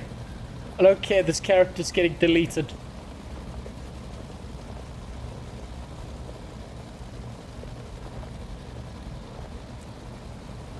I don't care. Just put it here. I don't. Just do whatever you need to do.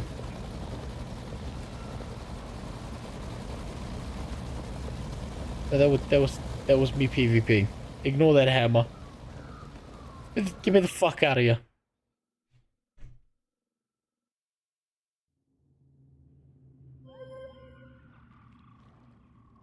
I know I can rerun the future story bits, but it's not about rerunning it. It's about having an identical character going through the same mechanisms and systems.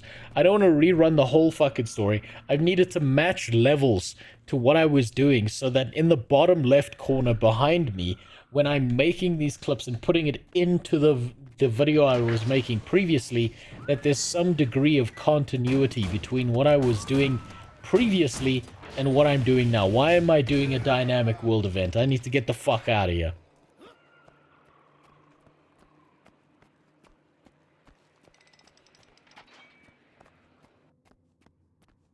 If I rerun the story, I don't keep the levels and I don't keep the consistency between the gameplay. That's the problem. Especially since they were very hyper-specific, like, clips that I needed to get.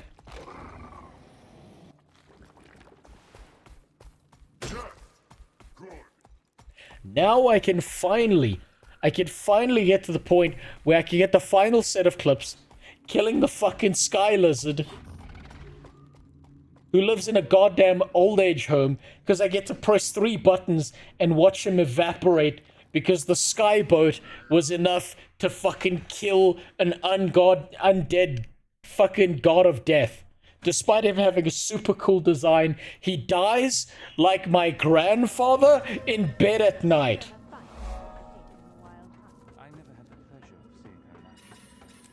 To a fucking water pistol squirt.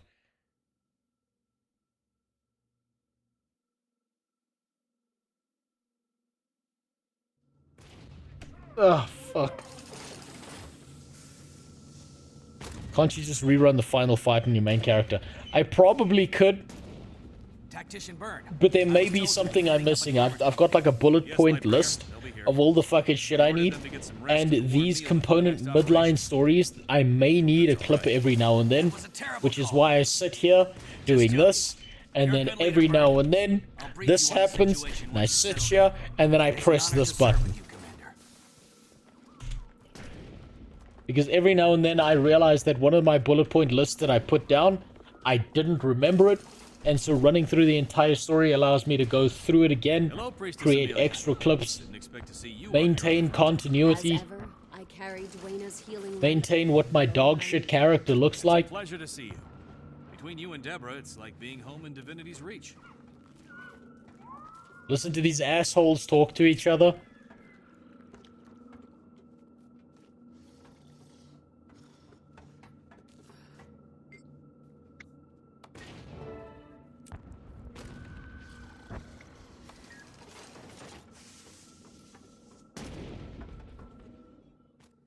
So like this guy.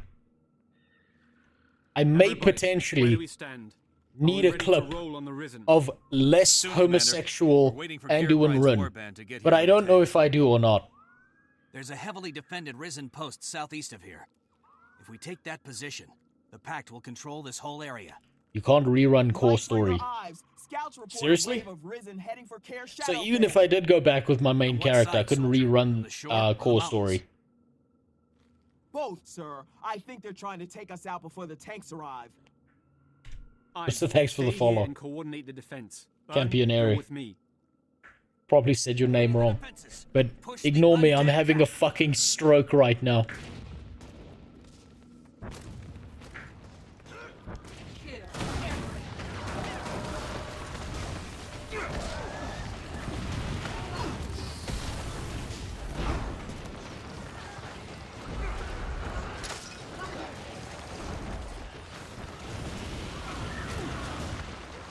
I'm just gonna stand here like a retard until this is done.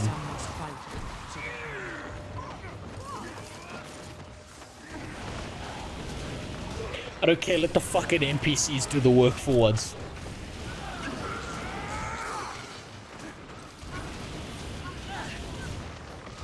Core stories are one and done.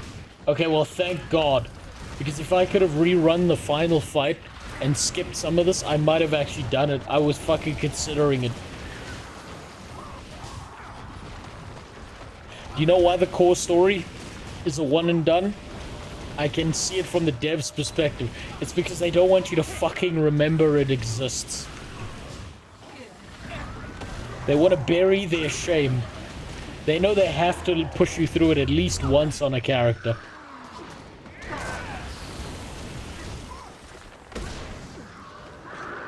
But much like that kid born to a single mother in a low-income neighborhood, if they could have bought this shit, they probably would.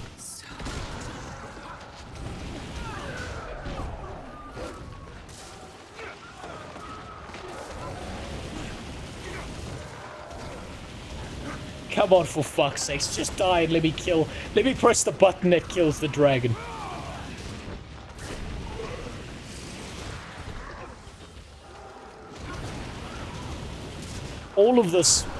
All of this between killing the mouth of Zitan and fighting Zitan is fucking busy work. That's all it is. It's literally nothing else but busy work.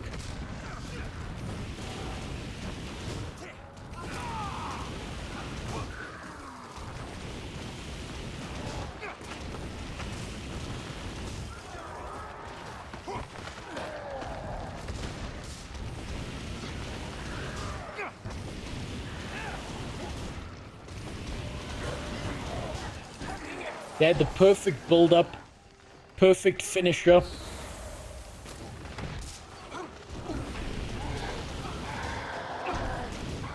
And then they make you do the fucking dishes.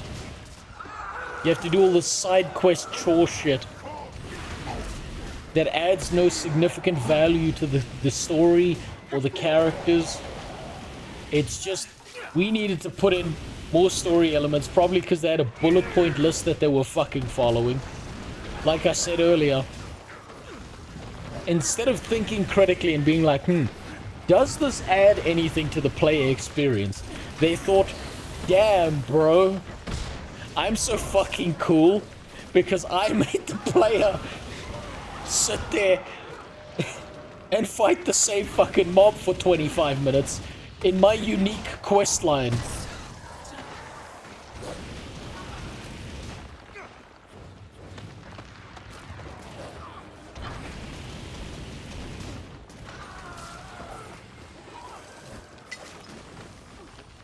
For fuck's sakes, I don't even know if I'm doing anything or these things are just gonna keep coming.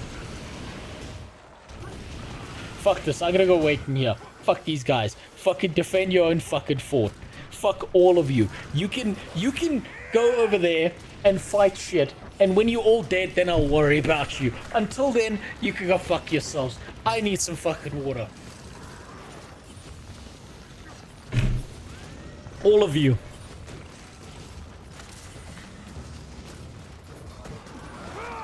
God damn it. Motherfuckers. Make me do this shit for nothing. What am I doing here? What is the purpose of this?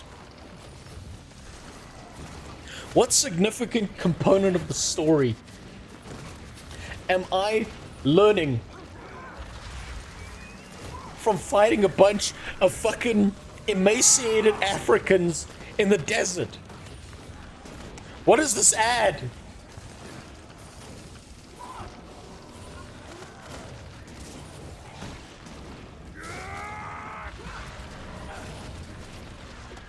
What does this fucking add? And now there's one with wings.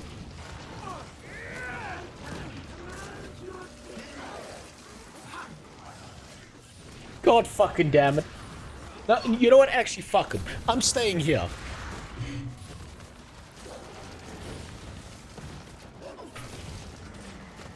Deal with it. Fight my minions. Fuck you. Do the quest for me. Why do I need to put any input into this shit at all? Thank you for... You know what? Nog Dog.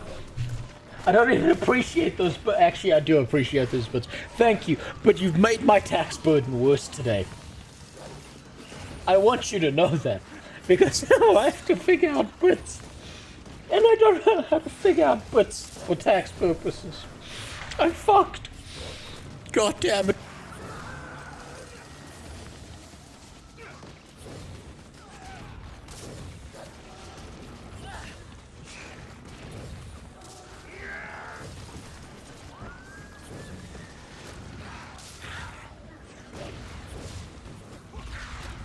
This is the perfect streamers game. You're right, use that.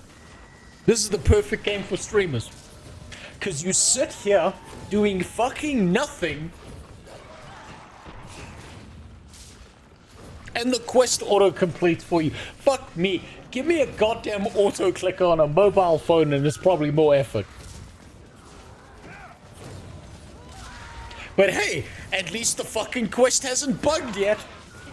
Maybe if I don't do enough damage, they'll make me restart that whole fucking marathon of shit again. It's going well for now, but the Risen are relentless. I don't know how much longer we can defend the care. Shut the fuck... God damn it. I'm sorry, that scene of those two characters, it looks like the start of like a really cheesy gay porno.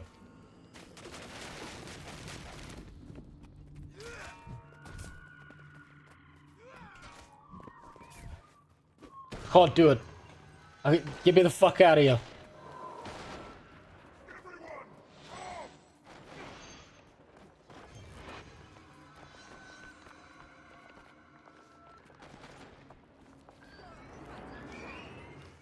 There you are. Not a bug, a feature.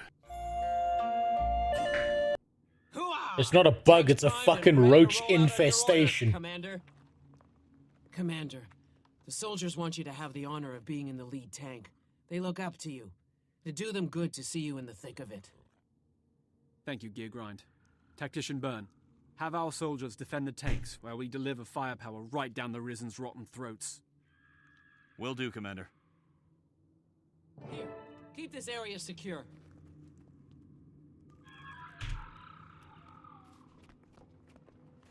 Now we gotta get in the fucking... the testicle tank. Does it move? No. Absolutely not.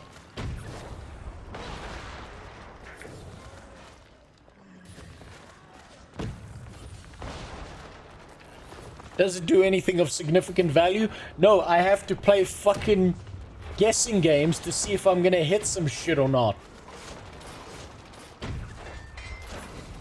Defend the testicle tank with your life. We must have the meats.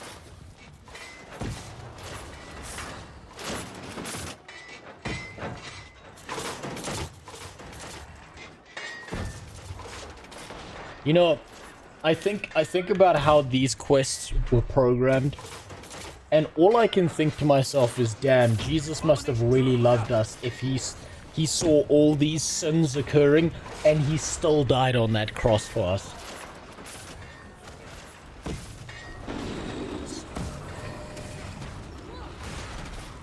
Man's a real fucking G.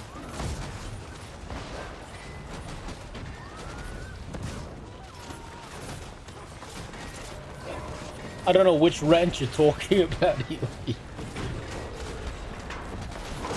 But these quests right here are fucking torture, man.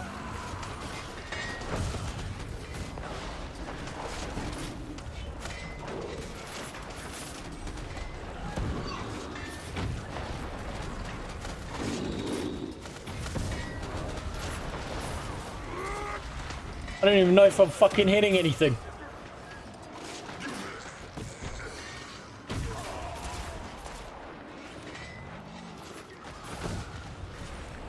Is that gonna hit it? No. No, and then it fucking charges off screen. I fucking swear to God.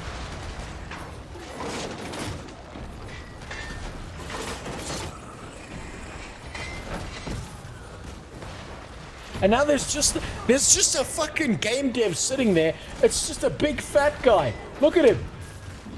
He's not even like different. He's just like a fucking fat dude. He didn't even look undead. I never noticed that before. That dude is that.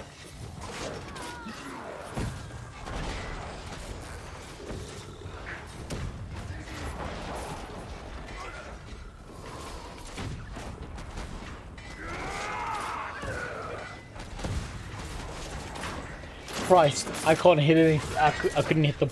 Look at it. That's not even an undead. That's just a fat guy.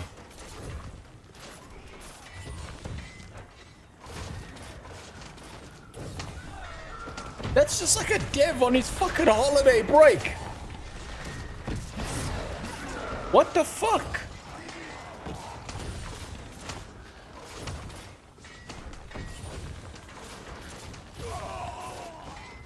What the...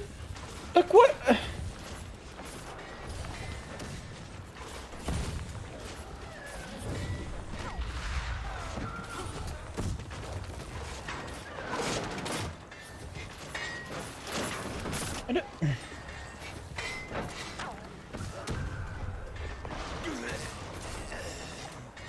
I don't understand this game sometimes.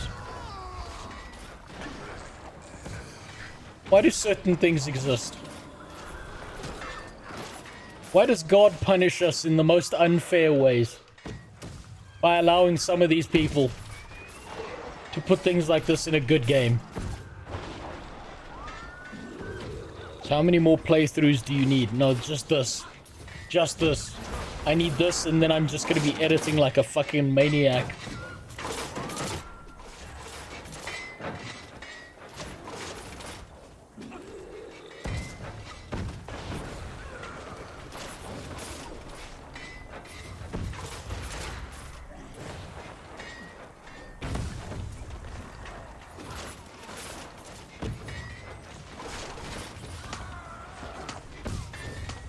Fuck, I'm throwing that too far. Think of Varian. Keep pushing on. Think of Varian. You know, the funny thing about Varian Run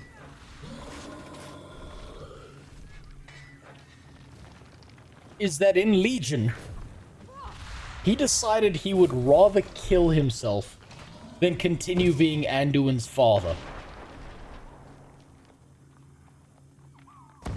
He told his best bro, I can't fucking do it anymore. Here's a piece of paper. I'm gonna go get disenchanted by that fucking orc down there. And he let it happen. We all know that was just an assisted suicide.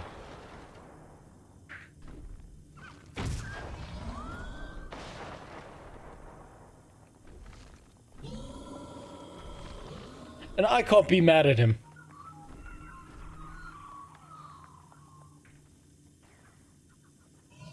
I mean, the disappointment that poor man must have felt in seeing his progeny be as flimsy as he is, and being like, he's a badass warrior. He's been fighting his whole goddamn life. And his son's like, I'm gonna be a priest. I'm like, bitch, you've got a family line to continue. What's wrong with you? Won't make it through that rough terrain. The Risen will get close and tear us apart. We could send in foot soldiers. What are your orders, Commander? Geargrind, you and your warband hold this position with the tanks. Karis, Burn, you're with me. Be cautious, Commander. I should have actually, Joe. But those Risen dogs will I should have actually genuinely gotten out of the tank and just flamethrowed everything. Watch the dog cracks. He didn't mean anything by that, alley girl, I promise. Oh, fuck off. Dude, I don't care. Fuck off. This endless wasteland is starting to get to me. Half the time I can't sleep. The other half, I want to wake up.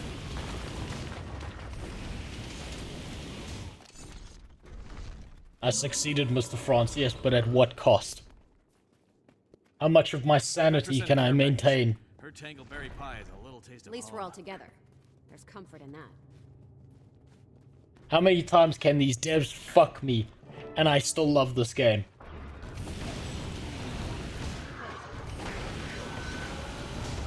How many more times are they gonna make me their dirty little whore? With their stupid fucking bugs. In an MSQ that is 14 years old. There is no way that bug has not been reported 25 million fucking times. And they still didn't do a goddamn thing about it.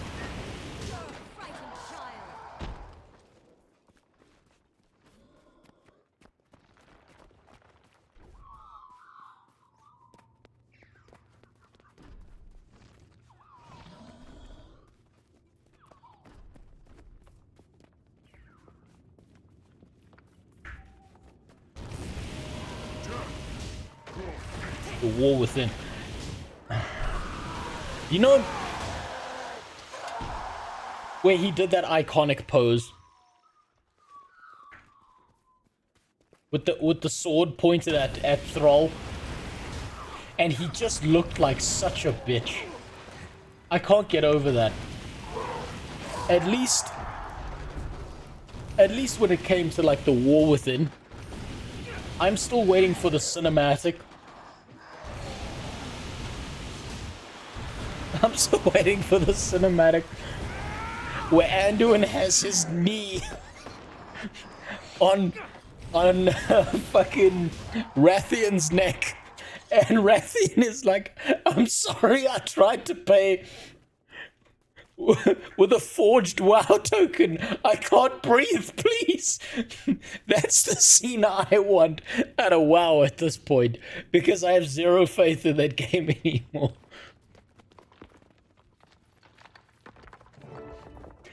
That's what I require. That's the only way WoW can be saved, in my opinion.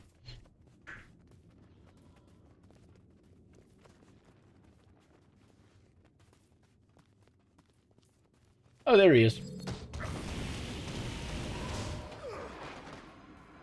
Oh, for fuck's sake. Just fucking...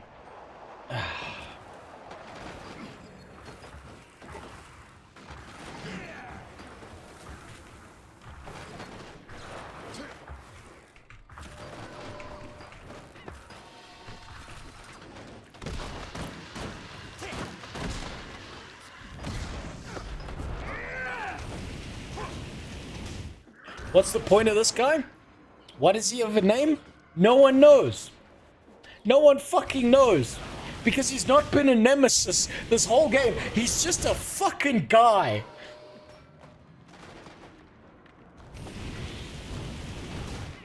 Has this enemy been built up whatsoever? Is there a reason he has 2 phases? No.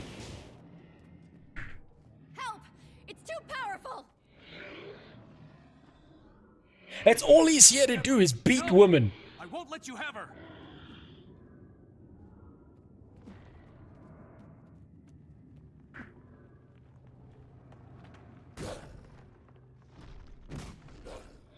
Why is my gun floating? Because my character's soul left their fucking body. And when that happens, you can't see their corporeal form in a reflection. That's why. And now I need to watch less gay Andu and Rin fight this from a fucking cutscene. Why? No fucking idea. God damn, the fucking R&B singer here is beating up all the women, and he just beat up a white guy on top of that. Shit, I'm starting to think Archmage Harshaf here is the goddamn... He's the good guy. I'm starting to think I'm on the wrong side of this war.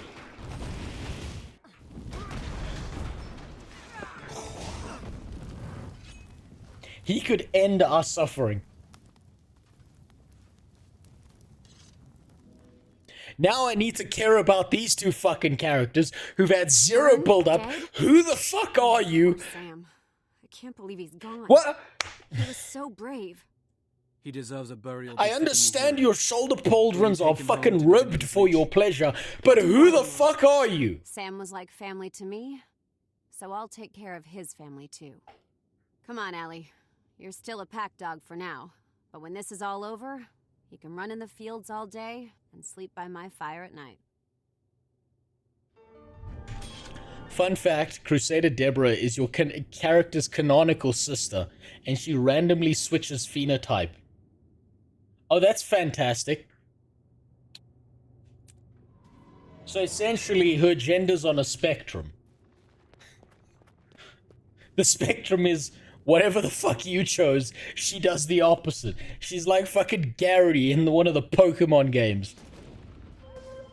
You choose water, that little bitch chooses the leaf. Not gender, just race. Oh shit, so it's just a racial component. Awesome. So it's not like your adopted siblings.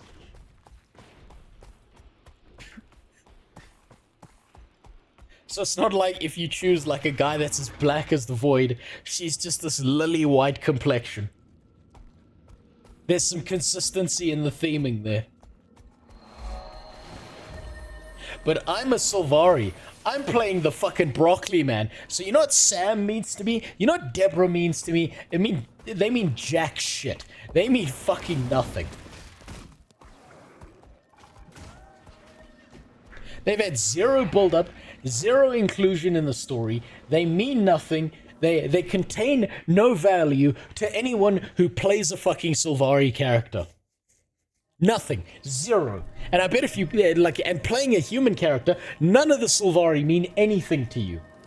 You're like, Traherne? Who the fuck is that? Why is this African covered in his own skin running around butt fucking naked in my game?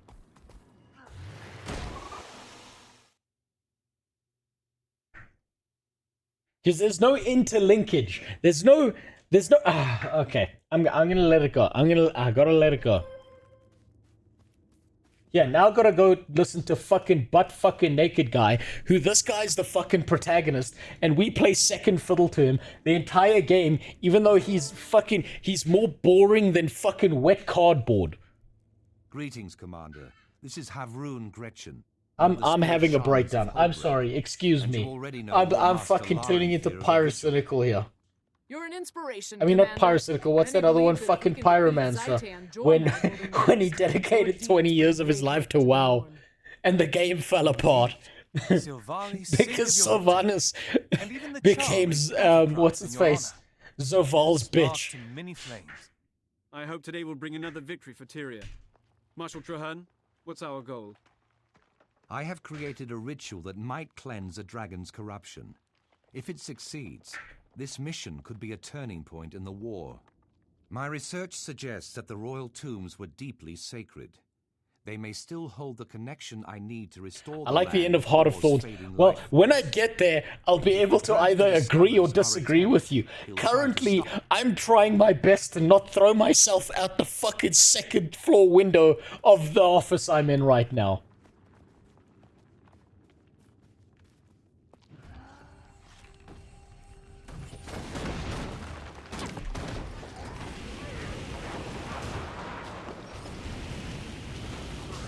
What?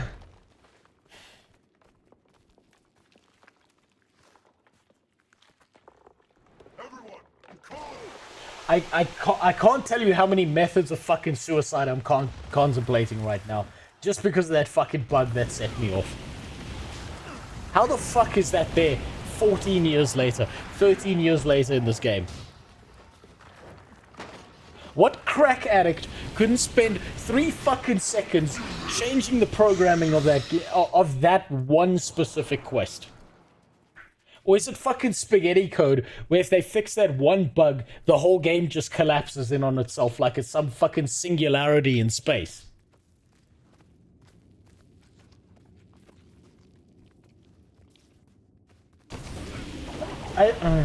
Okay. Just let me press the button that kills the sky lizard, please. Enough with the busy work. I've killed enough starving Africans in the desert fields for a lifetime.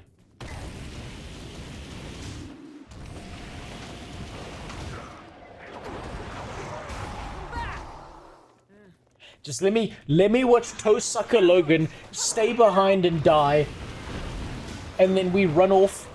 Fuck's sakes. Why am I here? What? No. No, leave me the fuck alone. Go fight someone else.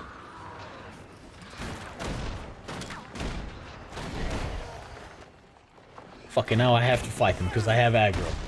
Of course. I'm gonna stand here and click. Everyone else can do whatever the fuck they want in front of me. They can do all the damage. They can finish this quest for me. I'm gonna just sit here and left click and just leave it the fuck alone.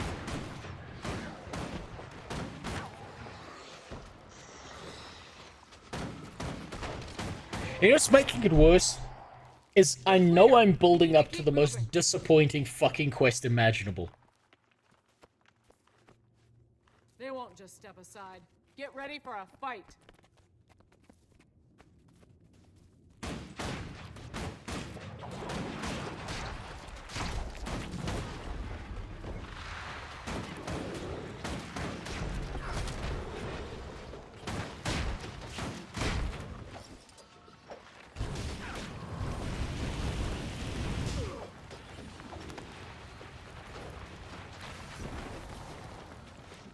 And they keep putting these meaningless elite mobs in the way. For what?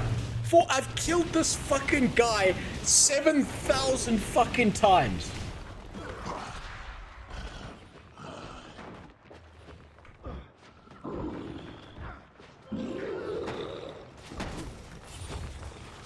Take me to the skyboat already. Please.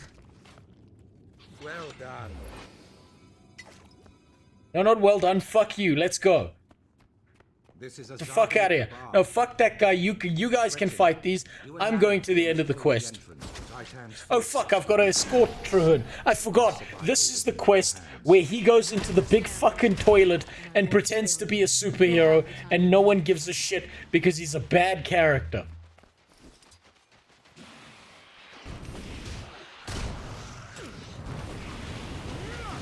I almost forgot. This is an escort quest. As in, escort my fucking soul into the grave.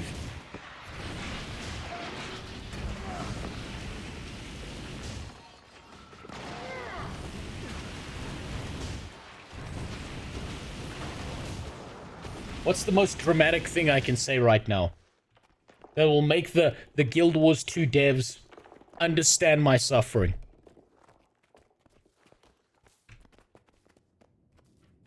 Now I know how the Jews in Auschwitz felt.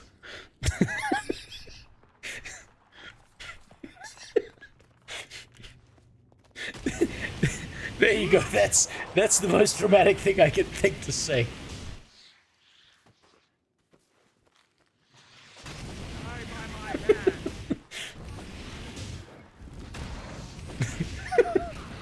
Someone's gonna get mad at me for that joke.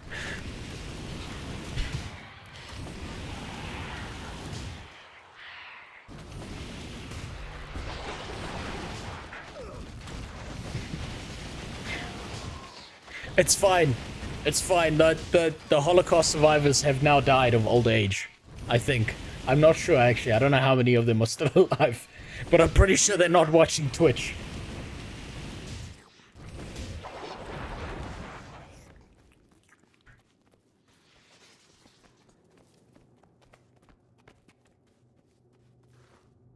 Oh, fuck's sakes, I remember this part of the quest. Oh, I remember this now.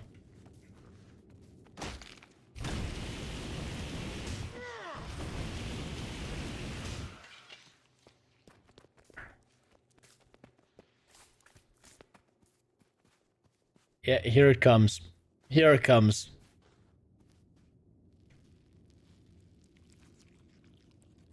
How else can you feel fighting an undead army if you don't... We'll perform the ritual. Yeah, but here's the thing, right? According to this quest line that I've taken, I've already decimated Zitan's army by removing the fucking quickie mart where he's been, like, buying all these fucking undead at bulk. So why the fuck do I have to kill another one? These guys shouldn't be here. I already took out the fucking factory production line from China that he was ordering them from Temu, where he was getting all these motherfuckers to fight us from. I shouldn't be fighting any more enemies. There should be no army left at this point.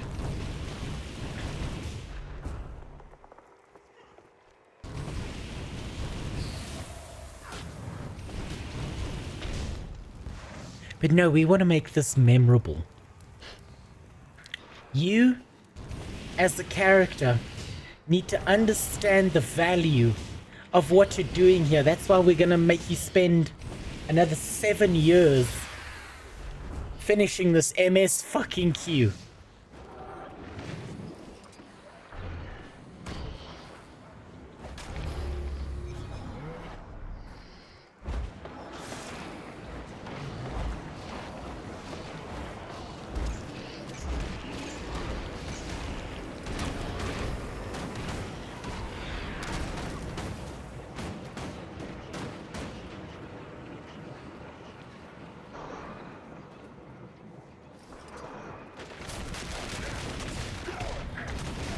I swear to God, the guy who made these quest lines is the same fucking guy who made all the jumping puzzles, and he really gets off on people suffering.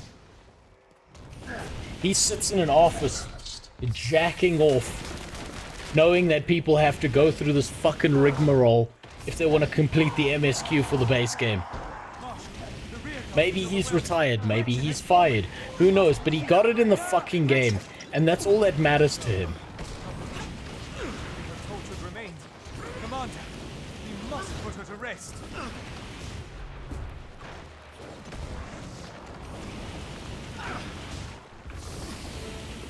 I like how they skipped Heart of Thorn's chores by making a meta event out of them. It's gotta be fucking better than this. It's gotta be better than this.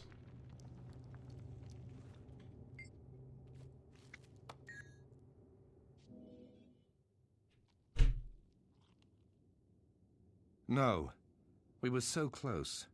By the pale tree, it's impossible. He's so emotional. All this, all these lives, wasted. All for nothing. Traherne, didn't you see? The cleansing worked. How much fucking Valium do you think the voice actor was on when he was delivering that line so emotionally? I'm sorry. I'm fucking ripping on game devs. Like, on voice actors. They're just doing their job. It's not their fault. But the absolution didn't hold. Though sacred, the royal tombs weren't strong enough. This isn't the heart of Or. I wonder if such a heart still exists. Wait. Remember the vision that the Pale Tree gave us? An Orion King spoke of the source. Maybe that's something that can help. You're right. The source of Or. Yes. I think I remember hearing about such a thing. A priestess of Grenth and a shaman of the Norn spoke of it. Those sound like solid leads. Which should I follow? That, my friend, I shall leave to you. 2 roads to the same goal.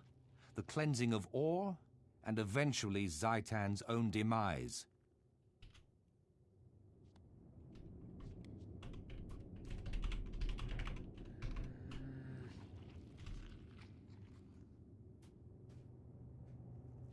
me a second to calm down.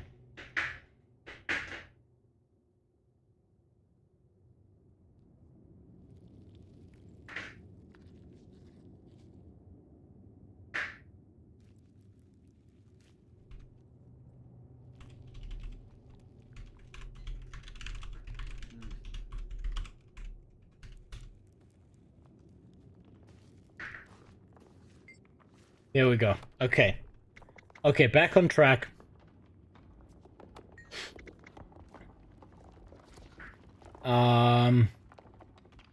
Visit the Cathedral of Silence. Or...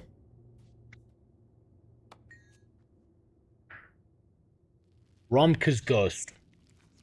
I went to Romka's Ghost. So close, I remember. Closer than ever before, but we cannot give up hope. I love the Khalid Bolg mini quest offer. You know, the fucked up part about Khalid Bolg is, if you're Sylvari, you get the weapon, you wield the weapon, and then this fuck who does nothing, Traherne, just comes along out of nowhere and just takes that shit off of you. Mom's just like, it's Traherne's turn with the weapon now. Give it to him. And don't you fucking dare ask for it back. Mom plays favorites with the Sylvari, and you're not the fucking favorite.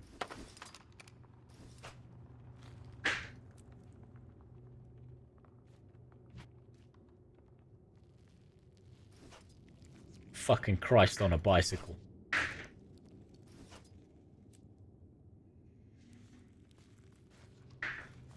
Get me the fuck out of this place.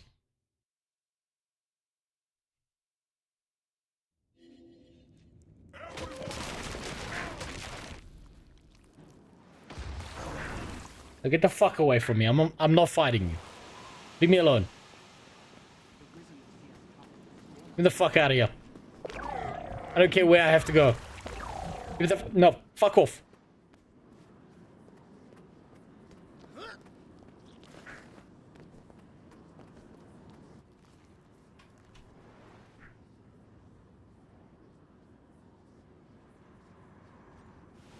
Oh, wait. I've got a waypoint nearby. Please God, just don't tell me there's a big fucking wall between me and where I'm going.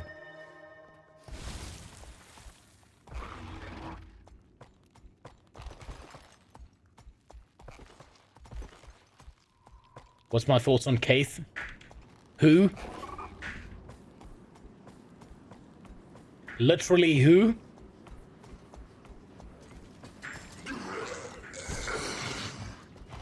You know, the worst part about Kaith's story is that she wants to smash papayas together with her lesbian lover. And that's the future your mom is trying to prevent. Your mom's okay with gay sex as long as it's men. She just doesn't think lesbians is natural.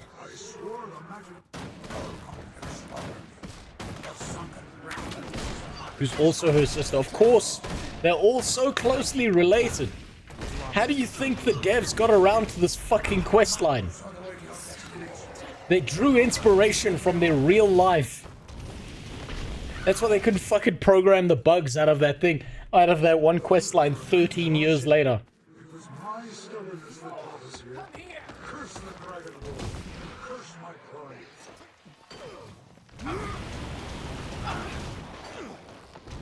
None of this matters.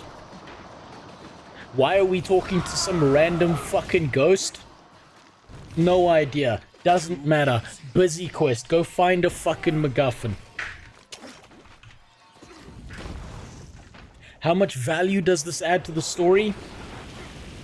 Fucking nothing.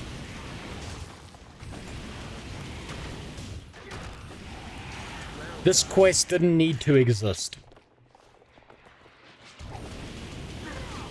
It held no significance, no meaning, and it did nothing for the overall story.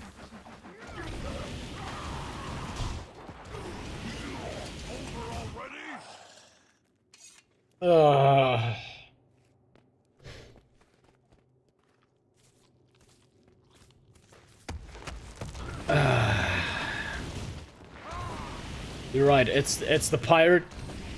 It's Traherne in his toilet, and then we can finally fight the fucking dragon.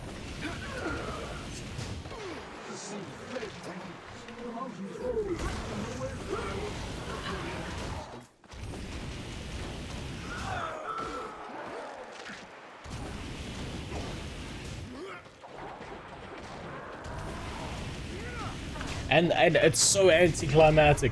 It's what's pissing me off the most is I've done the Zitan fight multiple times.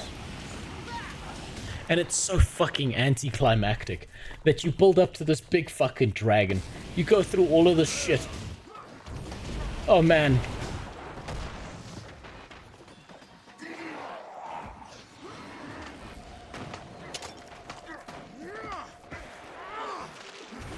You know, I sometimes wonder if Guild Wars 2, the base game, was just one gigantic experiment. And it was just some social study. How much punishment?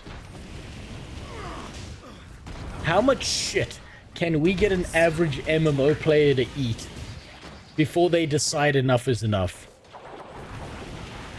Is there a threshold, or do they just keep eating?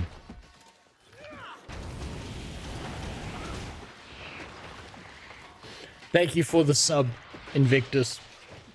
I want you to know you've made my fucking tax burden infinitely worse.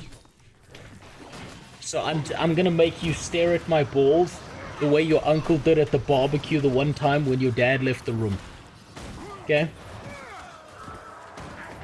Shh. It's just you and me now. No one else needs to know.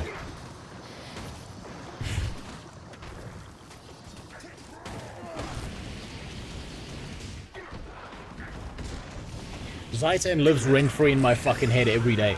I'm not kidding. I've had dreams about the Zitan fight. I've done Zitan like maybe 8 times now. On 8 different characters.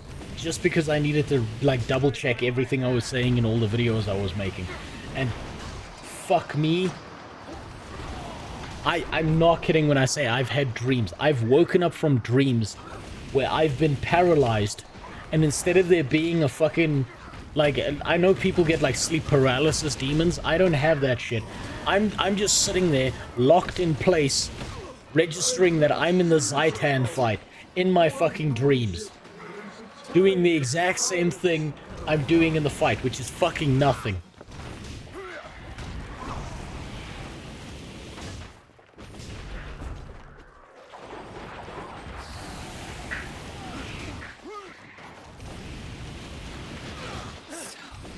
Fuck's sakes, this game is slowly becoming Chris Brown and I'm just Rihanna taking beating after beating.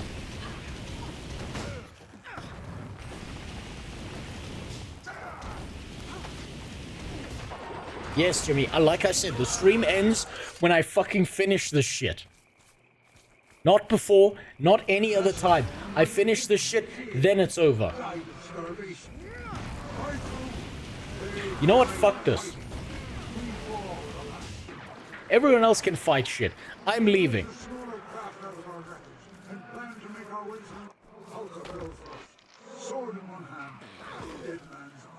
I'm leaving.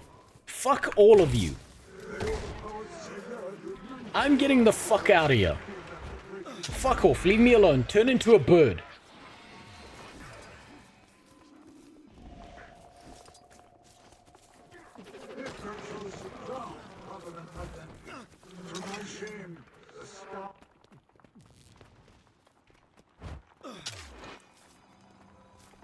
Okay, throw me into a fucking cutscene, please.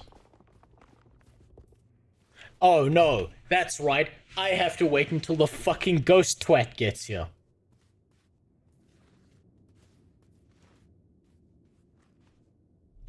I'm thinking maybe you should skip living. I really like this game. I really like this game. But sometimes...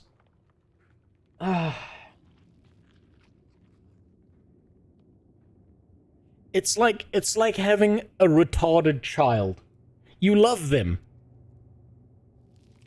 But every now and then, it runs through your mind that maybe life would be better if you just put the pillow over their face and held it there for a little too long.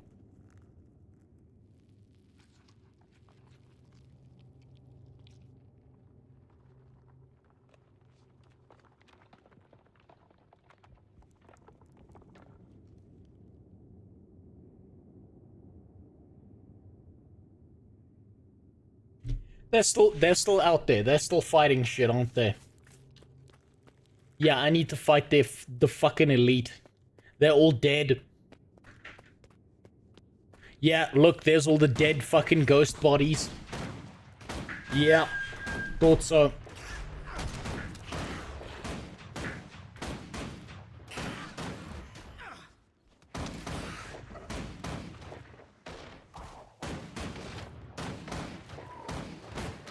Come on, get up. Stop reflecting shit. Get up.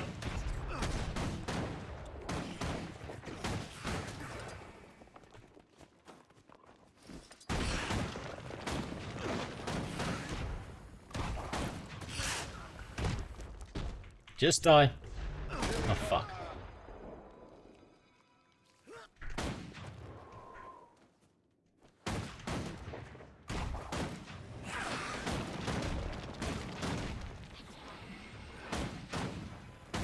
Hopefully you didn't break it by running to... I fucking hope not. I fucking hope not. But I swear to God, I'm like... Tomorrow, if I broke this quest by running to the end... Tomorrow. Whoever programmed this, I'm waking up underneath their bed.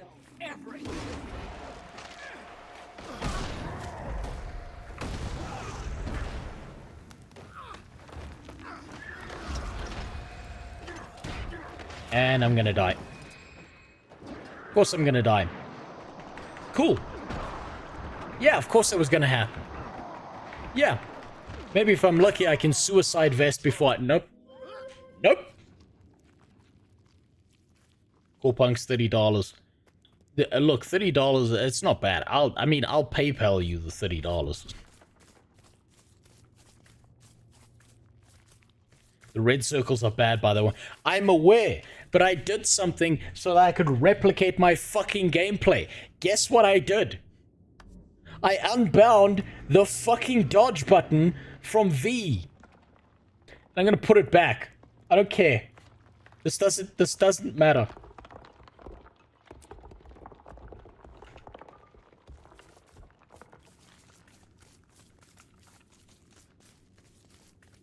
Next month I'll probably be playing Core Punk. So that I can, like, get the suicidal thoughts to subside before I play more Guild Wars 2.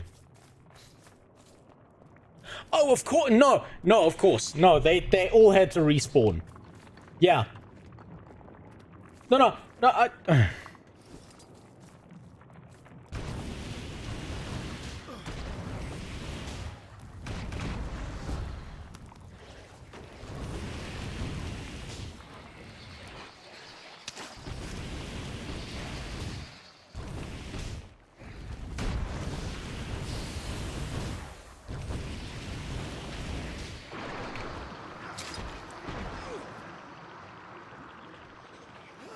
I'm gonna pick up a rock and throw it at someone.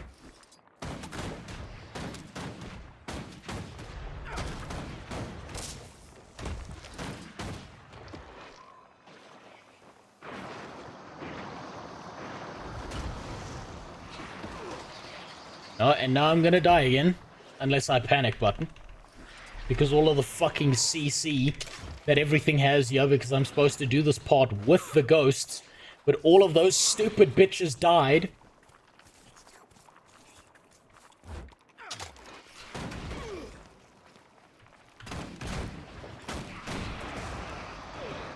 Yeah, there it is. But I'll get back up, that's fine.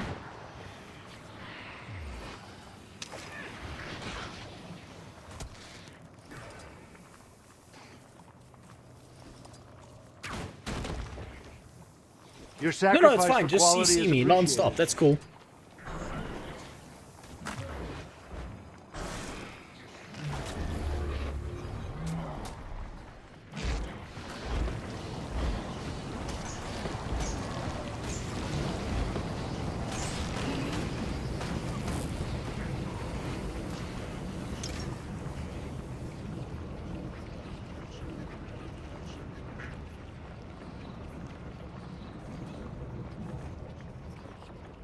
I don't need help. Well, I need mental help. Probably. I probably need some form of therapy after this shit. But I'll be fine. I'll be fine. It's nearly over. It's nearly over.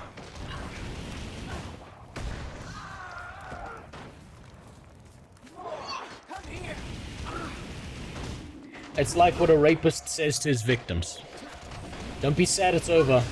Smile because it happened. Well, go ahead, call the cops.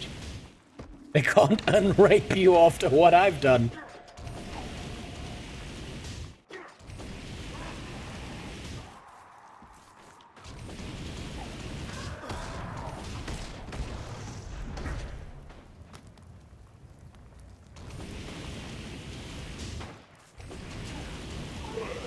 Oh, now I'm gonna have to take this slow and methodical.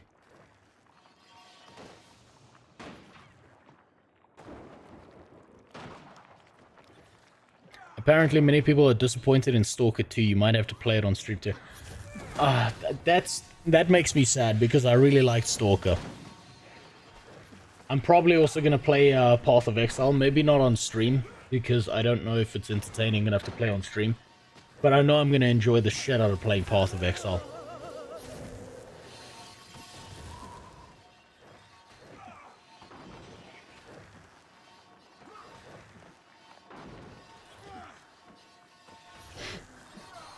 How many times do you think?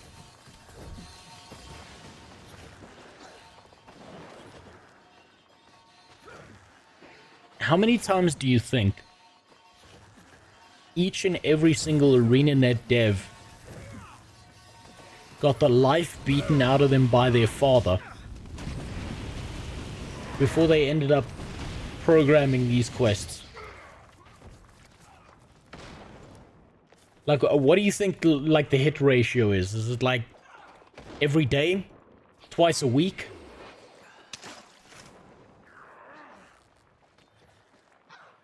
Have you been going for 9 hours? What time is there? It is now 8 in the morning where I am. I've been at this since about 11 last night. I need to finish this. I said I was going to finish this. And that my stream turns off when I'm done. And that's how it's gonna fucking be.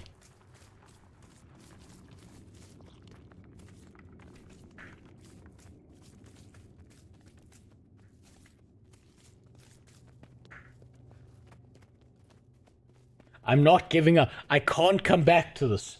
Okay? It's like banging your ex one last time. And knowing that you need to put your shoes on and get out the house before she finds the scissors and cuts your dick off in your sleep. You do it one last time and you get the fuck out of there. That's what this is. If you want to survive, help us defend this beachhead. Nice try, Mr. Fancy Pants, but we only fight for gold. Run for it, boys! Run, you filthy cowards. I'm calling in air support. We need to hold on until it arrives. You can have our help, but we can't touch the map.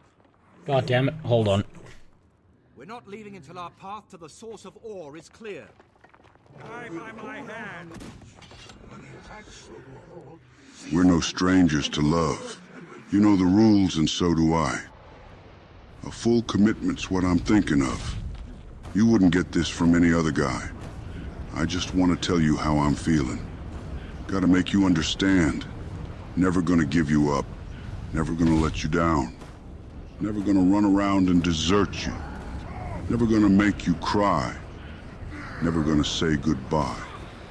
Never gonna tell a lie and hurt you.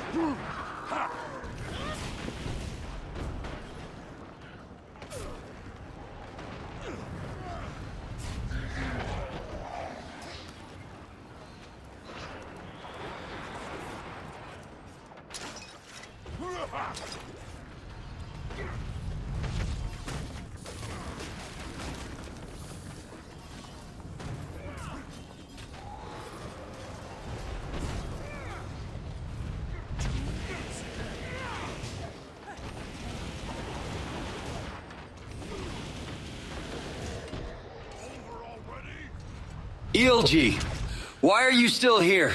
Go beat your wife. You slacking.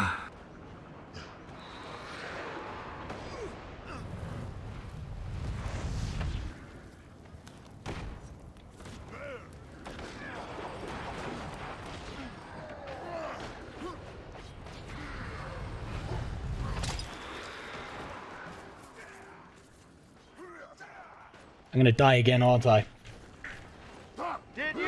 My wife's just checking that that the screaming she's hearing coming from upstairs is because I'm playing Guild Wars 2, not because I'm actually having a stroke and begging for help. But I suppose in a way this is a cry for help, isn't it? I also did miss your Rickroll. Had such a knowledge of the dark side that he could even keep the ones he cared about from dying. I missed both of those. The Force is a pathway to many abilities, some consider to be unnatural. He became so powerful.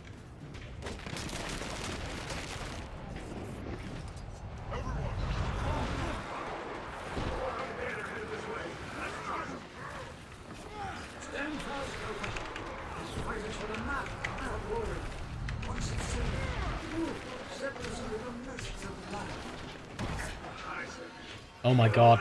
Fuck's sakes. How do these things keep fucking coming? Just let the quest end.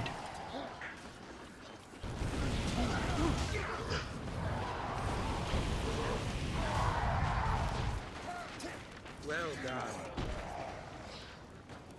Oh, Jesus. It's over.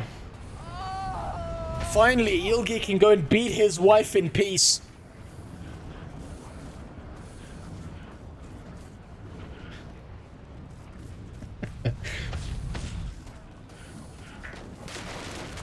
Oh no, there's more. Never mind, Traherne said well done for nothing. Because he's just a fucking asshole.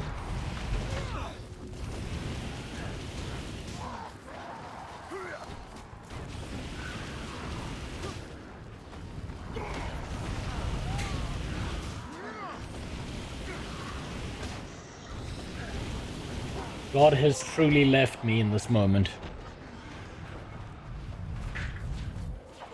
It's never over. You're fucking right, it's not.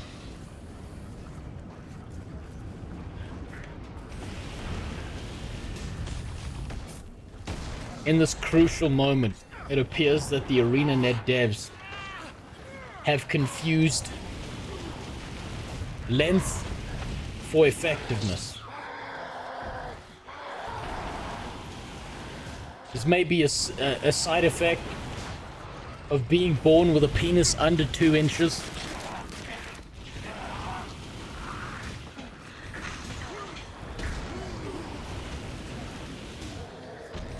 But they truly appear to believe that if it's longer, it's better. But if you can't get it up, it doesn't matter how long it is.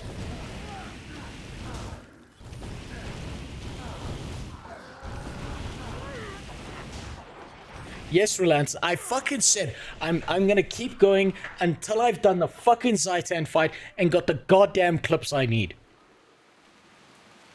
This is it. This is it.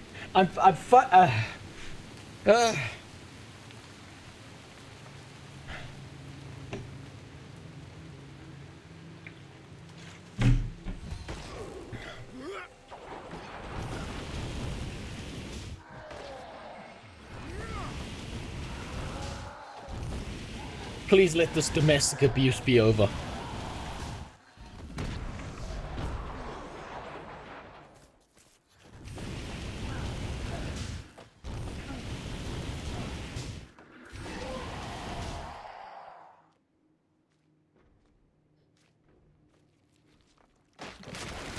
Now this bitch is gonna throw shit at me while I'm rezzing the fucking NPC who keeps dying. Of course.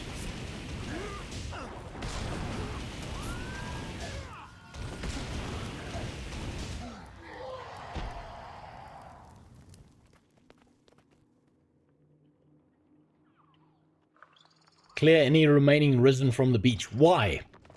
Why is that valuable? Why do I have to do that?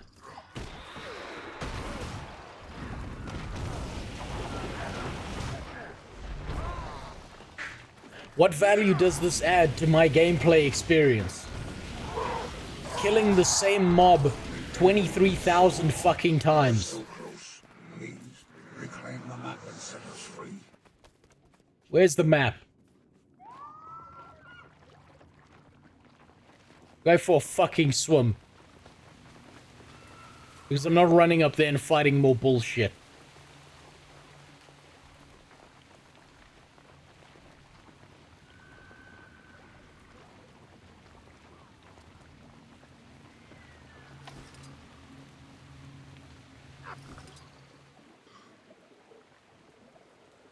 Cuidado con eso, no.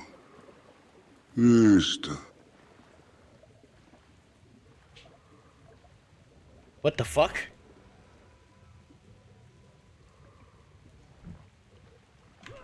What the fuck was that? TTS, what the hell?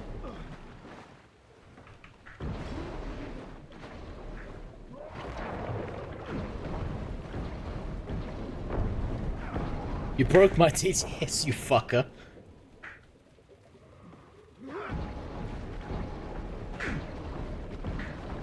It's fine. It's fine. It's fine. It's fine. It's just kill some guy's fucking body in the ocean. Oh, of course. No, his buddy has to come join in. Of course.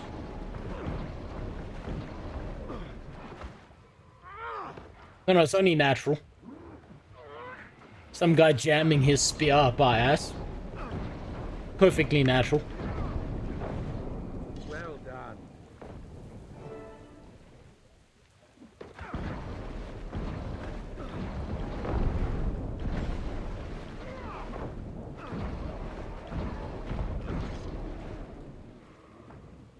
Oh! Oh, wonderful! Oh, what? Oh, lovely. Never whiff. I see that Ilgi banned you. But I never whiff. Whoever programmed your bot, I want you to know that you deserve nothing good in life. I want you to personally know from the deep bottom of my heart, I don't hate you. I fucking despise you. I will stream to no one for the rest of my fucking life before I use your service. Out of sheer spite, if I could find out who you were, I'd fuck your mother, not for pleasure or enjoyment, but for the simple idea that I know I got to take something precious away from you. I have the map, Marshal, but it looks like an ordinary... That's how you make me feel, Neverwolf. As expected.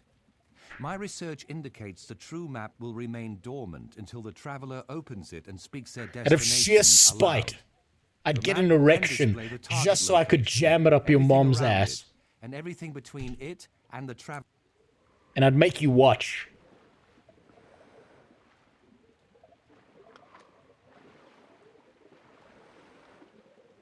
But then again, I suppose if I'm saying your mom, I'm probably also saying your girlfriend as well.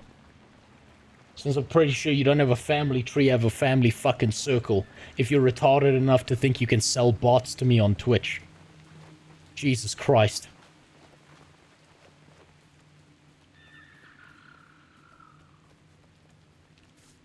Okay, this is... Thank God. Okay. Now we just need to do the toilet quest. You must visit more often. No, I don't want to talk to you. Get me the fuck out of here. I shall. It starts by calling upon the spirits of the wild. Should add a TTS with your voice when I can figure out how I will, Ilky. When I have 5 spare minutes in my life. I don't need Dr. Doolittle. I don't need your fucking animals. Get us the fuck out of here. These brave travelers come with noble purpose to stop the dragon's corruption and restore life to all. To do so, they must find the source of ore, the place long lost to explorers and cartographers alike. Show them the way. Guide them to the source. Let all be cleansed. Let us go free.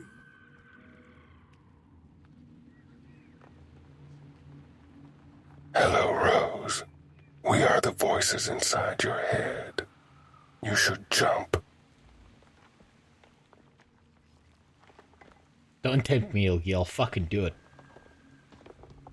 I'll do it, and I'll make sure the police report mentions you. Out of sheer spite, I'll do it.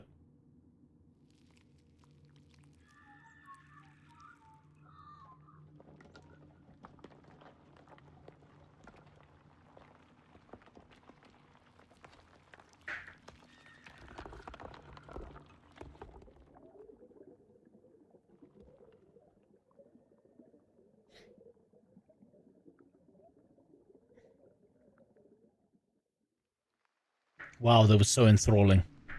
I really needed a fly-through of that area. It really added to my experience. Good work today, Commander. We freed the spirits of Romka and his crew. Shut up, you starving African child. Get the fuck out of here. Go sit on your goddamn toilet with your legendary sword that I got for you and Mom took away from me and gave to you for no significant reason whatsoever. More incoming. They found me. Help me deal with these Risen. No. You dynamic quest all by yourself, lady.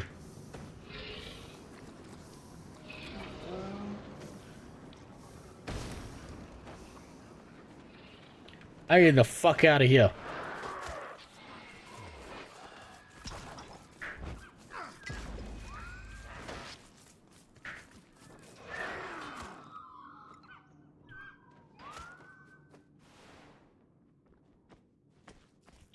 No, leave me the fuck alone.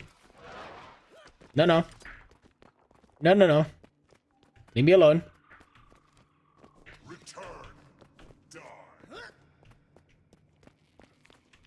There we go. Thank God. Okay. Where's that other quest? Something's hitting me, isn't it? Yeah, of course it is.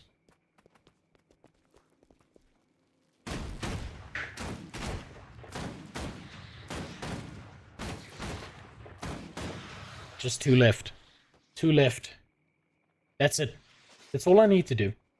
I can finally get the clips for Zitan. And then I'm done. And then I'm done. I'm done. And then I can just become a mentally insane person by doing nothing but editing non-stop, hopefully trying to get this video out before November 30th, which I know is probably not going to happen. But that's fine. That's fine. At least I'm getting somewhere.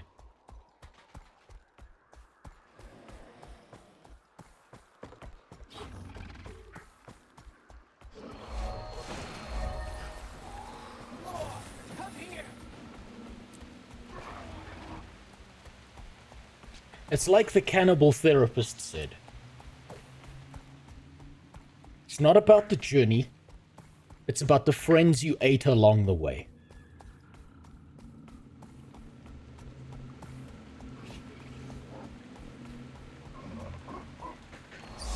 Get that waypoint. Get the fuck out of here.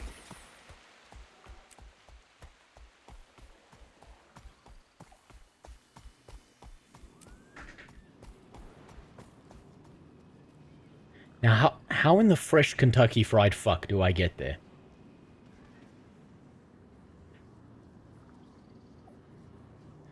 Oh no. How the fuck do I get there?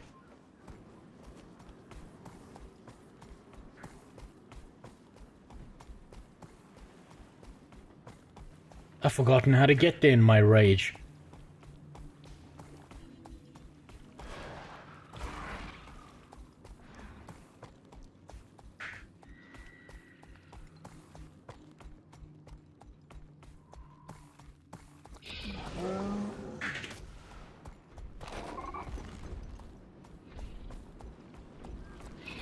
I was supposed to be paying attention to the flyover, wasn't I?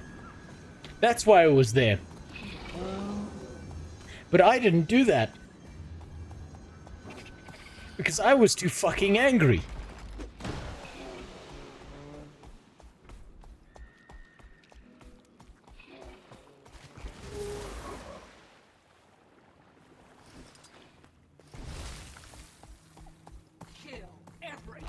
And now I'm back at the waypoint I started at. Because I'm a dipshit. I I remember there was a part where we went underwater, so I think it's somewhere down here, probably.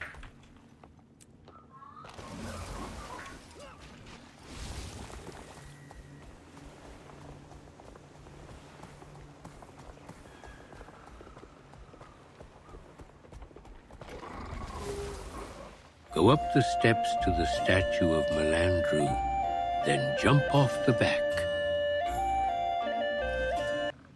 No, I'm looking for the quest, no, not a method of suicide. I know it's tempting. That looks familiar. There we go. Oh god. Oh god. Oh. Okay, Trahoon toilet quest.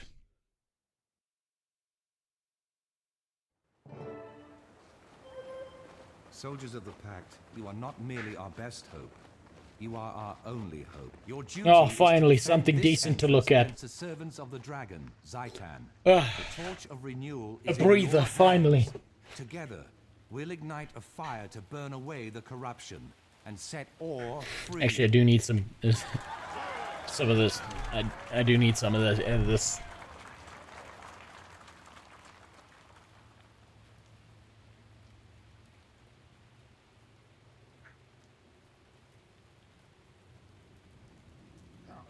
Ooh, ee, ooh, ah, ah, ding, dong, walla, walla, bing, bang. I swear to God, I'm going to start tying a monetary value to the TTS. Just because you like fucking with me, Yogi. Remain strong. Okay, let's talk to the starving African brother of ours.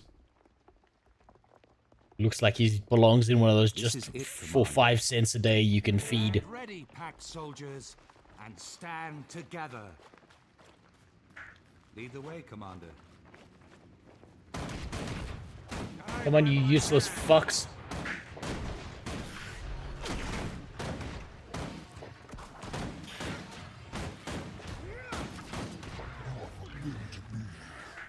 Guards, destroy these trespassers.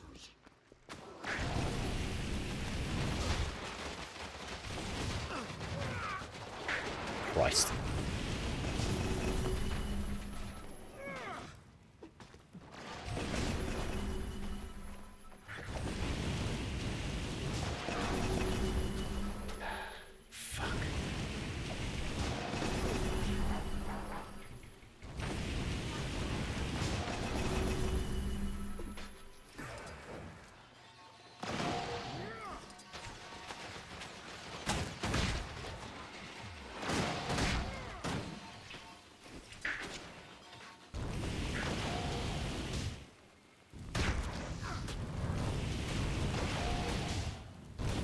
Have you ever had your Moe elixir reflected? No. It's never happened to me. Though life as a bird that gets chopped up and served to someone in a restaurant does sound better than this right now. Just because I know how fucking anticlimactic this shit's about to get.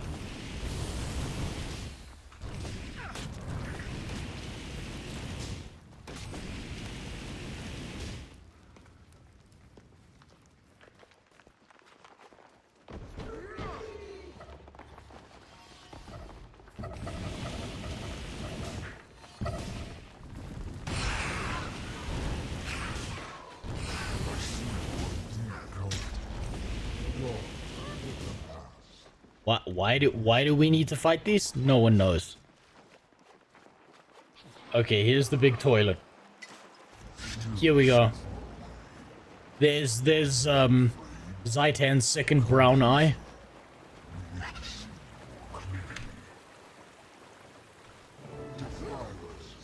Poisoners, we see. We know you are foul and you want to remain as they are, and you must die.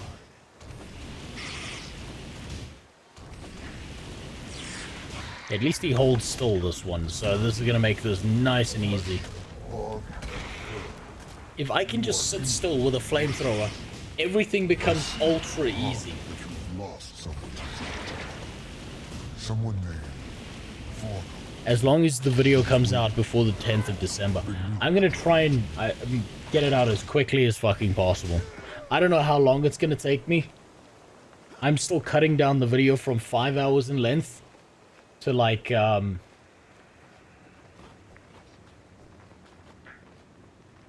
something reasonable. Something reasonable being not 5 hours in length. I've managed to get it down to, thingy.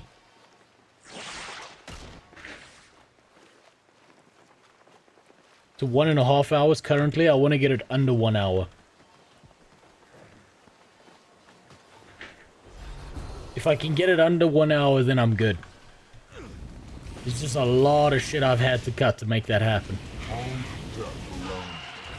All those who have gone before you, come to Zitan and find everything you have lost. You can leave what's happening My character's just standing there to the side, just fucking flamethrowing him still.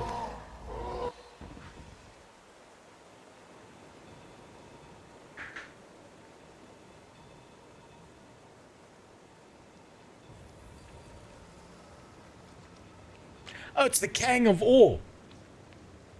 You know my favorite part about the Kang of Ore story is?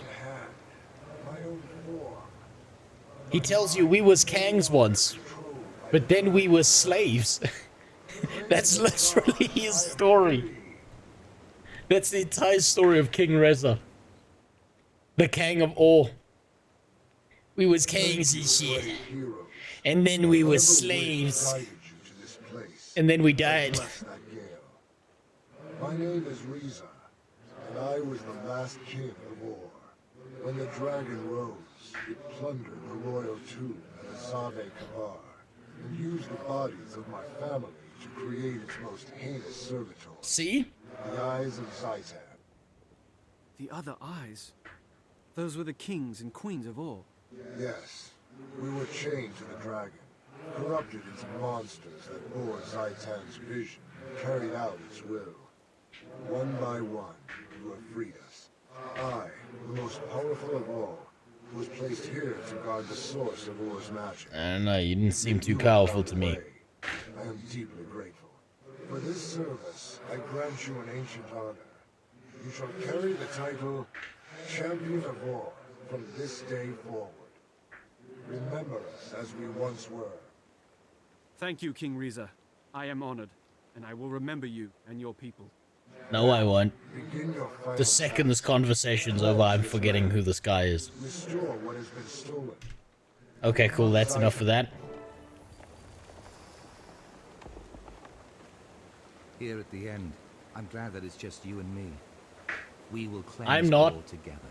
I'm not glad at all. The line's broken. We're being overwhelmed. Fall back. The stream alone has been going on for 9 hours. He's got a lot of footage. I'll show you how much footage. Just before I log off, I'll show you how much footage I've got exactly. Wow, look at that. I have no audio. There's no combat audio for some fucking reason.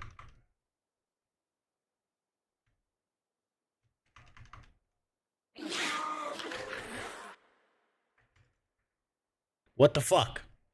Audio bug. For what reason? Who knows? It just happens. You can just go fuck yourself.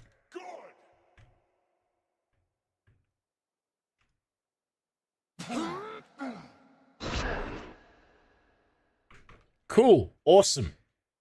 Another bug they didn't fix in their fucking quest. Oh, by the way, this is the main story quest line. You know, the what's supposed to be the most significant component of the base game? Yeah.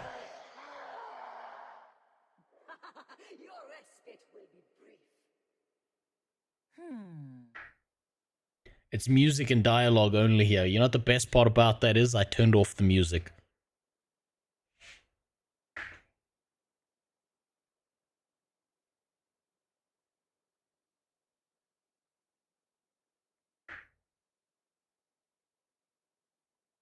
Come on.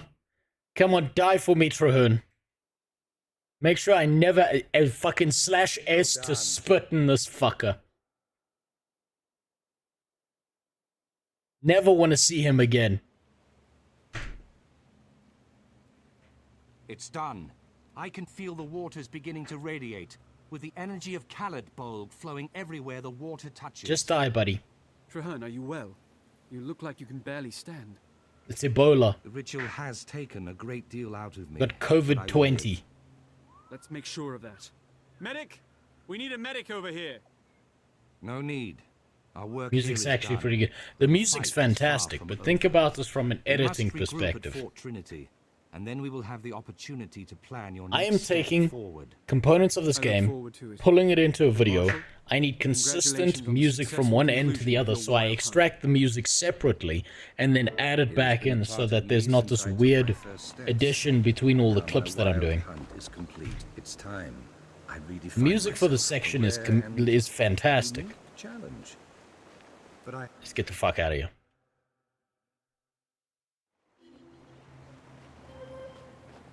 Okay. Okay, finally. Finally I get to click a button and watch the most awesome dragon die in the most anticlimactic way imaginable.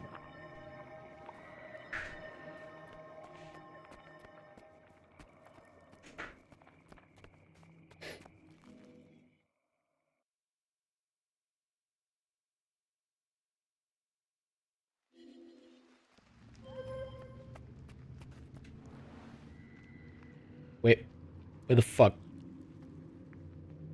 Ugh.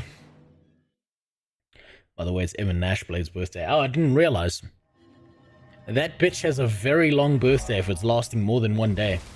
I'm starting to think he's lying to me.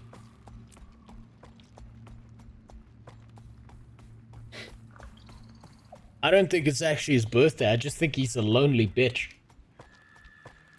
It's definitely been over 24 hours since he's been sending those mails to everyone.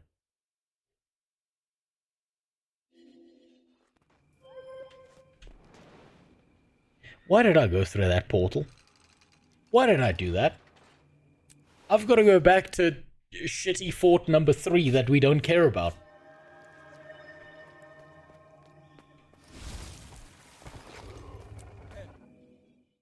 Here we go. Okay. Okay, now this component I need to actually pay attention to.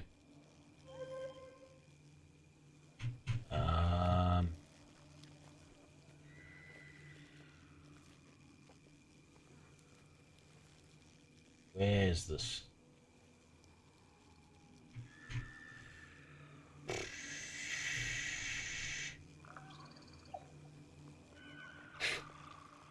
Okay.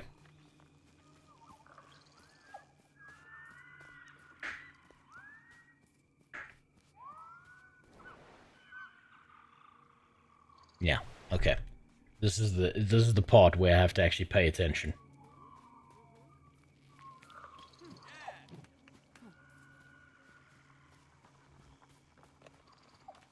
Fuck, I was supposed to go up the ramp, wasn't I? Yeah, of course I was.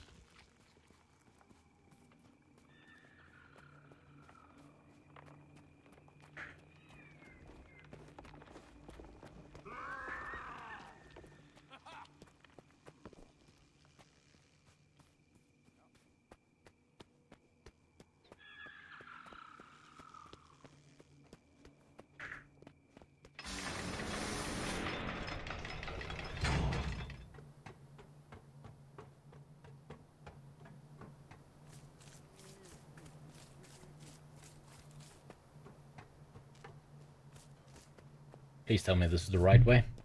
No. I told you, it's not ready. I think so. Please tell me I'm not going the wrong way. Tell me the truth. Are any of the Char afraid to fight the dragon in these untested airships? Come to me. Ah. We must discuss. There she is. Water Widowmaker. The skank upon all skanks. Okay, I need a clip of this here. There's a fight coming. Just a moment, Captain. Casta and Rizyart are slapping a patch on her keel right now. Steady, Captain Skyfarer. We'll enter the I fray just need soon them to enough. shut the fuck up. I'm not letting those other airships have all the fun. Ugh. There we go.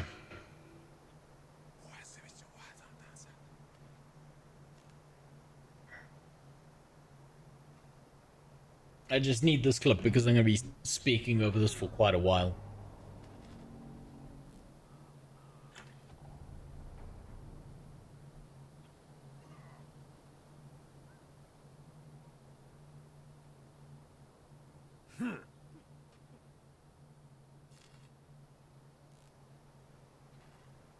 I just realized I left the mouse in the way.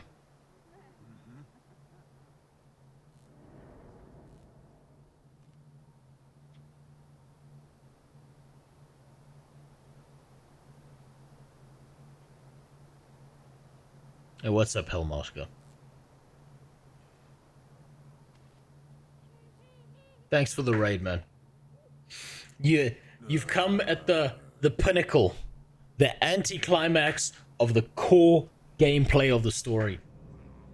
The part where we've built up this fucking dragon to be this gigantic threat that's been there since the beginning of the story all the way up until now, so we can get on a fucking skyboat and press a button and watch him die.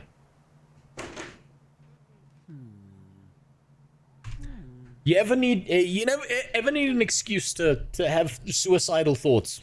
Just go through the MSQ and get to the climax of this game. It's amazing. Also, thanks for the follow. Vasectomy. I can't say your name. I don't know how to say your name.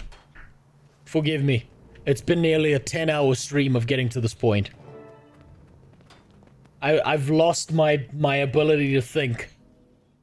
And this fucking African child, who's apparently the main character, and we're second fiddle to this piece of shit, the pact has triumphed. Is still alive. My wild hunt is finally at an end.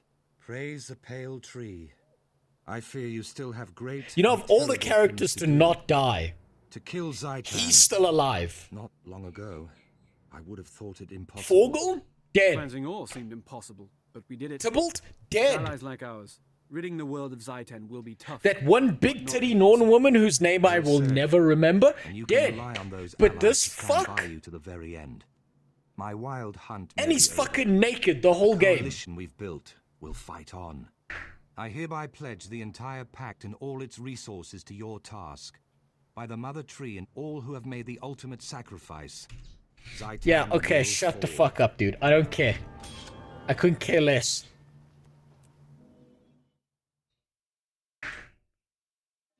Naked, that's just so... He's butt fucking naked. He's wearing leaves. We are made of leaves. Dude's walking around with his dick out, and you don't even know it. Most disrespectful shit imaginable. We're supposed to watch all the good characters die, and all the hot characters die, and that fuck gets to live? Come on. That's some bullshit right there.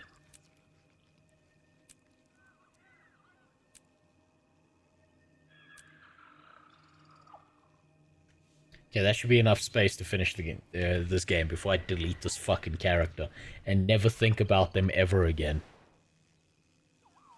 Kill the Elder Dragon Zitan. It's about fucking time.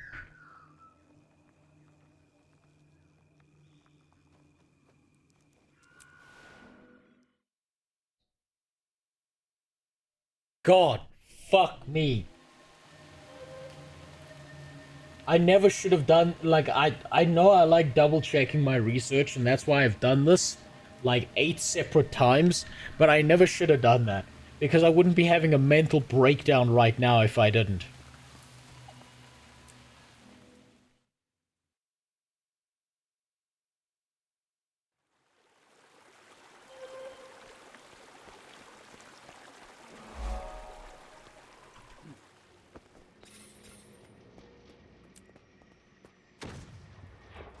this is a fucking public service announcement while this is happening right here. Because I'm gonna need this footage anyway. This is a public service announcement. To anyone out there, if you or a loved one is playing through the base game MSQ of Guild Wars 2, it's not too late. You can reach out for help. There's a suicide hotline. If you phone it, someone out there is gonna help you. Okay? Maybe you just need someone to talk to. But you don't have to do this to yourself. There's so much to live for. It's not the MSQ.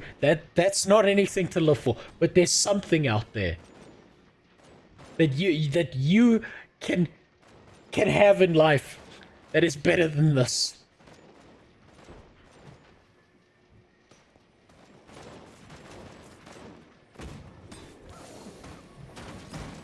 You don't have to reach for the stars, but you don't have to reach into the fucking sewer either. Oh, for fuck's sakes. Now I need to deal with these things before I can even...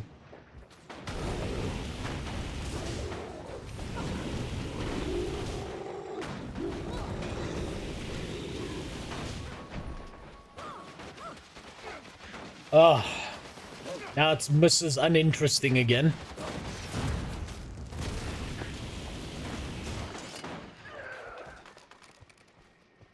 You know, there's actually one good part of this. Oh, for fuck's sake, stop fighting things.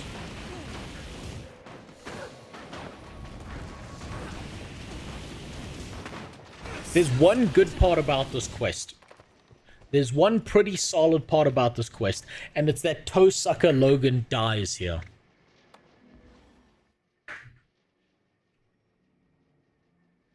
Oh, we've done some scouting. Can I post that as a second channel? But you might as well. Even with the four of us to help, it will be a difficult battle. As always, Selvari, your intent is good, but your math skills are subpar. Zojja, you've come to help? Oh, You think finally. I'd let you go fight an elder dragon without a proper genius? I missed you. Zojja, I need you to know You something. big bitch who doesn't know how to put on pants. I missed blame you. yourself for Snaf's death. I blamed you for many years myself. But I'd blame myself if you went in and failed, and I could have helped. Snaf would have wanted me here. Thank you. You were saying, Keith. Aral was once the city Here of we the are. human gods. Finally. The deities quit this sphere. Finally, and remain the golden clips I shining need. place Ugh. Until the folly of man sank it beneath the waves. Why do you think Logan dies? Doesn't he die? He, like, stays behind and gets the shit beaten out of him by a bunch of undead. Because, like, everyone else gets on the skyboat, and he's just like, there's too many bare toes on the ground, I need to suck. And then all the undead, like, surround him and beat the shit out of him. They pound him like the smallest prisoner in a fucking cell that night. The elder dragon awoke and pulled ore from its watery grave and raised hordes Fuck. of undead minions. He doesn't deserve to survive. Can't believe he survives that. Now Zitan's minions infest this place. We must rise above them if we hope to confront the elder dragon.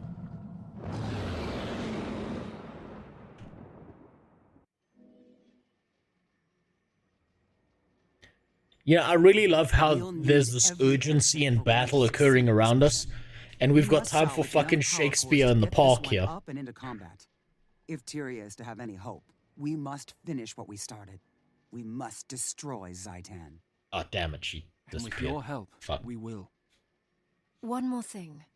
We have to thank you for bringing us back together. I don't know what I've done. You have led, by word and by deed. Without your example, we would never have reunited. I tried to force them. I was wrong. You have restored us. Are we going to get started? Or just chat Zitan to death? That's the first intelligent thing one of those little fucking rats has ever said in this entire game, and the whole time I've missed that up until this point. Perhaps I've been too harsh on the Asura. Perhaps they are at least semi-sentient subhuman creatures who deserve 3/5 of human rights. Instead of no rights at all.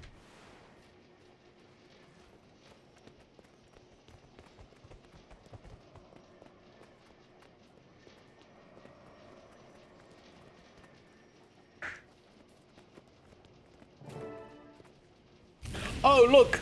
More meaningless combat. Fuck yeah, that's exactly what I wanted right now.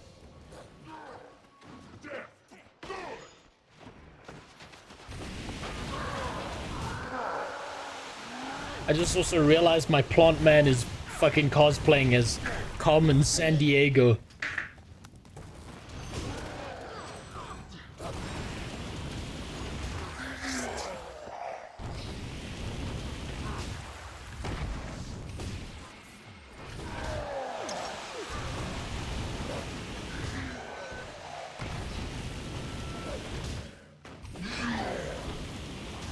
Okay. Okay, I do need a clip of this. Ugh. Maybe we just realized why Asmongold doesn't play Guild Wars 2. Yeah, because he's more mentally stable than me. That's probably why. Oh, Christ, there's another one, isn't there? Oh, well, I don't give a fuck. Okay, I got what I needed. These fuckers can go fight these things. I don't care. Yeah, no, fuck off. I don't want any. Fuck you posting, Gilgy.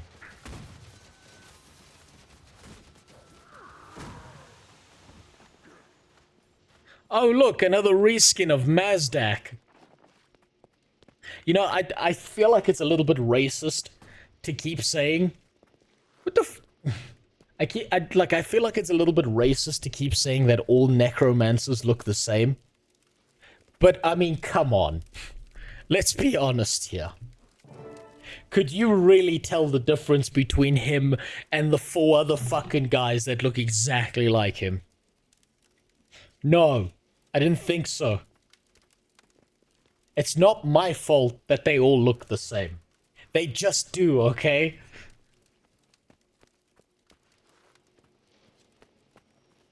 What should you prepare for before starting to play the main story quest line of Guild Wars 2? Probably a bottle of bleach. If you drink it fast enough, like, you can avoid most of the problems that you'd have to deal with when getting towards the end of the MSQ.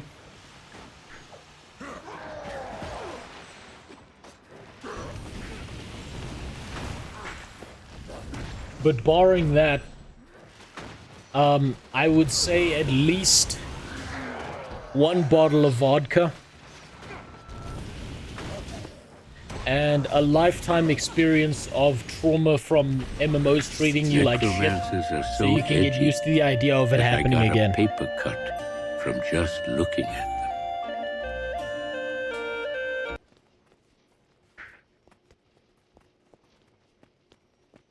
Don't you love how these guys are the bravest heroes in Tyria and they're all hiding behind me? Some fucking guy. Just random plant guy who just happens to be second in command to that wet piece of fucking toilet paper Traherne. Yeah, no, hide behind me, guys. I'm definitely the guy who should be leading this group.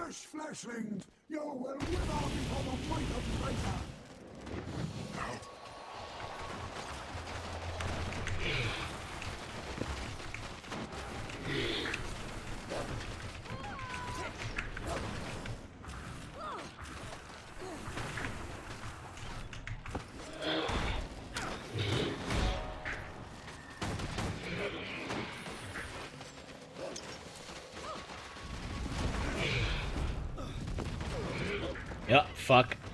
Okay, the Palestinian child's throwing rocks at him time. This'll get me back up. And then in the name of Allah. Ah, I think he was too far away. That wasn't gonna hit him. Consumer revive orb. Yeah, fuck yeah, why not? Oh, what did that do? Oh, it did nothing? Wow!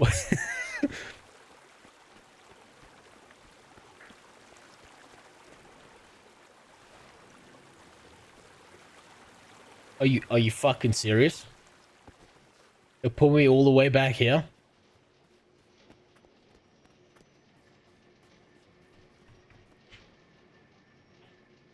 I'll take a look at those links now. Just let me find some degree of mental stability. Oh, cool. So even better, I just wasted the orb. That's what you're telling me. Yeah, okay. It is this way. Oh, well. Doesn't matter. This character's getting deleted. Like my dignity from playing this fucking Zitan fight. From re-leveling an engineer in the exact same way I did the first time, just for a few clips. Just so that there's some degree of consistency when I'm working through editing together the fucking gameplay of this. Oh, cool. He just continued to take damage.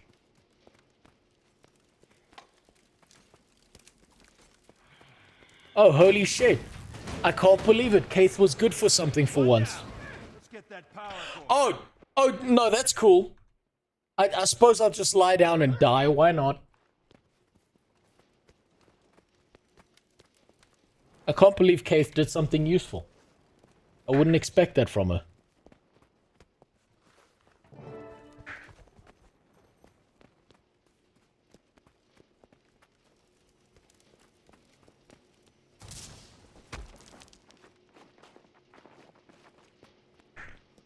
I would suggest before deletion to salvage its entire... Yeah, I'm going to. Don't worry. I'll do that off stream. I'll delete this motherfucker off stream. I honestly couldn't care less about any materials he gathered. But it may affect my main character on this account, so I'll do it.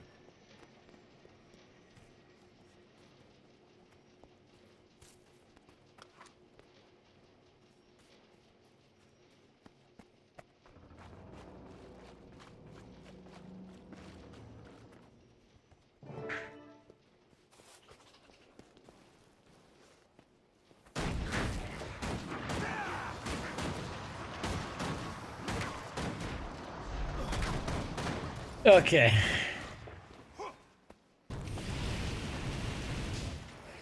You know what I really love about this game? Is that it comes full circle, if you think about it. What's the first enemy you see as a Sylvari after you leave the tutorial? Think about it. What's the first enemy you see? It's one of these fucking worms. What's one of the last enemies you see? It's one of these fucking worms.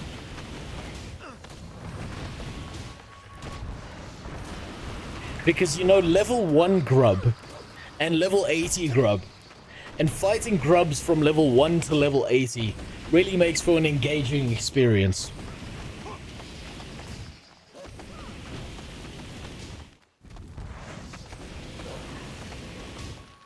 You know that meme with the guy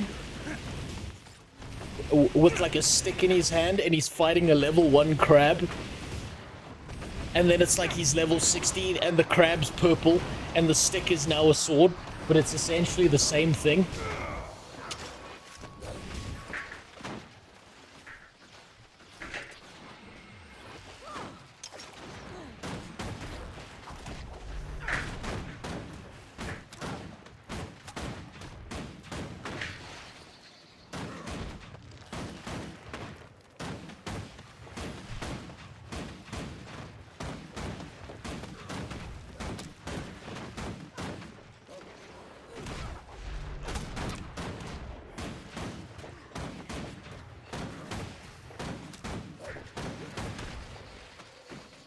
Oh, fuck it.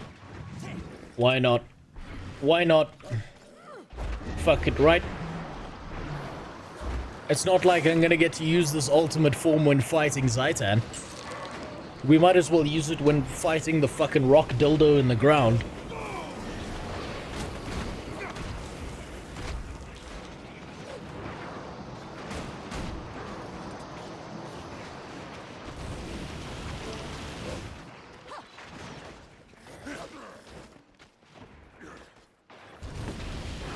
Wait, you love the new video? What, you mean the one where I'm showing my nutsack? That one?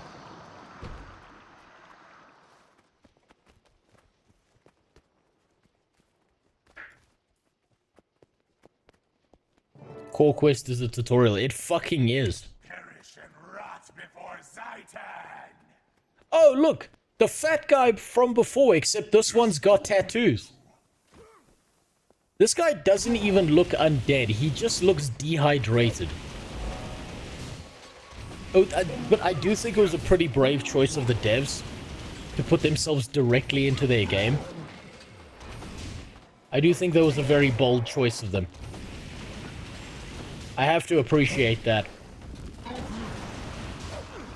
Like, not a lot of devs like have the nuts between their legs to scan their bodies directly into the game. Now, if only they could give me their home address, I'd love to deliver them some mail.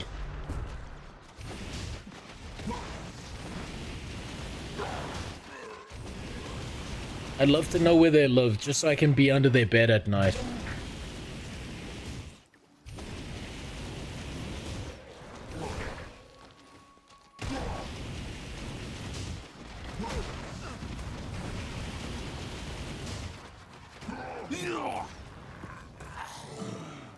So rotten. He's just a fat guy with a skin condition. He's not even a zombie.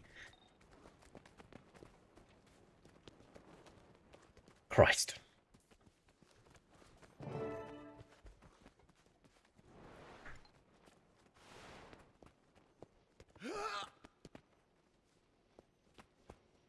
Man, we get the fuck out of here. Of course, there's the third power core. I wonder if there's a fifth one, too. You should hang a picture of Zitan in the living room. This motherfucker caused you as much grief and headaches as only family can. Man, I love my family. My family causes me no trouble. That's why I can push my way through this and only think of suicidal thoughts and not act on them. Mostly because I know that the second my wife catches me with the gun to my head, I know she's already removed the magazine before I even found the gun. And she knows I'm just blowing off steam.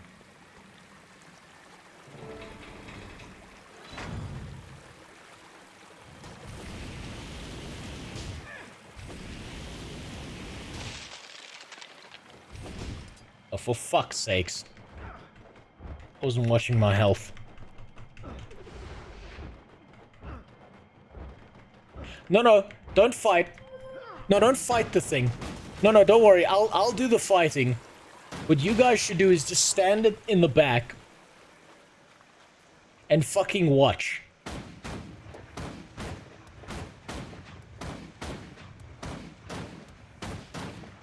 Didn't you get your wedding ring tattooed on your finger? Yes, I did.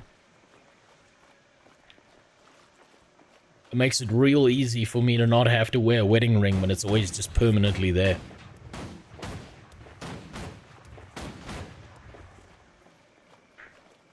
You see, I've got this thing where I don't plan on getting married twice. Because one woman in my life was enough hassle. Do you know how long it took me to emotionally break this woman down to the point that she gave up? And was just like, fine, I'll marry you. Jesus Christ. Just shut the fuck up for 5 minutes. Took me ages.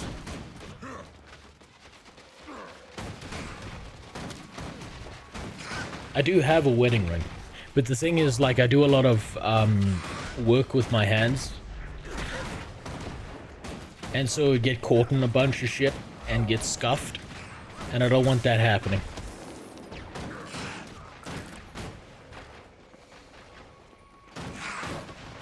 Like, if you're not, you know, emotionally abusing your spouse, can you really say you're married, right? If you're not viciously crippling her ability to think for herself with too much emotional trauma for her to handle, that's not really marriage if you're not doing that. That should be enough to get the airship aloft. And it's like, it's not like you have to physically abuse them, because that leaves marks, and marks are evidence for the court case, right? But it's the implication, it's the threat of physical violence that they have to live with. It's the idea that you could Not that you're going to.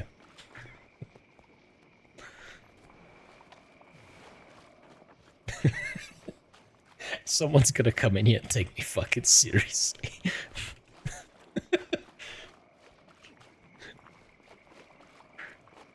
It's South African version of How I Met Your Mother 5 seasons. No, we already went through that earlier, Filter. When I was talking about a guy I knew in university. Whose dad, you know, invaded a neighboring village, kidnapped his mom, and left with him. That was it. How I Met Your Mother 1 season. Get these installed and we can get along. You're coming with me, bitch. And then just left. Coming in fast. Blast! Hold them off while we finish installing those cores. Cast off. We're lifting off. Line 1, cast off. Line 2, cast off. Line 3, stand by. The witch is broken. We can't cast off. I saw you're short about Guild Wars 2. I just wanted to say thank you, but we're stuck. But I Someone has to Baus stay behind to knowledge release tome. the airship. I'll do it. No, Logan, we can't. It's too late for me. Help me. There's no helping anyone. I left you behind to fight. Now you need to leave me behind so you Aura, can carry if the you're really fight trying forward. really hard to laugh, don't I'm have to sorry, do the this. stream might not be for you. Yes, I do. For all of you. If this is hurting you on the inside emotionally, then just understand it doesn't get better from here on out. I'll hound you into the mists. It just gets worse from here. The voices in my head just get louder.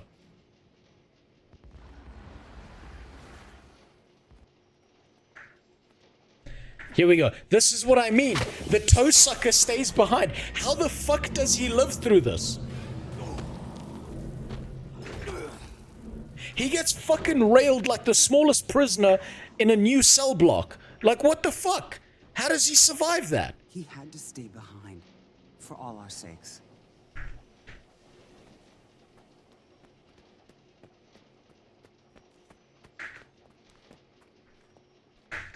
He's on the second airship.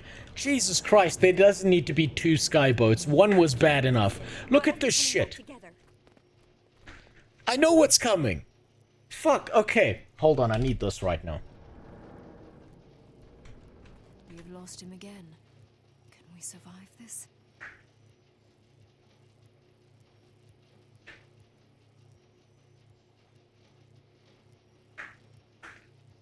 A good death, but too soon.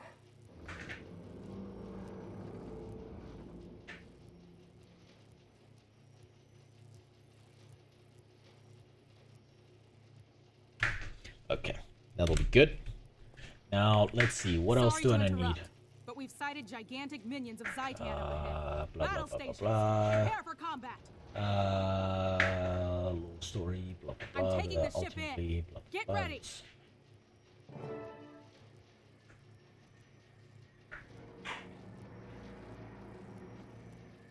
One laser beam. Okay, okay.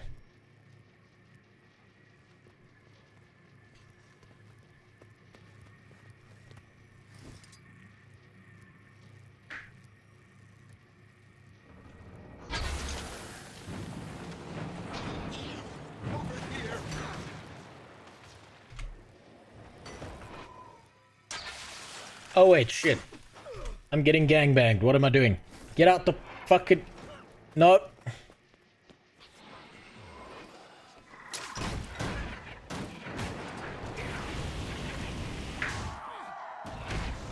Is there even a way to fail this? Also, thanks for the follow. Mol Narek Chardblaint. God damn, what is it? Fuck me. I'm gonna have a stroke trying to say your name. Oh no, that's cool, Case. Don't fight. It's fine. You can just pick me up and I'll do all the work. That's good. No, I get it. No, run back inside. That's cool. I'll just stay out here getting giant shit flung at me. Actually, no. You fucks come fight.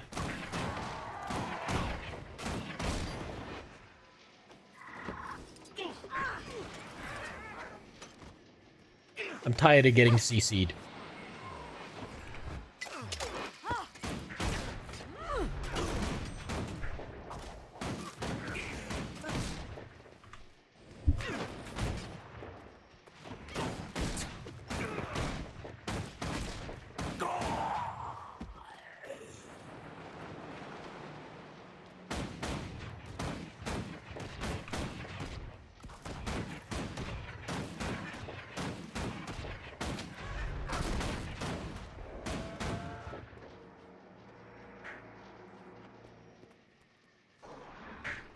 Grid legends never die. I'm not sure.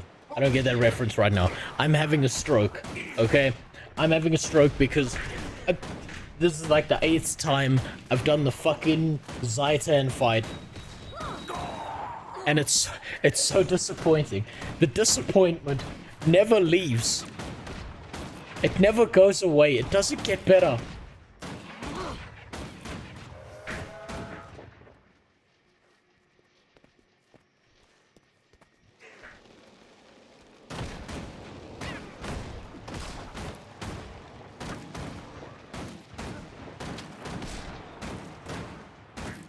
Man, so engaging. There's nothing better.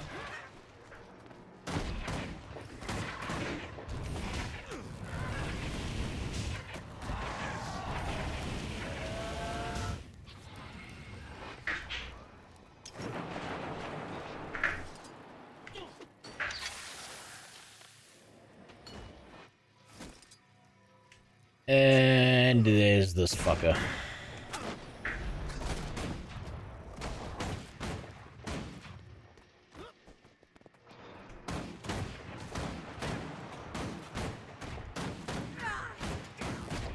I know I'm supposed to get in the fucking thing and reflect the giants flinging shit at the ship.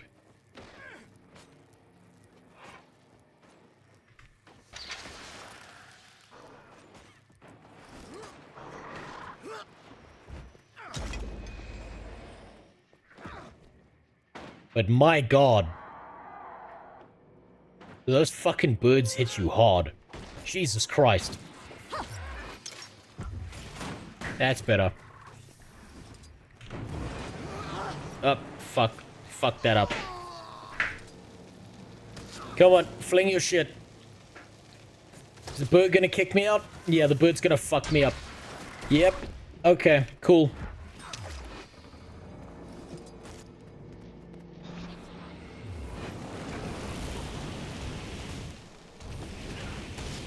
Thanks for the follow, Bosun T-Bones.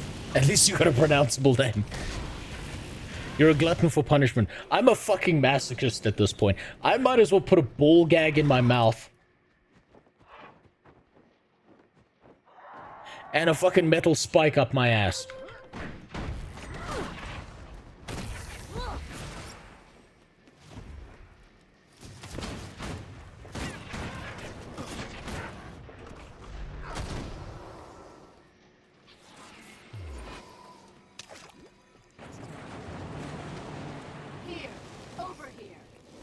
Oh, for God's sakes.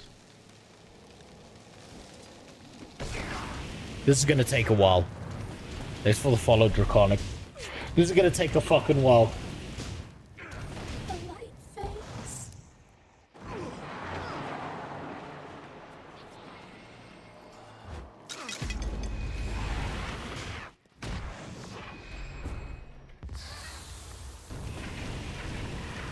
Oh, Christ. Okay, okay, they're gonna throw more shit. They're gonna throw more shit. Damn it.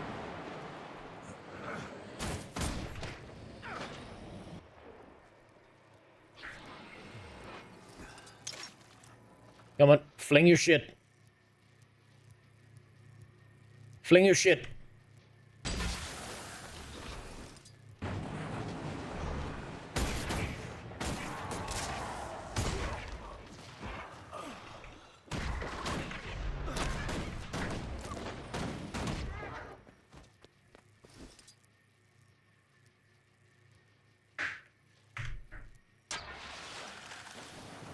There we go.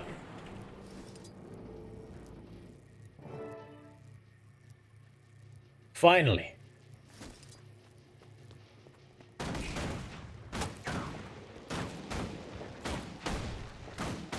No, this is just me being exhausted, Joe. This isn't even me pretending anymore, like I was earlier where I was trying to like avoid using the dodge button and shit. I'm just fucking tired. It's been fucking 10 hours. Now I have to fight fucking Dr. Robotnik. Commander, you've made it! We need your help. We're landing troops in Ara and engaging Zitan's minions. Our transports and troops are getting shelled by enemy emplacements. We need someone to help clear a safe landing zone. Just get a can of pesticide. I couldn't be fucking bothered. Let your men die. They deserve it.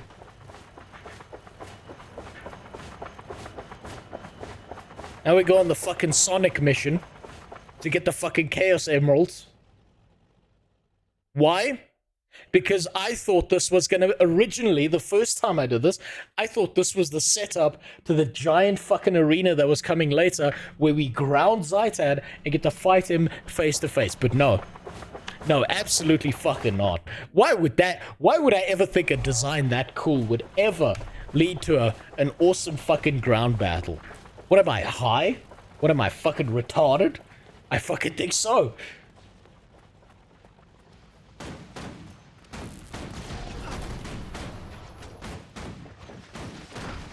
Come on, move.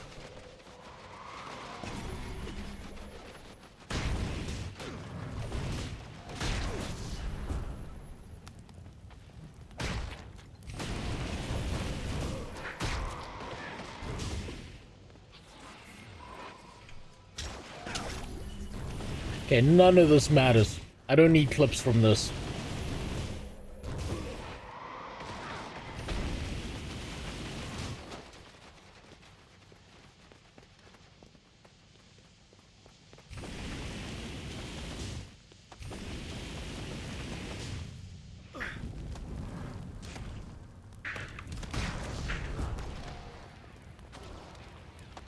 I'm not even gonna fight that fucker. I'm just gonna move around him.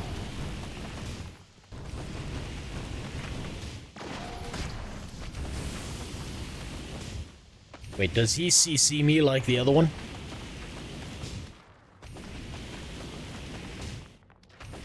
So thanks for the follower. There's some AP to be had from doing the MSQ with different races, factions. But aside from that, I don't get repeating it, especially if you find it disappointing. So the point of me repeating it was so that I could double check the information for the video that I'm busy making. When the process of editing together, I also require certain clips to go through with the consistency. So I needed things to have a continuity to match with my original initial game playthrough. And some of that continuity involves doing certain things in a certain way. And so I've had to replicate that in a lot of senses so that I could get the exact same clips at the right time.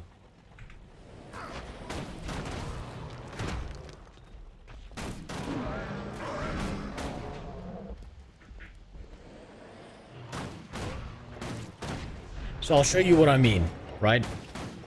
I've done it 8 separate times because on my main channel I've done like, I think what, 4 continuous Guild Wars 2 videos, and this one's the finale that I'm working on.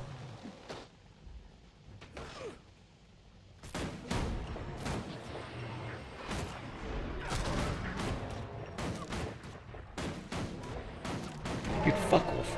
These fucking gorillas are gonna keep coming back, aren't they? Okay. That's it. That's enough.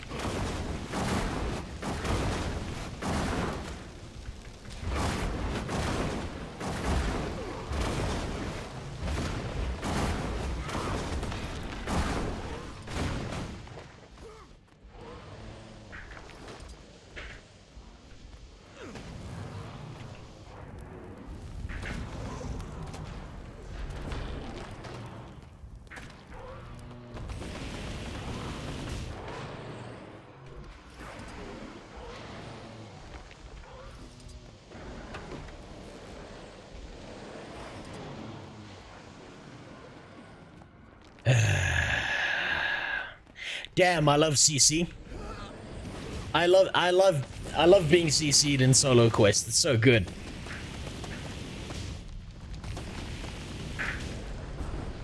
It makes me feel alive.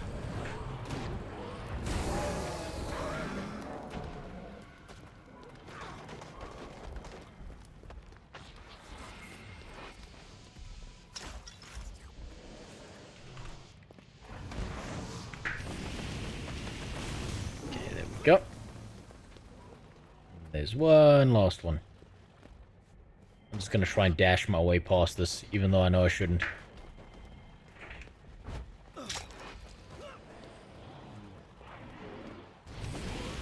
He's low HP, it doesn't matter.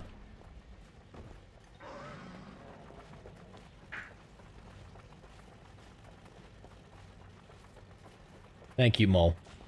And yeah, I kind of go to a really weird autistic lens for my videos. Because there's something wrong with me on the inside. When I should just do that thing where I lie like a bastard. It would make my life so much easier. But something's wrong with me mentally. Like, I'm not quite sure what yet. But something's wrong inside my head. I'll show you what I mean just now with my script, right? Come on. Come on. Just die. Just die.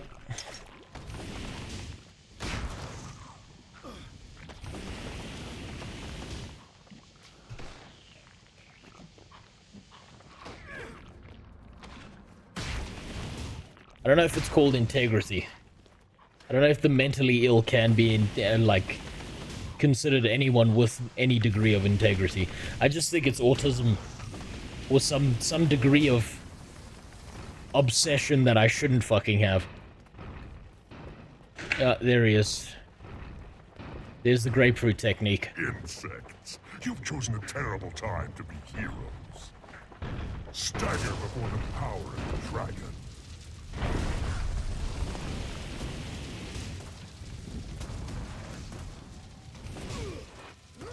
Whoop.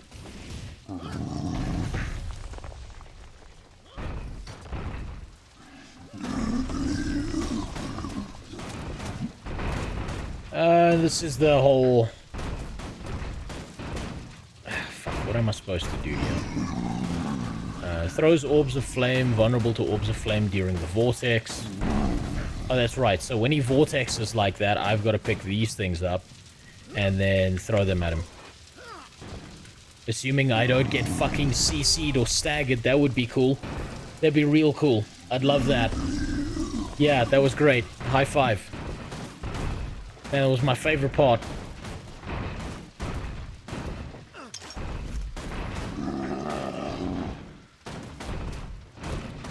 Come on. There we go. Come on, come on. Get me to one of the fucking...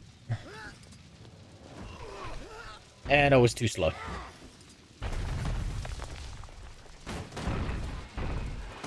I was too slow. That's what I do.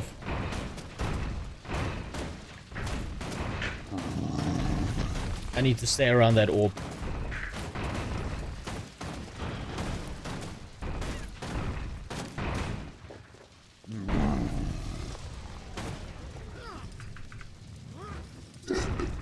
There we go.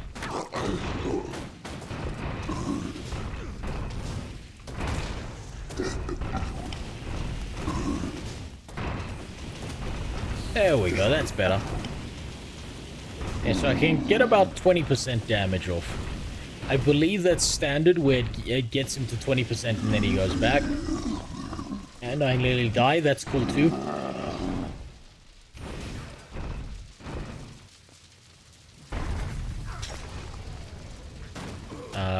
Fuck that up.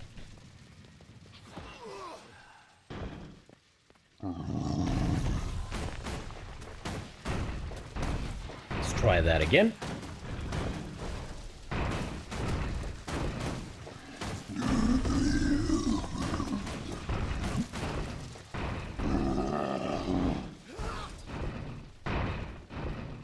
Come on, do your vortex shit.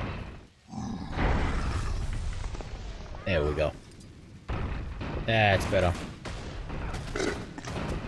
This is how exhausted I am. I'm so fucking stupid right now that I forgot I'm supposed to pick up the orb and just run around with it before.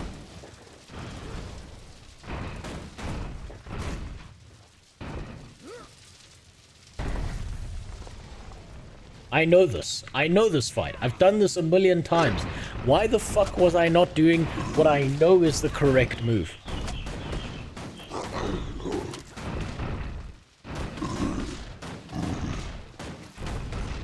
Stagger before the power of the dragon. You know that kid who goes blank in the test and doesn't even write his name on the fucking paper? Yeah, that's me right now.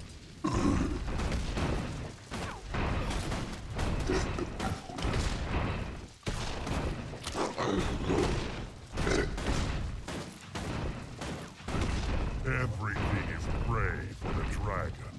Surrender. Accept your fate. I gotta say, his character model design is fantastic, by the way. Come on.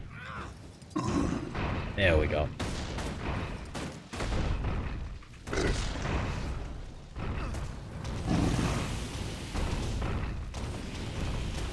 It's gonna take one more, isn't it? Nope. Got lucky. Oh. Something to sing about. Oh.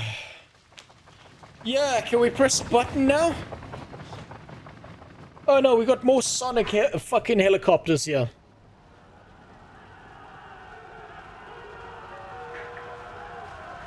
Man, our soldiers are so brave. They always arrive just as we're done.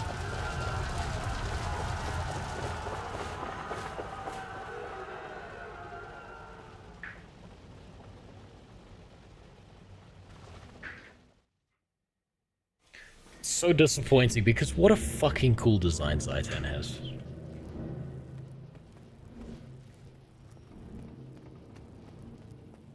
It's such a badass design.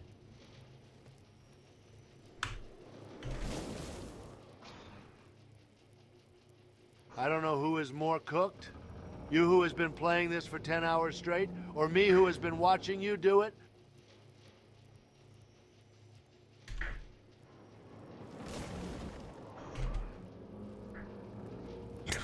It's probably you, Ilgi. I'm gonna need to see that short you put up after this. Because I don't know what the fuck people are talking about, you bastard. You did something evil, didn't you?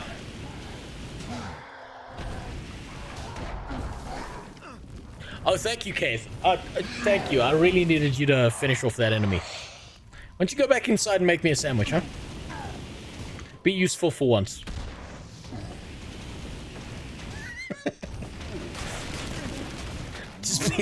This is gonna be the most misogynistic piece of shit to every fucking character I hate in this game at this point.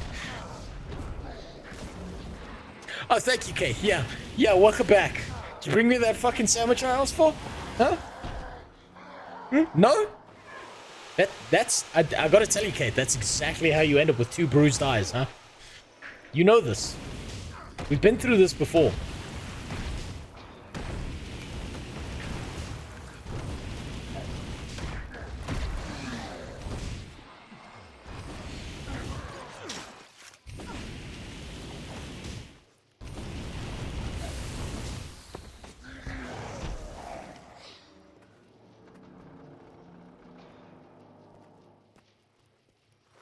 Why don't you take some of those leaf lips and put them on a sandwich for me, huh?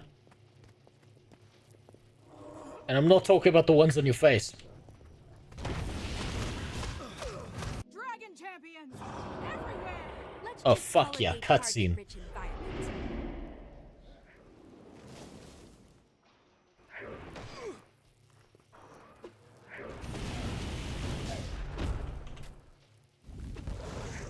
Oh, thank you, Keith. I really needed someone to finish off that dragon.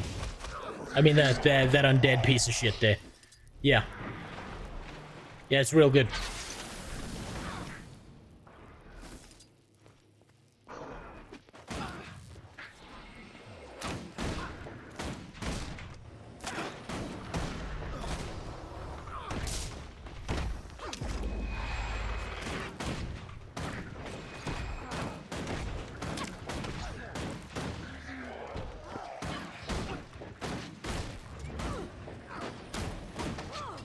Where these fuckers coming from?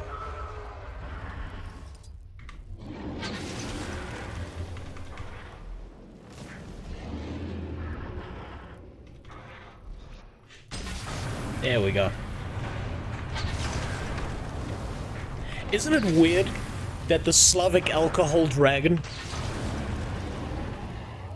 poses more of a fight than Zitan does?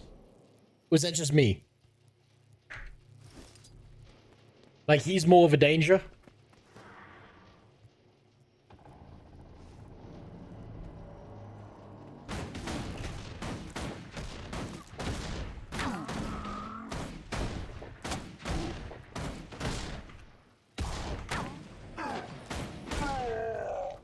What region do you play? I play EU because it's the only place I can have a stable ping.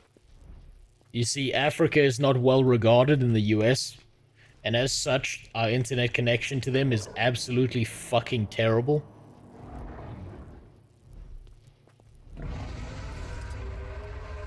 And so they don't like us very much.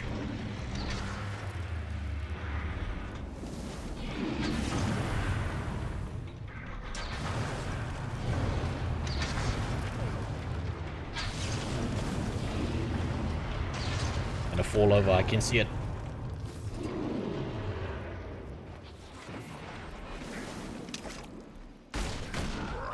Now you see, as an African, from Africa, I can say that the US is pretty racist, because I have to play on 500 ping if I go to a US server. It's devastating.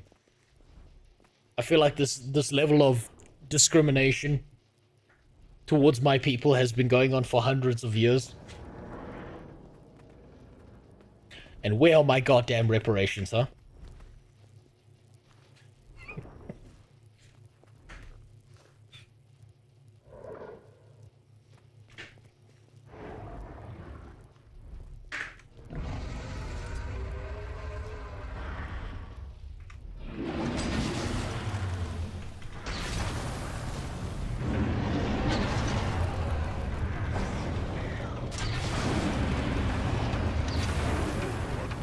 It's fine, I can forgive the British. Because the British were really, really good at making sports that the rest of the world could be better at than them. The British people really gave us a gift. They suck at everything they created so that the rest of the world could kick their ass in sports. So, like, how am I supposed to be mad at them? That was their reparations. That, and to this day, out of sheer unbridled British guilt, they still don't use spices in their food. They still torture themselves every single fucking day of their lives. At least they show some shame.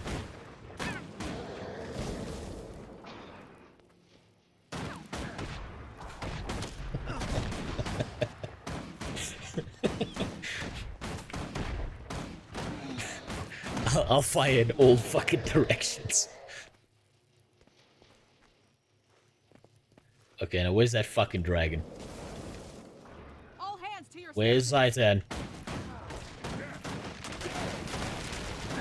Come on, I need my skyboat to go to Zitan. Come on.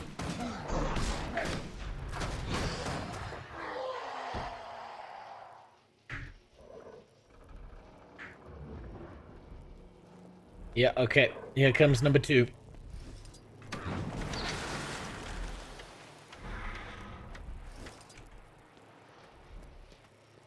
That actually does nothing.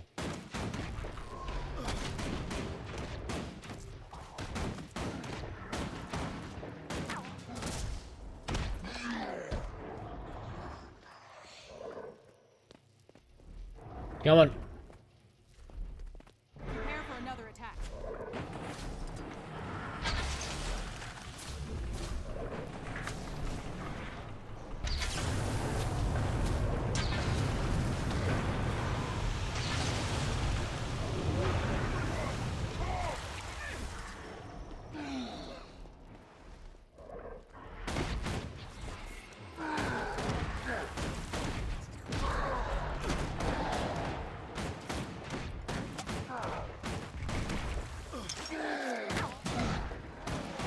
My country only invites 200 to 300% taxes as Hungarian. I can't... wait. I can feel that. So, I mean, that's not so bad.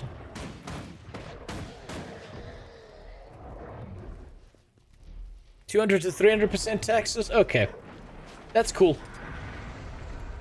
How many times has your government tried to saw your limbs off and mix you into medicine? 0?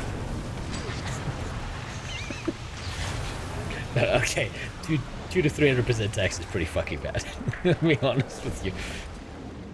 I'm just trying to be an asshole. Okay, Palestinian child with rocks time. And then timer comes off. Suicide vest. Didn't do anything. Keith, you stupid bitch, come pick me up.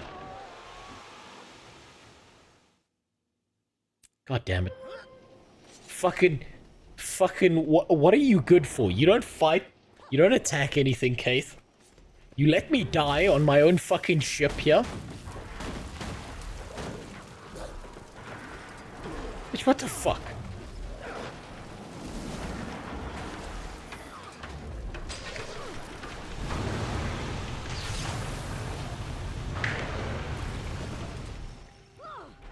She's a salad. She can toss my fucking salad.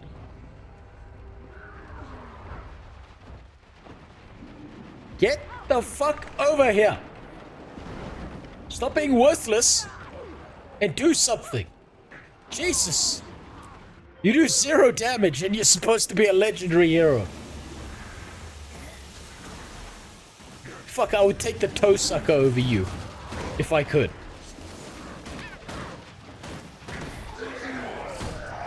It's all falling apart.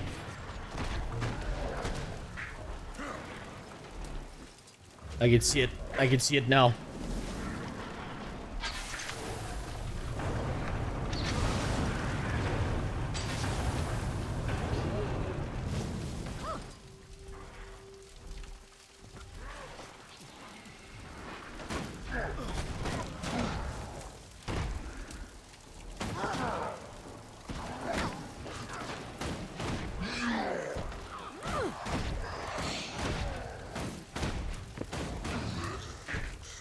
No, I said I'll take the toe sucker. I'll take Logan over Keith, is what I'm saying. I'll take toe gobbler Logan over this shit. At least he'll do some damage by sucking their toenails straight out of their fucking sockets.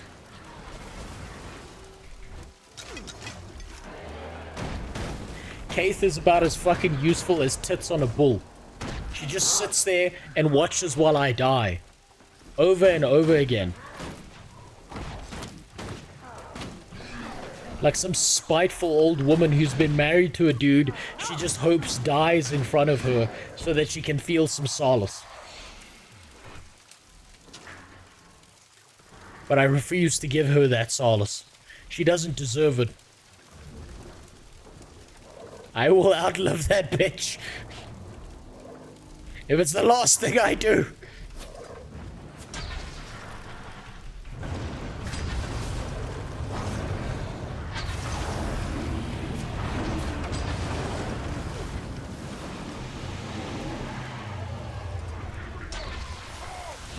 Okay, I don't care if I die. I can just respawn at the checkpoint. I'm just gonna spam until this fucking dragon dies.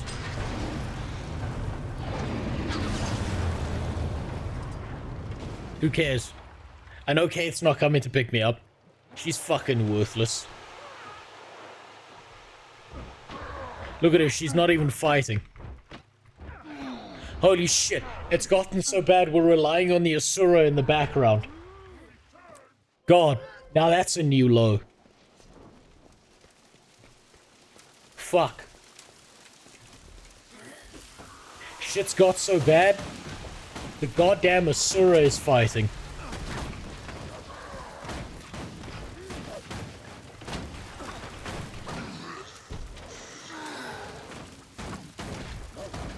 You still watching anime lately? There's one called Dun Dun Dun. Yeah, I've seen some of Dun Dun Dun. It's real cool.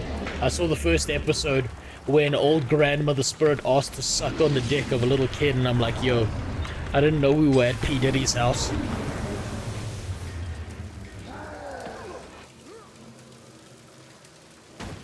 It was real strange seeing that shit.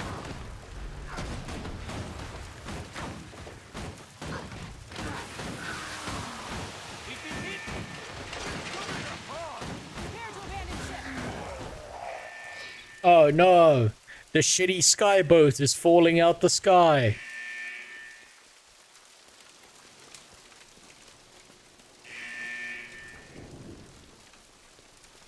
You follow that story. Which story?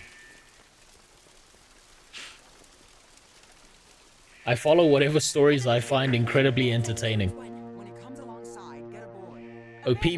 Diddy. Yeah, I think that was really, really funny. Imagine for years getting dogged on. Here, let me clarify why I think this is fucking, in the most fucked up way, incredibly funny. Imagine being a teenage kid with a singing voice who's discovered on YouTube, right? Everyone thinks you're a grimy piece of shit and fucking hates you because they're like, you spoiled cunt. And then it turns out, years later, that the only reason you were probably so fucked up is because some older R&B singer took you back home to his palace of baby oil and fucked you senseless as an underage kid. Do you know who that is? I think this is just what we need to It's take Justin down the dragon. Bieber. Everyone to your battle stations. Man! Everyone went from, Jesus, what a spoiled brat, to, oh shit. Oh, that's why he was like that.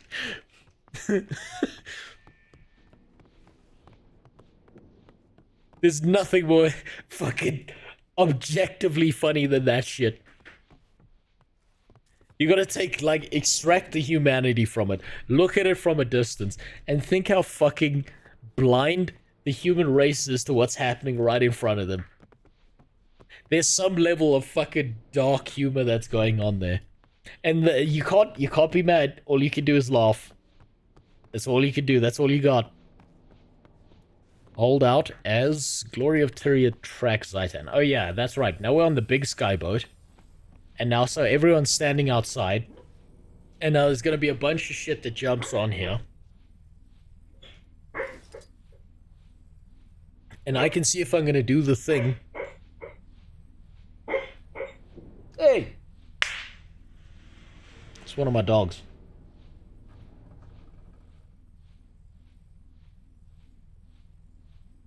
It's unreal the way music and movies in this country have been a cover for horrific acts. Well, I think it was kind of in the music all along, right? You know, like all those R&B songs where they were talking about like all these intimate sexual acts that were all in the music. You thought they were talking about like a woman that he saw on the street. It turned out he was talking about the kid next door. Excuse me.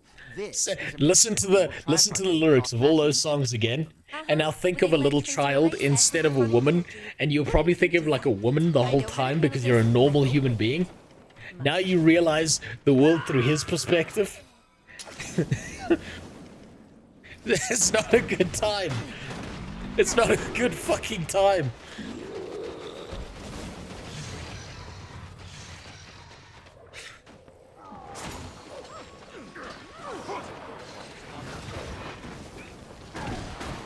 But a lot of old clips of older women trying to seduce or sexually harass him when he was under 17. Oh yeah, I remember those. Wasn't there that one chick who, like, when he was accepting some music award, was like trying to tongue fuck him on stage, and he was like doing everything in his power to get away from her? And everyone was like, yeah, this sexual assault is cool. This is fine. No, it's cool because she has a vagina and this little boy has a dick. So he must want it. Now, the resistance he's showing, it's just because he doesn't know how good it's gonna be. Fuck me.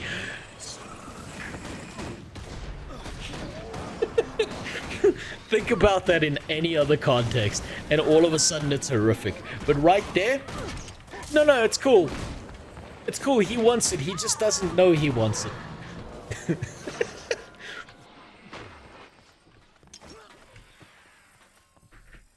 kind of like me with the Zitan fight.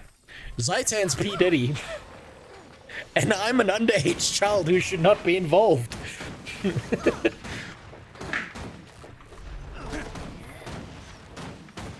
If you listen to American music, the musicians tell stories. What we thought was just words were true stories. America's broken. Yeah, of course it is.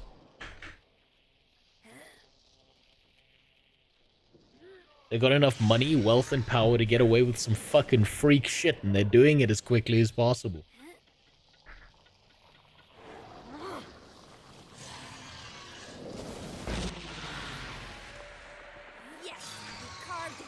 And for years, everyone fucking hated Justin Bieber. For acting like a spoiled brat. My god, look how good his fucking design is. Look how fucking awesome he looks. Jesus Christ, it's even better than I remember. Fuck, he is so cool. How could this fight be so shit? Oh.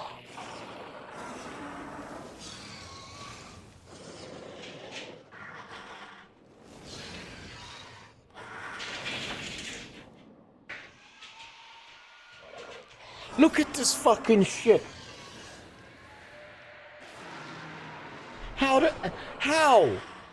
How did they fuck this up so hard? And then oh, for fuck's sakes.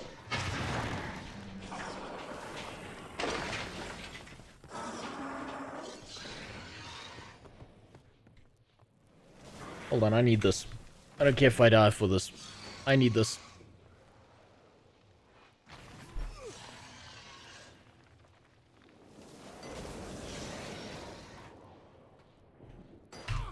Okay, that should be good enough. That'll do what I need. That'll do, pig.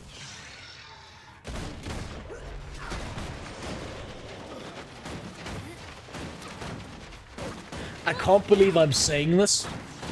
I genuinely can't believe I'm saying this. But the Jake Paul Mike Tyson fight might have actually been better than the Zitan fight. Like, fuck me, I can't believe those words are leaving my lips. But it might actually be the case.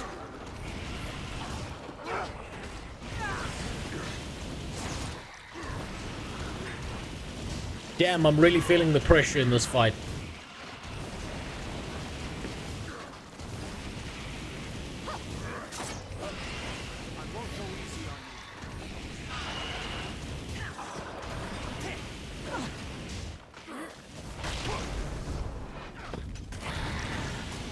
What's Zitan doing over there? He's sucking off the tower. Hold on. Okay, you guys can fight that. This is important. I need to watch him make sexy pole dance moves on the tower right now. This is really important.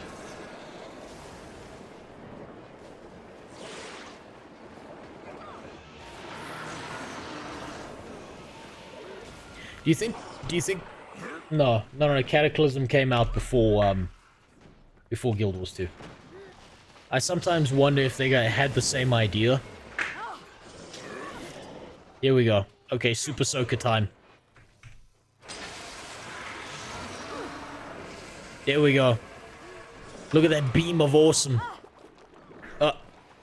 Grandpa threw a pile of shit at us.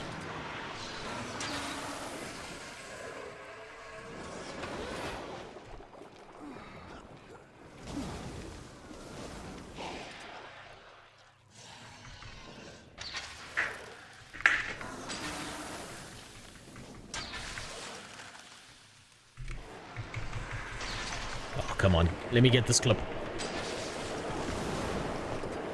Okay, there we go. Oh shit, I died. He took a dump on me and I died.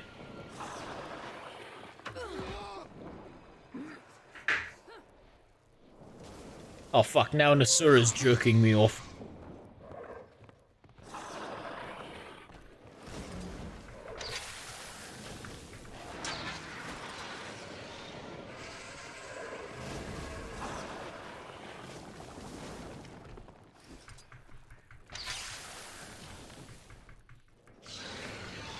Okay, I need this clip right here, and I'm trying to get a good one.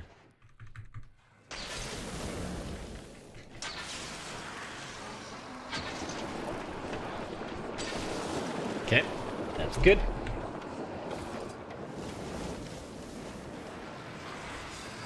Are they still fucking fighting something over here?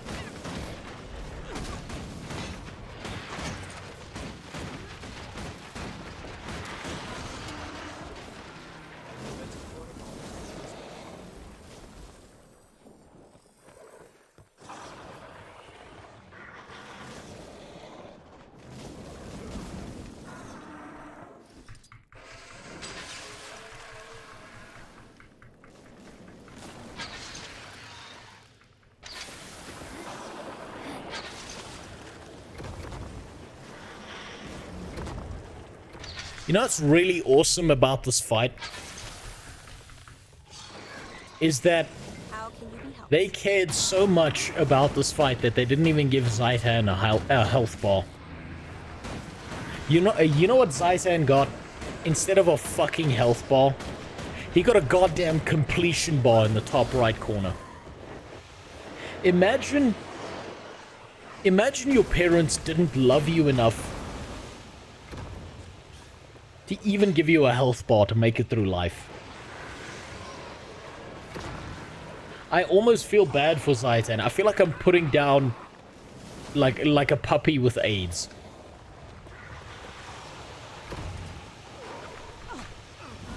Because holy shit did his creators not care about him.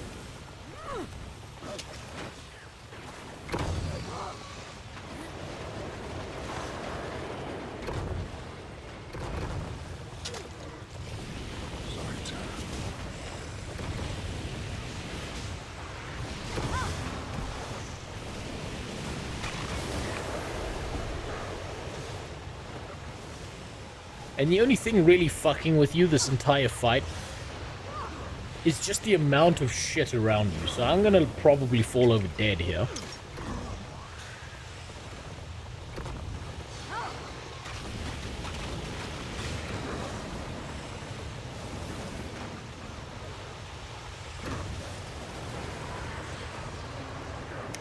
Ah, fuck the fucking flamethrower.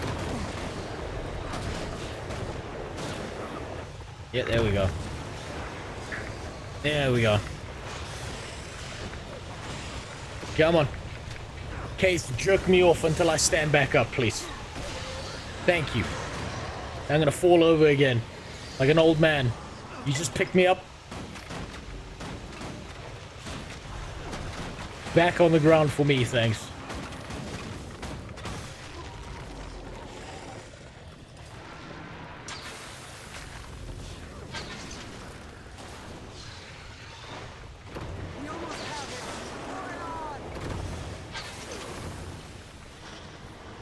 Man, they really didn't give a shit about fucking Zitan. They really didn't care.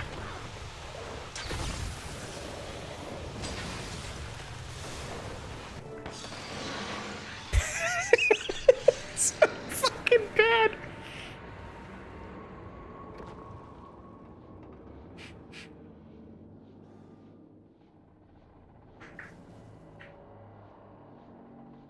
This used to be a 5-man dungeon instance, wasn't it? I think it was supposed to be harder. Man, this was... As a 5-man dungeon instance, even that would be sloppy. This whole fight is fucking trash. It doesn't matter if there's people around you experiencing the trash with you. It's just a bad fucking fight. It's poorly constructed. The Elder Dragon is no more. Oh, Christ. We have succeeded. But only by coming We together basically to fight walked a into an old age home, turned off Grandpa's oxygen tank, and left. That's what this fucking fight was. The most difficult part about it was getting past the security guards who keep yelling at us every now and then.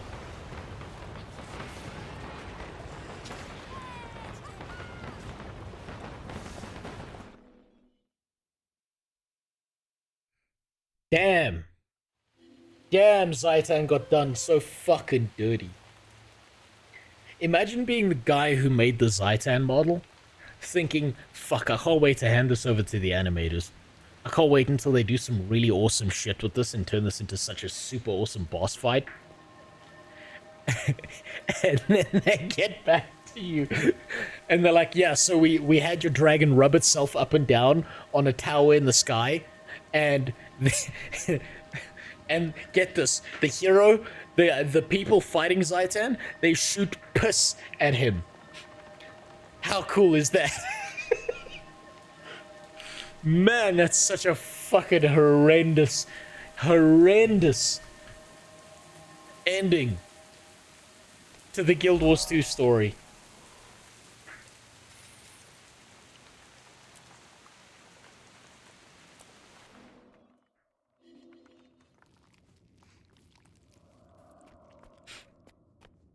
Wait.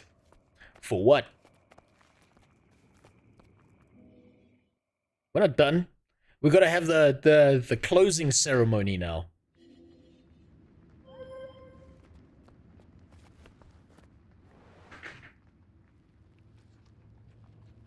Where we go to Fort Trinities. There's nothing to wait for. This is where the heroes get together and sit around a table and drink themselves fucking stupid because they realize they just beat up an old man instead of an actual threat to the world. This is where you you have to this is the point of the story where your character looks at all the other members of Diversity's Edge and they're like, Hans, I think we might be actually the bad guys in this story. I'm not quite sure, but were we supposed to be gassing the elderly like that? It wasn't even really a fight, Hans. They didn't even. I'm feeling serious Schadenfreude right now. I can't do this. I can't. I'm going to the trials, and I'm admitting to everything I did because this was just not fair. That's exactly what I expect to happen. That's the canon in my head.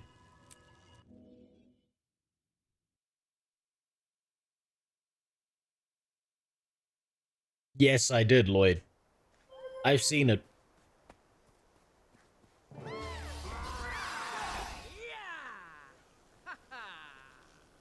Yes, we defeated an old man. We shot piss at him in the sky. Fucking hell. So is this the last time, or do you think you'll need to do it again? Fuck no, I'm not doing it again. I've done it too many times. I can't do it again.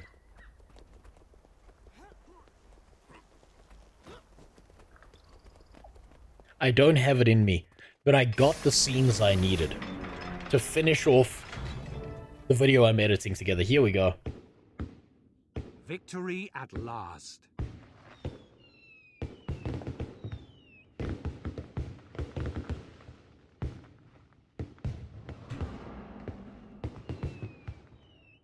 With Zitan defeated, the corruption it wrought can be undone.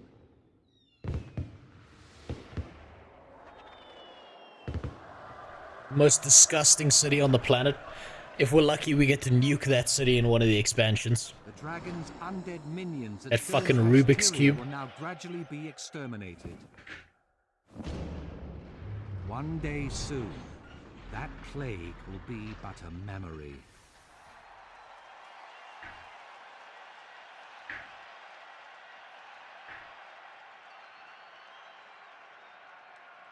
Damn, look at those tits on Aya. God damn. Mmm. Courage, skill, and friendship. God damn. Look at that shit right there. Mmm. A Woo! victory that all Tyria can share. This is not an ending. There are other dragons out there. Other battles. You shambling fuzzball. Can't you just be happy? I was being happy. Will you return to your queen now, Logan? No. Not until I know that Kryta's safe. Meaning he's up for more fighting. See? Logan's happy too. You're fighting to get people's shoes off. Snaff would be proud of us. God damn! Especially of you, Proud that we didn't screw up and plant our faces in the mud again, you mean? Well, I guess he would, at that. So, Milky. who's next? Stormad, Primordus, Krokatoric. As dawn scatters shadows, so we will destroy them all. What a fantastic Could character not have design done this Aya without is. you. Thank you. Held this You're whole welcome. story together for You me. can count on me. Only Good. reason this game was worth Because playing. Air is right. The rest of the dragons are still out there, waiting. Fuck the dragons. When does Aya figure out that she can't put her pants on and just takes them off entirely? When she starts battling people in a thong.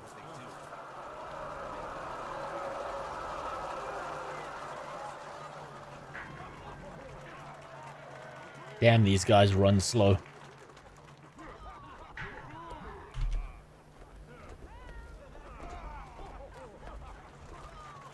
Damn!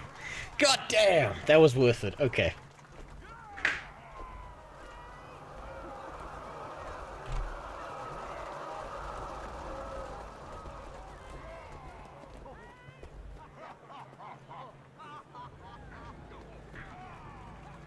Okay, I'm gonna need this scene right here.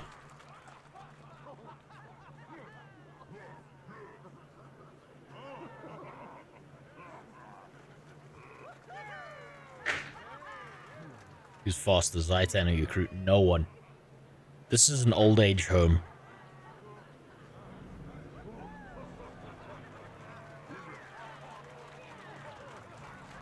This right here is an old age home. It's just old people fucking thinking they did something. Now, I'm so fucking glad this is over. I'm never in my life going to go through the Guild Wars 2 core story again. I've done this so many fucking times. I've got the clips I need now to finish editing together the story.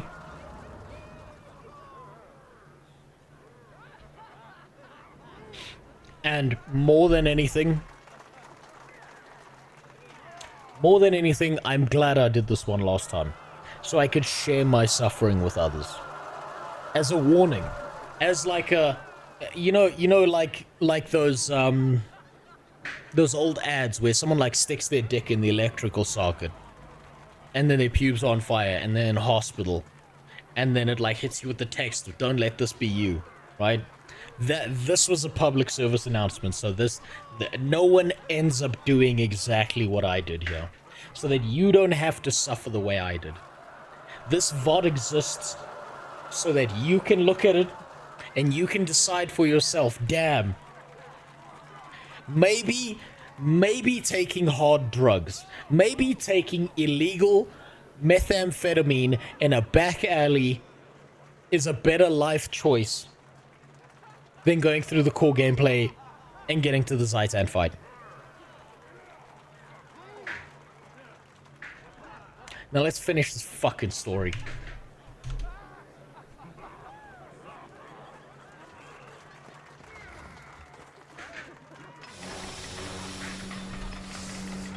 Need that.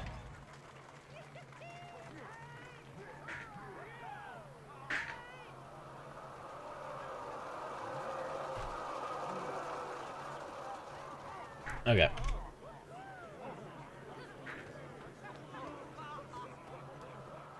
Now we go talk to Traherne, who's the hero of the story, who still didn't give back the fucking legendary sword. Mom says it's my turn on Khalid Bolg. You've had it the whole base game. Hey, a little bastard's out here. I forgot about him. I'm pleased. Give me back my sword. Hiding from the crowds, Traherne. Thanks for the follow. The world needs to see the Pact Marshal Not me, celebrating. Steve. Not hiding, my friend. Thinking. Completing my wild hunt lifted a weight from me, but Zitan is still a terrible threat. Now that threat is truly gone. It feels like the sun has finally emerged after a Okay, cold, great. endless Kill night. yourself. Throw I can't yourself help off the but boat. wonder Your purpose what's is next. done. Now that we formed this unstoppable alliance and tempered it in battle, where do we take it? We take it To the next down the challenge, suicide, the next victory. towards There are suicide. more elder dragons to confront, and now we know how. No, fuck that. We can just shoot piss at them and they'll First, die. we celebrate. We won, Marshal. It would be a crime not to stop and appreciate that. Come on. There's an army of people and an ocean of libations waiting. All of Tyria deserves to share this triumph. Like Heart of Thorns. including you. I probably Join will. us. I've seen on Muckluck's channel. Yeah. I did kind of give him mild PTSD with some of my As videos. long as I am Marshal of the Pact, I will see that debt honored. I need an option where we get to stab Traherne in the back for being more bland My only regret than is unflavored that I was chicken. not there to see Zitan fall. Can we, like... But I shall look forward to the skulls celebrating your triumph. Knife in the back. Just a quick one. Just, you know, just a quick one. Commander. We've earned the right to set down our burdens for a time and celebrate. I'll be so happy in a future expansion if that fucker dies. This fucker right here. And that other one. Zitan's defeat has If they saved die, many lives. yeah. More importantly, it has restored hope to a desperate world. The dragons are not stars in the sky. They can be counted. They can be fought. One day, we will kill the last of Jokes them. on you, should know MMO players Then hate themselves Tyria be safe. and or are retarded. They love shit. This You're is a not new wrong. beginning for Orr and for Tyria. A clear sky after a long storm. This is a dawn that Tyria shall never forget. God This damn. day is ours. Look at Io over there. Here we go.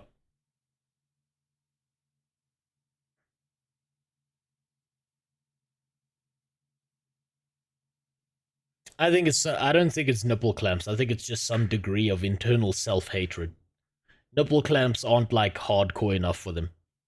It needs to be emotionally damaging, not physically damaging. Because it reminds them of like the trauma of their past. Like, you know, when their father said that they'll never amount to anything, or that they're a massive disappointment. Or, I'm sorry, son, I fucked your girlfriend. You know, something like that. Now I can up the music.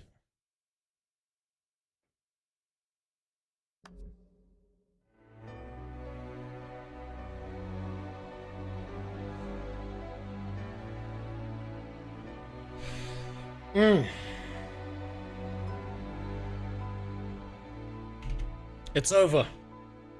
It's over. I'm a survivor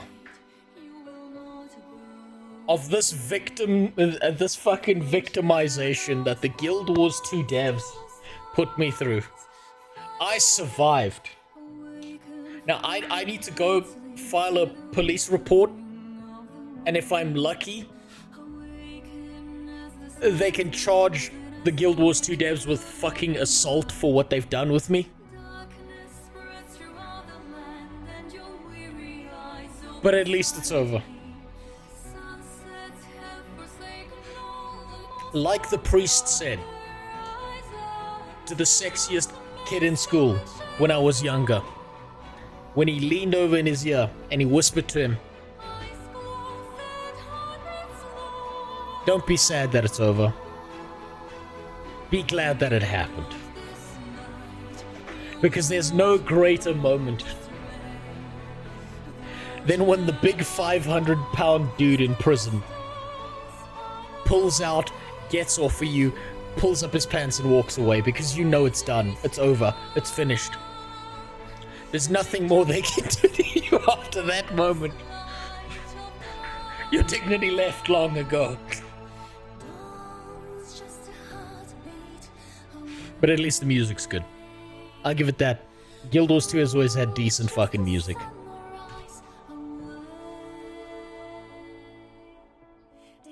Now,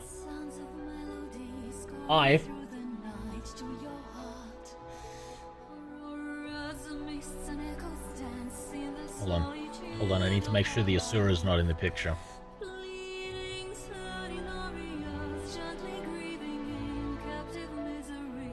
I can finally say I have done this shit 9 times now. A sum total of 9 times. I have double checked every fucking thing that I've looked through in this game. I've gotten all the clips I required. I can now spend the next 10 to 15 fucking days doing nothing but editing together a video. And hopefully by that point in time, I have something that is not utter dog shit. Now, I'm gonna fucking disappear. I hope you enjoyed. I hope you had a good time, but we do still have some videos. I need to double check what the fuck Yogi posted, because I know it's gonna be bad. Roller Beetle race event. No.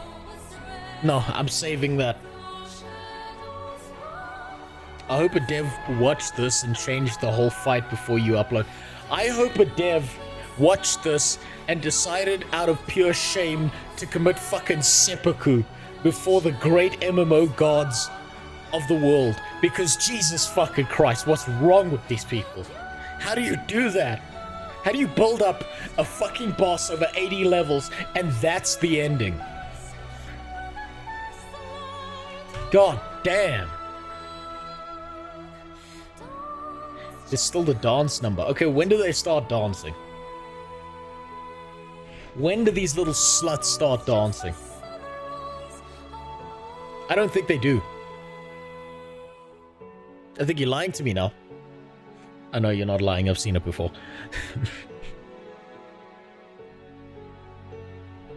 Also, thanks for the follow, Bumper Shoot. Let's see what these filthy whores have to say for themselves. Congratulations, our shared wild hunt started together. So it's fitting that we... Yeah, okay, I don't listen to the opinions of women. What do you have to say for yourself? Remain strong. I know you're probably tired of hearing this. Yeah, I'm pretty tired of hearing from you. I didn't expect... Oh, wow. Oh, wow, the Susurrus speak so well for their kind. There's the dance. There it is. Now it starts.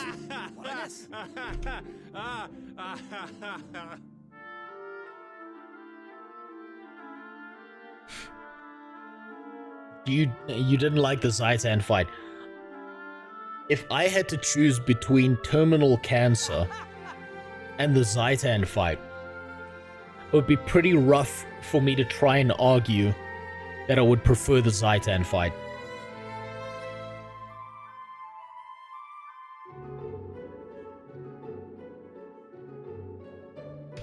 Okay, cool. I'm not gonna wait for the dance. I can always get that online because I've got clips of that already. Come on, it's not that bad. It's a fucking horrendous fight. It's disastrous.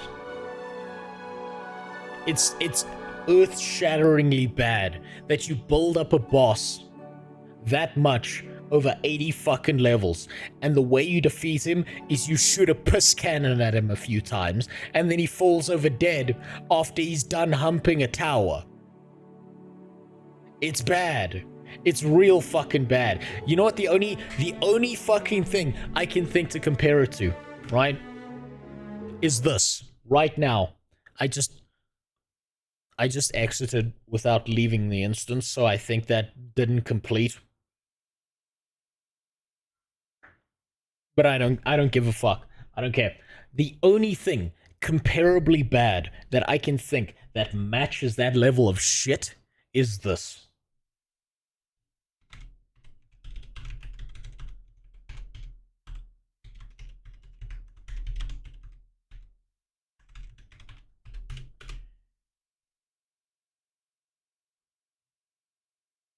This fucking shit right here. You see this? Where fucking Thrall plays Sailor Moon and hits fucking Nelsarian with a laser beam from a fucking pendant with the power of friendship? Another yellow piss beam taking down a gigantic dragon. What is it with piss beams taking down dragons? You tell me. Huh? Exactly. Exactly. What a mess. You know what okay, this is what makes it bad, right? This is genuinely what makes it a disaster. Is not the fact that the game is bad. What makes it a disaster is that the Guild Wars 2 devs, through the entire leveling experience, proved to me that they are capable of exceptionalism. And then when it comes to that final fight, it falls the fuck apart for no reason whatsoever. They prove to me over 1 to 80 that they are capable of making exceptional gameplay, that even at moments they are capable of making memorable characters, that they can work on things, that they can do good elements to a game. The fucking Siege of Claw Island was amazing. Retaking Claw Island was fantastic. Sure, they shouldn't have killed off all the 8-foot tall women, but I'm assuming that's writer's trauma from whoever made that questline. They prove 100% that they're capable of exceptionalism. And then they drop the fucking ball. Actually, no, they don't drop the ball. They shatter the fucking ball on your face when it comes to the Zitan fight. I know they are capable of much more than that. If this was some scam MMO, where I saw that it was dog shit from the beginning to the end, it wouldn't hurt as much, because I'm like, I know that the dev has fucking 3 brain cells and 4 of them on a holiday, but that's obviously not the case with Guild Wars 2. That's why it hurts so much. That's why it's so excruciating. Let me see what the fuck these videos are, and then I'm gonna go run away and fucking probably pass out and then wake up and just edit until I die. Where was it? If you or a loved one have you ever thought through the base game MSQ? Whoa, hold on. What the fuck? Oh, this is the one where I've tried. Okay, that's not important. This is important. If you or a loved one is playing through the base game MSQ of Guild Wars 2, it's not too late. This needs to be zoomed in more. For help. There's a suicide hotline. If you phone it, someone out there is gonna help you. Okay? Maybe you just need someone to talk to. But you don't have to do this to yourself. There's so much to live for. It's not the MSQ. That's not anything to live for. But there's something out there that you can have in life that is better than this. Did I lie? Did I lie? Was there any word of lying there? No, I didn't think so. I didn't fucking think so. Now, I'm gonna go lie down and die for a little bit. I hope you enjoyed. I hope you had a good time watching me suffer like a little bitch. To put it into perspective, I'll give you this last note to give you some perspective. I had a 5-hour-long video that I've now cut down to about an hour and a half. I still need to cut it down even more. This is the sum total of the script. Right? This is the sum total of the script. Right? So some of this is old stuff, but some of it is chunks. This is the sum total of the Guild Wars 2 script that I'm working my way through. Okay? Yeah.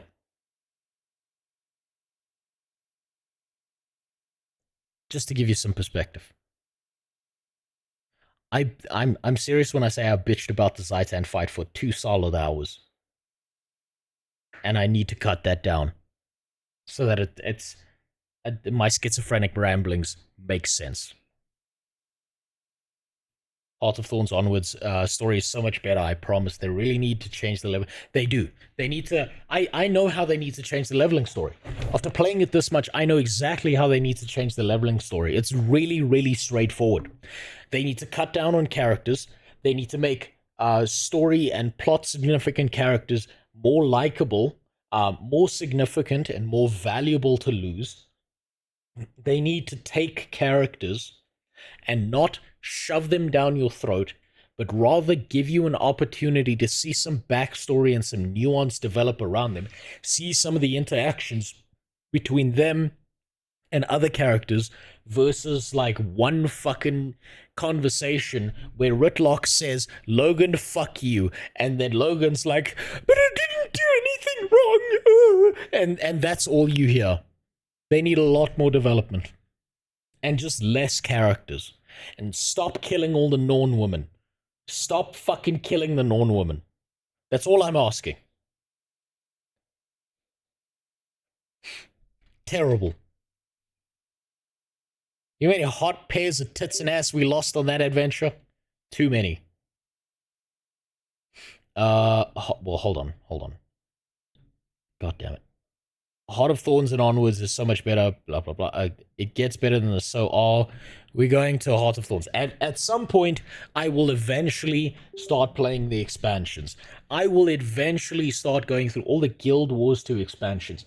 But here's the fucking fantastic part that I really like about Guild Wars 2. I feel zero pressure to rush my way through any of the expansions because I don't feel like I'm going to miss anything if it takes me the next half a year to get to that. The best part about Guild Wars 2, one of the absolute best parts about it, is that I can play the game right now, not touch it for a week, play it a week from now, and still enjoy the fuck out of myself because I don't feel like I've missed out on this gigantic chunk of content that's going to put me behind everyone else.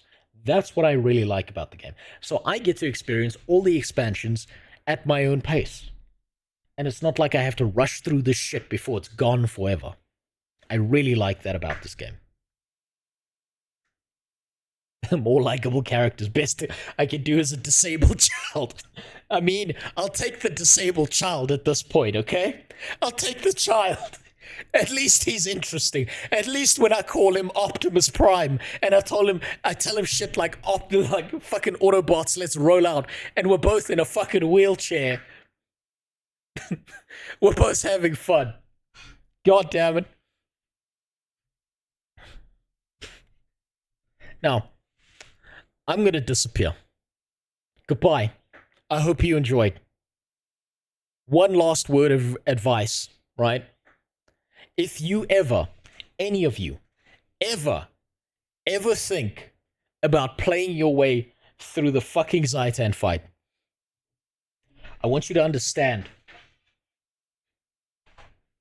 I want you to understand that the devs are out there to make you suffer on purpose. This was not a mistake. They knew what the fuck they were doing. And they're going to look at you from this angle. And they're going to stroke your hair. They're going to brush it aside very gently. And they're going to say, shh. Shh. Just don't tell Daddy A-Net about this, okay? Don't tell him about this. He doesn't need to know. It's just between you and me. It's our little secret. Shh. And the second you think you're safe, right? The second you think you're safe, that's when it's shut the fuck up. Shut the fuck up. Shh.